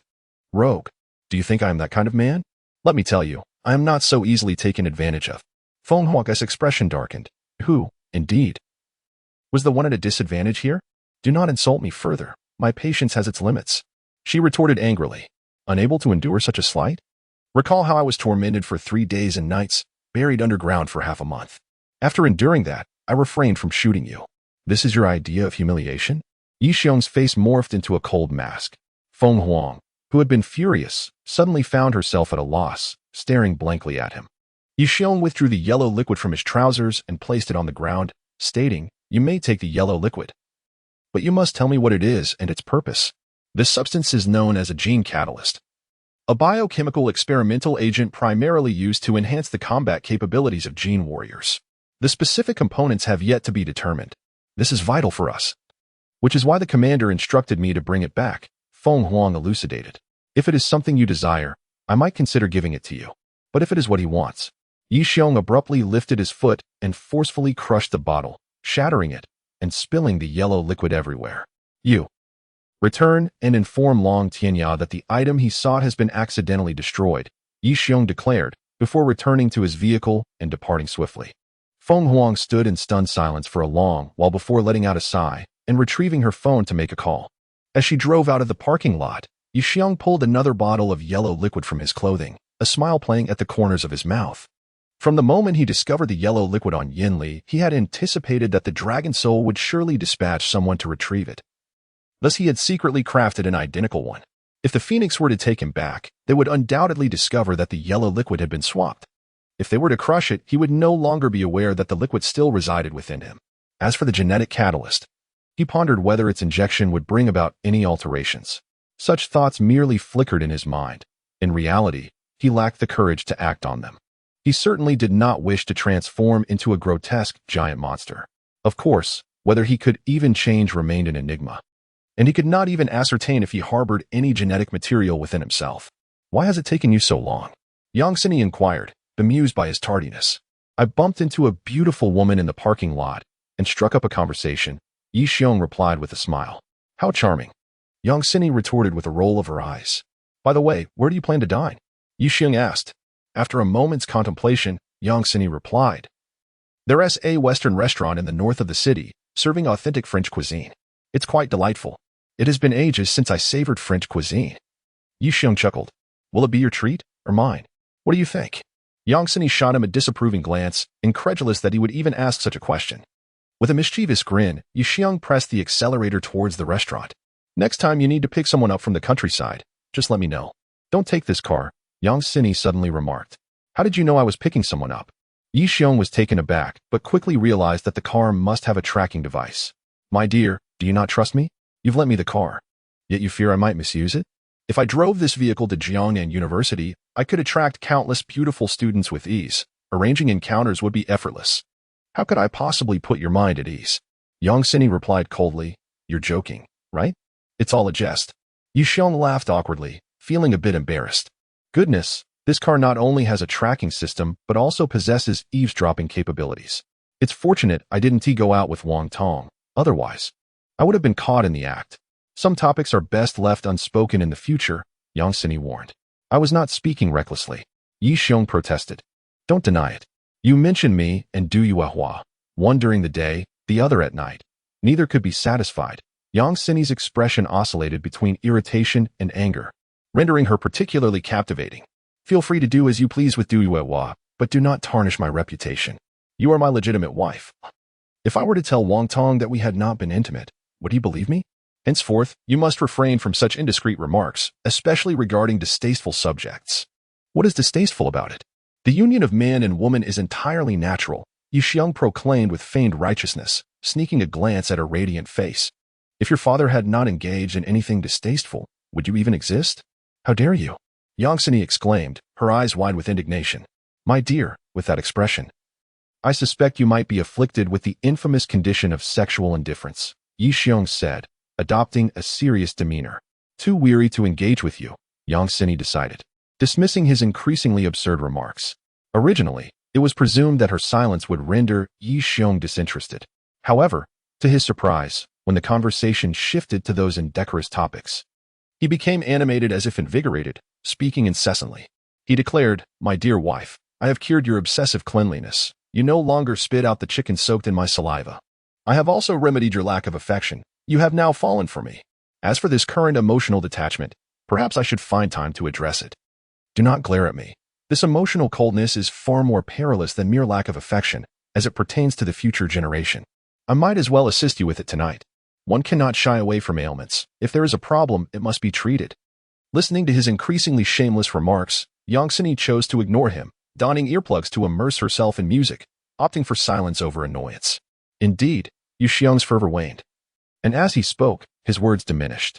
After finishing her song, Yang Sini removed her earplugs, and Yi Xiong suddenly inquired, My dear, are there any stores nearby that sell male products? I wish to buy a box. Consider it, we are still young, and having children too soon would be unwise. With a swift motion, Yang Sini's delicate hand found its way to his thigh, delivering a sharp pinch. Instantly, the car was filled with Yi Xiong's shrill cries akin to that of a slaughtered pig. 20 minutes later, they arrived at a Western restaurant. Ordering 2 steaks, as they prepared to dine. My dear, how about we watch a movie after dinner? Yi Xiong suggested, producing 2 movie tickets and waving them. I know you adore science fiction. This is the latest release. Are the seats together? Yang Sini inquired while slicing her steak. Of course, they are connected. He replied with confidence. I want to go, she retorted, arching an eyebrow and casting him an exasperated glance. The cinema is the prime hunting ground for male predators. Do you think I would grant you such an opportunity? Discovering his intentions, she proved to be quite astute. Yi Xiong was taken aback that his covert schemes had been unveiled, leaving him momentarily speechless. My dear, you truly perceive me with the heart of a gentleman. Misjudging my character. Am I truly that sort of person? He adamantly denied. Their meal extended over the course of nearly half an hour, during which Yi Xiong persistently attempted to charm her, hoping to thaw the icy demeanor of Yang Sini. Yet, regardless of his efforts, she dismissed his words as mere barking, showing no regard for his attempts. Upon returning to the villa, it was nearing 9 o'clock. As Yi Xiong parked the car in the garage, he was suddenly alerted by the sound of splashing water emanating from the pool behind the villa. Who could be swimming at this late hour? He sprinted to the poolside, taking cover behind a large tree to observe. The pool was illuminated, revealing a figure gliding gracefully through the water. From the silhouette, it bore a striking resemblance to his cousin, Tang Ning. Cousin, are you swimming? Yi Xiong called out. From the water, a head emerged, and upon seeing Yi Xiong, Tang Ning joyfully exclaimed, Cousin-in-law, you have finally returned. Hurry and change. I've been waiting for you. Just wait, I will be there shortly. Yi Xiong dashed into the room, eager to change his attire. However, despite searching high and low, he could not locate his swimming trunks. With no alternative, he donned a pair of square shorts and hurried to the poolside. With a leap, he plunged into the water, executing a graceful dive akin to that of a professional diver. Thud. The sound of flesh colliding with the water echoed as Yi Xiong's head struck the bottom of the pool, resulting in a sizable bump. The water only reached his waist, and thus his head met the pool floor with a resounding impact. Giggling, Tang Ning stood up, having merely crouched in the water with the intent of teasing Yi Xiong. To her surprise, he fell victim to her playful scheme. Serves you right, cousin-in-law.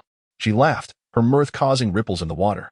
Emerging from the depths, Yi Xiong rubbed his throbbing head and, in a fit of indignation, declared, "Dare to play tricks on me? Just wait and see how I deal with you."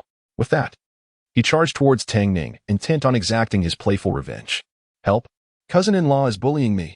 Tang Ning cried out, her voice piercing the air. "No one can save you now," Yi Xiong growled, resembling a fierce wolf on the hunt. Just as he was about to reach Tang Ning, a figure suddenly appeared before him, coldly fixing him with a steely gaze. "Try that again, and see what happens." Yang Sini, clad in a modest swimsuit, stood protectively in front of Tang Ning, her expression as frigid as an iceberg. Yi Xiong's anger dissipated instantly. "Cousin-in-law, weren't you going to teach me a lesson? Come on." Tang Ning peeked out from behind Yang Sini, sticking out her tongue and making a face. "My dear, can't you wear something a little less conservative? That swimsuit is far too modest. Just look at Tang Ning. Now that's what a swimsuit should be," Yi Xiong admonished, his tone serious. Yang Sini's swimwear resembled a dress, covering all her most vital areas and even featuring sleeves. "Is that a swimsuit or a dress? Would it kill you to wear less?" "I fear that someone might unleash their primal instincts and commit unspeakable acts," Yang Sini retorted angrily, glancing at Tang Ning's almost lingerie-like swimsuit, her lips twitching. "Dressing like that is merely inviting trouble. Xiaoning, you've been in there long enough. It's time to go back," Yang Sini commanded. "But I haven't had enough fun yet," Tang Ning protested. "If you don't behave, I will send you home tomorrow," Yang Sini threatened. "You fear being a third wheel, and you worry I might hinder your mischief. I could simply close my eyes and cover my ears. Whatever you do, I wouldn't hear a thing. Would that be acceptable?" Tang Ning countered defiantly. "Go back. Now." Yang Sini's temper flared as she issued another command. With no choice, Tang Ning reluctantly stood up and began to walk back to the villa.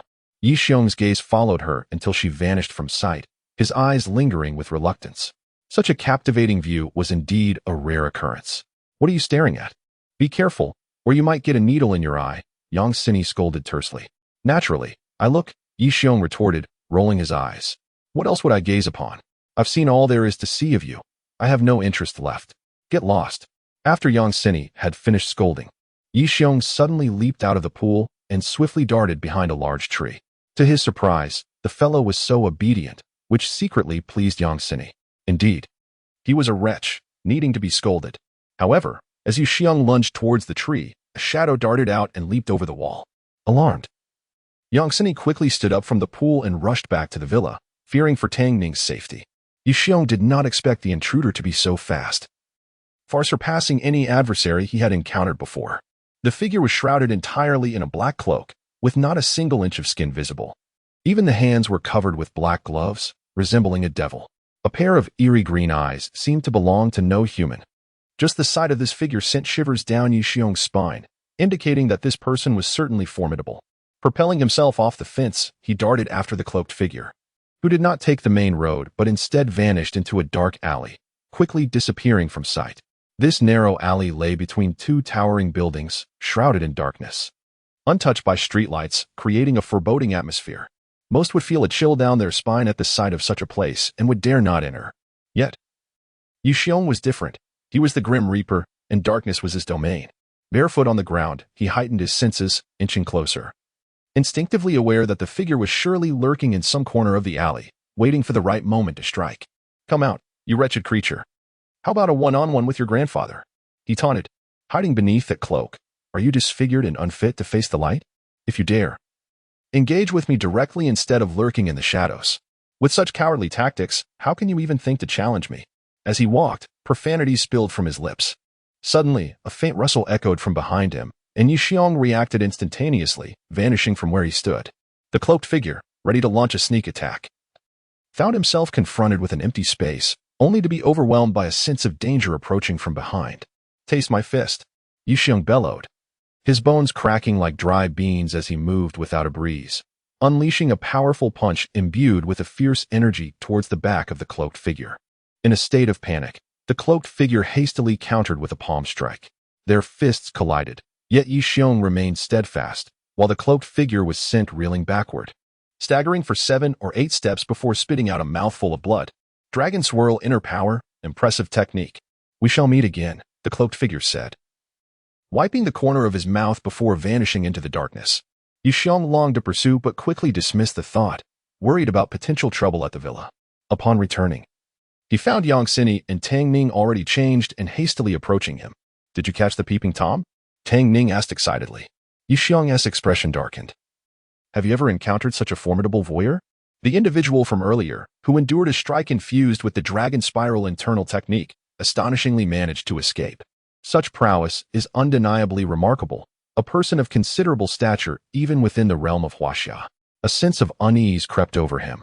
He had not anticipated attracting the attention of someone so formidable. In terms of strength, Yi Xiong certainly harbored no fear. Yet he remained in the light while his adversary lurked in the shadows, unaware of the latter's true intentions or background, which was his greatest concern.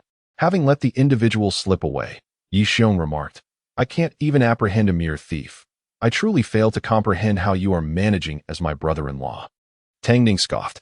Yi Xiong, disinterested in further banter with the two of them, retreated to his room for inspection. Indeed, within the confines of his chamber, he discovered subtle signs of a recent search. Though faint, they were unmistakable to Yi Xiong.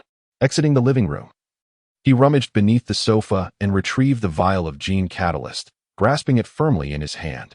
If his suspicions were correct, the target of the intruder's thievery was this very yellow liquid, though they could never have anticipated that Yi Xiong had not concealed it in his room, but rather in the living room. It seemed he had caught the attention of someone. A cold smile crept across Yi Xiong's lips. No matter where you flee, I shall inevitably track you down. In a shadowy corner of the street, the cloaked figure fled, glancing back anxiously until satisfied that no one pursued. She collapsed onto the ground, coughing violently. Extending her hand, the once encased small hand within the black glove was now torn. The glove in tatters as if ravaged by the force of the dragon spiral. This person was well versed in the legendary dragon spiral technique, mastering it to an impressive degree.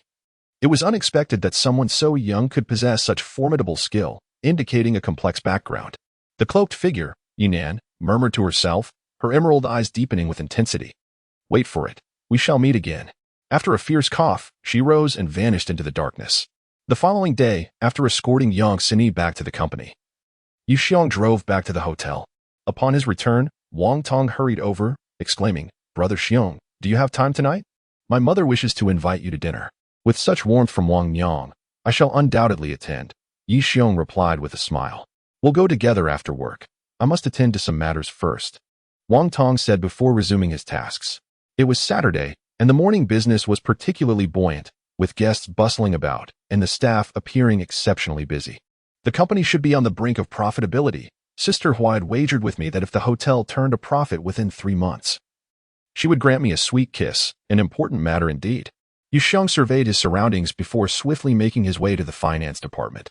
Thanks to Du Yuehua's prior arrangement, he was permitted to review the financial reports at any time. Xiao Tingting, you look stunning today. Where did you purchase that dress? Yi Xiong inquired with a smile. Jiang Ting, an accountant in the hotel's finance department, had become familiar with Yi Xiong through his frequent visits.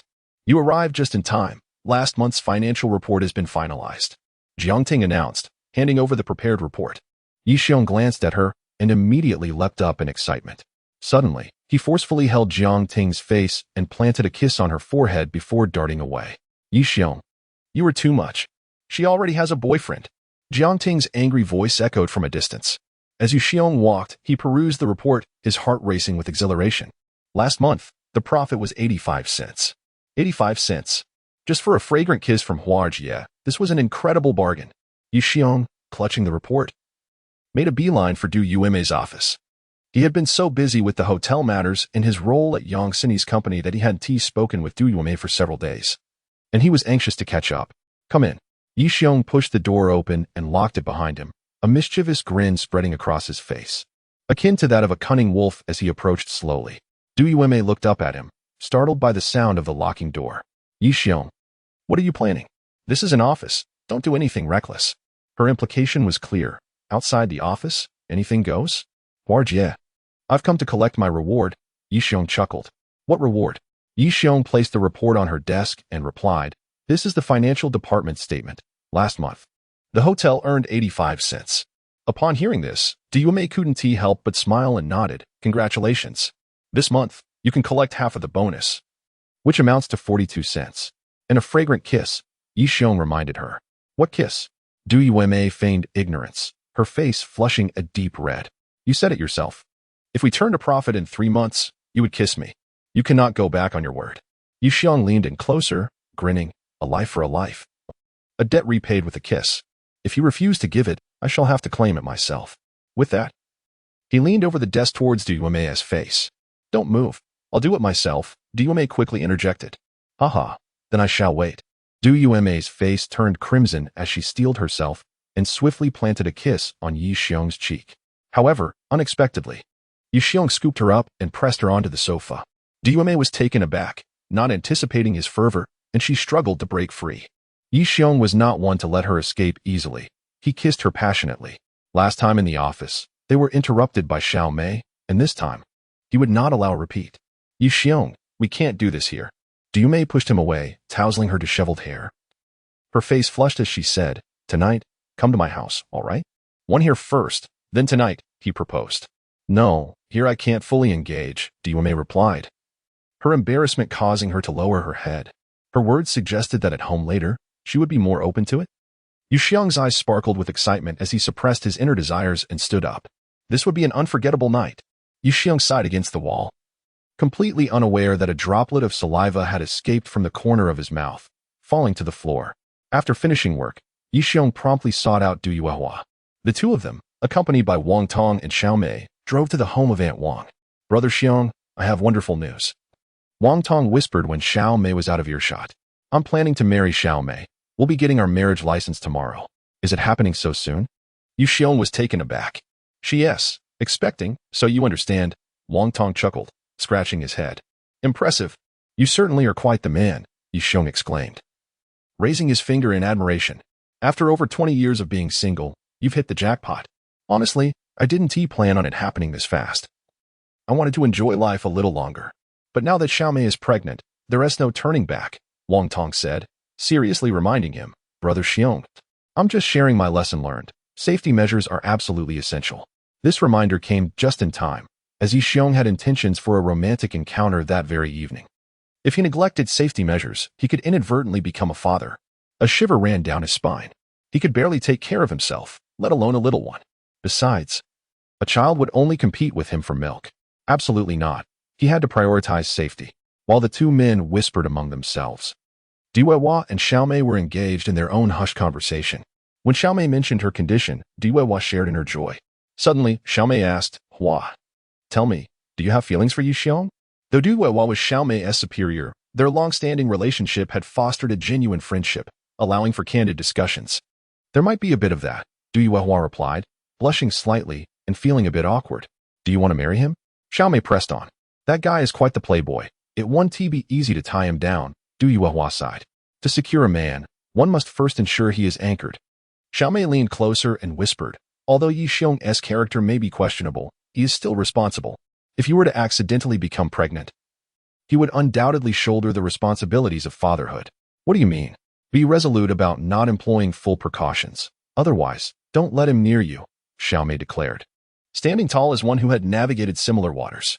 That is how I managed Wang Tong.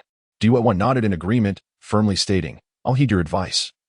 I won't use any safety measures. If Yi Xiong were to overhear their conversation, he would likely be overwhelmed. The table was laden with a sumptuous feast. As Aunt Wang and Wang Shu bustled about, wrapped in scarves and attending to various tasks. When Wang Shu caught sight of Yi Xiong, she quickly averted her gaze. Yi Xiong pretended not to notice, yet his eyes remained vigilant, observing Wang Shu's every move. Deep down, he sensed that tonight's gathering was anything but ordinary. Brother Xiong, my wife and I raise a toast to you. Without you, there would be no Wang Tong today. Nor would I have the privilege of marrying someone as wonderful as Xiao Mei, Wang Tong proclaimed. Standing to refill Yi Xiong's glass with beer before presenting it to him, Yi Xiong accepted the drink with a smile, replying, Brother, let us not speak in such formalities. After concluding his statement, Wang Tong clinked glasses with Xiao Mei and drank it all in one go. Come on, do everyone. Let's enjoy the meal, Wang Tong declared. Yi Xiong, your girlfriend is truly stunning, suddenly remarked Aunt Wang, who sat nearby. Just as Du Yuehua was about to clarify, Yi Xiong preemptively interjected, Of course, my taste is impeccable. Who is your girlfriend? Du Yuehua shot him a glare and pinched his thigh under the table. Could you refrain from such antics while dining? You can have your fill of that tonight at home, Yi Xiong suddenly admonished in a serious tone. The people around erupted in laughter, leaving Du Yuehua wishing she could sink into the ground. The meal was filled with joy, but halfway through, a thunderous crash echoed through the room. The front door collapsed with a deafening sound, and a dozen men wielding machetes stormed in with an intimidating presence, freezing everyone in their tracks. At the forefront was a young man, around 25 or 26, with a square face and glasses, exuding an air of cultured demeanor. However, the venomous glint in his eyes did not escape Yi Xiong's notice. "What do you want?" Wang Tong, having gained confidence from his experience in the hotel industry, stood up first and shouted loudly. "I am your brother-in-law." The bespectacled man sneered at the sight of Wang Tong's furious expression. "What? You don't believe me? Allow me to demonstrate." His gaze fell on Wang Shu, and he coldly commanded, "What are you hesitating for? Step forward." Wang Shu, recalling the leverage someone held over her, hesitated momentarily but ultimately complied and walked obediently to the bespectacled man's side. "Convinced now? If not, I can prove it further," he said, suddenly reaching into Wang Shu's clothing. "Zhao Jun, don't do this." Wang Shu attempted to escape, but Zhao Jun, instead of relenting, intensified his grip, causing her to scream in pain yet remain trapped. "Kid, do you now believe I'm your brother-in-law?" Zhao Jun smirked triumphantly. "Zhao Jun, enough?" Wang Shu could no longer contain her shame and shouted, "Rest assured, I will fulfill my promise. We only seek Yi Xiong and Du Weiwa. As for your brother and mother, they are safe," the bespectacled man stated, then gestured to his companions, ordering, "Go, sever that person's hands and feet." A group was about to rush forward when Yi Xiong suddenly bellowed, "Stop."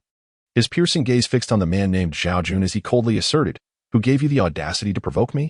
Under Yi Xiong's fierce stare, Zhao Jun took several steps back in fear, but he quickly regained composure and arrogantly replied, "Let me inform you. Wang Shu has poisoned the drink. Do you feel weak all over, unable to muster any strength? Let us see how you can be so arrogant now." Wang Tong's expression turned grave. "Sister, you know full well they intend to harm Brother Xiong. Why do you assist them? How have you changed so drastically?"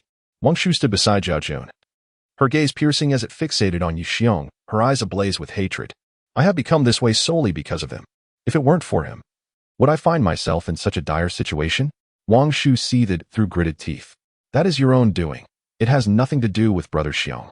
Wang Tong retorted angrily, "Bah, if it weren't for him, I would still be enjoying life in the office." Wang Shu nearly revealed her past misdeeds. "Look at you now. Brother Xiong has taken you in, allowing you to stay at his home, and you can find a job anew. This is 100 times better than being a lover to Yang Bin." Wang Tong exclaimed loudly. "Nonsense. Do you even know what I've been through during this time?" Wang Shu erupted in a frenzy. During this period, she had been plagued by nightmares, visions of that little thug transforming into a vengeful spirit, seeking her life, dreams of being apprehended by the police, facing imprisonment, and even nightmares of being executed, with bullets exploding in her head. She had initially believed that Zhao Jun's arrival would illuminate her life, but little did she know, he was a pervert who exploited her for his murderous schemes, tormenting her repeatedly, treating her as a mere tool. He even coerced her into sleeping with clients for the sake of work, and she dared not resist. Her existence had become akin to that of a living corpse.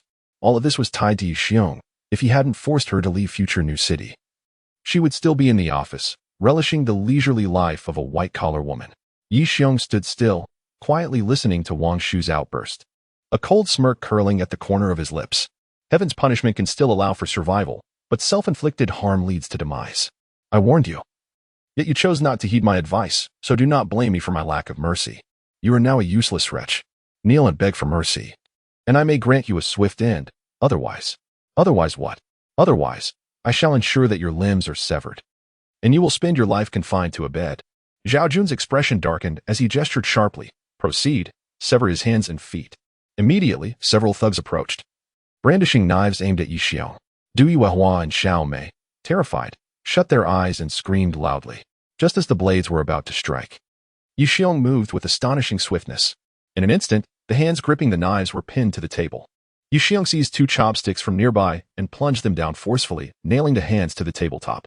2 piercing screams reverberated through the hall, echoing in the room. "Impossible! You drank the poisoned wine. How could you be unscathed?" Wang Shu gasped in shock, her voice rising in disbelief. "Is this the bottle you mean?" Yi Xiong picked up a beer bottle from the ground. During the earlier pouring, he had deftly switched it, and no one had noticed. Seeing the chopsticks embedded in the wooden table, Zhao Jun was struck by astonishment. This level of skill was unparalleled. There were no signs of poisoning on Yi Xiong. Alarmed, he fled towards the door without a moment's hesitation. As he was about to dash out the door, a shattered beer bottle struck his leg with ferocity, causing him to tumble to the ground in a most undignified manner. Nearby, a dozen ruffians, upon witnessing this, brandished their knives and lunged at Yixiong. Fearing for the safety of Du Yuehua and Xiao Mei, Yixiong transformed into a ferocious beast, plunging into the fray. A cacophony of anguished cries erupted, intermingled with the sickening sounds of bones breaking, as the ruffians found themselves either with severed limbs or sprawled on the ground, howling in agony. Approaching Zhao Jun, Yixiong hoisted him up and coldly inquired, "I ask, you answer. My first question, who sent you to deal with me? You think I'll tell you? Never." Zhao Jun retorted through gritted teeth. "Humph, quite defiant. I shall see whether your resolve is stronger than your fingers," Yixiong replied before turning to Wang Tong, instructing, "Take Wang Dinyang and the others upstairs. The ensuing scene may be distressing." Wang Tong nodded and escorted Wang Dinyang, Du Yuehua, and Xiao Mei to the second floor. As Wang Shu intended to follow, Yixiong called out, "Halt. I will settle your account slowly." Once Wang Tong's group ascended, Yixiong suddenly bent one of Zhao Jun's fingers painfully against his wrist. Instantly, a scream pierced the air, akin to that of a slaughtered pig. "It's Dong Xiao. He Haodong sent me. I beg you, please stop torturing me," Zhao Jun wailed, clutching his finger and rolling on the ground, tears streaming down his face from the intense pain. "Just one finger, and you can't endure it? Pathetic," Yixiong remarked as he rifled through Zhao Jun's clothing. Retrieving his phone, "Call Li Haodong," he commanded coldly. Trembling, Zhao Jun extended his hand and dialed the number. Moments later, the call connected. Yixiong took the phone, stating coolly, "He Haodong, I regret to inform you that you have once again crossed my threshold. It seems my words have not reached your ears." After a prolonged silence, He Haodong's voice emerged from the other end. "I do not comprehend what you are saying. Feigning ignorance, are we?" Yixiong scoffed before abruptly breaking Zhao Jun's second finger, eliciting another agonized scream. "You heard that, did you not? Sooner or later, such cries will escape your lips." With that, he smashed the phone to the ground and furiously shouted, "Get out, all of you." The gang of ruffians, lamenting, scrambled away in disarray. Wang Shu stood before Yixiong, trembling in fear, and timidly confessed, "I am not one to easily capitulate. It was Zhao Jun who seized leverage against me, coercing me into this." "What leverage did he possess?" Yixiong pressed. "He captured compromising photographs of me, using them to blackmail me. If I did not comply with his demands, he threatened to expose them online, ruining my life." "Is that true?" "Indeed," Wang Shu replied, her eyes darting nervously. With a resounding slap on the table, Yixiong bellowed, "What time do you think it is? You still dare to lie? Do you wish for me to employ more forceful methods?" Startled by the force of his hand, Wang Shu recoiled against the wall, too frightened to utter another word. "Once more, I extend to you an opportunity. Should you continue to withhold the truth, I shall no longer regard you as Wang Tong's sister." With a thunderous reprimand from Yixiong, Wang Shu collapsed in despair, suddenly kneeling on the ground, her voice trembling as she pleaded, "Yixiong, I am aware of your capabilities. I beseech you to assist me. I do not wish to face imprisonment. I have committed murder." "What?" A voice echoed from the staircase. Wang Tong rushed down, agitated, inquiring, "Sister, what did you just say? You have killed someone?" Wang Shu began to sob uncontrollably, tears streaming down her face, her once decent appearance now marred by smeared makeup, resembling a ghost. "Brother Xiong, I implore you, save me. I do not wish to be imprisoned or face execution." Noticing that Yixiong remained unresponsive, she turned to Wang Tong, urgently stating, "Brother, you must plead with Brother Xiong. He is capable and will undoubtedly save me. Relate the events to me precisely as they transpired," Yixiong commanded with a stern expression. Amidst her tears, Wang Shu recounted the series of events.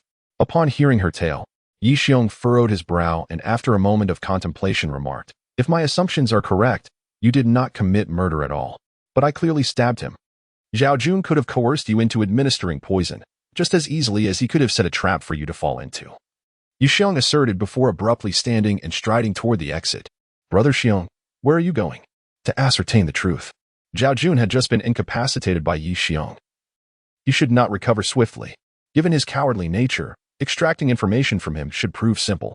Half an hour later, Yixiong returned. Wang Tong hurried over, inquiring, "Brother Xiong, what transpired?" "The man is dead," Yixiong replied. Wang Shu staggered, collapsing to the ground. Yixiong cast a disdainful glance her way before continuing. "You did not kill him. It was Zhao Jun. That individual was merely an actor hired by Zhao Jun. After the task was completed, Zhao Jun killed him while disposing of what he deemed a corpse." Upon hearing this, Wang Shu was overwhelmed with joy, yet a hint of uncertainty lingered as she questioned. Will Zhao Jun reveal the truth to you? I possess 100 ways to make him wish for death. Yu Xiong's face darkened ominously as he glared at Wang Shu before continuing. I have already notified the authorities. You must cooperate fully with their investigation. And I hope you will amend your ways moving forward, lest you be exploited again. This shall be the final time I assist you. Thank you, Brother Xiong. I promise to lead a better life and will never again allow myself to be used. Wang Shu responded earnestly. What began as a promising encounter had now been utterly spoiled, leaving Yi Xiong in a state of profound frustration. He glanced at the time. It was already past 8 in the evening, making it too late to catch a movie. Du Yuehua was likely shaken by the events of the evening and would undoubtedly be in no mood to enjoy the film. On the way back, noticing Du Yuehua's silence, Yi Xiong assumed she was still unsettled and remarked, Sister Hua, I apologize for the fright you experienced tonight. I am accustomed to such situations, Du Yuehua replied casually. In the past, when he Haodong targeted the internationally renowned hotel, he occasionally hired some local ruffians or their subordinates to cause chaos. Having witnessed such scenes numerous times, she remained unfazed. Her earlier scream was merely a reaction to the fear of Yi Xiong being harmed, unaware that he was a formidable force, thus alleviating her concerns. Since you are unaffected, shall we proceed to address the unfinished matters? Yi Xiong chuckled. Who will assist you? You can handle it yourself, Du Yuehua retorted, her cheeks flushed. Her demeanor ignited a sense of excitement within Yi Xiong, hinting at the possibilities of the evening ahead. As the car cruised along the road, Yi Xiong noticed a pharmacy nearby, parking the vehicle and saying, Sister Hua, wait for me a moment. I need to purchase something. What do you need to buy? Du Yuehua inquired, puzzled. Of course, it's for protection, Yi Xiong thought, deciding not to disclose his intentions. Entering the pharmacy, he was momentarily overwhelmed by the array of options. Ultimately, he chose the most expensive box, adhering to the common belief that the priciest items often signify the best quality.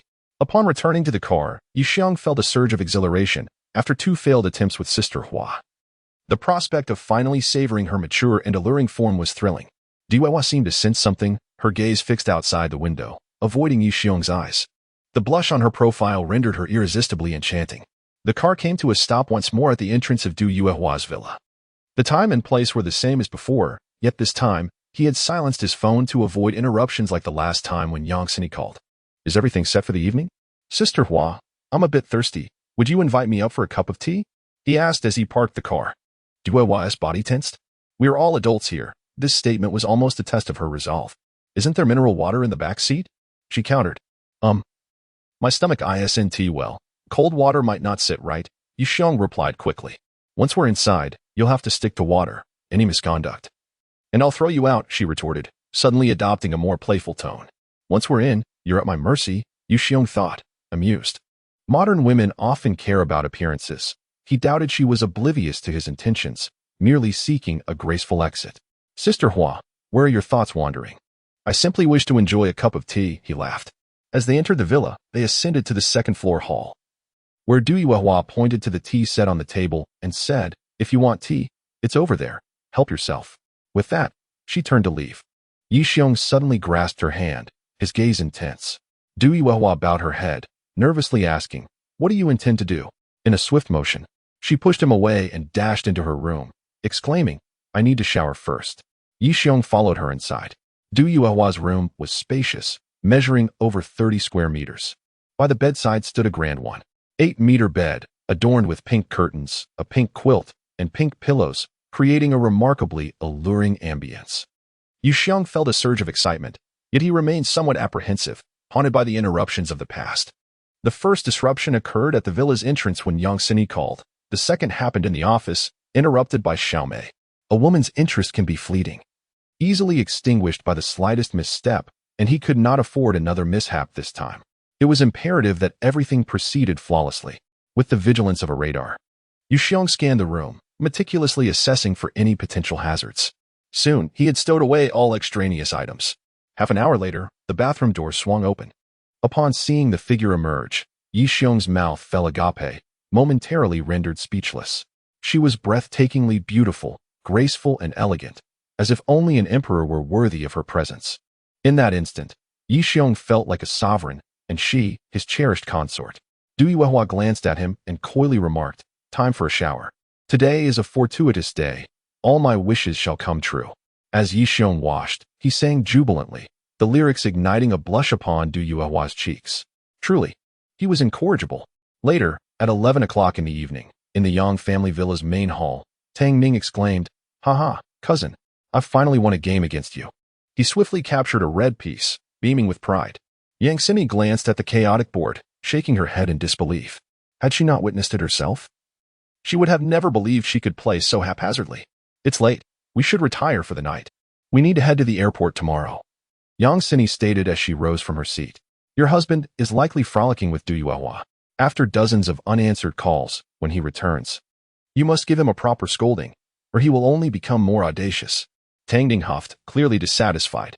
Whether he comes back or not is of no concern to me. With that, Yang Xini stood and retreated to her room.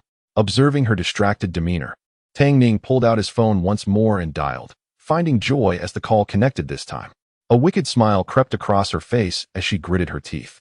Yi Xiong rose from his bed, surveying the disarray of the room with a sense of bewilderment. Tonight, he stayed.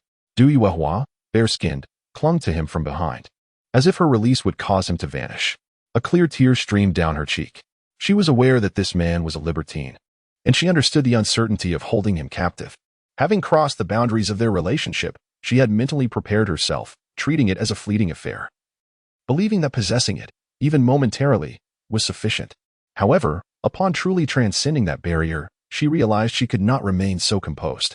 At that moment, she wished fervently for this man to remain by her side forever, belonging solely to her, even at any cost. I will stay tonight. We shall settle our differences upon waking, Yi Xiong remarked, planting a gentle kiss on her forehead before fetching himself a drink and turning on his phone. As the device powered on, a flurry of messages arrived, accompanied by numerous missed calls. Aside from one missed call from Yang Xini, the rest were from his cousin Tang Ning. Just then, the phone rang again. Once more, it was Tang Ning. Not good, cousin-in-law. Something has happened to my sister. Tang Ning's voice was frantic on the other end. What has transpired? Yu Xiong inquired, alarmed. I don't know if she ate something bad, but she has been complaining of stomach pain. Initially, we thought a bit of medicine would suffice, but now the pain has intensified, and she seems to have developed a high fever. Woe is me, cousin-in-law. I called for an ambulance, yet no one from the hospital has arrived. I will return immediately, Yu Xiong declared before hanging up. What happened? Du Yuehua asked, noticing the tension on his face. Xini has a high fever. I must go back, he replied while dressing.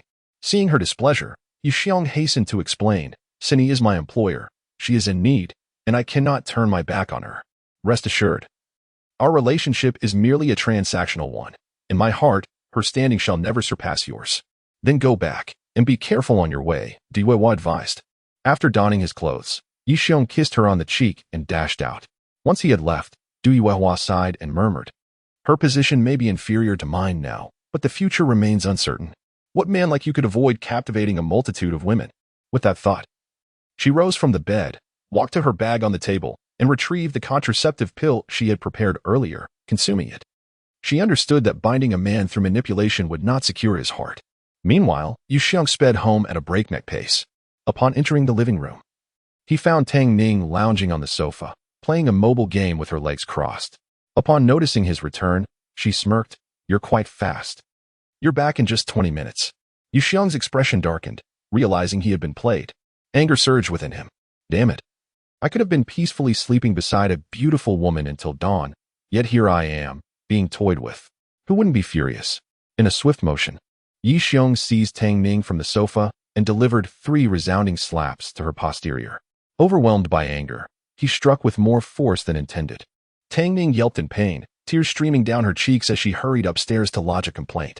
Realizing he had perhaps gone too far, Yu Xiong sank into the sofa to smoke in silence. Moments later, Yang Xini descended, her expression dark and disapproving. Your heartlessness is astonishing. It was merely a jest. Did you truly need to be so severe? When Tang Ning reported the incident, she had removed her pants, revealing a swollen backside that prompted Yang Xini to conclude that Yu Xiong had indeed overstepped. I consider my actions quite lenient, should she continue to speak foolishly.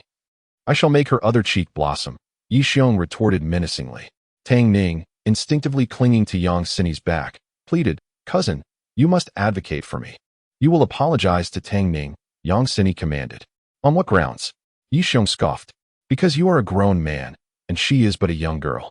Yang Sini, already in a foul mood, felt her temper flare. How can you not manage a young lady? Hitting her on the backside, what will people think? You have tarnished her reputation. Tang Ning, peeking from behind Yang Sini, chimed in gleefully. Indeed, you have ruined her innocence. And what if I refuse to apologize? Yi Xiong challenged. Then you shall leave my villa immediately, Yang Sini declared, her gaze fixating on the lingering marks of his previous indiscretions, which soured her mood further. Yi Xiong rose abruptly, wordlessly striding towards the exit. Tang Ning, who had just reveled in her prior triumph, now felt a surge of panic. Though her backside throbbed with pain, her heart was not filled with hatred. She merely sought to witness Yi Xiong's humiliation, ideally envisioning him kneeling in contrition. His silent departure, however, took her by surprise. As he left, a flicker of disappointment crossed Yang Sini's eyes. She had not anticipated such pettiness from him. It seemed she had overestimated his character, mistaking him for someone distinct from other men, only to find he shared their shortcomings. Without a backward glance, she retreated upstairs. The hall was left desolate. With Tang Ning alone, her mind racing with anxiety. What have I done? This is a predicament. She paced in the living room, uncertain how to rectify the situation. Earlier, she had exaggerated Yi Xiong's faults, failing to mention her own deceit in summoning him back. She had merely remarked on the kiss marks adorning his neck, and, upon calling him a lecher, he had retaliated. Yet, she had withheld the truth of his anger. Now, with Yi Xiong storming out and her cousin sulking in her room, Tang Ning realized she had gone too far. If the riddle must be resolved by the one who caused it, she understood that she must confess the truth herself. Ascending the stairs, she gently knocked on Yang Sini's door, calling, "Cousin, I need to speak with you." "Open the door. I urgently need to speak with you." "What is it?" "Let's discuss it tomorrow." Yang Sini's voice had changed slightly. "This is terrible. My cousin must be very upset." "I'm sorry, cousin. I must confess that what I said earlier was a fabrication. The reason my cousin's husband was so furious was due to my deceit. I told him you were running a high fever and unwell, which prompted his hasty return." Tang Ning recounted the truth, and as the door swung open, Yang Sini's face turned ashen, her chest heaving with anger. "Tang Ning, how could you deceive me?" "Cousin, I was wrong. Please punish me," Tang Ning said, lowering her head meekly. "You nearly drove me to madness. Was it your intention to infuriate me?" Yang Sini's face flushed crimson. "I did not mean to." Tang Ning sulked. "Call that miserly man and explain." Yang Sini commanded. "I'm too afraid." "Regardless of your fear, you must call. You are the one who caused this debacle, and you must explain it yourself. My cousin's husband is too fierce. I fear he might strike me again." "Cousin, you should make the call. If I do it, he may not return, but if you make the call, he will definitely come back. When men are angry, they can act irrationally. It is not impossible for my cousin's husband to seek solace elsewhere." Having said this, Tang Ning swiftly retreated to her room, leaving her concerns behind. "This is infuriating." Yang Sini stood frozen, taking out her phone, torn in her thoughts. "This guy is becoming increasingly demanding. If I call him, won't he walk around with his nose in the air from now on?" Yet, she recognized that she was indeed at fault for driving him away in the middle of the night. Why should that concern you? It was Tang Ning's mischief. It's just a phone call. It won't cost me anything. Two conflicting thoughts clashed in her mind, but ultimately, Yang Sini resolved to make the call. Right now, Yi Xiong is probably still furious. It's possible he could, like Tang Ning suggested, lose his reason and seek out another woman. With this thought, Yang Sini took a deep breath and steeled herself to dial the number. "Stay calm. I must remain composed," acting as if nothing has happened. She silently resolved to merely explain the situation, and whether he returned home or forgave her was entirely his affair. This would also serve as a test of his character and maturity as a man. Who would have thought the most romantic thing would be growing old together? Suddenly, a ringtone echoed from the adjacent room, startling Yang Sini. However, the call was quickly terminated. Had she not been standing at the door, she would have missed it entirely. Yang Sini approached and pushed the door open, discovering Yi Xiong reclining on the bed, leisurely engrossed in his phone, displaying no signs of anger whatsoever. Upon seeing Yang Sini enter, Yi Xiong chuckled. "Wife, why are you still awake at this hour? Is it because I'm not by your side that you cannot sleep?" Gazing at his carefree demeanor, Yang Sini found herself at a loss, unsure whether to laugh or weep. How foolish she had been to worry about his anger. Just look at him. There was not a trace of ire upon his face. She had even feared that he lacked generosity, but it was evident that he had not given the earlier incident a second thought. Carefree and unburdened. Such was his true nature. "Why did you return?" Yang Sini arched an eyebrow, feigning anger. It's the middle of the night. Where am I supposed to sleep? Yi Xiong climbed out of bed and approached Yang Sini, taking her hand in a manner reminiscent of a petulant child. Wife, please don't be angry. I was merely teasing you. Who told you to shout at me so loudly? I heard from Tang Ning that you were ill, and I crossed countless red lights, traversing great distances under the stars and moon, to save you. Yet, upon my return, I am met with scolding and banishment from the house. Is it easy for me?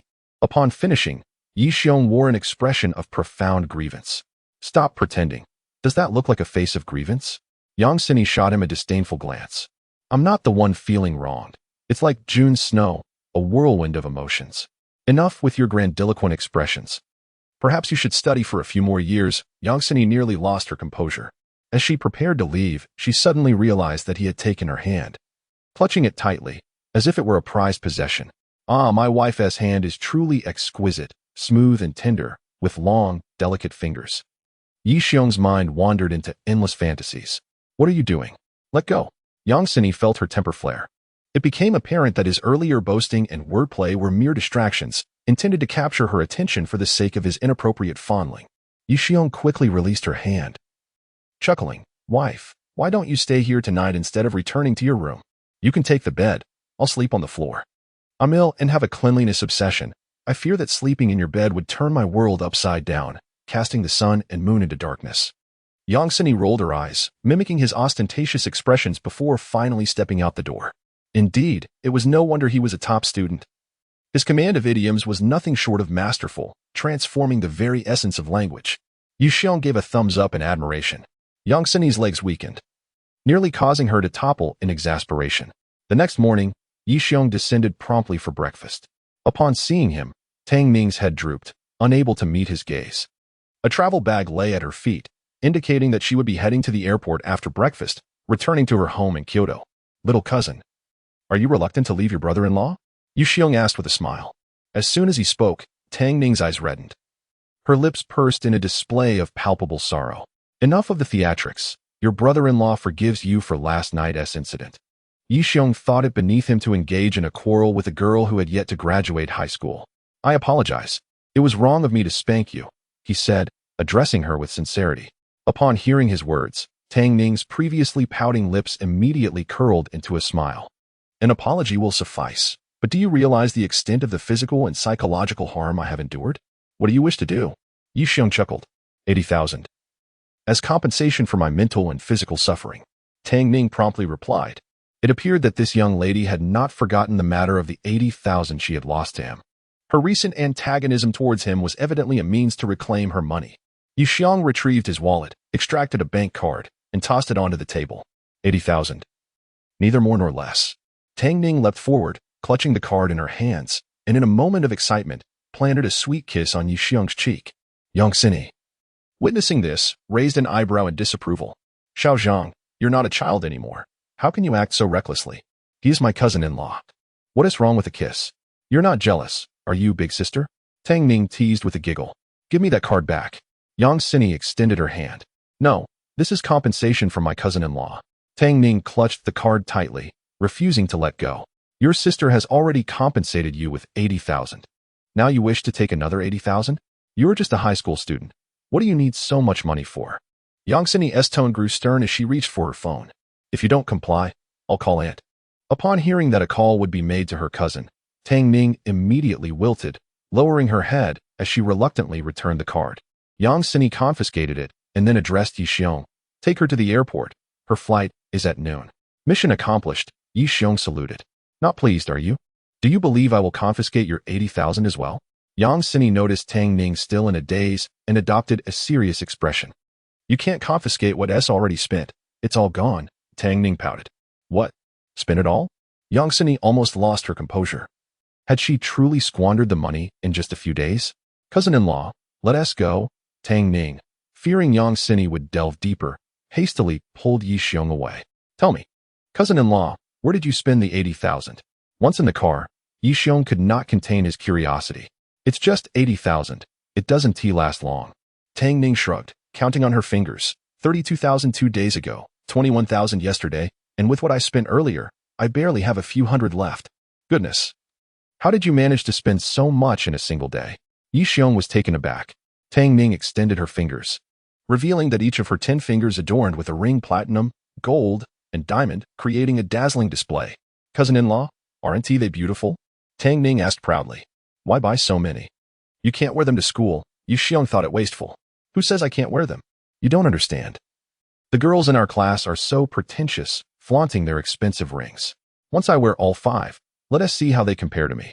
Such vanity is not to be encouraged, Yi Xiong admonished earnestly. Suddenly, a glimmer of cunning flashed in Tang Ning's eyes. She grasped Yi Xiong's arm and, in a playful tone, said, Brother-in-law, I'm about to return to the capital, yet you haven't given me a gift.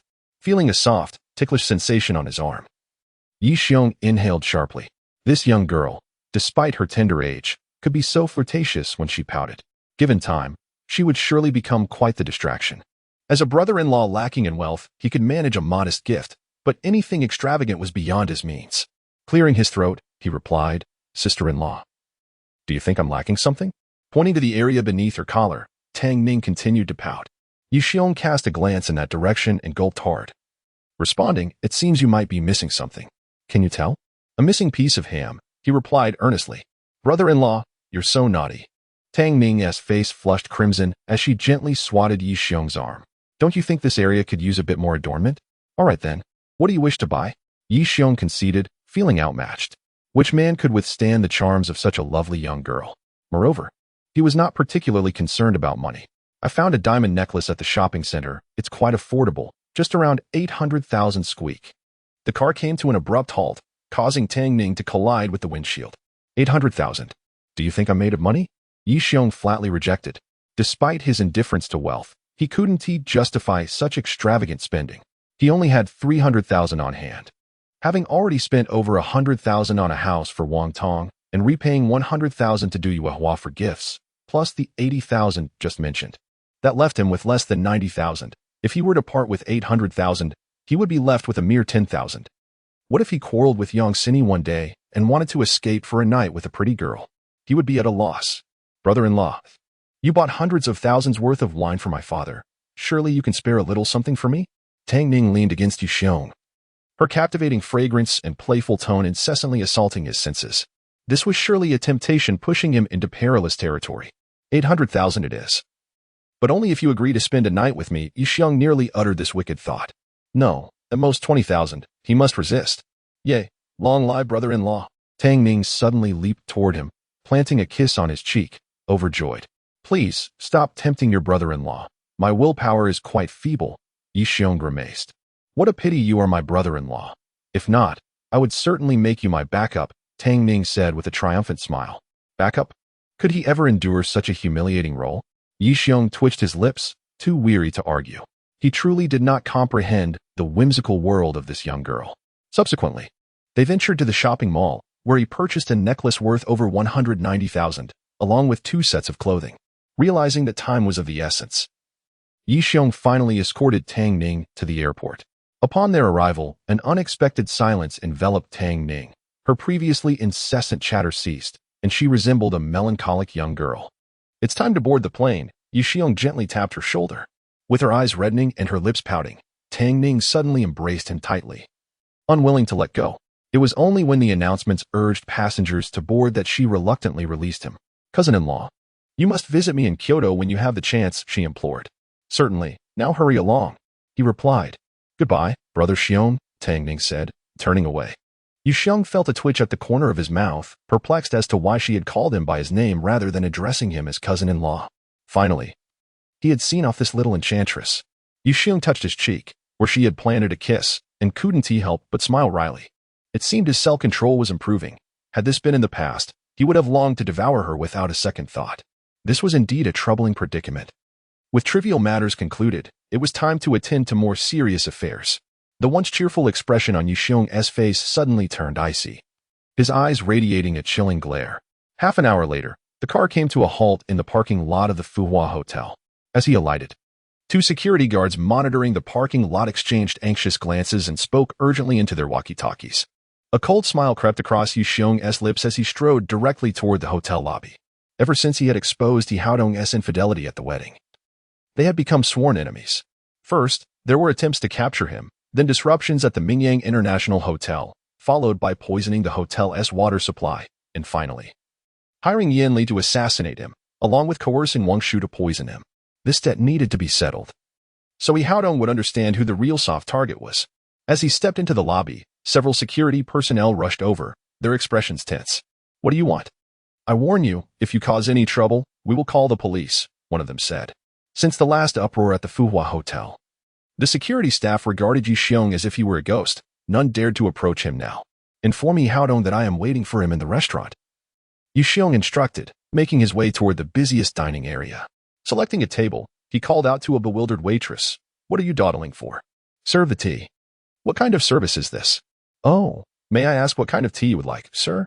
The female server replied, regaining her composure. "Chrysanthemum tea, please," Yi Xiong said, reclining in his chair, his feet propped up on the table.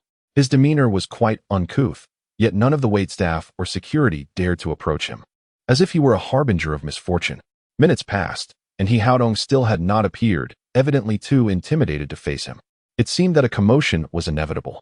Yi Xiong slammed his hand on the table and declared loudly, "Waitstaff, take my order." "May I ask what you would like to order, sir?" the female server inquired, bending slightly. "Bring me 2 roasted sweet potatoes," he commanded. "Sir, we do not serve roasted sweet potatoes here," the waitress whispered softly. "Not even roasted sweet potatoes? What kind of hotel are you running?" Yi Xiong slammed the table, his voice booming with fury. The young waitress nearly burst into tears, her voice trembling as she replied, "Sir, we are a prestigious hotel. We do not offer such lowly items." "What do you mean by lowly? Do you have any idea how many lives sweet potatoes have saved in your grandfather's generation? You are forgetting your roots. Do you understand? I question the quality of service at your esteemed hotel. Do you grasp the principles of human decency?" Yi Xiong, resembling a nouveau riche, exuded an air of ruffian arrogance. "Bring me another server. This attitude is unacceptable," he demanded angrily. The blushing waitress hurried away, and soon after, several more servers came and left, all subjected to Yi Xiong's scathing tongue, none able to withstand his verbal onslaught. In the president's office, Yi Haodong watched the scene unfold on the monitor, his face darkening as he clenched his fists tightly. Beside him, the sycophantic Scarface quietly inquired, "Young Master Dong, shall I send someone to deal with him?" "Go ahead. I'll give you $1 million." Yi Haodong rolled his eyes. Scarface awkwardly stepped aside, daunted by Yi Xiong's formidable presence. He had witnessed the man's prowess firsthand, knowing he could be extinguished with a mere finger. "What should we do then, young master? We can't let him continue like this. It will ruin our business," Scarface said, glancing at the screen with indignation. "This fellow is nothing but a rogue. Rogues are not frightening. What is truly alarming is a rogue who possesses martial skills." Yi Haodong pondered for a moment before responding. "Let the waitstaff manage him. Do not provoke him or give him an opportunity to explode. He is merely looking for a reason to cause a scene, and I will not grant him that chance."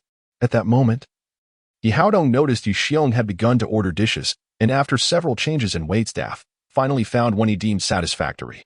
Suddenly, the phone rang. "Young master, that man has ordered." He selected 13 dishes, all exorbitantly priced, totaling over 50,000 yuan. A subordinate reported from the other end. "Fulfill all his requests." "Should we poison the food?" "Are you out of your mind?" He asked, dining in a hotel. "Do you think you wouldn't be cautious?" Yi Haodong lamented the lack of intelligence in his subordinate. This guy is clearly here to stir trouble. Poisoning him would only give him a reason to escalate the situation. Furthermore, he is certainly aware of instances where poison was placed in drinks, let alone in food. "My apologies, young master. I will arrange it immediately." Half an hour later, Yi Xiong's table was laden with an extravagant array of dishes, all exquisite delicacies of considerable value. People passed by, casting glances at this man. What defines a tycoon? This is a true tycoon, spending 4,000 to 5,000 on a single meal, ordering over a dozen dishes. Yet moments ago he had the audacity to ask for sweet potatoes? Yi Xiong sampled the dishes, exclaiming, "Who is the chef? Is he a pig? Such a splendid feast. And it is all being wasted. Is this a bear's paw or a pig's trotter? With such heavy seasoning, how is one supposed to consume it? This is rock sugar bird's nest, but surely this sugar wasn't purchased from the streets? The ginseng chicken has been stewed for far too long, causing its aroma to dissipate. What a disappointment." Each dish that Yi Xiong encounters prompts a sharp critique. It is not so much that he is harsh, but rather that the cooking is utterly subpar in comparison to his standards. Had Xiao Yang still been alive to witness such culinary offenses, he would likely have stormed into the kitchen and delivered a few resounding slaps to the chef. Surrounding them, a dozen waitstaff and security stood silently, watching from a distance, not daring to utter a word or even draw a breath. This is what it means to witness a rogue in action. What is this? Yi Xiong picked up a long, dark red object, scrutinizing it closely. Could it be an African scorpion? But where's its tail? Goodness, it's a cockroach. Like a fire igniting beneath him, he sprang to his feet, spitting and sputtering. This is it. I am surely going to be poisoned. I must lodge a complaint. Help. There's a cockroach in the dishes at the Fuhua Hotel. His voice, naturally loud, echoed throughout the second floor, causing diners to frantically inspect their own meals. To think the Fuhua Hotel's hygiene is so appalling, I shall not return again. The food is unpalatable and overpriced, and the service leaves much to be desired. Not only is the service poor, but the staff themselves resemble pigs. Discussions erupted around him, as the entire second-floor hall seemed to explode with commotion. On the 8th floor, in the president's office, He Haodong's face turned a furious shade of iron, his complexion resembling that of a liver. With a resounding crash, he kicked the coffee table, sending it toppling over and shattering glass everywhere. Is it merely an attempt to force me out? I shall exit. I refuse to believe he would dare to strike me. With that, He Haodong stormed out of his office and descended to the second floor. Upon arrival, he found Yi Xiong still shouting, demanding compensation from the hotel. A couple of inexperienced security guards attempted to intervene, only to be swiftly overpowered and left on the ground, unable to rise. Yi Xiong, have you had enough of this ruckus? He Haodong pushed through the crowd and confronted Yi Xiong directly. Why are you hiding now? Why not continue to cower? A playful smirk crept onto Yi Xiong's lips as he suddenly splashed a cup of tea directly onto He Haodong's face. The tea cascaded down He Haodong's face, mingling with the leaves, and his already flushed complexion turned an even more furious shade. In that moment, the entire room fell into an eerie silence.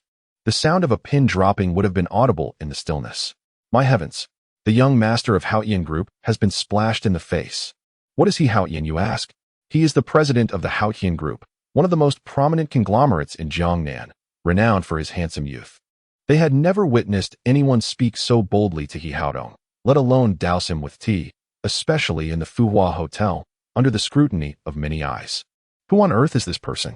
Does he not know the meaning of danger? He Haodong had always been suppressing his temper, yet at this moment, having been bullied to such an extent, he realized that if he continued to endure, he would become nothing more than a coward. Whoever dares to strike him will receive $1 million, he declared in a fit of rage. The onlookers on the second floor, upon hearing of the impending brawl, swiftly rose to their feet and distanced themselves. A crowd of thugs encircled Yi Xiong, the atmosphere crackling with tension. Yi Xiong rolled up his sleeves and, with a faint smile, remarked, "Fighting is something I relish. I have experienced the thrill of inflicting pain far too often. It has been quite some time since I have felt the sting of a blade. Let us see just how many of you are fortunate enough to earn $1 million." At his words, the thugs surrounding him instinctively took a few steps back, astonishment flickering in their eyes. Yi Xiong gracefully leaped onto a table, and in that instant, his garments billowed as if stirred by an unseen wind, an overwhelming aura enveloping the entire venue. "Come on, strike me," he challenged. Mastery of internal martial arts? Impossible. Contemporary martial arts are generally categorized into 3 types: external skills, internal skills, and martial techniques. Martial techniques, the simplest to learn, include styles like Bagua Zhang, Chongguan, and Jun Ti Quan, which any ordinary person can easily master. External skills refer not only to physical strength but also to those martial arts honed through arduous training, such as eagle claw and iron head techniques, which take years of hardship to yield results. The most challenging category is internal skills. In today's world, very few practice internal martial arts due to their slow progress. Initially, internal cultivation yields minimal results. Only after 5 to 10 years of relentless effort can one begin to notice slight improvements, enhancing one's senses and strength, merely scratching the surface. After decades of cultivation, the most gifted among practitioners may reach a level of mastery, allowing their internal energy to manifest within their bodies for defense and attack. The young man before them appeared to be merely 23 or 24 years old. Could he have begun practicing internal skills before the age of 10? Even if Yi Xiong had indeed mastered internal skills, the mere 100 or so individuals present would scarcely be able to harm him. At such a young age, had he perhaps begun his training while still in the womb? With internal injuries of this severity, how could he possibly engage in combat?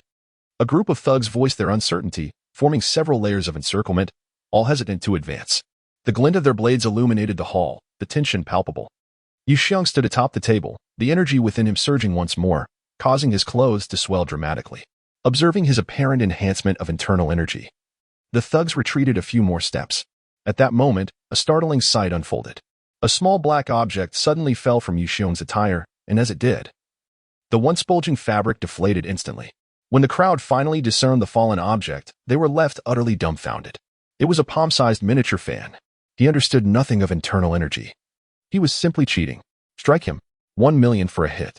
The thugs, feeling deceived, seized their blades and charged at Yu Xiong. The fan is utterly useless. It broke down upon first use. Yu Xiong leaped from his desk, wielding the chair like a weapon, sweeping it across the room. The first 2 ruffians were sent flying. However, driven by the allure of money, the remaining thugs charged at him recklessly.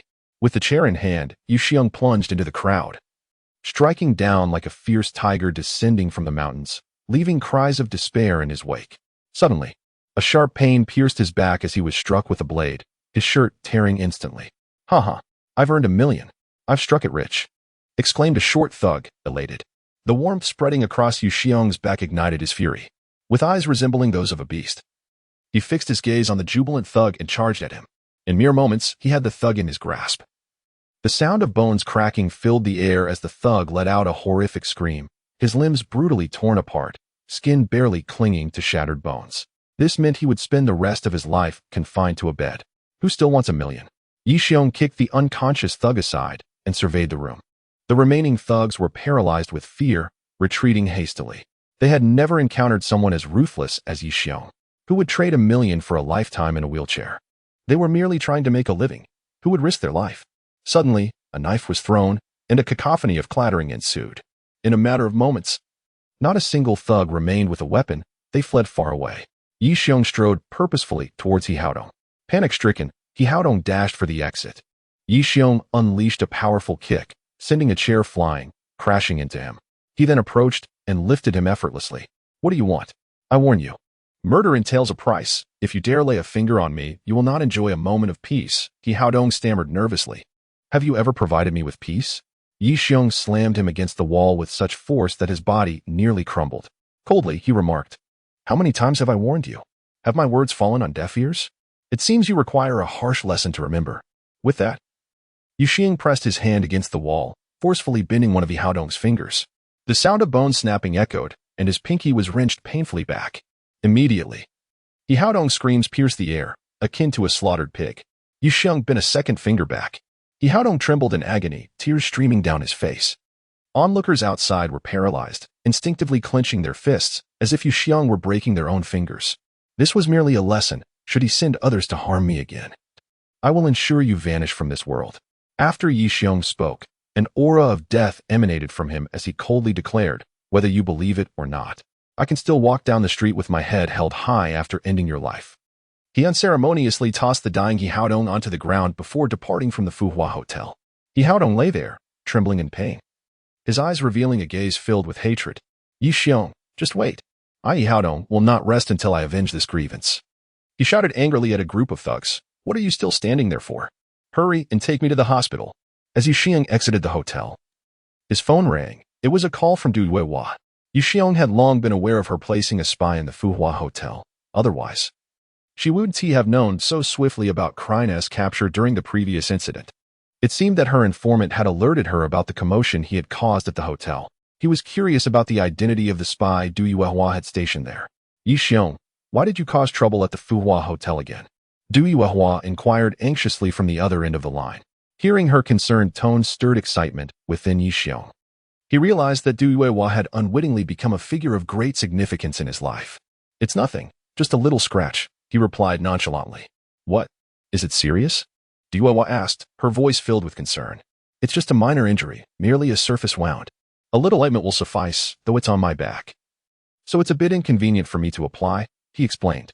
"Buy the medicine, and I'll help you apply it." Half an hour later, Yu Xiong returned to Mingyang International Hotel with the medicine. When he removed his shirt to reveal the superficial wound on his back, Du Yuehua finally breathed a sigh of relief. The cut was indeed shallow, just barely breaking the skin. With careful treatment, it should not leave a scar. "Lie down on the sofa and don't move," Du Yuehua commanded. Yu Xiong obediently laid on the sofa, his back facing up, allowing her to apply the ointment. Du Yuehua stood beside the sofa, dressed in a fitted black dress that exuded maturity. She slapped his hand and scolded, "With an injury like this, you still have such thoughts? It's just a small injury. It's nothing serious. It'll heal in a couple of days," Yi Xiong replied. "If you act recklessly again, I will be very upset," Du Yuehua said, her expression turning serious. "I've researched online, and it says that having injuries can delay recovery. So you are not allowed to touch me for the next few days. Online information is not always reliable. We only had a few encounters last night. And now you're craving it again. Do you not understand the importance of taking care of your body?" Du Yuehua admonished him like a caring older sister. "I'll just touch a little. I'm not thinking of anything else," Yu Xiong chuckled. In his life, Yu Xiong had never encountered a figure as captivating as Du Yuehua. Her maturity, intellect, and charm, even in intimate moments, were perpetually alluring to him. She seemed like a cosmic black hole, capable of drawing him in completely. She cared for him deeply, treating him as her most cherished person, and unbeknownst to them, their relationship had evolved into a complex bond that blurred the lines between friendship and romance. Du Yuehua was well aware of his character and chose to disregard his antics. He was free to touch as he pleased, and she had grown accustomed to his affections. Sister Hua's hands were gentle, delicate, and long. When applying the ointment, the cool, smooth texture of her skin ignited a stirring sensation in Yi Xiong's hand. His fingers, like a crab, began to creep slowly up her thigh. Suddenly, a sharp clap resounded as two firm slaps landed on the back of his hand. Du Yuehua sprang to her feet, fuming. "If you don't behave, I shall ignore you." With that, her eyes glistened with unshed tears. It was a mistake, a mere slip of the hand. He chuckled nervously and withdrew his hand. After applying the ointment, Yi Xiong dressed, noticing that Du Yuehua was still sulking. He approached and enveloped her in an embrace, saying, "Sister Hua, from now on, I will heed your words. I know you have my best interests at heart. We have plenty of time ahead of us. After all, that's good to hear. A man should prioritize his career. Romantic entanglements are trivial. Besides, your infatuation with me is merely a phase of novelty. Perhaps in due time, you will tire of me," Du Yuehua remarked, her expression dimming. Yu Xiong's heart stirred, and he held her tighter, declaring, "Sister Hua, whether you believe it or not, you are the most significant woman in my life. My affection for you transcends mere desire." Half an hour later, Yi Xiong emerged from his office, whistling and wandering about, when suddenly the phone rang. "Brother Xiong, I have something to discuss with you," Wang Tong said from the other end. "What is it?" "Speak freely," he replied. "My sister is currently unemployed, and I was hoping she could come to the hotel to lend a hand," Wang Tong explained. Yi Xiong paused, then inquired, "Where is she now?" "At the hotel." "Brother Xiong, my sister has assured me she will work diligently. I would appreciate your assistance. Have her come to my office. I would like to speak with her," Yi Xiong instructed. "Thank you, Brother Xiong," Wang Tong replied before hanging up.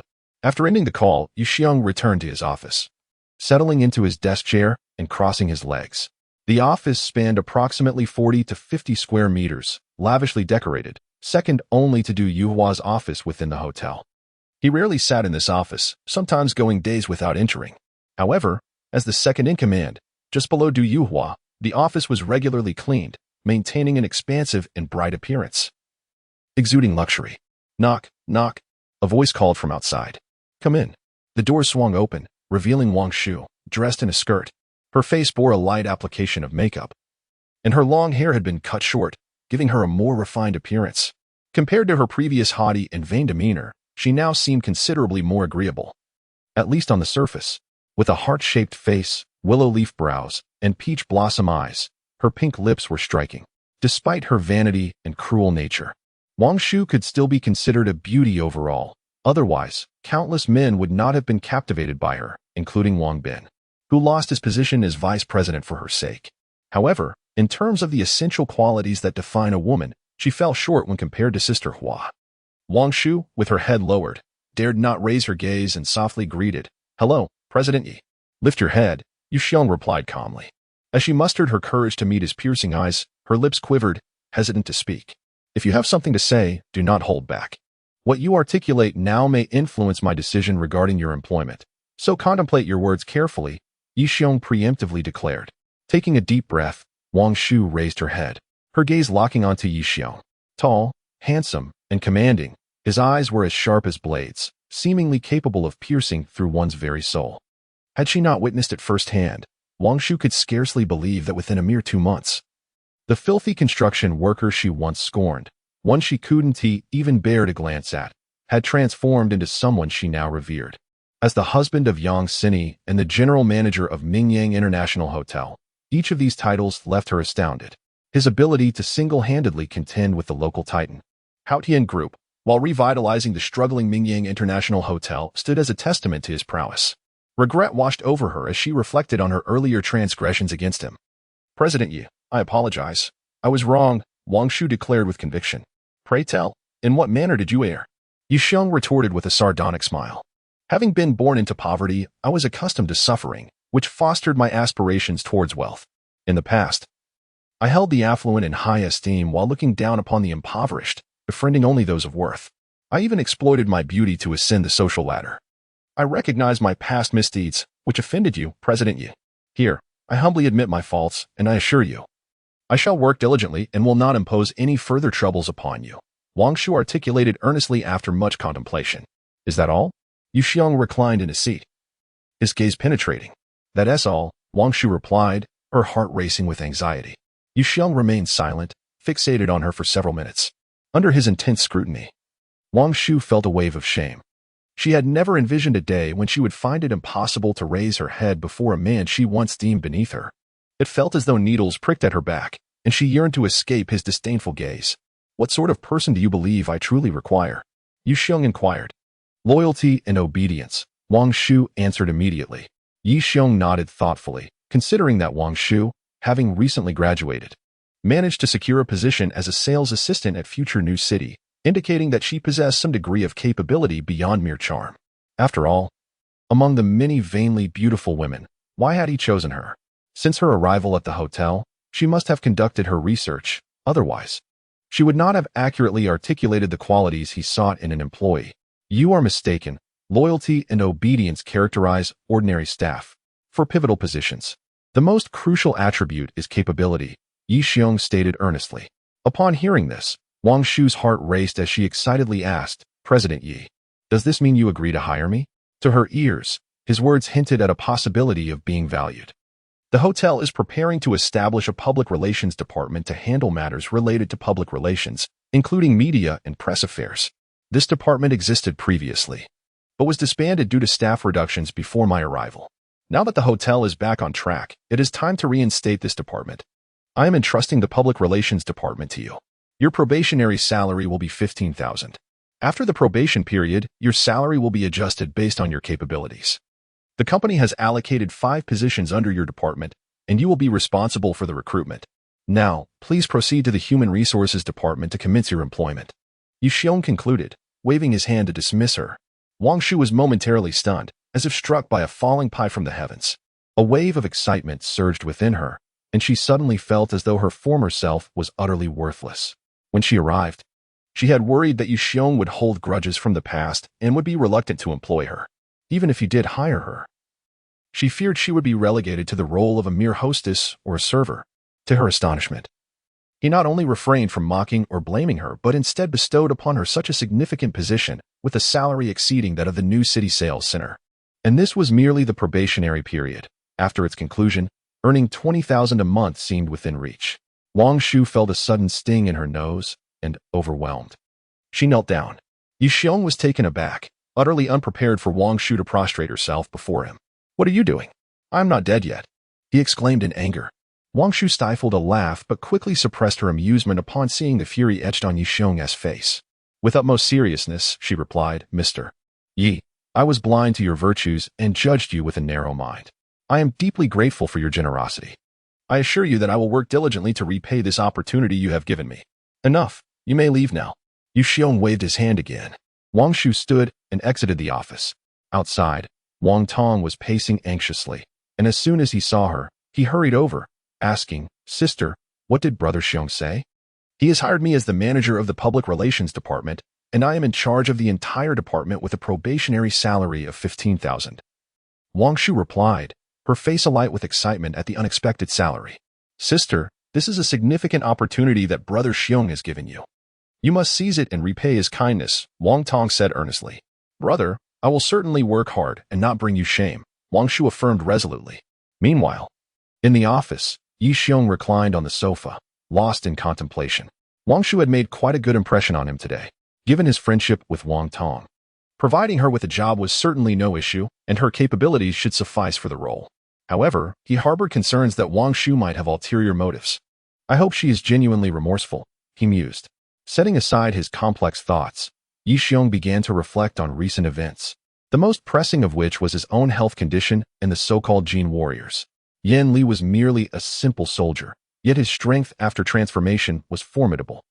If his opponent were a member of Long Duan, then he would find himself at a disadvantage after transformation as well. It seems that I must take a closer look at these so-called genetic warriors. Yi Xiong recalled that it had been quite some time since he last conversed with the flat-chested Zhu Ke, and it would be an opportune moment to extract some valuable information from her. Little-chested comrade, please come to my office. I have something to discuss with you, he said over the phone. Moments later, the office door swung open and Zhu Ke entered.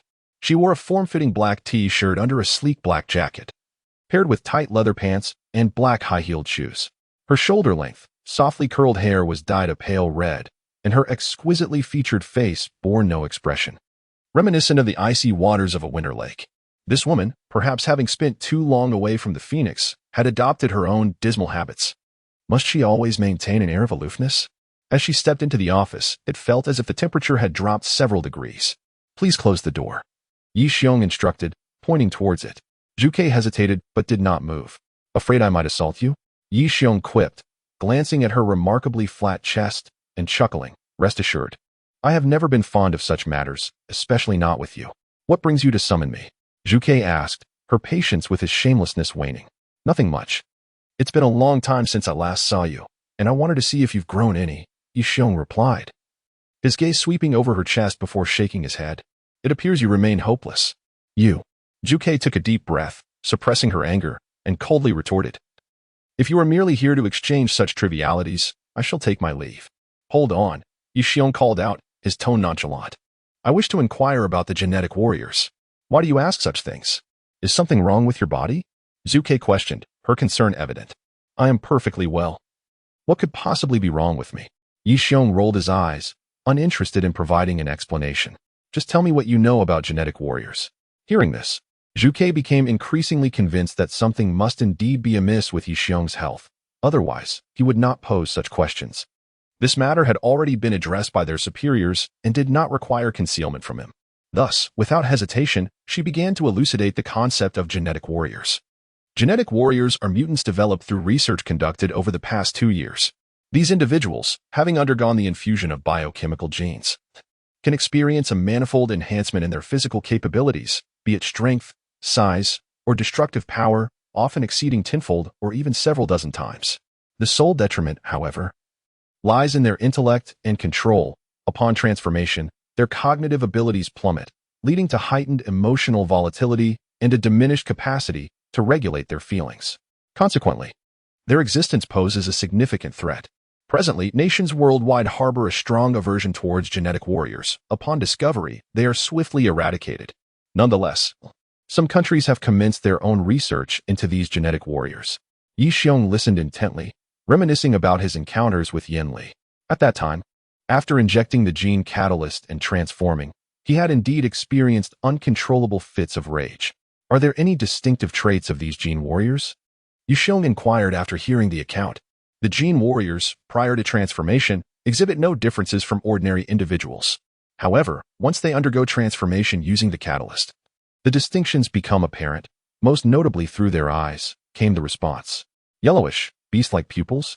Yi Xiong interjected, recalling Yan Li's transformation. Yes, the yellowish hue is characteristic of the 3rd generation of gene warriors. From the gene warriors we have captured and interrogated, it appears they have undergone 3 generations of transformation. The 3rd generation possesses yellowish eyes, while the 2nd generation has dark green ones. Dark green? Yi Xiong immediately recalled the figure in black who had infiltrated his home that night, attempting to steal the gene catalyst. The individual's eyes were indeed dark green, exuding an eerie terror. That person had withstood an internal strike from him and managed to escape unscathed, a formidable opponent. He had never anticipated that this individual was also a gene warrior, and a 2nd generation one at that. What about the 1st generation? What characteristics do they possess? Yi Xiong pressed further. No one has ever seen a first-generation gene warrior. It remains uncertain whether they even exist in this world. It is rumored that the first generation of test subjects all perished, and the second generation succeeded only by extracting genes from the deceased first-generation subjects. There are also tales that the eyes of the first generation are red, commonly referred to as blood pupils. Yixiong's body trembled, his face betraying a look of shock. Could I possibly be the fabled first-generation gene warrior? He recalled the time when, during a mission, his entire team had perished in battle, and he himself had sustained grave injuries, losing consciousness. After being captured, his thoughts remained clouded. He was unsure of his whereabouts or whether he was alive. In a hazy state, it felt as though he had been submerged in liquid. He could not ascertain how long it had been until he awoke, surrounded by darkness. Entombed underground, he had excavated a passageway to escape, later discovering he had been buried for nearly a month. Reflecting on all this, Yixiong felt as though he were trapped in a dream. According to Zhu Chue's words, it was highly likely that he had inadvertently become the first-generation gene warrior, possibly the only one. Are the gene warriors truly the most formidable of the first generation? Yixiong could not help but inquire. Not necessarily. It is said that each generation of gene warriors undergoes 4 stages of transformation. Within the same stage, the second generation is indeed stronger than the third. However, if the second generation is only in the first stage while the third generation has reached the third stage, the outcome of a confrontation remains uncertain. Additionally, the combat prowess of a gene warrior is heavily influenced by the host. A group of monsters, Yixiong muttered, his gaze shifting to Zhuke. I have asked all I needed to. You may leave now. And your body? Zhuke queried. I am fine. Upon noticing the perplexed expression on her face, Yixiong sauntered to the back seat and chuckled. If you doubt my words, we could reserve a room tonight, and I shall disrobe for your inspection to prove my honesty. Indecent. Zhuke shot him a disdainful glance before turning to exit the office. When reporting, do refrain from mentioning that I only fancy basketball and have no affection for table tennis to that old fossil, Long Tianya, Yixiong called out from a distance. Upon hearing this, Zhuke nearly collided with the door. Once she departed, Yixiong approached and securely locked the door before returning to his seat. He powered on his computer and began to watch a collection of romantic films from a certain island nation. Initially, he played it at a leisurely pace, gradually increasing the speed. However, to his dismay, he found that he could not transform his eyes into blood-red orbs as he had previously. He attempted again and again, yet the change eluded him. Must it require a genetic catalyst? Yixiong retrieved a bottle of murky yellow liquid from his possession, contemplating whether to experiment with it. This notion flickered in his mind, but was swiftly suppressed. He certainly did not wish to become a creature akin to Yen Li.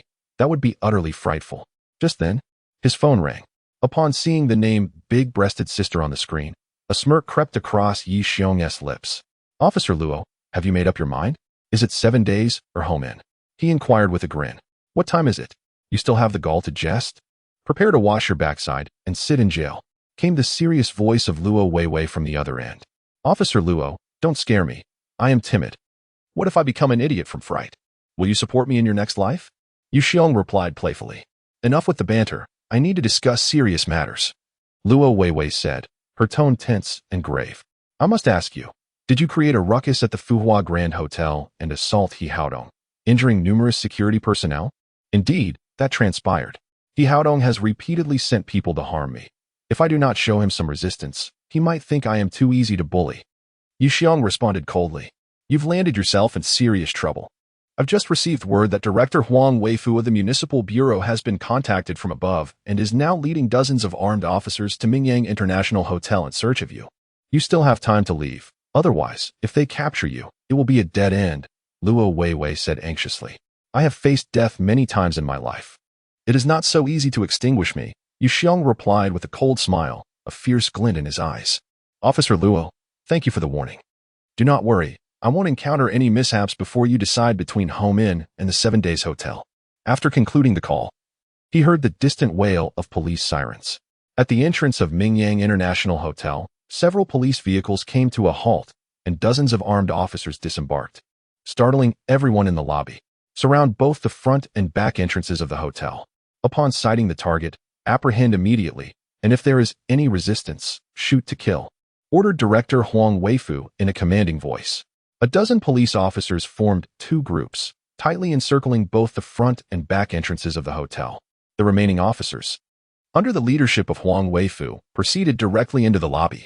"Officers, may I inquire as to your purpose?" asked Wang Tong, the lobby manager, hastily approaching as a group of officers burst in with great authority. "You cannot simply barge in. I have a duty to inquire," Wang Tong exclaimed loudly. "Mingyang International is nothing but a den of bandits. I will see to it that you are all dealt with. If you do not leave immediately, I shall accuse you of obstructing justice and have you arrested," shouted a young man with a buzz cut. "Chen Han, ignore him. Capturing the suspect is our priority," Huang Weifu commanded. Chen Han shot Wang Tong a disdainful glance and was about to proceed when suddenly, a woman clad in a black-fitted outfit obstructed their path. She appeared to be in her 20s, tall and striking, possessing a beauty that would not easily be forgotten. Her uniqueness was pronounced. She was entirely dressed in black, her visage cold as ice, radiating an aura of lethal intensity. Furthermore, her chest was as flat as a highway, and if one were to gaze solely upon her torso, neglecting her stunning face, one might mistake her for a man. "What brings you here?" Zhu Ke inquired coldly, blocking the line of officers. "Step aside. Do not impede our investigation. Otherwise, do not blame us for our lack of courtesy," Chen Han replied frostily. "If you wish to apprehend someone, you must possess an arrest warrant, no?" Zhu Ke extended her hand, coldly demanding, "Show it to me. If you do not have one, do not even think of taking anyone from Mingyang International Hotel." In the face of several dozen armed officers, Zhu Ke remained resolute. "Have you lost your mind? Look at the multitude of officers present. Is a warrant truly necessary?" Chen Han retorted angrily, glaring at Zhu Ke. "Yi Xiong is suspected of intentional assault, having injured numerous employees at Fuhua Hotel. The evidence is irrefutable. We must take him in for questioning." "To take someone in for questioning requires the deployment of several officers. Your display is quite excessive," Zhu Ke scoffed. "It is none of your concern. Step aside quickly, or do not blame us for our lack of courtesy," Chen Han warned sternly. "I am rather curious to see how you will proceed without courtesy." Zhu Ke raised an eyebrow defiantly. "Dare to obstruct the police? Someone, take her away," Chen Han ordered loudly. At once, two officers approached Zhu Ke from either side, aiming to restrain her arms. With a swift motion, Zhu Ke delivered two elegant kicks, sending the officers sprawling to the ground, leaving them incapable of rising for some time. "How dare you assault an officer? Believe me, I will shoot you," Chen Han fumed, drawing his firearm and aiming it at Zhu Ke. As the captain of the criminal investigation team at the Jiangnan City Police Department, Chen Han was filled with rage. Having returned from 2 to 3 months of training at the provincial level, he had heard his colleagues frequently discuss Yi Xiong's formidable skills, formidable connections, and questionable character. He even swaggered through the precinct, propping his legs up casually while openly flirting with the officer he fancied, Luo Weiwei. For some time now, he had yearned for the opportunity to encounter the rumored individual, eager to ascertain whether the tales of his extraordinary abilities were true. At long last, fate smiled upon him. Half an hour ago, the chief had issued an order to apprehend Yu Xiong, igniting a fervor within him. He resolutely vowed to personally capture the audacious man who dared to flirt with the female officer he admired. Little did he expect that before he could even lay eyes on Yu Xiong, he would cross paths with a flat-chested woman, clad like an apocalyptic assassin, who had the audacity to assault a police officer. As Chen Han drew his firearm, the hotel lobby erupted into a chorus of terrified screams. Many of these individuals had never even seen a gun, let alone witnessed one being pointed at another. Those standing behind Zhu Ke shrieked loudly, hastily retreating from the line of fire, fearful of being inadvertently struck by stray bullets. The atmosphere in the hotel descended into chaos. Yet, in the face of the ominous muzzle, Zhu Ke did not falter. Instead, she took a few steps forward, presenting her forehead to Chen Han as weapon, and coldly challenged him. "If you have the courage, pull the trigger. Those who hesitate are cowards." "Chen Han, lower your weapon, and do not act recklessly," cautioned Chief Huang Weifu. Alarmed by Chen Han's actions, this was a public space, and should an accidental discharge injure innocent bystanders, he would bear the brunt of the responsibility. Moreover, to brandish a weapon in front of a woman was a grave embarrassment for the police force. "I repeat, step aside." Chen Han's face flushed crimson, his finger trembling as he pointed. The only response he received was Zhu Ke's icy glare as she advanced towards him, until her forehead met the dark barrel of his gun. "Go on, shoot, coward," she taunted. The surrounding officers were petrified by Zhu Ke's audacity. They had never anticipated such a formidable figure at the International Hotel, daring to confront an entire police squad, and a woman at that. Chen Han's fury reached a boiling point. He had come with the chief to apprehend Yu Xiong, only to be thwarted by a mere woman. The thought of such humiliation spreading through Jiangnan was unbearable. Being publicly branded a coward only fueled his rage further. "Someone cuff her. We will deal with her later," he bellowed. At that moment, two officers approached, handcuffs in hand, intending to restrain Zhuke. They assumed that with a gun aimed at her, she would not dare to resist.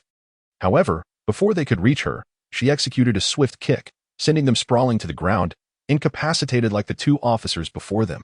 The entire scene was met with stunned silence. A woman of such valor. To be threatened at gunpoint yet still dare to inflict harm, surrounded by dozens of officers. Such audacity was unprecedented, both in experience and in tales heard. After dispatching the two officers, Zhuke continued to press her forehead against Chenhan's firearm, her voice icy. "What is the matter? Still too afraid to pull the trigger? Your lack of courage is unbecoming of a police officer," provoked by her repeated taunts. Chenhan could no longer contain himself. He aimed for her thigh, ready to pull the trigger. While he dared not shoot her in the head, he felt confident enough to inflict serious injury. Little did he know, before his hand could even reach her waist, it was already directed at his own head. The speed at which Zhuke drew her gun could only be likened to a flash of lightning. By the time the surrounding officers comprehended the situation and aimed at her, Zhuchua's weapon was already firmly pressed against Chenhan's temple. His face drained of color. He never anticipated that this woman possessed not only extraordinary martial prowess, but also a firearm. With the gun pointed at him, he was instantly paralyzed with fear, refraining from any erratic movements. The atmosphere was tense, fraught with potential violence. "Everyone, lower your weapons. Anyone who fires will face severe consequences." Huang Weifu, despite his lack of intelligence, recognized that the woman before him was far from ordinary. Setting aside her impressive skills, her sheer confidence was something to behold. Moreover, he noted that she possessed the most advanced, limited edition smartphone, identifiable by a unique number engraved on it, indicating that this device belonged solely to her, a custom piece. This revelation hinted at her significant status.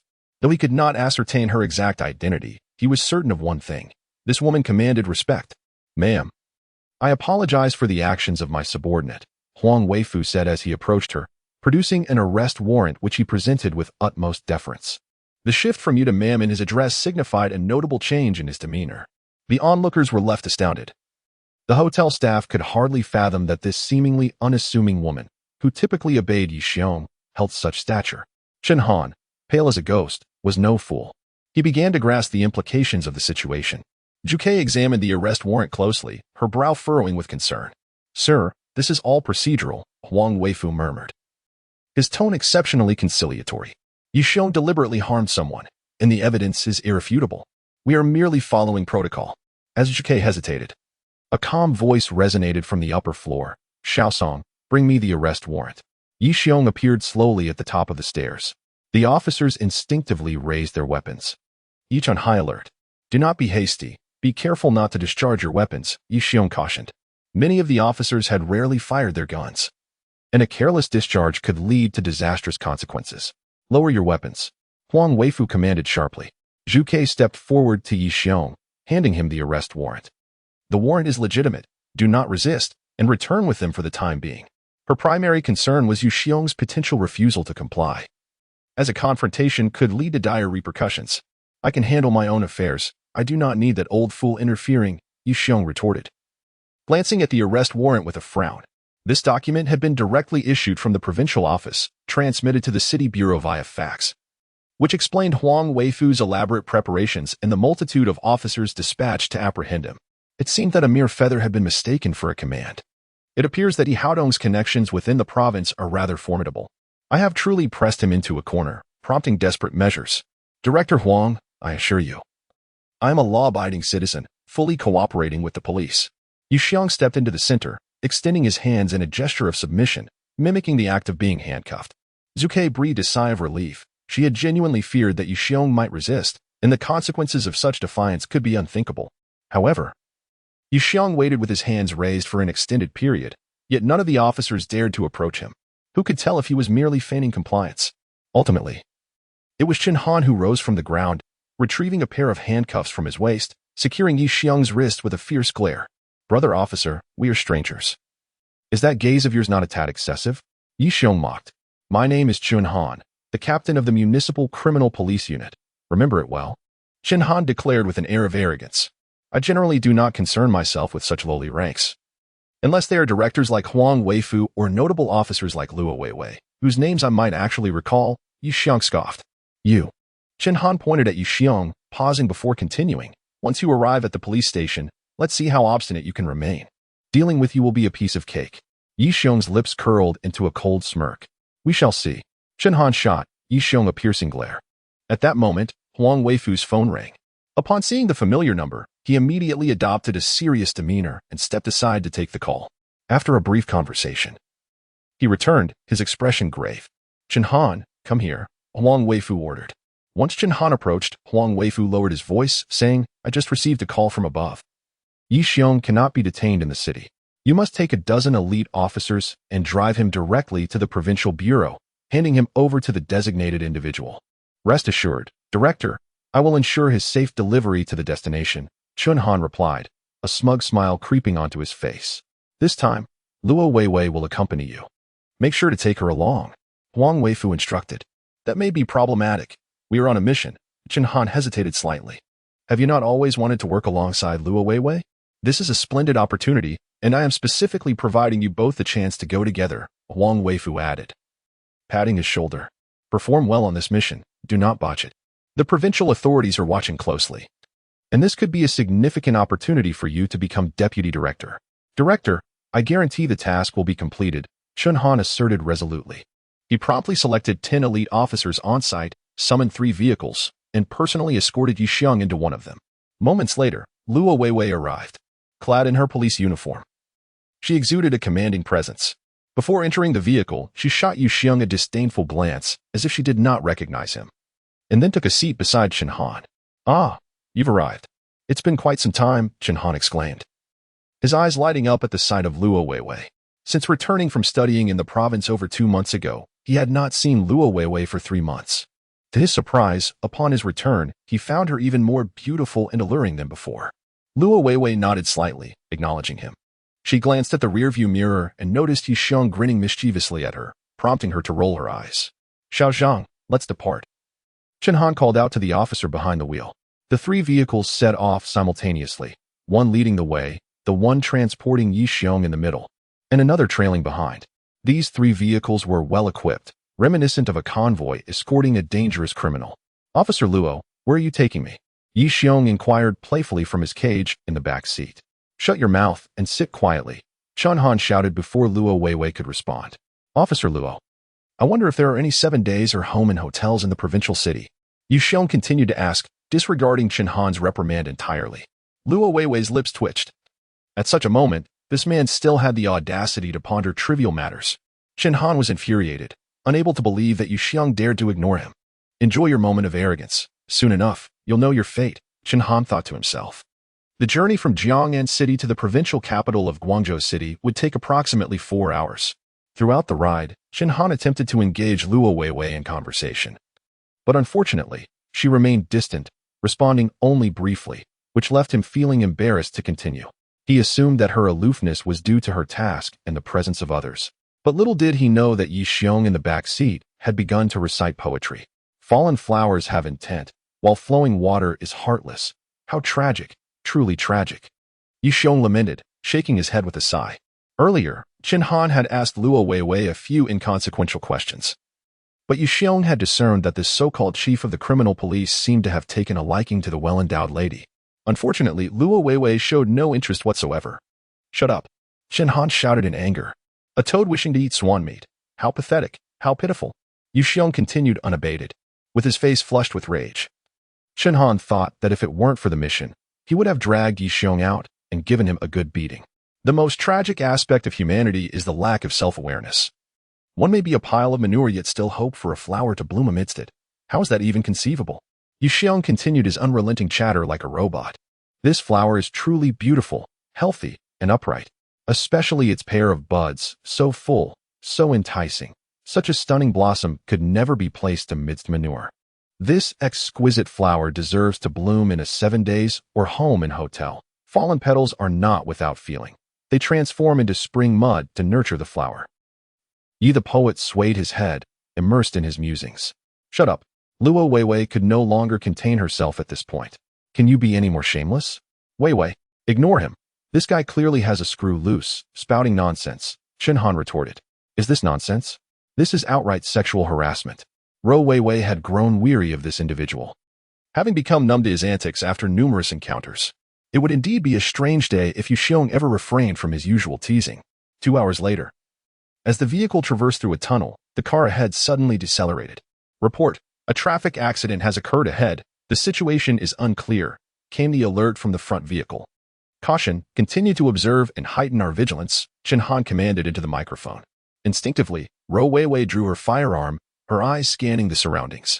The tunnel was congested with vehicles, and with more cars approaching from behind, any threat to Yu Xiong here would spell considerable danger. Just as anxiety gripped her, the lights within the tunnel abruptly extinguished, plunging the area into darkness. Simultaneously, gunfire erupted from behind, accompanied by the harrowing sounds of screams filtering through the microphone.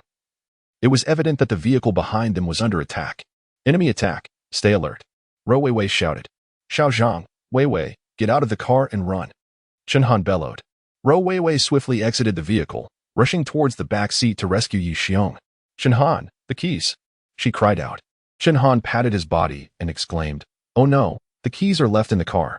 Hurry and retrieve them, Wei Wei urged. Before she could finish, a series of gunshots rang out as a car behind them opened fire, bullets striking the iron gate and leaving deep dents. There's no time, we must move, Chen Han urged loudly. Yu Xiong is still inside. We cannot leave him behind. We must rescue him. Wei Wei insisted anxiously. Where did you drop the keys? Go find them. If we don't leave now, it will be too late. They clearly have night vision equipment. Fighting them here would lead to certain death. Ignoring Wei Wei's protests, Chen Han grasped her arm and pulled her forward. I absolutely refuse to abandon him. We are police officers and will not resort to such cowardice. Wei Wei fought to free herself and approached the back of the vehicle, preparing to shoot the lock. However, to her shock, the cage had somehow been opened, and Yu Xiong was nowhere to be seen. Yu Xiong, where are you? Wei Wei cried out, fearing he had been captured. Mid-sentence, her mouth was suddenly covered. And as she prepared to resist, a familiar voice reached her ears. It was Yu Xiong. It's me, hurry. Without further ado, he seized Wei Wei's hand and they dashed forward. In the darkness of the tunnel, confronting a group of assassins equipped with night vision goggles would only lead to demise.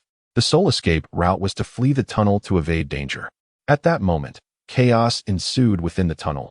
A multitude of people surged from the numerous vehicles, all startled by the gunfire, rushing frantically towards the tunnel's exit, forming a human tide. Amidst the crowd, the two caught sight of a glimmer of light in the distance. The tunnel's exit was within reach. As a group approached the tunnel entrance, Yu Xiong's keen eyes quickly spotted 2 vehicles parked at the exit, surrounded by several armed and unidentified individuals waiting. With pursuers behind and obstacles ahead, Yu Xiong would have had no issue navigating through alone. However, with Wei Wei accompanying him, the situation became rather troublesome. Big-chested sister, we seem to be in a predicament, Yu Xiong whispered, pulling Wei Wei into a corner and gesturing toward the 2 vehicles at the tunnel's mouth. What should we do? Wei Wei gripped her gun tightly. If I surmise correctly, these individuals have orchestrated an assassination plot prior to our departure, which means they are well acquainted with our attire. If we were to step out now, we would undoubtedly be recognized. Our only option is to change our clothes and leave swiftly before they can identify us. Wei Wei nodded, finding the plan reasonable. Yet in that moment, she pondered where they could find new garments. While she was still contemplating, Yu Xiong had already strided out and returned shortly after with 2 outfits in hand, 1 male and 1 female. The male attire consisted of jeans and a blue t-shirt, while the female option was a dress. Upon his return, Yu Xiong tossed the dress to her and began to remove his own clothing. Though the tunnel was dim, light filtered in as they neared the exit. Wei Wei caught a glimpse of Yu Xiong's hazy form, although obscured. The explosive musculature and distinctive male silhouette before her stirred an unexpected flutter in her heart. What are you dawdling for? Change your clothes, Yu Xiong urged. Do I really have to change? Wei Wei's face flushed instantly. Of course. If you go out in that police uniform, those assassins will shoot you on sight, Yu Xiong retorted. But, you've already touched me. What difference does it make now? She protested. Hurry up. The pursuers are closing in. And it's too dark here for anyone to see, Yu Xiong insisted urgently. Faced with his insistence, Wei Wei had no choice but to lean against the wall and began to unfasten her uniform buttons. Turn around. Don't look, she commanded when she noticed Yu Xiong gazing at her. Fine, I want to look, who cares? Yi Xiong replied, rolling his eyes but still turning away. As Luo Weiwei changed, she discreetly observed Yi Xiong, noting with some relief that he indeed kept his back turned. This guy actually has some decency in a critical moment, she thought. Little did she know, at that very moment, Yi Xiong had discreetly pulled a mirror from his clothing. As a professional, oh no, a suave gentleman, a mirror was as essential to him as a firearm. Setting the mirror beside his leg, he quietly glanced over and was taken aback. This body is simply astounding. Originally believing that she had grown significantly, it turned out to be far more impressive than he had imagined. If it weren't for the slightly smaller size of her top, she would likely surpass Tang Ning's fierce cousin. As he continued to observe, Yi Xiong nearly lost control, nearly bursting with excitement.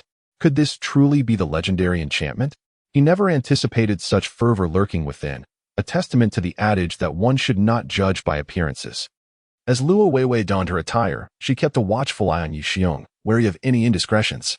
To her surprise, he obediently faced away from her, which struck her as odd. Given his character, it was unreasonable for him to miss an opportunity for mischief. She recalled a time when she was pursued by assassins, and he had sat in the back of the vehicle, taking advantage of her plight. With this thought, Luo Weiwei scrutinized him once more. To her dismay, she discovered that he had placed a mirror near his thigh, using its reflection to surreptitiously watch her change. His mouth was agape, as if he could fit an apple within. It was no wonder he was so compliant. He had been stealing glances all along. Fuming, Luo Weiwei felt an overwhelming urge to retaliate, yet she had not finished dressing. Hastening her movements, she quickly slipped into her dress. It fit perfectly, albeit with a slightly loose neckline, a deep V that seemed intentional. This was undoubtedly a ploy on his part, she thought, gritting her teeth. Once fully dressed, she approached Yi Xiong, feigning ignorance. He proclaimed, with a facade of righteousness, that he would never engage in such lewd behavior. In a fit of indignation, Luo Weiwei lifted her foot and stomped down onto his. You claim to be virtuous, yet such scoundrels abound. I shall crush you for peeping. The force of her kick, though not excessively hard, made Yi Xiong wince. She was indeed fierce, and he wisely sidestepped, recognizing that provoking her would only exacerbate her fury. With a torrent of invectives, scoundrel, shameless, lecher, pervert, Luo Weiwei unleashed her frustration, losing all semblance of her police demeanor and transforming into an irate shrew. At that moment, Yi Xiong lunged forward, tackling her to the ground. Startled, Luo Weiwei feared he might take drastic measures after witnessing her undress. Just then, their pursuers caught up. Look out, Yi Xiong shouted. In that instant, several individuals attempting to flee the tunnel fell to the ground, struck by stray bullets. Luo Weiwei was left in shock. Unable to comprehend the depths of cruelty the assailants had sunk to, willing to harm even innocent bystanders. Yi Xiong's brow furrowed, his blood boiling. Since the annihilation of his team, he had grown indifferent, apathetic toward matters that did not concern him. Yet, it seemed that the essence of a soldier's justice still resided within him. These individuals are all professional assassins, devoid of humanity. At present, they find themselves in the tunnel, equipped with night vision goggles, obscuring their ability to discern the appearance of any living beings. They will kill anyone in sight, and if I do not step out, the death toll could be even greater, Yi Xiong stated gravely. What do you intend to do? Luo Weiwei inquired with concern. I will draw them away. As long as they are aware of my absence from the tunnel, they will cease their indiscriminate slaughter of the innocent. There are too many of them, all armed to the teeth. If you go out unarmed, it will surely lead to your demise, Luo Weiwei urged anxiously. I too wish to avoid it. But to save others, I cannot afford to hesitate, Yi Xiong declared. Just as he was about to dash out, Luo Weiwei unexpectedly grasped his arm and said, Be careful. Her evident concern stirred something deep within Yi Xiong, and he impulsively embraced her, responding with equal fervor, Do not worry. I will not falter until you have made your choice between the afterlife and returning home. Get away. Yi Xiong swiftly distanced himself from Luo Weiwei and sprinted towards the exit, his body undulating like an S shape. In an instant, he covered the 30-meter distance. Recalling the embrace they shared moments before, he felt an overwhelming sense of determination. He would never allow anything to happen to such a beautiful and formidable police flower. A glimmer of lethal intent flashed in his eyes as he surged towards the two vehicles at the tunnel's mouth like a bullet. The assassins, evidently seasoned professionals, sensed his approach. As he neared the vehicles, they immediately became alert and opened fire. Unfortunately for them, their shots came too late. For Yi Xiong, a distance of mere meters was traversed in the blink of an eye. Whoosh! A dark flash passed by, and the first assassin to react was struck through the heart by a swift blow. Yi Xiong seized the weapon from the fallen assassin and fired 3 rapid shots, each striking true, eliminating the 4 assassins in the first vehicle in an instant. The assassins in the second vehicle quickly regained their composure and began shooting. Yi Xiong, like a fish evading a net, dropped beneath the car and discharged another 3 shots. A deafening explosion followed as the remaining vehicle was struck, its fuel tank igniting. The entire ordeal unfolded in less than 2 minutes. 2 vehicles, 8 assassins, not a single one left standing. With such skill, they dared to take him on. They were woefully inadequate. Yi Xiong emerged from beneath the vehicle, dusting off his clothes, ready to return to the tunnel to lead Luo Weiwei to safety. Suddenly, an unsettling sensation arose within him. Boom! A deafening crash ensued as the vehicle he had taken refuge behind was struck by a sniper's bullet and erupted in flames.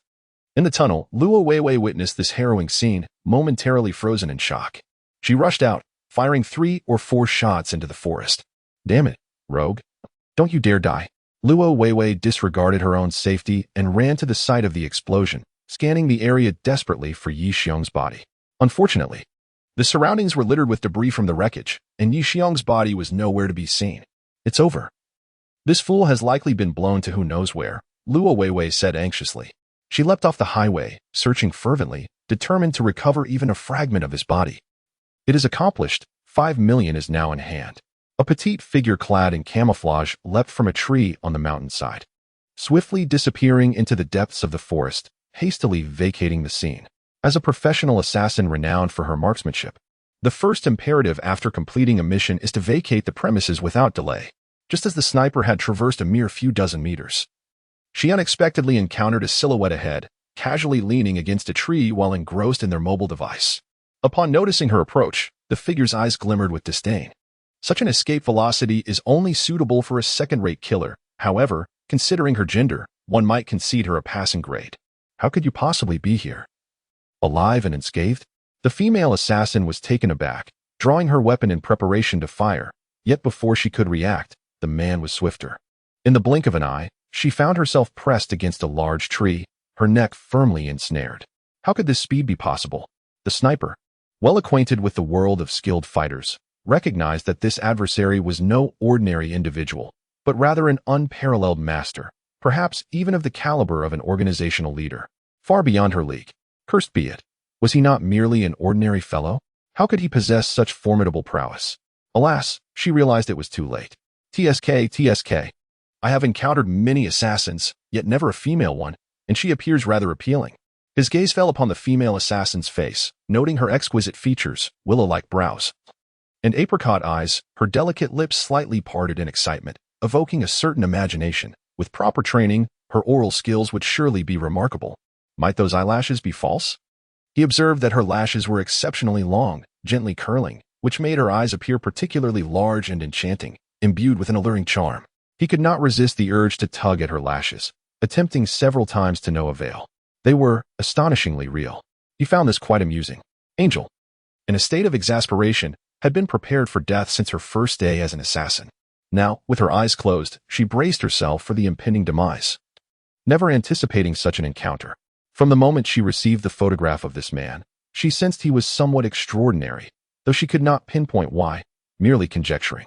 Now, she finally comprehended his peculiarity. This fellow was utterly shameless. Go ahead and kill me, no matter what torture you employ. You shall not extract a single word from my lips, Angel declared defiantly. Kill you? How could I? He exclaimed, his eyes widening in disbelief. A woman as beautiful as you would surely condemn me to hell. Relief washed over Angel. Judging by his tone, he seemingly had no intention of ending her life. This implied that she still possessed a sliver of hope. A man as sentimental as he would naturally struggle to commit such an act. Yet, if he were to let her go, what would prevent him from coming after her again? Yi Xiong rested his chin on his hand in contemplation, and suddenly, a brilliant idea struck him. Let us indulge in a romantic escapade. In such a scenario, we would be intimately connected, and you would see me as your husband, thus making it difficult for you to permit my harm. Without further ado, he began to remove the female assassin's garments. Shameless wretch, I would rather die than endure your vile indignities. Angel cried out. She had never encountered such a deranged man in her life, one who, with an air of sanctimony, spoke of romance while harboring the intent to violate her. Tears welled in her eyes as she contemplated the desperate act of biting her own tongue to escape this nightmare. However, before she could act, a rag was forcibly stuffed into her mouth, rendering her unable to fulfill her grim intention. Despair not. Death is not so easily attained. Yi Xiong seized a wild vine and bound Angel to a tree, then brandished a dagger, deftly unfastening one of her buttons, revealing a glimpse of her fair skin. He then smirked and declared, "Now, I shall pose you 10 questions. Should you fail to answer, or if your responses do not satisfy me, I shall cut away your garments until you are left with naught." First question, am I handsome? Angel, eyes closed, resolved to remain silent. But she was taken aback by the absurdity of the inquiry, which provoked an involuntary outburst. "Huh, if you are handsome, then all men in the world must be dead," she retorted. Yi Xiong, unimpressed, found her words to be mere fabrications. With a flick of the blade, the second button was severed, exposing more of her attire. Second question, am I not quite handsome? He continued. Angel rolled her eyes, having encountered a myriad of eccentric men throughout her years as an assassin. Yet none quite so shameless as this one. Silence denotes acquiescence. "I commend your honesty," Yi Xiong remarked, clearly pleased. Angel, rolling her eyes once more, realized that when faced with such an impertinent man, silence was perhaps the only recourse. Third question, do you believe yourself to be beautiful? Yi Xiong inquired suddenly. Angel remained silent. After all, she was the most esteemed beauty of her assassin organization. If she did not consider herself beautiful, who would dare claim otherwise? Silence, again, implied agreement. And she chose to maintain her reticence. Refusing to speak signifies non-cooperation, he stated, as he deftly unfastened her third button. Yi Xiong swallowed hard. He had not anticipated that this woman would possess such hidden depths. "You are despicable. You are not true to your word. You just claimed that silence implied agreement. Yet now you twist the meaning." Angel exclaimed angrily. "How was I to know whether your silence indicated beauty or not? When you asked if I was handsome, how could I decipher whether your silence meant I was handsome or not?" She countered. "Ah, young lady, it seems your ears have grown rather dull. My second question was, am I not quite handsome? You remained silent, which naturally signifies your acknowledgement of my handsomeness. However, the third question is, do you consider yourself beautiful? Your silence is of no consequence. It is not a valid response." Yi Xiong spoke with utmost seriousness. Angel was utterly bewildered by his words. Yet it seemed there was some truth to them. This fellow was clearly engaging in a game of words. Pay attention. The fourth question, do you think you are beautiful? Yi Xiong continued his inquiry. Angel pursed her lips and reluctantly replied, "Of course, I am beautiful." After all, admitting to her own beauty would bring no harm.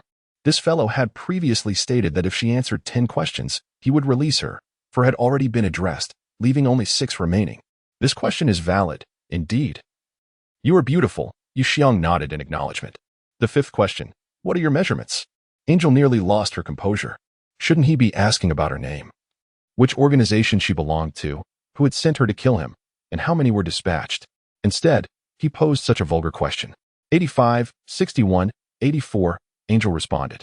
"Based on my observation, you are not lying. Therefore, the sixth question is, what is your name?" Finally, a serious inquiry had been posed. The next should pertain to who had sent her. "You will not hear it from me," Angel replied coldly. Yi Xiong flicked the tip of his knife, deftly removing the last button. The seventh question, "What is your name?" Yi Xiong asked once more. Angel remained silent, resolute in not revealing her identity. Yi Xiong flicked again, removing Angel's belt, and now he began to advance towards her lower half. "It seems you rather enjoy the exposure. It is no wonder, with such an exquisite physique. It is meant to be admired by men." Yi Xiong smirked, proceeding to the eighth question. The eighth question, "What is your name?" Yi Xiong persisted. "Ying." Angel casually offered a name. Yi Xiong flicked, causing her pants to fall to the ground. Such a body, it would be a waste not to pursue modeling. With such a figure, why resort to being an assassin? Truly, a foolish choice, Yi Xiong remarked while appreciating her form. Angel grimaced, thinking to herself, "As if I wished to be a killer. What woman willingly embraces a life drenched in blood?" The ninth question, "What is your name?" Do not attempt to deceive me. Everyone's eyes betray them when they lie, and I will certainly discern the truth, Yi Xiong declared in advance. "Revealing my name changes nothing. Within the organization, I use a code name that you could never uncover." With this thought, Angel felt reassured. "I am Angel," she stated. "Angel, a lovely name," Yi Xiong complimented. Circling around Angel, Yi Xiong prepared to pose the 10th question. The final question, "Do you understand me clearly?" If you answer correctly, I shall immediately release you. If you answer incorrectly, I will have to inflict further harm upon you. Yi Xiong coughed lightly and asked solemnly. The final question is, who sent you? Who is your employer? How many assassins has your organization dispatched? Were those individuals in the tunnel earlier with you? You are shameless. Did you not say this was the final question? Angier exclaimed in anger. This final question entails your response to the 4 inquiries I posed. Yi Xiong stated earnestly. Heavens above, earth below. May the next bolt of lightning strike this shameless scoundrel dead. Angier had encountered many men in her life. Yet she had never met someone so devoid of shame. I refuse to answer, Angier declared defiantly. In any case, having fallen into the clutches of such a heartless man, she no longer harbored the desire to live. If her intuition served her right, this man would undoubtedly humiliate her next, employing every tactic to torment and interrogate her. As an assassin, she had anticipated such a day and had long prepared herself mentally for it. Angier clenched her teeth tightly, embodying a spirit unafraid of death. Yu Xiong's dagger rested against her neck, then hovered at her waist as he hesitated. The cold blade pressed against her skin, chilling her to the core, filling her with an incessant dread. Although she outwardly feigned indifference to death, it was impossible for a woman in such a predicament not to feel a surge of emotion within. With a resounding slap to his forehead, Yi Xiong realized his folly. How could he have been so foolish? This approach would suffice, he exclaimed, lifting the blade upward. Angier was suddenly exposed in her entirety. Are you not going to deliver the final blow? Angier cried out in despair, her anger overcoming her modesty. A clean severance, have you never heard of this phrase? Yi Xiong retorted, retrieving his phone and snapping a dozen photographs. That's a wrap. Yi Xiong put away his phone and dagger and stated, Miss Angier, I now possess several photographs of you on my phone. Should you dare attempt to assassinate me again, with each assassination, I will upload 5 of your photos online. Such beauty as yours deserves to be seen by more men. It would be a shame otherwise. With that, Yi Xiong turned and vanished into the depths of the forest. He truly let me go? Angier stood in shock. Initially, she could hardly believe it, but as Yi Xiong's figure completely disappeared among the trees, reality dawned upon her. And she hastily worked to extricate herself from the wild vines, finally breaking free. Is there truly such a peculiar man in this world? Indeed, the forest is vast, and all manner of creatures reside within. She had expected to endure torment, but was astonished that this fellow had merely taken a few photographs before departing. Foolishness. An assassin fears not death. Why should she fear a few photographs online? Nevertheless, this man had indelibly etched himself into Angier's memory, for his audacity was unparalleled. Once she had fled several kilometers away, Angier took out her phone and dialed. Sister, I'm sorry, I failed. Rovi found herself searching the explosion site for an extended period, yet she could not locate Yi Xiong's body.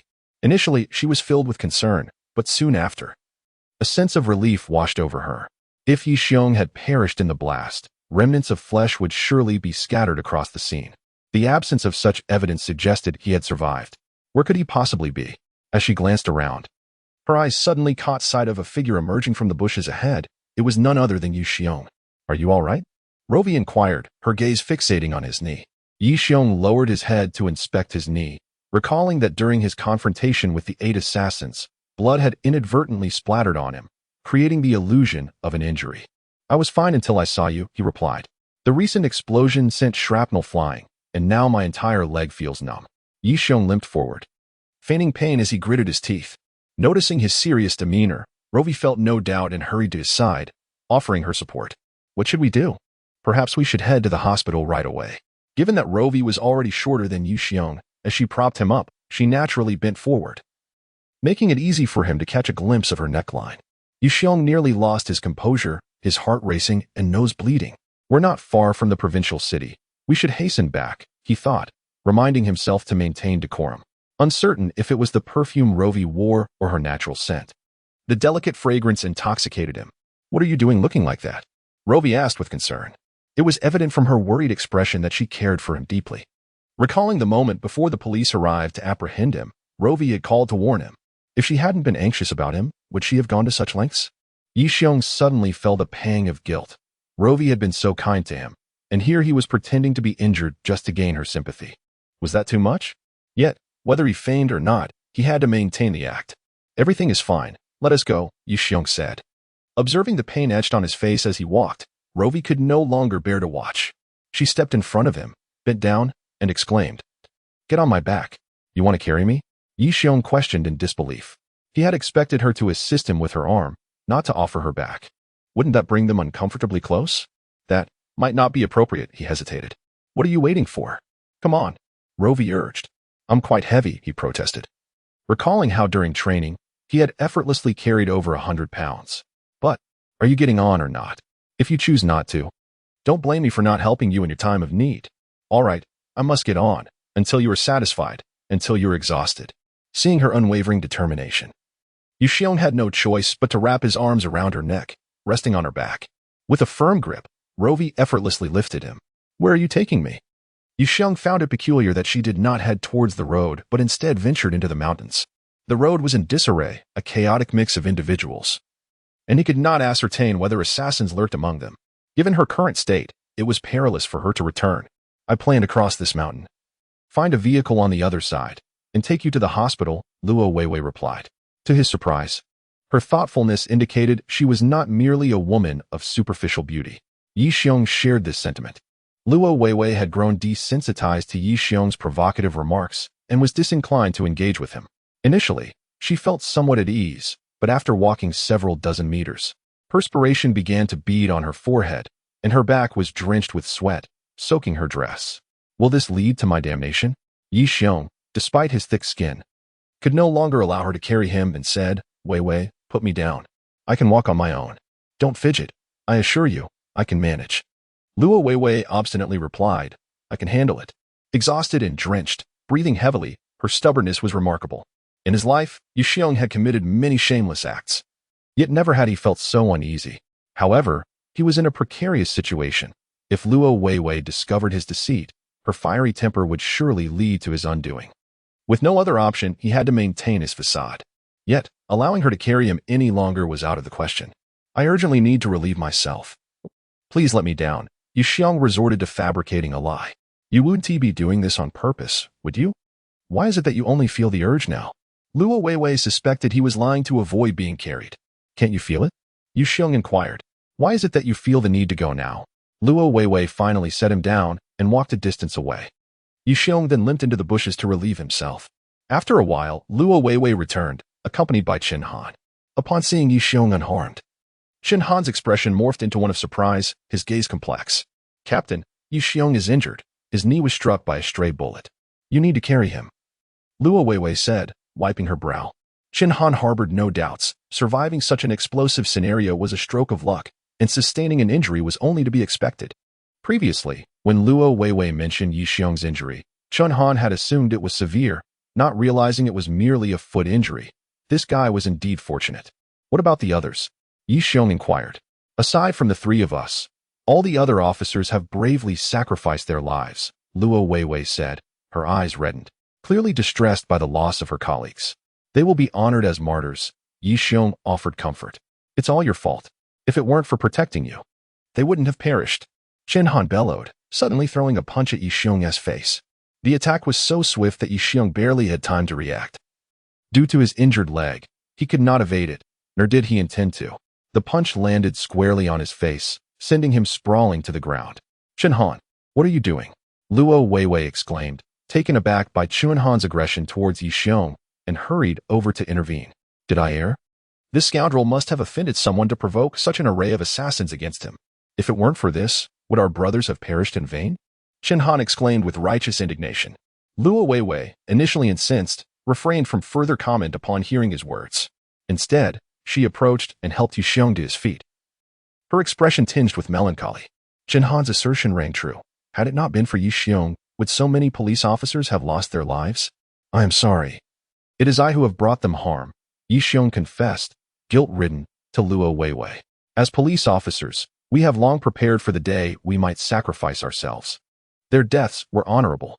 Luo Weiwei wiped a tear from the corner of her eye and said, Let us proceed.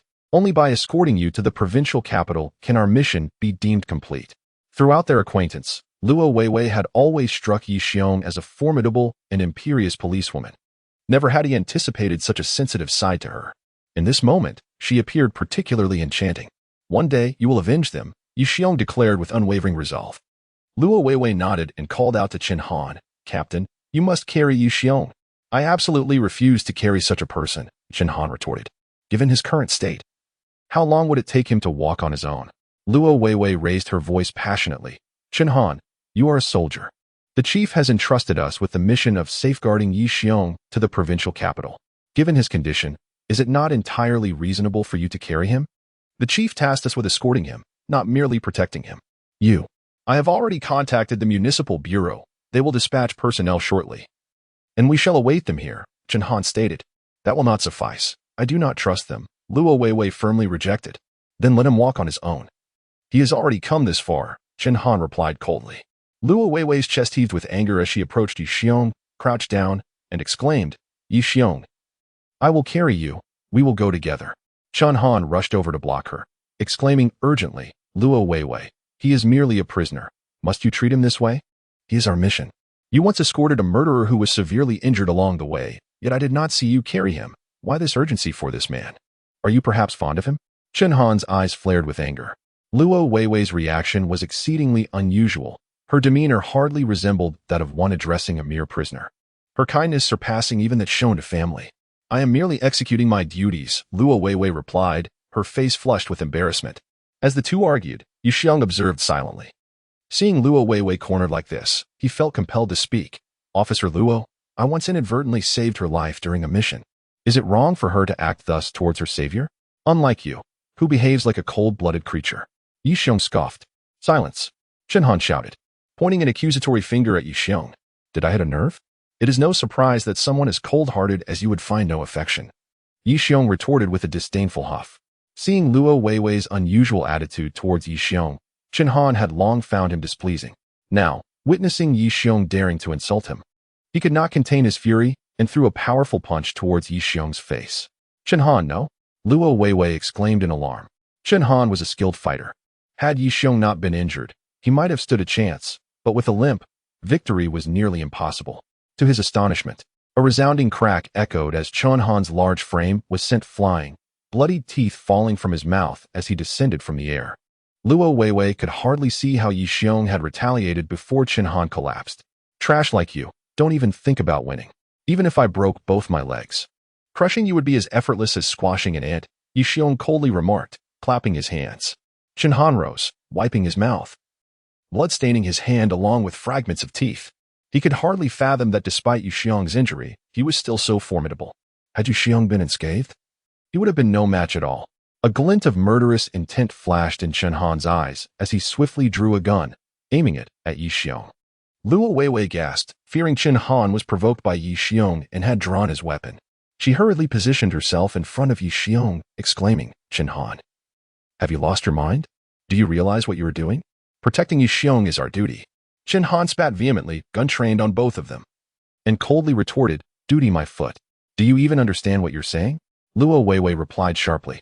Yi Xiong sighed, limping closer to Luo Weiwei, and said, do you not grasp the gravity of our situation? Have you not perceived what transpired in the tunnel? First, there was the accident, then the severed power lines. All these incidents indicate that our adversaries were aware of our route well in advance, at least an hour ahead. Are you suggesting there is a traitor among us? That our route was known to them from the moment we departed? Luo Weiwei exclaimed in shock. Without a mole. It would have been impossible for them to plan so meticulously. If we hadn't been fortunate, we would have perished in that tunnel. Now, do we even need to speculate on who the traitor is? Yi Xiong stated nonchalantly. Luo Weiwei gazed at Yi Xiong in disbelief, unable to accept the truth of his words. Chen Han is the traitor? How could that be? Yet, how could she explain his survival from the tunnel? How could she justify him aiming a gun at Yi Xiong? It felt as if a bucket of cold water had been doused over her, leaving her stunned. Stop hesitating. How can we accomplish anything great like this? A chilling voice emerged from the woods. Yi Haodong stepped forth, flanked by a group of subordinates, including armed men in black, those who had previously attacked the police car in the tunnel. Upon seeing Yi Haodong, Luo Weiwei's understanding crystallized. Everything that had transpired was orchestrated by Yi Haodong, and Chen Han had been bought off. Chen Han, you have disappointed me greatly, Luo Weiwei expressed, her face reflecting profound sorrow. She could never have imagined that her superior would be such a person. Chen Han gazed at Luo Weiwei. A pained expression etched upon his face and said, Weiwei, I truly did not wish to bring you along. I apologize. With those words, Chen Han pulled the trigger. Bang! The bullet was unleashed, aimed to take 2 lives with a single shot. Luo Weiwei was utterly taken aback. She could not fathom that Qin Han would fire without a moment's hesitation, disregarding their camaraderie as colleagues. Before she could react, her body seemed to vanish like the wind. At that critical moment, Yi Xiong intervened. Like a flash of lightning, swift as a ghost, by the time Luo Weiwei regained her senses, Yi Xiong had already enveloped her and dashed into the depths of the forest. Gunfire erupted behind them, yet not a single bullet found its mark. After traversing several hundred meters, Yi Xiong gently set Luo Weiwei down and quipped, "Big-chested girl, I have saved you once again. Your foot." Luo Weiwei's mind raced, and she quickly understood, her anger igniting like wildfire. Just as she was about to explode, Yi Xiong preemptively remarked, "If it weren't for this, would Qin Han and Yi Haodong reveal their true selves? My intentions are not for personal gain, but to unmask their deceit. You could have at least informed me." "Making me bear your weight for so long," Luo Weiwei retorted, fuming. "You insisted on being carried. I had no choice." Yi Xiong shrugged. "You're not innocent either." Luo Weiwei exclaimed, tears streaming down her face, transforming her into a visage of sorrow. Yi Xiong was taken aback by her sudden tears and hurriedly said, "Big-chested girl, I did not intend to deceive you. Please, do not cry. If necessary, I will carry you back. Do you think I weep for you? I mourn for my fallen brothers, that scoundrel Qin Han." Luo Weiwei seethed, gritting her teeth in anger. Yi Xiong felt a pang in his heart, a surge of fury igniting within him. He rose, coldly stating, "Wait here, do not go anywhere." "Where are you going?" Luo Weiwei asked, astonished. "To settle a score." Those simple words were laden with a palpable aura of menace, and Luo Weiwei sensed a sudden drop in the surrounding temperature. Who was this man? And how could he emanate such a formidable killing intent? "Do not go. They are numerous and armed." Alas, Yi Xiong had already vanished. His presence lost to her. Half an hour, or perhaps even less, passed before Yi Xiong returned, bloodied and disheveled, exuding a suffocating aura of death. In that moment, he seemed less a man and more a reaper returned from the abyss. In each hand, he dragged 2 individuals, leaving behind long trails of crimson on the ground, their faces grotesquely mangled from the friction. Nonetheless, their attire revealed that one was Yi Haodong, while the other was the traitor, Qin Han. Bang! Yi Xiong unceremoniously tossed the barely conscious Qin Han before Luo Weiwei. "Decide his fate for yourself. As for this one, I have a score to settle." Luo Weiwei looked upon the wretched form of Qin Han, barely recognizable, and a flicker of compassion stirred within her heart. In a bid to ensure Luo Weiwei's safety, Yi Xiong severed all of his tendons, rendering him a mere shell of a man. At this moment, he was but a wretched being, a devil, devoid of humanity. "Weiwei, I beseech you, in my life," Qin Han implored, attempting to rise but finding his limbs utterly unresponsive, reduced to dragging himself like a worm. The chilling memory of the preceding scene surged within him, for Yi Xiong was akin to a specter, omnipresent and elusive. With each encounter, he claimed a life, and those before him crumbled like paper, utterly helpless. The most terrifying reality in this world is to witness the demise of those around you, one by one, uncertain of when your turn may arrive, all while being powerless to intervene. That sense of helplessness, that horror, would haunt him for a lifetime. "Qin Han, you are my superior, my leader. Despite your heinous deeds, I cannot bring myself to kill you." Luo Weiwei turned her back, unwilling to confront his tragic visage. "Just await the judgment of the law. Please, I implore you, in my suffering." "He is a devil. He is a devil." Qin Han's head lolled, and he succumbed to unconsciousness. Meanwhile, Yi Xiong cast Yi Haodong to the ground, coldly stating, "Yi Haodong, you truly are one who does not shed tears until faced with the coffin. Have you so swiftly forgotten the pain of severed fingers? Allow me to jog your memory." Lifting his hand, he glanced at Yi Haodong's swollen fingers, resembling sausages, and with a fierce twist, a scream akin to a slaughtered pig echoed through the woods, its ghastly resonance startling Luo Wei into a hurried approach. Yi Haodong convulsed in agony.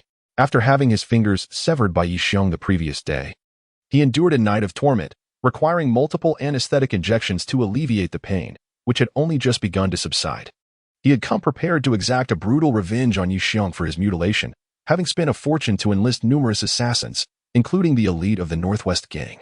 With Qin Han's warning that Yi Xiong had lost a foot, he had presumed that even with extraordinary prowess, Yi Xiong was destined for demise.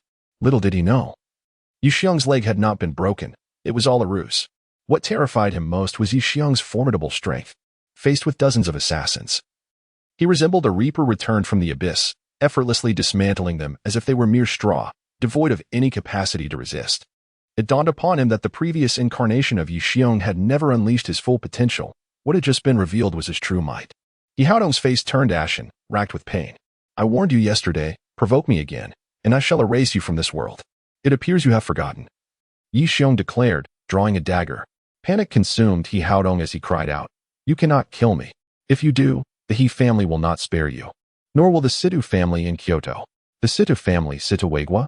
A flicker of surprise glinted in Yi Xiong's eyes. Indeed, it is the illustrious Situ family of Kyoto, to whom our Yang family is but a subordinate. If you take my life, they will undoubtedly seek retribution upon you. Yi Haodong implored urgently. The Situ family? I have yet to regard them with any seriousness, Yi Xiong replied, drawing forth his cold blade as he advanced step by step. Please, do not kill me, I beg of you, Yi Haodong pleaded, kneeling upon the ground and fervently knocking his head in desperation. Regrettably, Yi Xiong's resolve to kill was unwavering, and his hand struck down with lethal intent. Yi Xiong, cease this at once, Luo Weiwei exclaimed anxiously.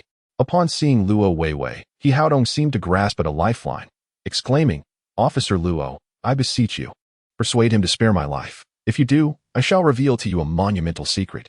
What secret? Luo Weiwei inquired, perplexed. Are you not curious why so many children have gone missing in Jiangnan City, and why no investigation has yielded any results? Who has taken them, where they have gone, and whether they are still alive? Do you not wish to know? You know?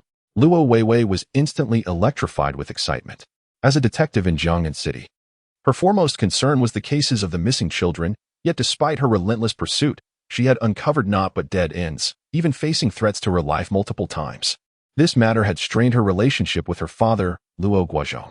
Nevertheless, she persevered against all odds. As the cases of the missing children had become a profound burden on her heart, representing the most significant aspect of her life at present. I certainly know. Bang! A bullet shot forth from the woods, striking Yi Haodong squarely in the head, exploding upon impact. Danger! Yi Xiong lunged forward, tackling Luo Weiwei to the ground. After a moment, they rose, only to find Yi Haodong lying lifeless in a pool of blood. Infuriating, Luo Weiwei clenched her fists tightly. After finally obtaining a lead, she was dismayed to discover that Yi Haodong had been assassinated.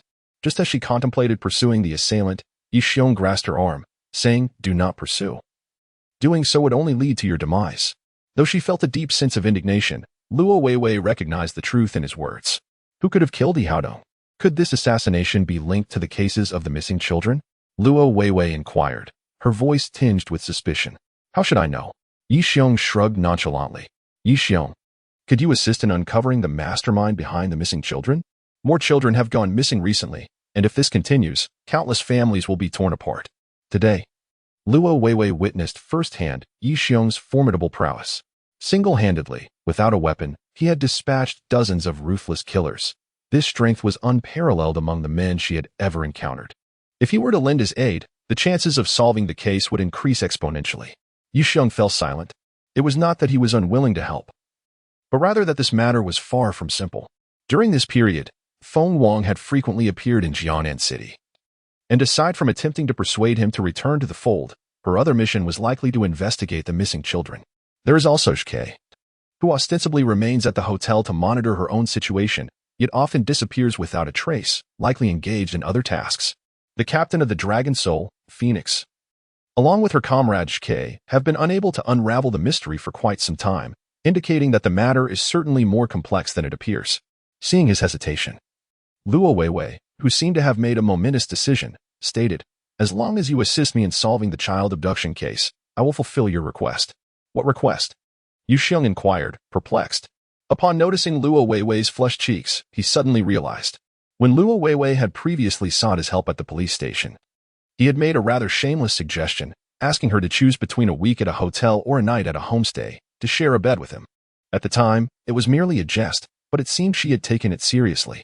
Goodness, did she truly perceive him as such a scoundrel? It was merely a playful remark. Yi Xiong scratched his head and chuckled. Will you agree? Luo Weiwei pressed on. I can assist you with the investigation. But you must grant me one request, Yi Xiong replied, his demeanor turning serious. What request? Starting tomorrow, cease your investigation into the missing children's case and hand over all related materials to me, he stated. The recent murder of Yi Haodong had subconsciously led Yi Xiong to believe that a formidable force lay behind the missing children. involving individuals far beyond Luo Weiwei's capacity to confront. Should she continue her pursuit, it would only lead her to ruin. I wish to investigate alongside you, Luo Weiwei declared. That is not permissible, Yi Xiong resolutely denied. Why can't I continue the investigation? Luo Weiwei could not help but ask. While she could understand her father's concerns regarding her safety, she was puzzled by Yi Xiong's refusal. Was it out of concern for her well-being? This thought caused her cheeks to flush slightly. Because I care about you, Yi Xiong said earnestly. Your abilities are insufficient. If you were to falter midway, after I have accomplished my task, who would I have to accompany me to the hotel? Wouldn't it all be for naught? Get lost, Luo Weiwei shouted in anger. In a vast, tranquil forest, two figures stood facing each other. One was cloaked in black robes, shrouded in darkness, revealing only a pair of eerie green eyes. The other was a young girl, her clothing torn in several places, exposing her vulnerable form. Had Yi Xiong been present, he would undoubtedly recognize that both figures had previously engaged him in combat. Sister, I have fulfilled my mission. Yi Haodong has been executed with a single shot, Angel remarked. That can be considered a form of atonement, the figure in black acknowledged with a nod. Why not allow me to take a shot at Yi Xiong instead? Would that not be more effective? Why eliminate Yi Haodong? Angel queried, perplexed. Masters of such caliber are exceptionally sensitive to murderous intent. If you were to target him instead of Yi Haodong, you would likely be detected, the figure in black explained, their tone turning icy.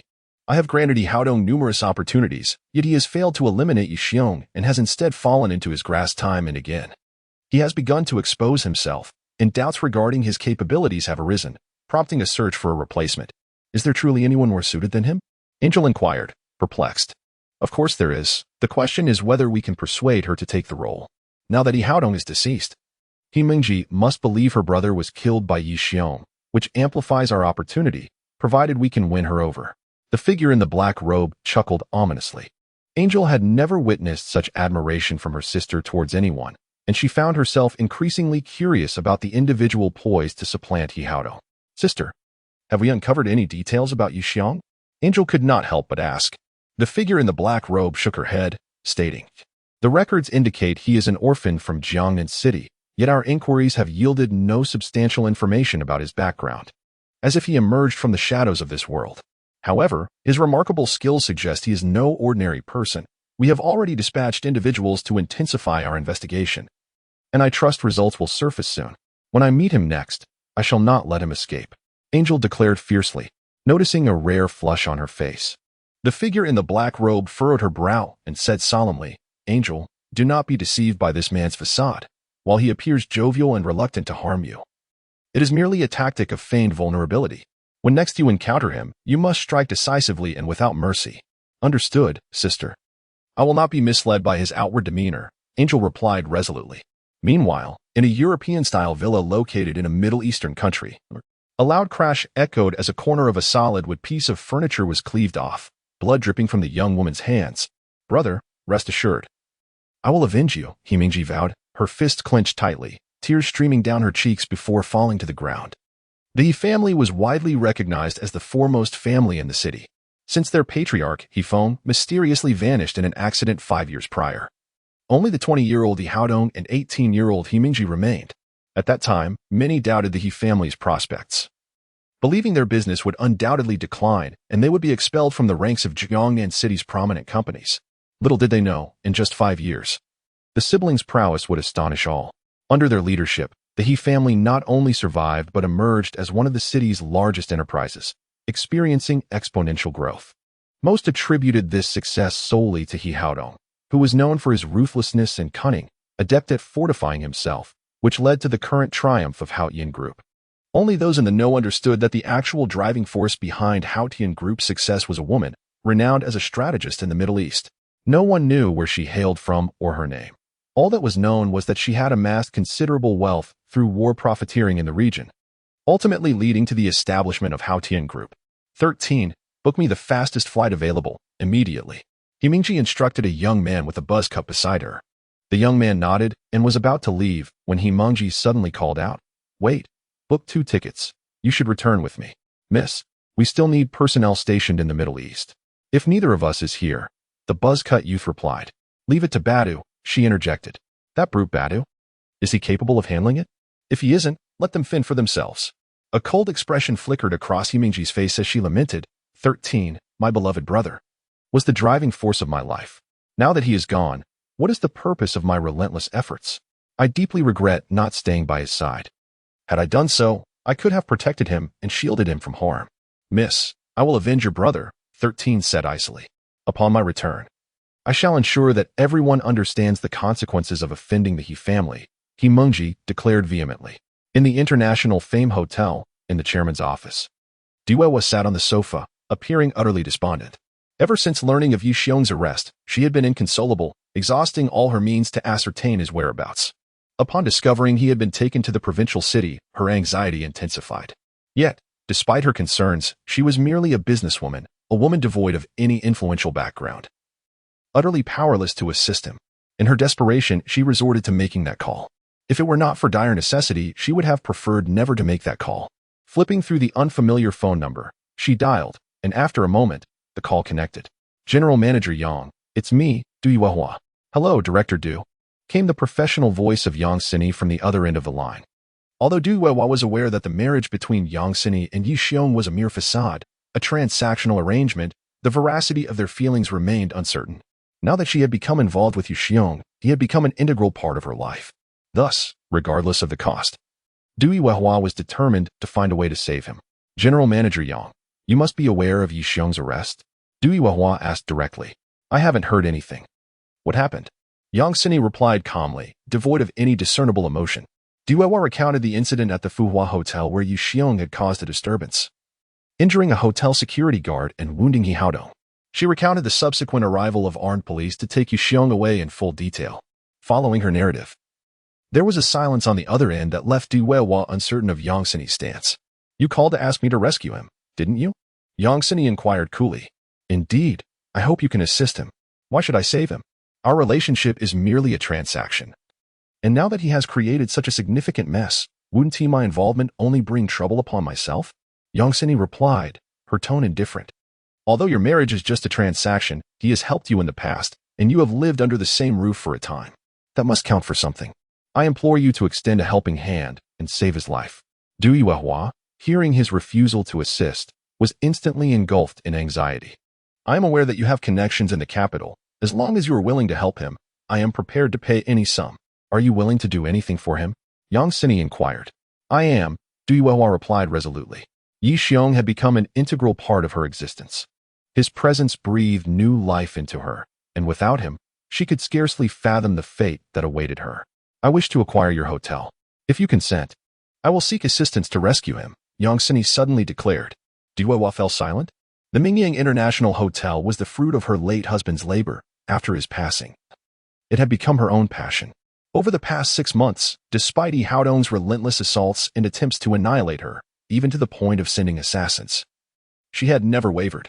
Even when faced with losses amounting to hundreds of thousands each month, she remained steadfast, for in her heart, the hotel was her lifeline, more precious than her own life. Now, Yang Sini audaciously offered her hotel as a bargaining chip, plunging her into a profound dilemma. Memories of Yi Xiong flooded her mind. His selfless act during the accident that saved her, their serendipitous encounter at the hotel, his audacity, his capriciousness, and the profound transformation he had brought into her life. Each moment replayed in her memory with startling clarity. His visage, his every word were etched indelibly in her mind, revealing the depth of her feelings for him. She recalled their passionate night together, a moment when she dared to embrace intimacy once more after a year. His tenderness, his dominance, his essence, including his very breath, had ensnared her in a web of infatuation. She could not forget the rapture she experienced beneath him. Ultimately, she realized she could no longer envision her life without this man. I am willing. As long as he returns safely, I shall transfer the hotel to you. Du Yuehua responded. Is it worth it? Indeed, it is, she asserted with a conviction she had never possessed before. However, I have one request. What is it? I wish for you to finalize your divorce with Yi Xiong. I have just received news that He Haodong has passed away. You are now free from any concerns and can proceed with the divorce formalities. Await my call. Yang Sini rose, her legs numb from prolonged sitting, causing her to wince in discomfort. It took a full minute for the tingling sensation to dissipate. If that man were here, he would surely massage her legs back to life. The evening glow streamed through the floor-to-ceiling windows, casting a golden hue across the office. Yang Sini stood quietly by the window, arms crossed, gazing out at the bustling city, her mind tumultuous and restless. At the height of rush hour, the streets thrived with vehicles and pedestrians, countless individuals toiling for their livelihoods. This was merely a transaction. Divorce was inevitable, so why should she feel sorrow? Yet, an uncomfortable weight lingered in her heart, her thoughts plagued by memories of her time with that rogue. After a prolonged silence, she finally retrieved her phone and dialed. I assure you, as long as you transfer the Mingyang International Hotel to the Cine Group, I will proceed with the divorce formalities. After hanging up the phone, Yang Sini promptly dialed her sister-in-law, Yang Yuru, intending to leverage her brother-in-law's influence in Kyoto. In the provincial capital of Guangzhou, Yu Xiong and Luo Weiwei descended from their vehicle, making their way to the designated location. Following a significant event in the tunnel, Luo Weiwei contacted Huang Weifu, the chief of the Jiangnan Public Security Bureau, inquiring about the next steps. Huang Weifu instructed her to focus solely on bringing Yi Xiong to the specified location and handing him over to the designated individual. Consequently, they took a taxi straight to the provincial capital. Upon their arrival, Luo Weiwei dialed a number provided by Huang Weifu, which he was to call directly upon reaching the province. Approximately 10 minutes after the call, a gray SUV appeared before them. Get in, commanded the buzzcut driver coldly. There were 3 individuals in the vehicle, the driver with a buzzcut, a gaunt-faced man, and a bearded man. All 3 appeared to be around 30 years old, exuding a chilling aura that suggested they were no ordinary men, perhaps those who had emerged from the depths of despair. Where are you taking me? Yi Xiong did not enter the vehicle. The strangers were enigmatic and bore no identification. He was not foolish enough to accompany them. Indeed, if you intend to take someone, you must provide identification, Luo Weiwei warned cautiously. The buzzcut man produced a small red book from his pocket and handed it to Luo Weiwei. She glanced at it, her expression shifting dramatically.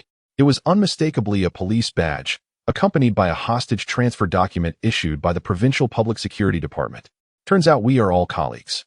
I would appreciate your assistance. Luo Weiwei returned the credentials. The buzzcut man seemed oblivious to her words, barking at the 2 men in the back of the car. Cuff him. The bearded officer exited the vehicle, retrieving a pair of handcuffs from his waist and securing them around Yu Xiong's wrists.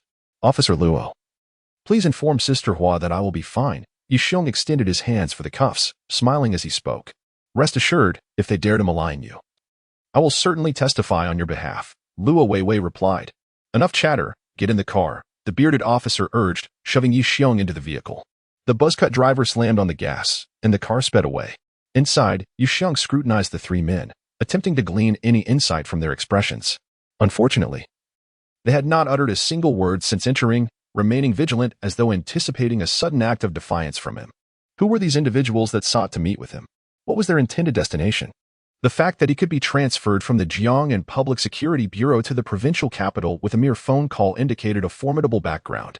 A figure began to materialize in Yu Xiong's mind. Who else possessed such extraordinary influence? Blindfold him, the buzzcut officer suddenly commanded. The bearded officer produced a black cloth, ready to cover Yi Xiong's eyes. Where exactly are you taking me, and why must you blindfold me? Yi Xiong retorted coldly. The destination you are to be taken to is a confidential location that must remain concealed, the flat-headed officer stated. Comply obediently, or you shall face dire consequences. The bearded officer, witnessing Yi Xiong evade his attempt to blindfold him, barked in anger. Just as he finished speaking, a chill suddenly crept along Yi Xiong's neck. Unbeknownst to them, his handcuffs had vanished, replaced by a cold dagger pressed against his throat. The vehicle came to an abrupt halt, and the flat-headed officer and the lean officer swiftly drew their firearms, pointing them at Yi Xiong. What are you doing? Put down the knife. I am willing to accompany you, but if you think to blindfold me, that is out of the question. Yi Xiong's gaze swept over the 2 armed officers with a cold demeanor. If I don't wish to go, no one has the capability to take me back. The flat-headed and lean officers exchanged glances, recognizing Yi Xiong's ruthless determination. Ultimately, the lean officer exited the vehicle to make a call, evidently seeking instructions. After a lengthy pause, the lean officer returned, holding adhesive tape.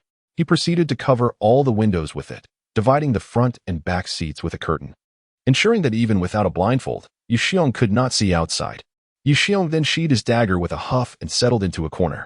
Throughout the journey, it was evident they were driving in circles. It took a full 2 hours before the vehicle finally came to a stop. Upon opening the door, Yi Xiong was met with a courtyard that bore a resemblance to a traditional Sihiyuan in the capital. The yard was adorned with numerous unknown flowers and plants, alongside towering trees, revealing that the owner of this place was a person of taste, or at the very least, someone who preferred to remain low profile. Step inside. The flat-headed officer gestured towards the interior, prompting Yi Xiong to enter. He traversed a long corridor, eventually reaching a grand hall at the back. In the hall stood an elderly man clad in a tang suit, hands clasped behind his back, gazing out of the window. The familiar silhouette ignited a surge of fury within Yi Xiong. Long Tianya turned to face him. His eyebrows and the hair on his forehead had turned half white, and in just a year, he appeared to have aged a decade. Witnessing the once vibrant elder, now seemingly in the twilight of his years, diminished much of Yi Xiong's animosity. This past year must have been difficult for him as well. Long Tianya, the chief of Long Duan, was once Yi Xiong's highest superior. Years ago, he had single-handedly established the Reaper Squad, forming this elite team of special forces in all of Huaxia. After an entire year of sifting through over 1,000 military elites, he selected the final 6 members, culminating in what would become the Reaper Squad, the most formidable team in all of Huaxia. Yet, triumph and failure are often intertwined. A single miscalculated decision on his part ultimately led to the squad's downfall. I know you still harbor resentment towards me, but these are past events. Pursuing them further will not resurrect your 5 teammates, Long Tianya remarked. Have you finished speaking? If so, I ought to take my leave, Yi Xiong replied, preparing to turn away. Wait, is there anything else you wish to say? Yi Xiong retorted coldly. There are certain things I must give to you. Long Tianya approached, retrieving a sandalwood box from his person and extending it towards Yi Xiong.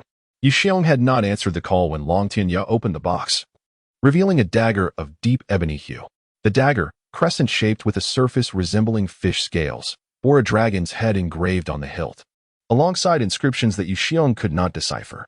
The entire weapon exuded an air of antiquity, and as the box was opened, a chilling sensation enveloped the room, as if the dagger possessed a life of its own, quivering slightly.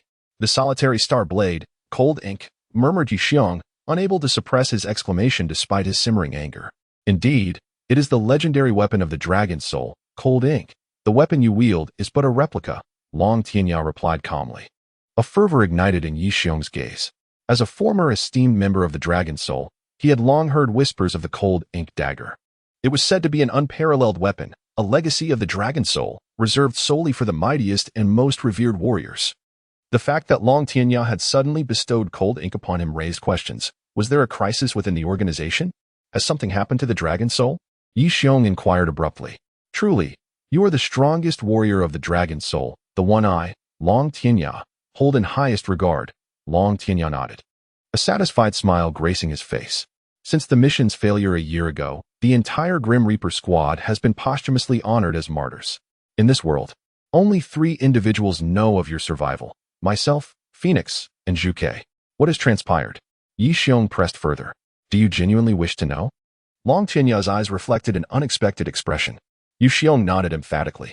Though he had been away from the dragon soul for a year, it had become his very essence, an integral part of his life. The sudden news of distress within the organization filled him with anxiety.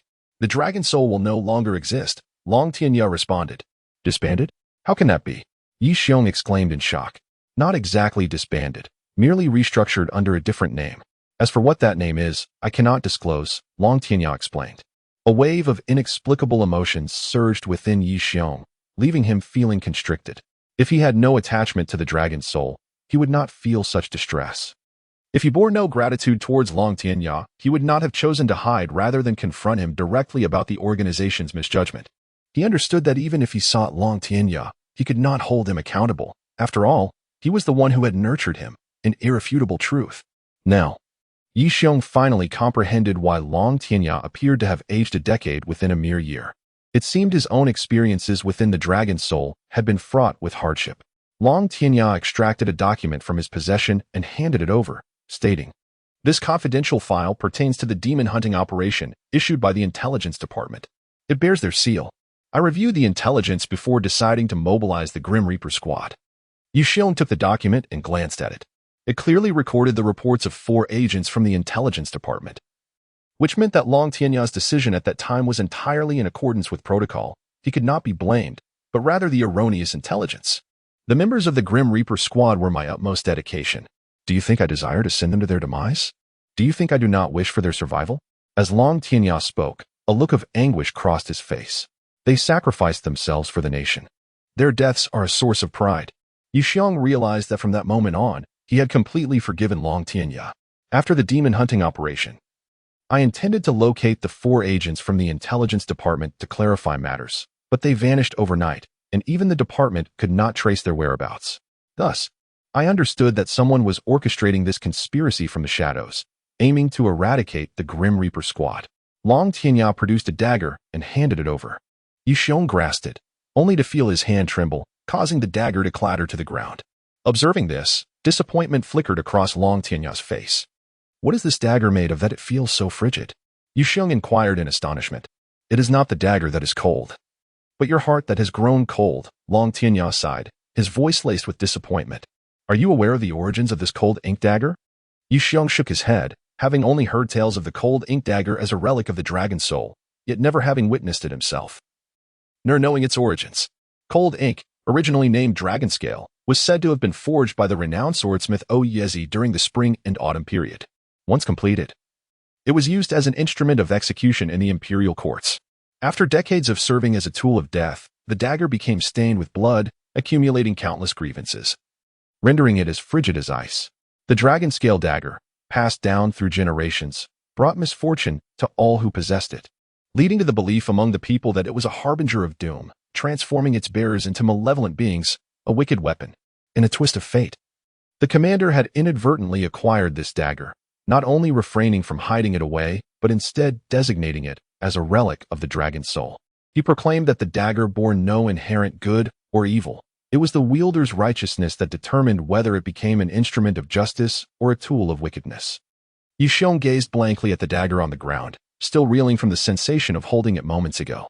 At that instant, it felt as though an endless tide of grievances surged through the icy blade into his heart, rendering him almost powerless.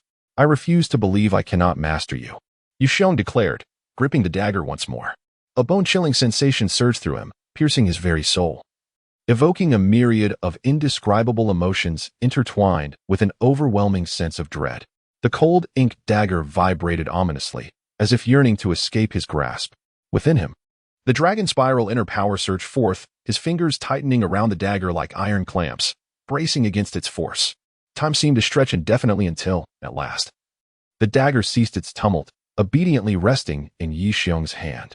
By now he was drenched in sweat. Long Tianya, astounded, had not anticipated that Yixiong would so swiftly conquer the cold ink dagger, his face betraying a look of incredulity. Yixiong plucked a hair from his head and blew upon the blade, the hair cleanly severed, a testament to the dagger's lethality. He had grown fond of the weapon he wielded, but this cold ink dagger captivated him even further. Do you know why I gifted you the cold ink? Long Tianya suddenly inquired. Is it because you doubt the one who is to inherit the dragon's soul? Yixiong replied. That is but one reason. The other is that I perceive a resemblance between you and this dagger. What do you mean? Yixiong asked, puzzled. You will come to understand in due time. Long Tianya responded, waving his hand dismissively. Currently, among the dragon soul, only 3 individuals are aware of your survival. The 3 who escorted you here are my trusted confidants. They do not know your identity. I hope you will conduct yourself wisely moving forward. You may leave now. With that, Long Tianya gestured for Yixiong to depart and positioned himself by the window, gazing out at the blossoming world beyond. It is time I indulge in some well-deserved peace, he murmured to himself. Retracing his steps, upon reaching the provincial bus station, the 3 men unceremoniously cast him onto the roadside before departing. Yixiong stood there, uncertain whether to feel joy or sorrow. From Long Tianya's words, he realized he was utterly free. The organization would no longer seek him, and he should feel elated. Yet, why did he feel an unsettling sense of uncertainty within? Yixiong, through his clothing, touched the cold ink dagger, and suddenly, a light flickered in his mind. Damn it! He had been duped by the old man. As the heirloom of the dragon's soul, the newly appointed leader would undoubtedly inquire with Long Tianya about its return. If it were discovered that he had taken it, it would spell great trouble. This dagger was akin to a hot potato. He anticipated that this fellow would play such a trick on him just before retirement. Yixiong's lips twitched as he walked toward the bus station, resolving that from this moment on, he would avoid using the cold ink dagger unless absolutely necessary to evade trouble. At the bus station, the crowd surged incessantly. with people arriving from all directions, creating a complex tapestry of humanity. As Yu Xiong prepared to purchase a ticket, he realized he had no money on him. His phone and wallet had been confiscated by the police prior to his transfer to the provincial city, meaning he was entirely without funds to buy a ticket. As night fell, he noticed the last bus was about to depart. With a shrug, he resigned himself to the necessity of becoming a thief. After circling the square, Yu Xiong spotted a rotund nouveau riche and deftly pilfered his wallet, extracting a few large bills before slipping it back. The entire operation went unnoticed. At long last, he boarded the bus, filled with hope, yearning to sit beside a beautiful woman and perhaps encounter a romantic adventure. To his dismay, the only beauty he found was a 5-year-old girl with a ponytail. She was far too young. How long would he have to wait for genuine companionship? A pang of wickedness crossed his mind. "Uncle, you're sitting in my seat," the little girl declared earnestly, clutching her ticket. "Little sister, this is a night bus. There are plenty of seats. Feel free to sit anywhere," Yu Xiong replied, gesturing to the abundance of empty spots with a smile. "No. My mommy said we must adhere to the rules when riding," the girl insisted, pouting her lips. "Has your mother not taught you to be adaptable? To not be rigid in your ways? It's a long journey, and there aren't many people on the bus," he teased the little girl, unable to suppress a grin. "My mommy told me, if someone smiles at me, they must be a bad person," the girl retorted, causing Yu Xiong's smile to falter. Just then, an elderly man with graying hair approached, quickly offering an apologetic smile.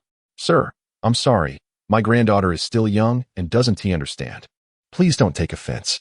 "Not understanding?" Those round, sparkling eyes are quite perceptive. Yu Xiong commended, giving the old man a thumbs up. "She is quite intelligent. You must be proud. You truly have an eye for talent." The little girl beamed, her pride evident. This was the first time Yu Xiong encountered such a spirited little girl, leaving him both amused and perplexed. "Yo-yo, come sit with Grandpa," the old man called out. The little girl winked at Yu Xiong before dashing to the back. The journey was long, and Yu Xiong was dozing off when he suddenly felt something teasing his nostrils. The little girl, who had been playing tricks on him, had somehow appeared by his side, rolling a piece of paper into a cylindrical shape. Yu Xiong seized one of her hands, opened his eyes, and attempted to adopt a fierce demeanor. "You know your uncle is a bad man, yet you dare to come and tease me? Aren't you afraid I might spank you?" "The uncle is not a bad man," the little girl replied, unfazed. Instead, she sat beside Yu Xiong and giggled. "Mommy says that the eyes are the windows to the soul, and bad people look at me differently." "Then why did you just call me a big bad guy?" Yu Xiong inquired, perplexed. "I wanted to see if you would show any signs of guilt." Yu Xiong was taken aback. This little girl was remarkably astute for her age. He wondered what kind of woman could raise a daughter so perceptive. He felt an impulse to learn more about the little girl's mother. "Your mother is truly clever," Yu Xiong remarked, giving her a thumbs up. "My mother is not only clever, but also the most beautiful woman in the world. Whoever marries her will be the happiest man alive," the little girl proclaimed proudly. "What about your father?" Yu Xiong asked curiously. "My father died in a car accident last year. Mommy had a run-in with some bad people, so she made me hide with Grandpa. Now that the bad people are gone, Mommy told me to return with Grandpa, but no matter how hard he tries, he can't reach her by phone. So, I had to come back by myself," the little girl explained solemnly. Yu Xiong scrutinized the little girl closely, a glimmer of recognition sparking in his mind.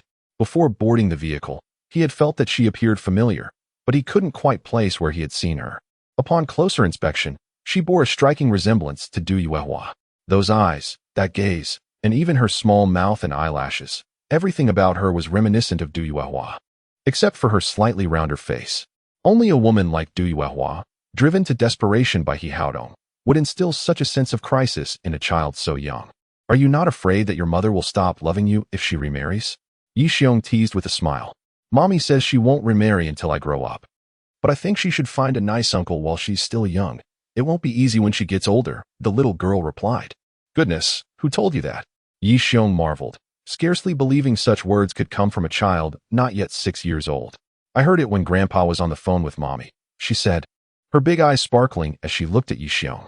Suddenly, she asked, "Uncle, would you pursue my mommy?" Uncle already has a girlfriend. Break up with her and go after my mommy. But I don't even know if your mother is beautiful." Without hesitation, the little girl pulled a photograph from her clothing and handed it to him, beaming with pride. "This is my mommy." Yu Xiong took the photograph and glanced at it. Indeed, it featured Du Yuehua, set against the backdrop of the presidential office in the renowned international hotel. In the image, she donned a flowing purple gown, radiating elegance and unparalleled beauty. How about it? Far more beautiful than your girlfriend, isn't she? Yu asked with a hint of pride. She is truly stunning, Yi Xiong exclaimed sincerely. The thought that his mother appeared even more beautiful in her natural state flickered in his mind, yet he dared not utter such a sentiment aloud. Not only is my mother beautiful, but she is also quite wealthy. If you win her over, you could save yourself decades of struggle and never have to worry about food or clothing, Yu continued, producing a small card from behind her and handing it to Yi Xiong. This is my mother's phone number. Work hard. This is the first time I've introduced someone to her, so you must act swiftly or you will regret it. Yi Xiong was momentarily speechless. Suddenly, he reached into Yu's pocket and pulled out a stack of photographs and business cards, a mix of amusement and exasperation washing over him. Is this what you call your first introduction? He raised the photos, incredulous. Given the circumstances, he pondered how many men she had repeated those words to along the way. Yu, caught in her own mischief, stuck out her tongue and replied, I really only sent one. Grandpa had just fallen asleep when I came over. Hand them all over. Yi Xiong extended his hand, his tone serious. Are you joking? If you keep playing matchmaker like this, how many rivals will I have? No way. With that, Yu dashed away. Yi Xiong couldn't help but chuckle. He had not anticipated that Sister Hua would have such an amusing daughter. He mused whether he might one day become this little one's unofficial father. The night traffic moved slowly, and by the time Yi Xiong returned to Jiangnan City, it was already 11 o'clock. Stretching his limbs, he stepped out of the car, only to be startled by a piercing scream from beneath the vehicle. It was Yu's grandfather. Help! Someone has abducted my granddaughter. Yi Xiong's heart raced as he swiftly exited the car, spotting a grave and speeding away down the street. Yu's grandfather was on the ground, weeping uncontrollably. Someone, please. I beg you, save my granddaughter. The streets were desolate at this late hour, and with the abductor's swift actions, by the time anyone realized what had occurred, the vehicle had vanished into the distance. Sir, please, save my daughter. Yu's grandfather pleaded as Yi Xiong approached, tears streaming down his face. She is my only granddaughter. I have already lost my son. I cannot bear to lose her too. I beg you, please help. Phone. Yi Xiong shouted, snapping the grandfather out of his distress. Give me your phone, do you hear? The old man, startled by Yi Xiong's urgency, hurriedly fished out his mobile device and handed it over. Don't tell Sister Hua yet. We don't want to worry her. As Yi Xiong spoke, he dialed while sprinting toward the street. He flagged down a motorcycle, pulling the rider off and chasing after the van. At that moment, the call connected. Who is this? Came Luo Weiwei's voice from the other end. It's me. Where are you? Luo Weiwei asked anxiously, recognizing Yi Xiong's voice. I am currently at the city bus station. Sister Hua's daughter has been kidnapped. The abductor was in a gray van, but I couldn't clearly see the license plate. They are heading towards the city's third ring road. You must pull up all the surveillance footage and locate that vehicle. Inform me immediately if you find anything. Hurry. After finishing his words, Yi Xiong accelerated his motorcycle to its maximum speed and sped away. Upon turning a corner, he encountered several intersections and felt uncertain about which direction to take. Damn it. Yi Xiong clenched his fists tightly, overwhelmed by a tide of rage as he realized that Sister Hua's daughter had been taken right under his nose. Sister Hua had already lost her husband. If she were to lose her daughter as well, one could only imagine the unbearable blow she would face. How long has it been? Not even a single camera is functioning properly. What are they doing? After dialing the phone, he shouted toward the receiver. Although there was a distance between them, Luo Weiwei could still sense Yi Xiong's fury. She never imagined that the usually carefree Yi Xiong could exhibit such intensity when angered. Just a moment. We are already investigating. Luo Weiwei urged the surveillance team swiftly. After some time, she said, Yi Xiong, regarding the route you mentioned. We have checked the footage from the exits within 5 minutes, but we did not see the gray van you described. Are you sure? I am certain. Unless they exited through another route, Luo Weiwei replied. Understood. After hanging up, Yi Xiong continued to ride his motorcycle, scanning the surroundings. The absence of the van in the surveillance footage indicated that it must be hiding nearby. Typically, kidnappers would aim to escape as far as possible after taking a victim, but their failure to do so suggested one possibility. They intended to switch vehicles. Changing vehicles mid-escape is a common tactic among criminals, allowing them to evade tracking swiftly. Yi Xiong parked his motorcycle by the roadside, scrutinizing the cars emerging from the buildings around him. but there were too many to discern which one might be the getaway vehicle. At that moment, a particular car caught his attention. It was a black Audi emerging from an upscale residential area. What piqued Yu Xiong's interest was a small square piece of paper stuck to the back of the vehicle. Under the streetlight, it appeared to be a business card. As Yu Xiong passed the Audi, he examined the note more closely and recognized it as the slip of paper containing Du Yuehua's phone number that Yu Yu had given him. He had no idea how it had ended up on the car. That little girl has certainly absorbed Sister Hua's training in crisis awareness. If it weren't for this note, I might still be searching for the target. Just then, his phone rang. It was Du Yuehua calling. It turned out that Yu Yu's grandfather still did not trust Yu Xiong, fearing he might be an opportunistic villain attempting to steal his granddaughter's phone. Thus, he had called her immediately after Yu Xiong left. "Hello. I am the mother of the kidnapped girl. Have you found my daughter?" On the other end of the line, Du Yuehua's voice trembled with emotion. "Sister Hua. It's me." Upon hearing Yu Xiong's voice, Du Yuehua's tone became fervently anxious. "Are you all right? Have you found Yu Yu?" "I have found her. You have raised a remarkable daughter." She marked the cards with chewing gum while in the car. "I have identified the target," Yu Xiong responded. "She is my only daughter." "You must save her," Sister Hua said, her voice filled with urgency. "I want to let anything happen to her." "Await my good news," Yu Xiong concluded before hanging up. Du Yuehua felt a wave of relief wash over her, as if she had been granted a reassurance. In her world, Yu Xiong was akin to a celestial being. There was no task he could not accomplish, and his presence allowed her to breathe easily.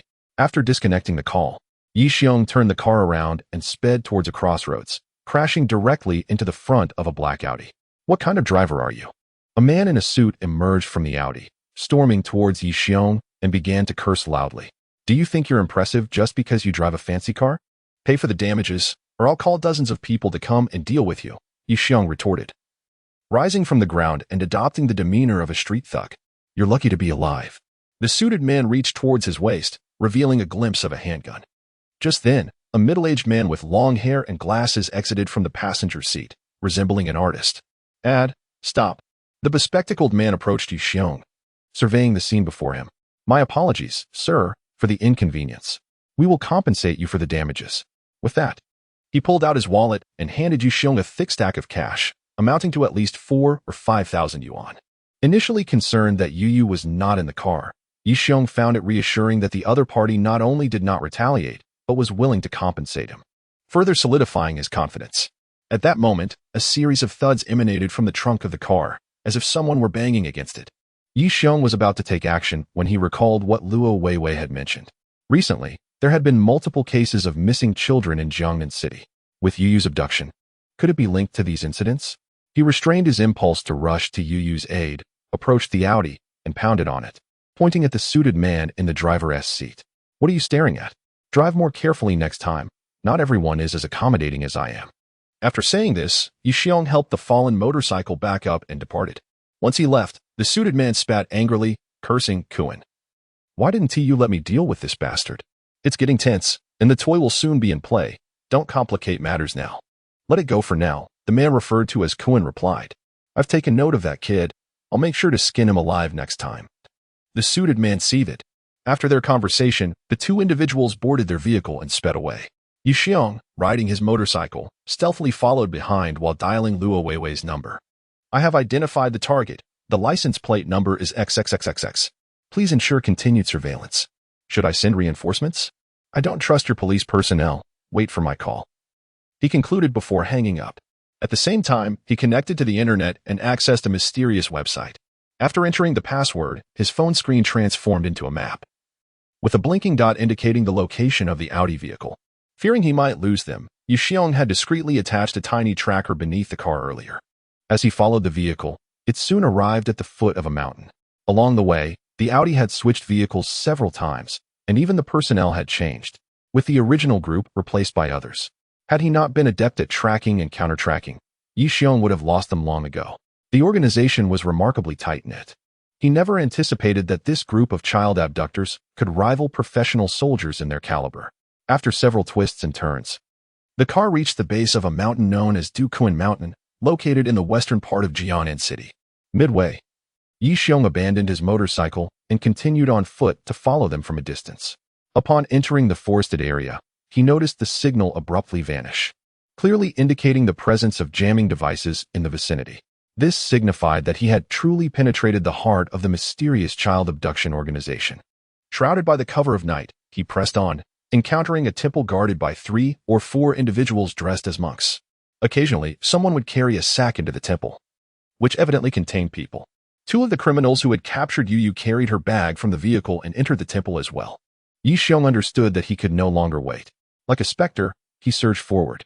The 4 monks were caught off guard, feeling a sudden chill at their throats before collapsing one by one.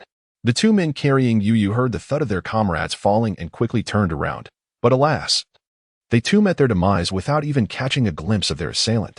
Yi Xiong unzipped the bag to find Yu bound and gagged, crying out desperately. To prevent any unforeseen circumstances, he swiftly hoisted her onto his back and made his way down the mountain, only relaxing upon spotting Luo Weiwei's vehicle at the designated location. "Officer Luo, please take good care of Yu. I have some matters to attend to," he said, entrusting Yu to her before preparing to charge forward. "Do you really not need assistance?" Luo Weiwei asked anxiously. "Just ensure Yu's safety. Do not let her come to harm," he reassured her, with no concerns weighing on him. Yi Xiong felt invincible. "Uncle, please be careful," little Yu called out. "Goodbye, little one," Yi Xiong replied, vanishing into the shadows of the dark forest. "Xiao Xiao. Take Yu back and contact the bureau to dispatch reinforcements immediately," Luo instructed her most trusted officer before stepping out of the vehicle. The band of kidnappers she had been tracking for months finally revealed themselves, and it was utterly inconceivable for her to wait idly. "Captain, perhaps we should wait for backup," Xiao Xiao hesitantly suggested. "Move now," Luo Weiwei commanded with a wave of her hand. "Captain, this is an order," she exclaimed with fury. Xiao Xiao, left with no choice, reluctantly drove away. Luo Weiwei drew her gun and swiftly followed Yi Xiong into the temple. They faced no obstructions along the way and easily reached the main hall. Initially, Luo Weiwei assumed the adversaries were unprepared, but upon inadvertently spotting a fallen thug on the ground, she realized that Yi Xiong had dispatched all the foes, allowing her unimpeded access to the temple. At that moment, a sudden barrage of gunfire erupted, shattering the stillness of the night. Rushing forward, Luo Weiwei spotted a figure cowering in the corner. It was Yi Xiong. He picked up a stone from the ground and hurled it, resulting in a thunderous gunshot that obliterated the stone into fragments. "These lunatics," Yi Xiong cursed. The passage before them was a mere 2 to 3 meters wide, flanked by stone walls. There was no way to traverse it unscathed. "What is the situation?" Luo Weiwei inquired as she approached. "Who told you to come here? Go back," Yi Xiong retorted angrily. "There are ruthless criminals everywhere, devoid of humanity. With your capabilities, you would only be walking into death. I will fight alongside you," Luo Weiwei declared resolutely. "With your meager skills, what good would you do in battle?" Yi Xiong pushed her back, urging, "Hurry back. I can handle this." "I refuse," she insisted, gritting her teeth. As Yi Xiong inadvertently met her gaze, illuminated by the flickering oil lamps within the temple, he noticed the shimmering tears in her eyes. This domineering female officer was actually crying. Over the past 6 months, he had witnessed countless families shattered, the relatives of missing children pleading at his feet, crying out for him to save their loved ones. In those moments, he had sworn to them with unwavering conviction that he would rescue their children. The chief had advised him to think carefully before making promises, but he could not bring himself to refrain, knowing that without hope from the police, those families would be left with nothing. For half a year, he had not enjoyed a single good night's sleep. He had been assassinated 5 or 6 times. Yet he had never faltered. Whenever he contemplated surrender, the image of those families clinging to his legs for help surged back to him. Now, he finally had the chance to locate those children, and at such a crucial moment, could he ask her to wait?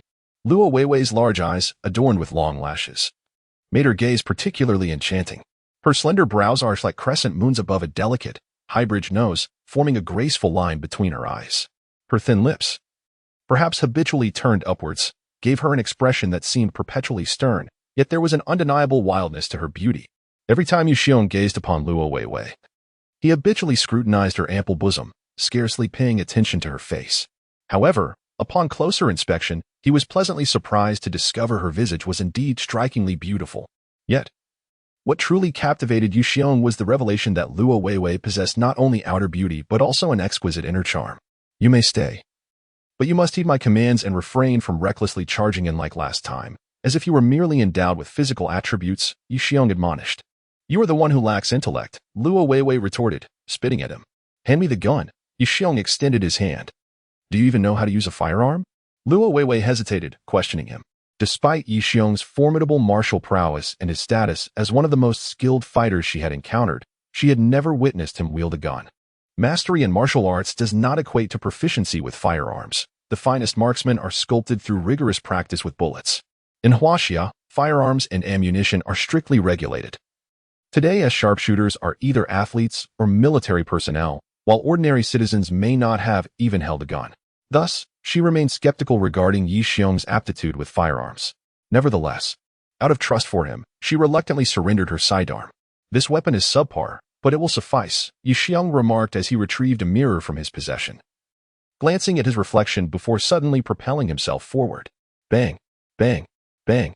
The rapidity of his gunfire was astonishing. 6 shots rang out in swift succession, plunging the corridor into silence.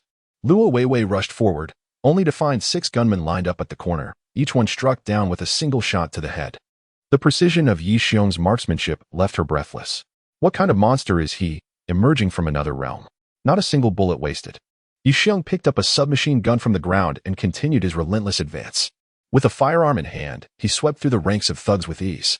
In mere moments, they broke through to the heart of the stronghold, entering a dimly lit basement.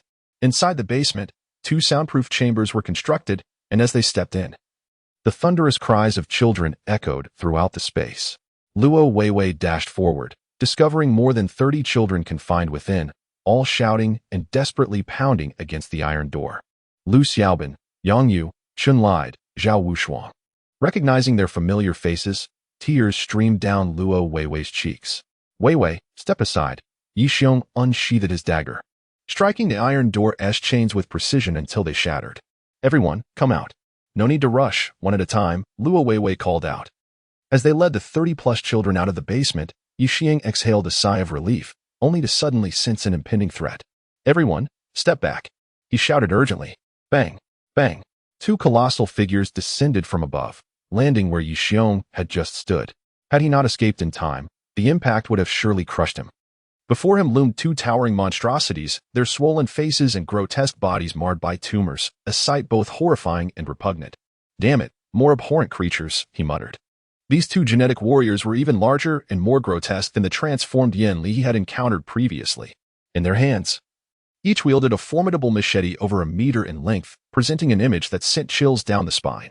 Upon sighting these colossal figures, a group of children erupted into screams, many of them succumbing to tears. Vivi, take them away, Yi Xiong shouted anxiously, positioning his sword to shield the 2 genetically enhanced warriors. But you, just go, he bellowed, realizing that her presence would only serve as a hindrance. Vivi hurriedly led the frightened children away to safety. The 2 genetically enhanced warriors, however, did not pursue the fleeing children, their mud-yellow eyes fixated menacingly on Yi Xiong, emitting guttural growls akin to wild beasts. One of the warriors charged forward first, the machete slicing through the air with an ominous swiftness. The children behind him had not yet fully retreated, and Yi Xiong, unable to evade, raised his dagger to meet the oncoming assault. The clash of steel echoed. The impact felt as though he had been struck by a boulder, sending him sprawling to the ground. Cursing under his breath, he rose. Casting a glance at his injured hand, a wave of dread washing over him. These genetic warriors possessed overwhelming strength. Yi Xiong, Vivi's voice rang out, filled with urgency. Get away from here, he shouted back. If you don't, those monsters will catch you and make your existence a living hell. A shiver ran down Vivi's spine. Even in such dire moments, his words were brazen. Yet, she did not linger on his audacity. Her eyes glistened with unshed tears. Had Yi Xiong chosen to evade, he might have emerged unscathed, but he opted instead to confront the threat head-on. This man, usually carefree, exhibited the valor of a true warrior when it mattered most, far surpassing the self-righteousness of many officers. Everyone, hurry. Don't burden Uncle, Vivi urged, leading the children further away. Just then, both genetic warriors lunged simultaneously, their blades slicing through the air with lethal intent. Yi Xiong fought while retreating, distancing himself from the children. The trees before him, as thick as a man's waist, were cleaved in 2 with a single strike, a grim testament to the fate that awaited anyone caught in their path. The warriors wielded their blades with astonishing speed and destructive power, leaving devastation in their wake, even splitting stones asunder. Yi Xiong, increasingly alarmed, realized that without revealing his most potent skills, he faced certain death. He had no choice but to employ his internal energy. With a deep breath, he spread his arms wide, his clothes billowing as if caught in an unseen wind, gradually swelling with power. Within a 3-meter radius, an unseen current seemed to swirl. In the land of Huaxia, few practiced the art of internal cultivation, and even fewer reached mastery. Revealing his abilities would undoubtedly draw attention. Risking exposure of his true identity, one of the reasons he had refrained from using his internal skills in the past, fearing discovery. Yet now, he found himself with no alternative. Since narrowly escaping death, he had only utilized his internal energy once, during a confrontation with the enigmatic figure cloaked in black with green eyes, where he had aimed to eliminate her, only to see her escape. As his garments fluttered without a breeze, his bones began to creak, and his aura surged dramatically. Yu Xiong wielded the ink soldier in his left hand, while with his right, he swiftly drew the cold ink dagger from his waist. Instantly, the temperature in the surroundings seemed to drop several degrees. As the unparalleled divine weapon emerged, it shimmered with brilliance, and an overwhelming aura of killing intent surged forth. Monstrous fiends, behold as I bring you to your reckoning. Yi Xiong bellowed defiantly. With a thunderous roar, a Jin warrior lunged at him with a hefty blade. Yi Xiong swung his right hand, the cold ink striking fiercely against the machete. A sharp clang resounded, and the blade, thick as a thumb, was cleaved cleanly in two. The momentum of the cold ink remained unyielding, slicing through the Jin warrior's abdomen, leaving a gaping wound from which intestines spilled forth. In agony, the Jin warrior retaliated, slamming his palm against Yi Xiong, sending him flying several meters away. Yi Xiong rose, his gaze fixed intently on the Jin warrior, who, with a series of anguished roars, resumed his charge, still clutching his weapon. You still live? Damn it. Yi Xiong gripped the dagger with an inverted hold, launching himself into the air. Swift as a fleeting shadow, brushing past the Jin warrior. With a flash that pierced the night sky, a spray of blood erupted from the Jin warrior's neck, his head rolling to the ground and tumbling several meters away. The warrior's body crashed to the earth with a heavy thud. Get up again. Yu Xiong spat contemptuously at the headless corpse. The remaining Jin warrior, witnessing the demise of his companion, howled in rage and charged forward. With the power of the dragon swirl internal technique and wielding the unparalleled divine weapon, Yi Xiong unleashed his full might. Minutes later, employing the same tactic, he severed the head of the second Jin warrior.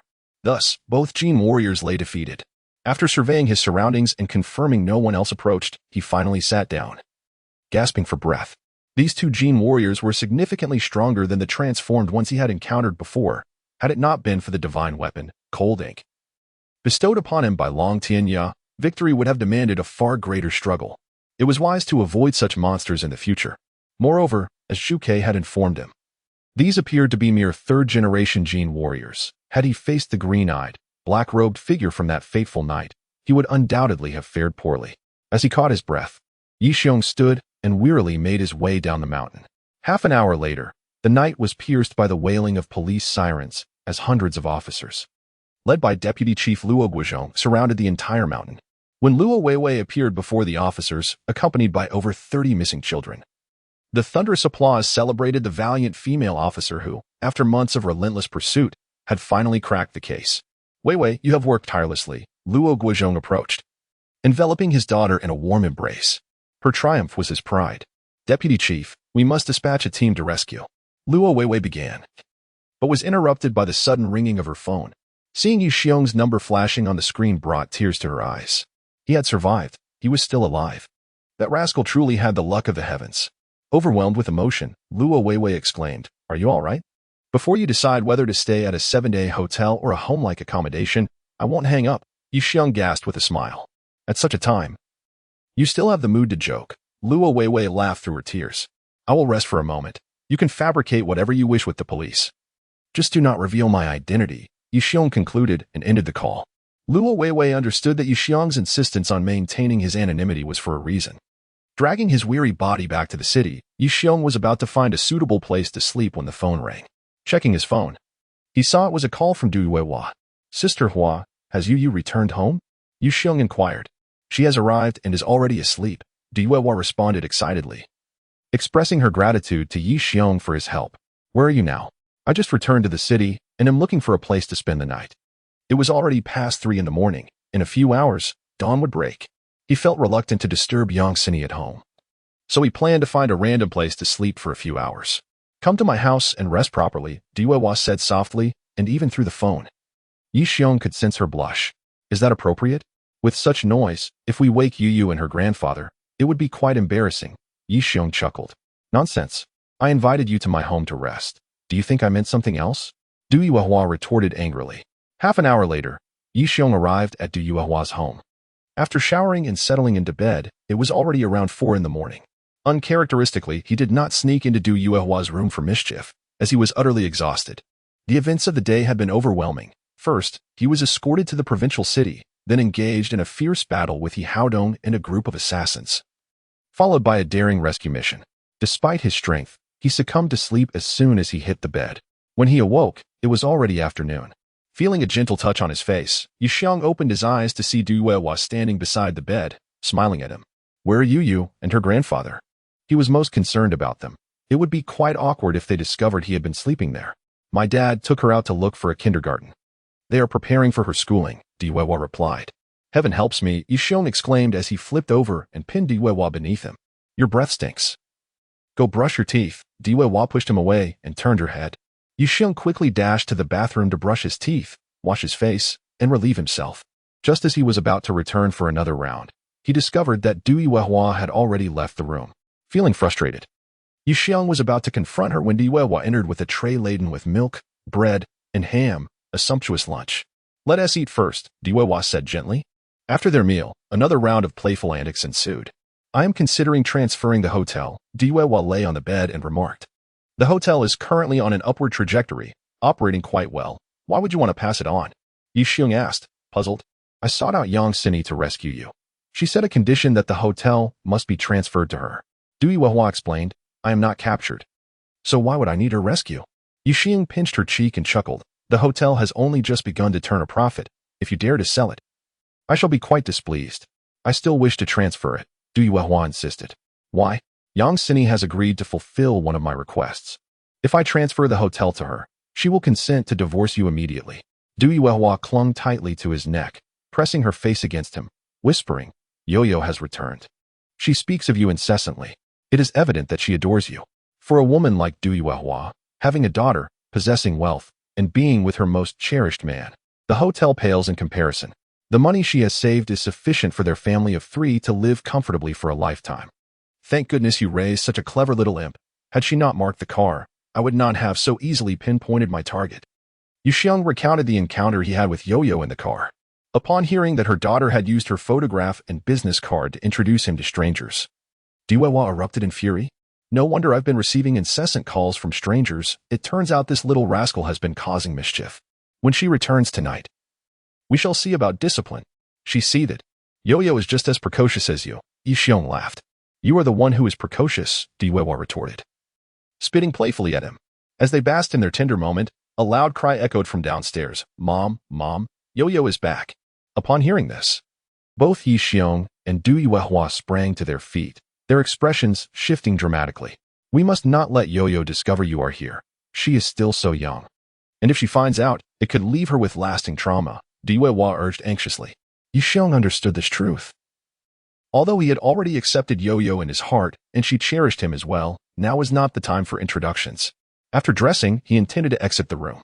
"Mom, I know you are home. Your car is in the garage. Are you playing hide and seek with Yo? She loves that game," Yo exclaimed, racing upstairs and rummaging through each room. Seizing the opportunity while Yo entered the adjacent room, Yi Xiong hastily grabbed his clothes and dashed towards the stairs. Just as he reached them, he spotted Yo's grandfather ascending. Being discovered by him would likely be far worse than being seen by Yo, with danger looming from both ends. Yi Xiong had no choice but to flee to the rooftop. Once there, he donned his clothes and climbed down the pipe, running for several meters before he could finally breathe a sigh of relief.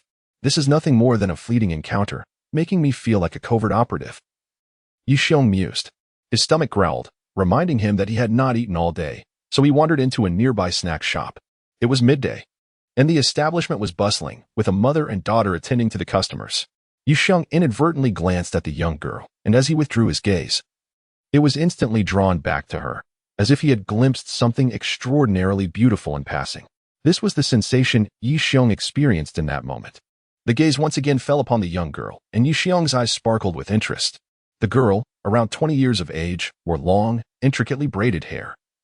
Her slender figure and delicate features captivating from every angle, be it front, side, or back. She epitomized the adage of a beauty with no angles left unappreciated. Despite her simple attire and the sheen of sweat from her labors, her allure remained unblemished.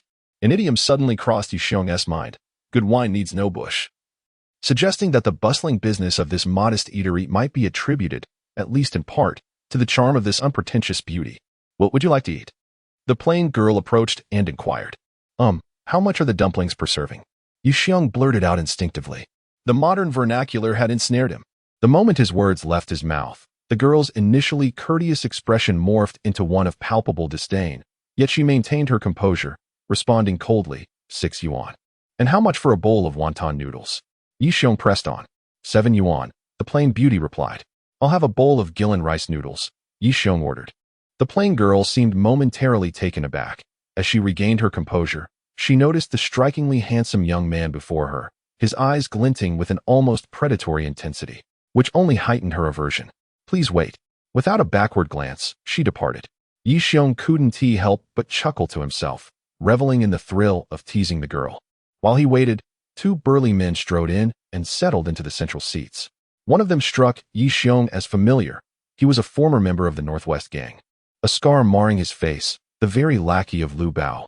It was hard to believe that he would find himself in such a humble eatery, consuming such modest fare. Just look at where we've ended up, the thug grumbled as he took a seat. It's our own fault for choosing the wrong allies. With the Haodong gone, and Brother Bao incapacitated, now lying in a hospital bed, the Northwest Gang is in disarray. Those who could leave have fled, and those who remain are scattered like dust. It's all that Yi Xiong's fault, the thug seethed. If it weren't for him, we wouldn't have sunk to such depths. The next time I see him, I swear I'll give him a beating he won't forget. Come off it. Last time he made a scene at the hotel. You were so terrified you hid in the restroom, the scar-faced man retorted. Don't think I didn't see you play dead when the kicking started. We're all in the same boat, the thug laughed darkly. You charged in bravely, but one kick had you on the ground feigning death. Just look at Brother Bao and Yo Ding, still in the hospital. It's wiser to know when to retreat. The two exchanged knowing glances. Their laughter tinged with a certain disreputable camaraderie. What would you two like to eat? The plain girl approached them, her tone indifferent. As the scar-faced man looked up, his eyes widened with intrigue, his mouth agape in astonishment. A striking woman inquired about the price of dumplings, her voice laced with a mocking tone. 6 yuan, replied the waitress, her expression one of disdain. The man with the scarred face, emboldened by the cheapness of the meal, boasted that he could afford to support her for half a month, brandishing a 100 yuan note on the table. My brother wishes to take care of you. You should hurry and bring him a bowl of dumplings. If you join him, I assure you a life of luxury. For who in Jiangnan does not know of our scar brother? The simple beauty's demeanor turned frosty as she retorted, Please show some respect. The scarred man stood, his gaze roving over her, smirking as he remarked on her beauty and the labor she undertook. In a sudden, unwarranted gesture, he seized her hand, causing her to flinch in shock. The grip of his hand was unyielding, akin to iron, leaving her powerless to escape. Surrounding patrons, intimidated by his fierce appearance, dared not intervene, fearing the wrath of the two ruffians. Just then, the mother of the modest beauty emerged from the kitchen, hastily approaching with a conciliatory smile. Gentlemen, my daughter is rather naive and has offended you. Please, do not take it to heart. Whatever you wish to eat today will be on us. Her attempt at peace was met with hostility as the scarred man proclaimed, Are you implying we are here for a free meal? I, Scar, have never dined without paying. Seizing the moment of distraction, the simple beauty withdrew her hand with a swift motion, escaping his grasp and fleeing into the distance. As the scarred man opened his mouth to speak, a familiar voice echoed from the corner. Madam, is the Gillan rice noodle ready? The mention of this voice caused alarm to wash over the faces of the scarred man and his companion. They were trapped in a most unfortunate circumstance. Having spoken ill of Yi Xiong moments earlier, feeling paralyzed like statues. Ultimately, the scarred man approached Yi Xiong slowly, smiling awkwardly. Brother Xiong, we were merely joking a moment ago. Yi Xiong, with a sly grin, remarked, Ah, the infamous Scar brothers. I thought it was someone truly formidable. What a rare sight indeed. He gestured for them to sit, extending an invitation. What shall we dine on today? My treat. I am not hungry. The scarred man nearly whimpered, his fear intensifying. The more Yi Xiong acted in such a friendly manner, the more apprehensive he became. Was there not a saying about hidden daggers behind smiles? How could he claim to be unhungry when he had just inquired about the cost of dumplings and waved a 100 yuan note? Yi Xiong turned to the startled yet unpretentious beauty and inquired, "Dear sister, my education is lacking and my mathematical skills are poor. Could you assist me in calculating how many bowls of dumplings I can purchase with 100 yuan? 16 bowls, the simple beauty replied. Then let us order 16 bowls of dumplings for Scarface, Yi Xiong declared with a grand gesture. Moments later, the table before the scarred face was adorned with 16 bowls of dumplings, a bountiful feast. Scarface, please indulge. Do not hold back, Yi Xiong said, pointing at the dumplings with an innocent demeanor.